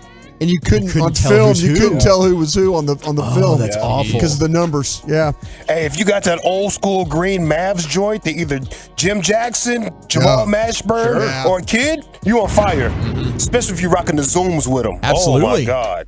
LaDainian Tomlinson got texted in, Washington Bullets from the 214, and a Shaq 94 Magic jersey. Yes. Shaq and the pennies with the number 1. Yeah, those were fire. So before we slide into the top 10 most iconic jerseys of all time. Those damn things were pinstripe too, by the way. They were. Sure were. I had a T-Mac one. Did you? One, yeah. Or did you have a Penny Hardaway one? Oh my gosh, what? I thought I was Penny Hardaway. He thought he was Penny. Yeah, I thought I was Penny Hardaway. I know. I remember that about you. Told the girls to call me Penny. Call me Penny. Yeah, like Walchuk has Emmett and Lucius has 100%. Lucius Penny guy. And Trent Dilfer has Troy Aikman. We learned that this week with Sean and RJ. Yes, we did. NFL Shop has put out the top 5 jersey sales for October. Our guy Micah Parsons, number 1. Mr. October, the number 1 jersey sale. Josh Allen, number 2. Patrick Mahomes, number 3. Christian McCaffrey is a Niner, number 4. And then they say Quanaissance comes in at number 5 for Mr. Barkley as he continues his bounce-back season, staying healthy with the Giants. So here are the top 10 most iconic jerseys in the history of sports. The honorable mentions are the Packers and the Celtics. They just missed the top 10. Packers and Celtics. I'm just going to tell you. I'm going to tell you inside story. There was a time where we almost changed the colors of the Green Bay Packers. Really explored it. Yeah. What color cheese would they have gone? The fan base probably would have been livid. We got. They would have sold their shares. Exactly. It was like we were 2 years in, and we were looking at a potential like Notre Dame colors. There was like there were some mock-ups and stuff like that of like taking the Packers out of green and gold. That's gross. And going into like a blue and gold. No. I'm glad you didn't do it. Yeah. Was that your call? No, it wasn't my call. I mean, it was like It was Reed. Andy decided. Basically the club president, Bob Harlan's like, man, we can't do this. What are we doing? I mean, we made Smart man. the mock-ups. Didn't they go like brown and blue back in the day? Well, That's the throwback. That's the throwback. Yeah, the 1995 throwbacks we wore. That's the color that they were looking at. But we were looking at a blue and a gold. That would have been vomit. Yeah. But they recognize that green's not an ideal sports color. You're not wrong. You're not. I mean, if you go with it, supersonic joints is fly back. You can in the pull day, it off. though. You can pull it off. Well, Oregon's doing some cool stuff. Oh, Lucius just told you the Mavs green was good for him. It is beautiful. That's a good look. Good look. There's certain times you can pull it off. Like North Texas is starting to get in the game. Like they're mixing the black and the green. You know, there's cool things there. Oregon does cool stuff with theirs. We just did a very good organic myth busting there. Yes, but there's certain green tints that do not look good, and there are a lot of teams that are doing it, and it's not working for them. Number 10 on the most iconic jerseys in sports, USC football. Fight on for the Trojans. Yeah. It certainly is a clean look. Very clean. Number 9, you brought up UCLA. UCLA hoops. They're men's basketball unis. There you go. And those are. That's the O'Bannon brothers did that, right? Yeah, that's a sexy blue. Their white ones, the all white suits are pretty good. Those too. are. Yeah. But the UCLA blue and the UCLA gold, like it is a good combo. Yeah, those are sharp. It is really clean. Number 8 is the Pittsburgh Steelers, the black and gold. Good look. I hate them. I don't know about that. But whatever. They're Hamburglar throwbacks, like the Packers throwbacks. Yeah. Like those are competing for the single worst uniforms in all of sports. The Bumblebee or look. the Hamburglar look. Those Yeah, are whatever. They're gross. bad. Yeah. Number 7, you've got Notre Dame football. It's just those dome tops. I'll tell you what, sometimes, an overrated speaking of situation. green, sometimes they'll throw a green jersey at you. They sure will. I actually like those better. Yeah. than I their do too. traditional. I just, I've gotten in trouble, but from the text before, sharing my opinions about the Irish. Yeah, they played that Shamrock. Shout out to Rocket. Yeah. Yep. He was amazing to watch. Shout out to oh Rocket. my gosh, he was amazing to watch Hell in yeah. college. Absolutely. Rocket Jeez, was the bro. man. Number 6, the Raiders.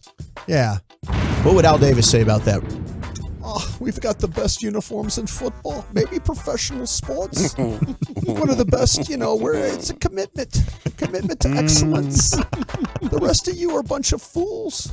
Not me. I'm not a fool. We're the Raiders.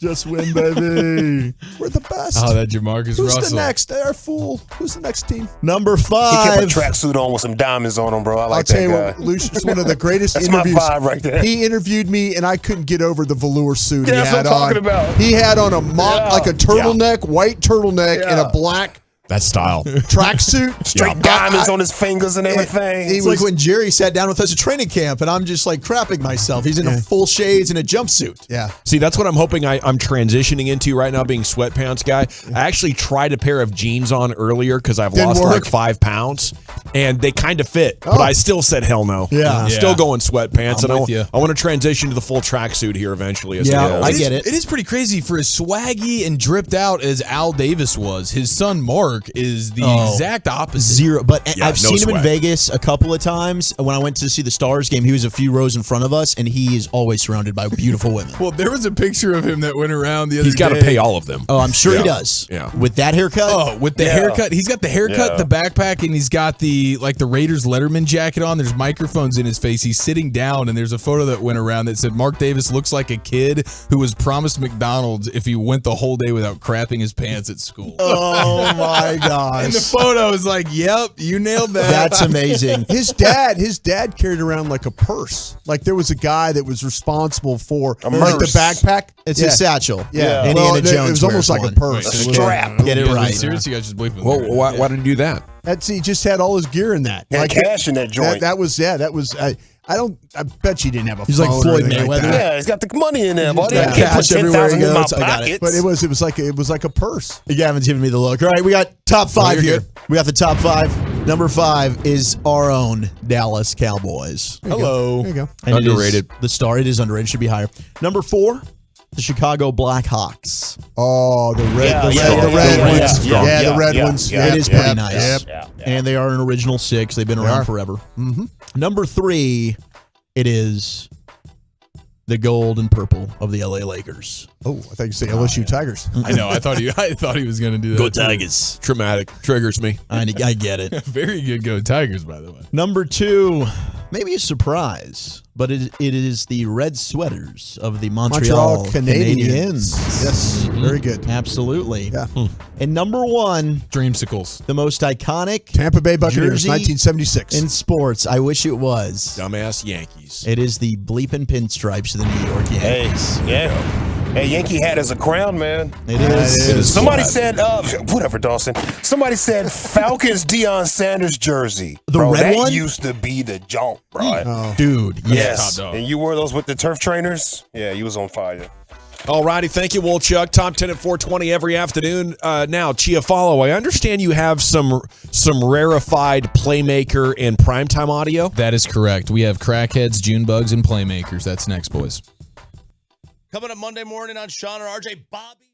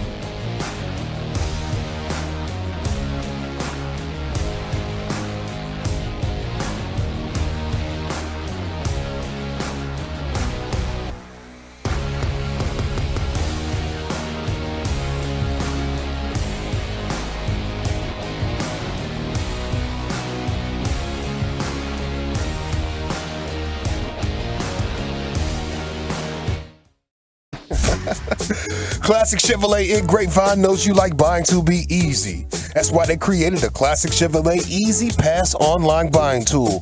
Visit ClassicChevrolet.com to get started. Chevrolet, find no roads. Thank you, Lucius. Come hang with us Tuesday at the Eagles Nest in Fort Worth, Boat Club Road. Our goal is to get as many places as possible and meet all of you.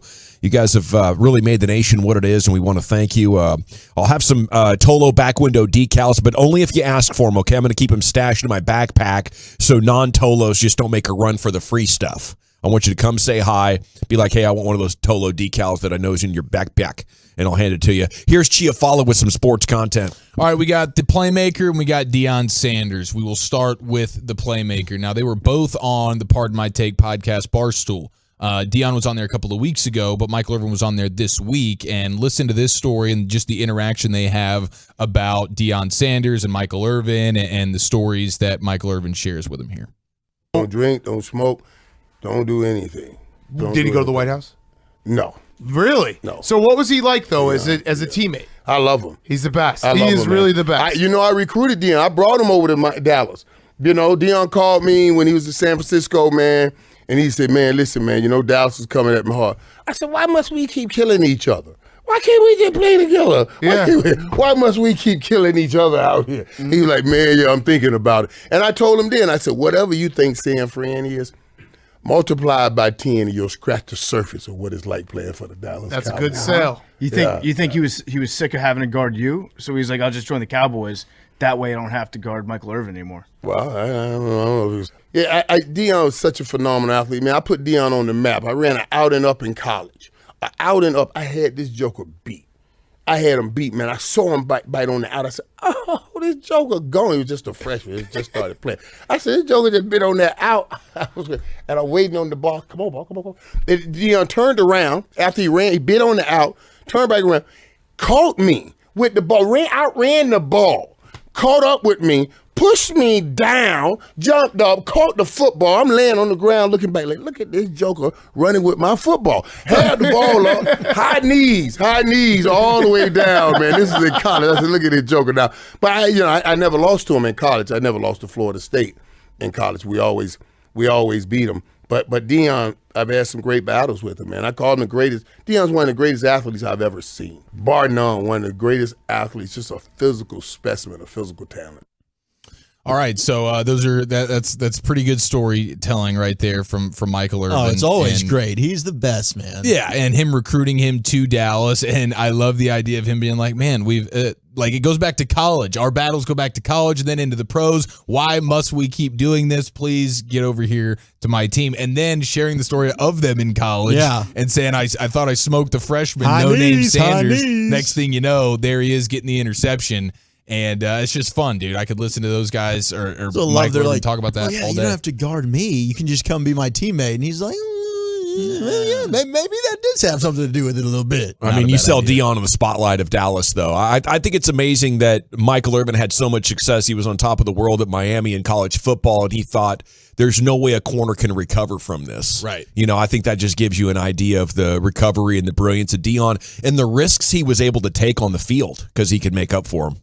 Yeah, the advantages of being able to play aggressive, be wrong, and then make up for it, and not just get an incompletion, but then get the interception. That's crazy. Yeah, it's funny when you get beat like that, all of a sudden those superpowers kick in, and he has a lot of superpowers. Hit the nods. Oh man, what a fun guy to watch play. And later on in his career and stuff like that, he still had a flair for making plays. It was amazing that.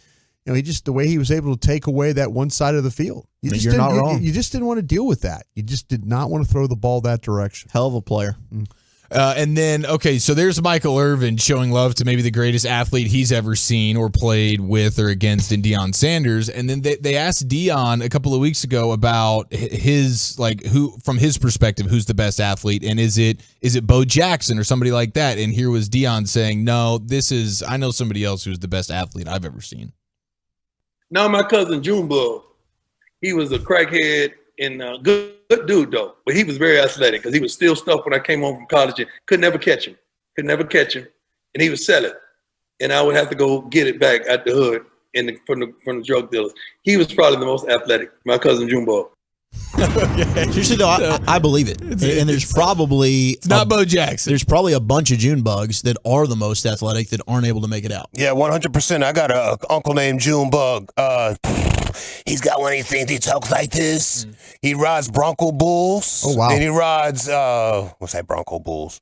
Bucking Bulls and Broncos. Okay. And he's always been a tough dude. Like, you can walk up to his car. He's got, like, fish for sale back there. He done caught a mess of fish. Boy, you want a fish? Go on, grab you one, get you one out of there. I'm selling them right here. I'm going to get you one for free, though. Man, yeah, we got a hell lot of June bugs. That is so. Yeah, now is the voice because They're tough. Too many heaters? A whole lot of heaters, whole lot of drugs, living hard, drinking hard, you know? Running a 4-3. Yeah, running a 4-3. I'm out there. I ain't scared of nothing, boy. Rolls out of bed and he's running a 4-3. Get you a fish out of with there, a boy. cig in his mouth. Yeah. And I will have some more athlete storytelling sound, an NBA version coming up later in the program. But there's Dion in the Playmaker for you. Yeah, to me, I mean, there's lots of different ways you could talk about it or have fun with it, but it also underscores like how dialed in you have to be to make it there, right? And I often think professional athletes get a bad rap because you got to be disciplined. There's a lot of great athletes in high school, and oftentimes like the best athlete doesn't even make it to college just because it takes a level of like discipline and accountability and people commitment. around you. You got to hold people that can see that your potential around you, and they keep you away from the things because you're going to make mistakes. You're young. Yeah. It's No really doubt. about Yes. what's around you. Yes. Absolutely. Yeah, a lot of the great players, they tell a similar story. Like the people in my area said, nobody mess with that guy. Yeah. Okay. No, don't let him do anything bad. He's got it. And sometimes it takes that in order to make it happen. We got to run though. Hour 3 down, 2 more to go. Jerry Jones on how to beat the Eagles. Do you think the Cowboys can do it? Plus, I have some mid-season points of reflection for. I'll ask you a few questions next in the G-Back Nation. Number 1.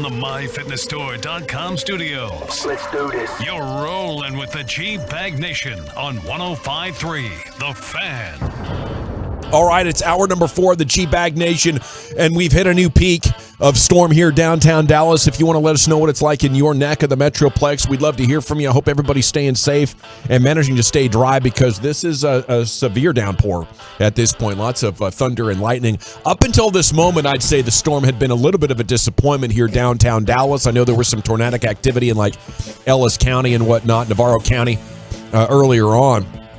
We hadn't seen a ton of it, though, and apparently we're now in the final hour to hour and a half, so maybe it has saved the worst for last. General, at your service, salute to you. Do have some Cowboys content. There's Brian Broaddus, former Cowboys scout, Super Bowl champion. Lucius Alexander's in the Pimp Cup once again on a Friday. Wolchuk and Chiafalo. Zach's paying off a bet, dressed as Broaddus. Broaddus is paying off a bet, dressed as Benjamin Franklin. And you can see those for yourself at 105thethefan.com, Twitch, and YouTube, where Carter Freeman has coordinated your video feed. Okay, Jerry Jones Cuts. Are you going to have to run it at Philly to win the game when they come to AT&T here after a bit? Here we go. Here's Jerry. The answer is, I hope we can ram it down their throats. If we do, we'll have a good chance to win that ball game. They run the ball well, to speak of running, and that quarterback, they'll use him as a runner from the quarterback position. That's challenging. That's very challenging. And that's as much my focus as it is how we go against them. They're well balanced. They're a heck of a team. But I'm glad this next game is at home. We'll need everybody to get this done. 214 says, I'm making a beer run in this, General. Salute to you. That's a committed man who needs supplies for a Friday night. Okay. So the Eagles got the dub last night against Houston. Their offense was not playing great, but their defense got 2 picks off of Davis Mills at key moments in the second half as they were, trying to stay with the Eagles and then make a frantic comeback late. It wasn't meant to be because of that Eagles secondary. And now that you add the pass rusher Robert Quinn to it, you saw how Brandon Graham did Tyler Smith there in a key play in Philadelphia a few weeks back. I feel like it's got to be a massive run game day for the Cowboys. And I don't know if I want Dak to run in that game or not. Maybe you save Dak's legs for the playoffs. If you win that game and you win the division, I think you turn Dak loose and have him run the ball 12, 15 times. Okay? If not, I think you say, well, we're going to try to win this game. And then if you find the Eagles in the playoffs, that's when you turn the quarterback running loose, because I don't see how you could believe that you're going to have a lot of success throughout the day passing the ball, and you can't count on holding them to like 15 points to win a low-scoring game. So that's where I'm at with that one. How about you guys?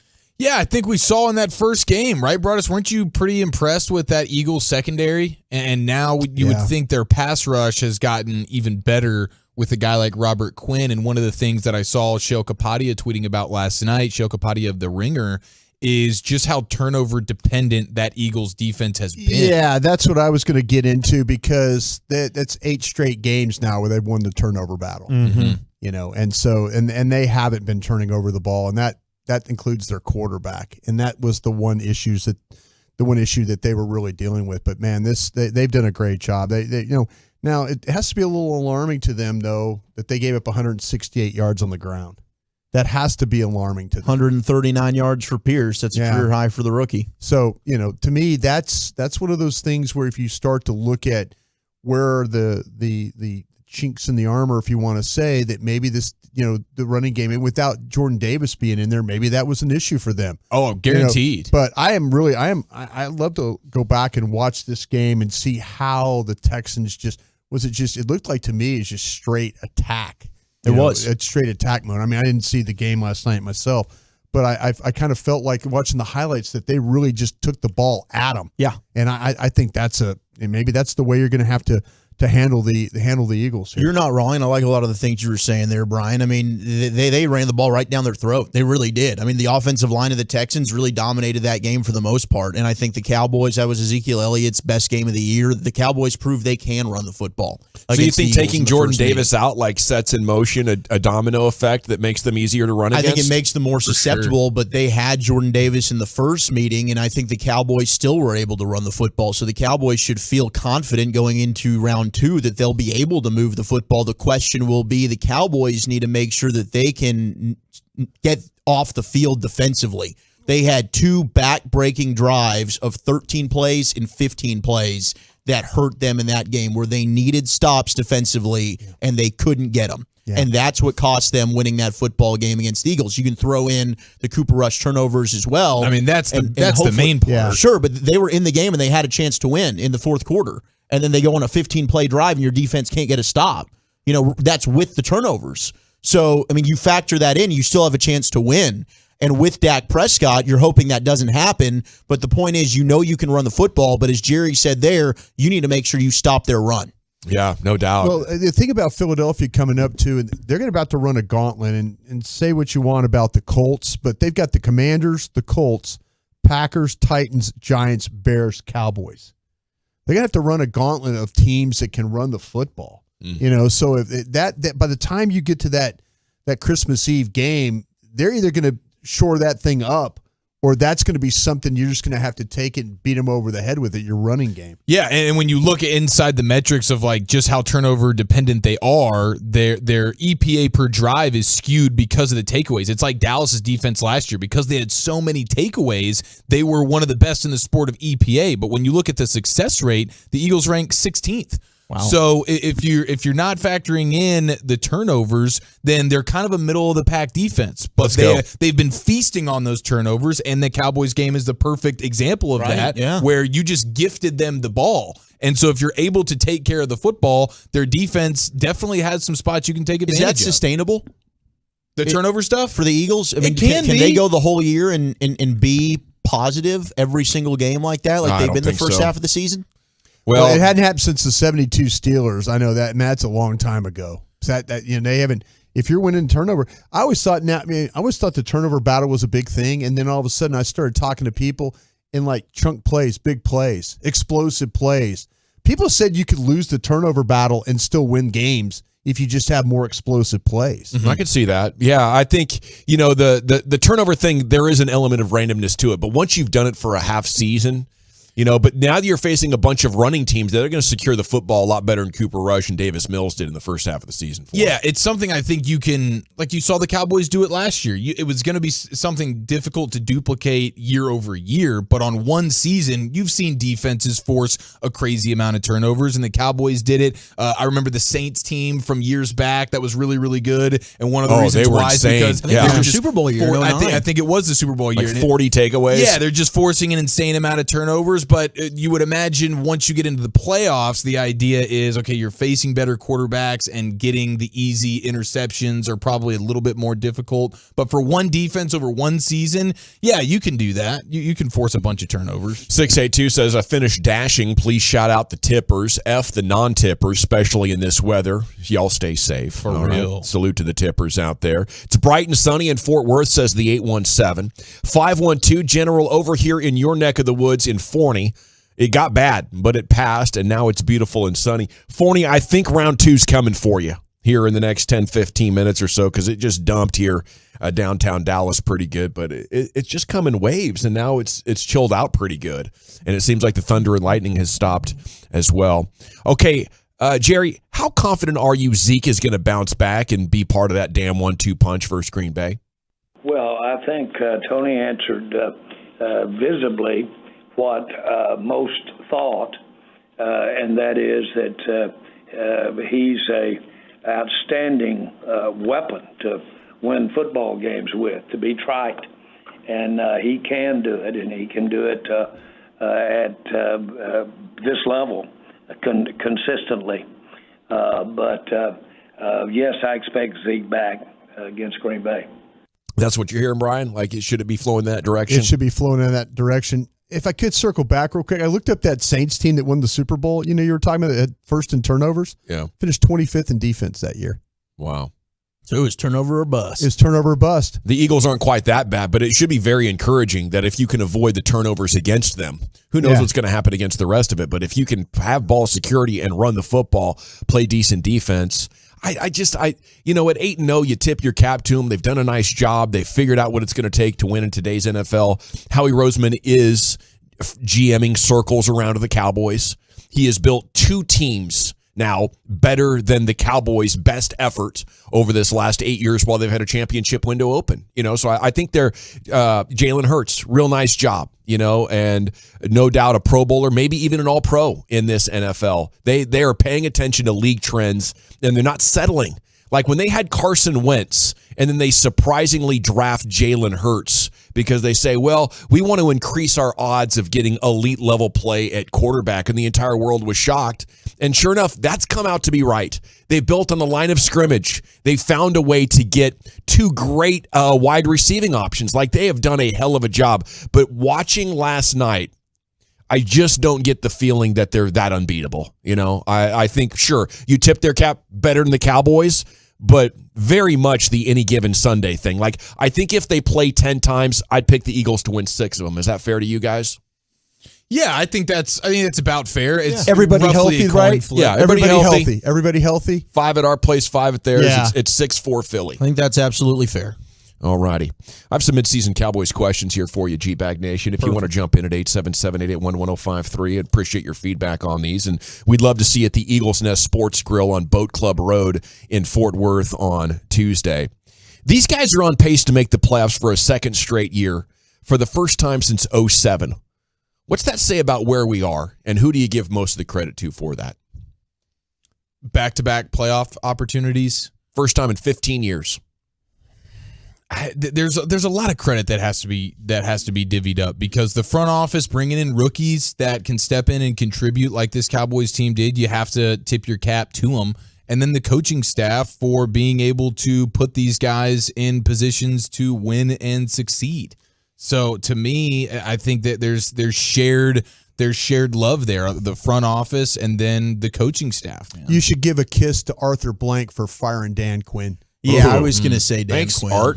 Yeah, I mean this team found itself when it hired Dan Quinn, because Dan Quinn, and we were all just praying that this would be a top 15 defense. He made it a turnover machine. He had the vision for playing Micah Parsons the way he has. Some of the guys he's brought in, with cursed veteran guys. I mean, he's figured this thing out. He's done something that, and you got to give McCarthy credit too. But this thing really, really turned around when Dan Quinn walked through that door. Yeah, I think that's huge. And I think the team building lean towards defense instead of offense is what I was wondering about. Like, is this defense first team building, is it more sustainable? Like, with these rules, you can figure out a way to play efficient football on offense.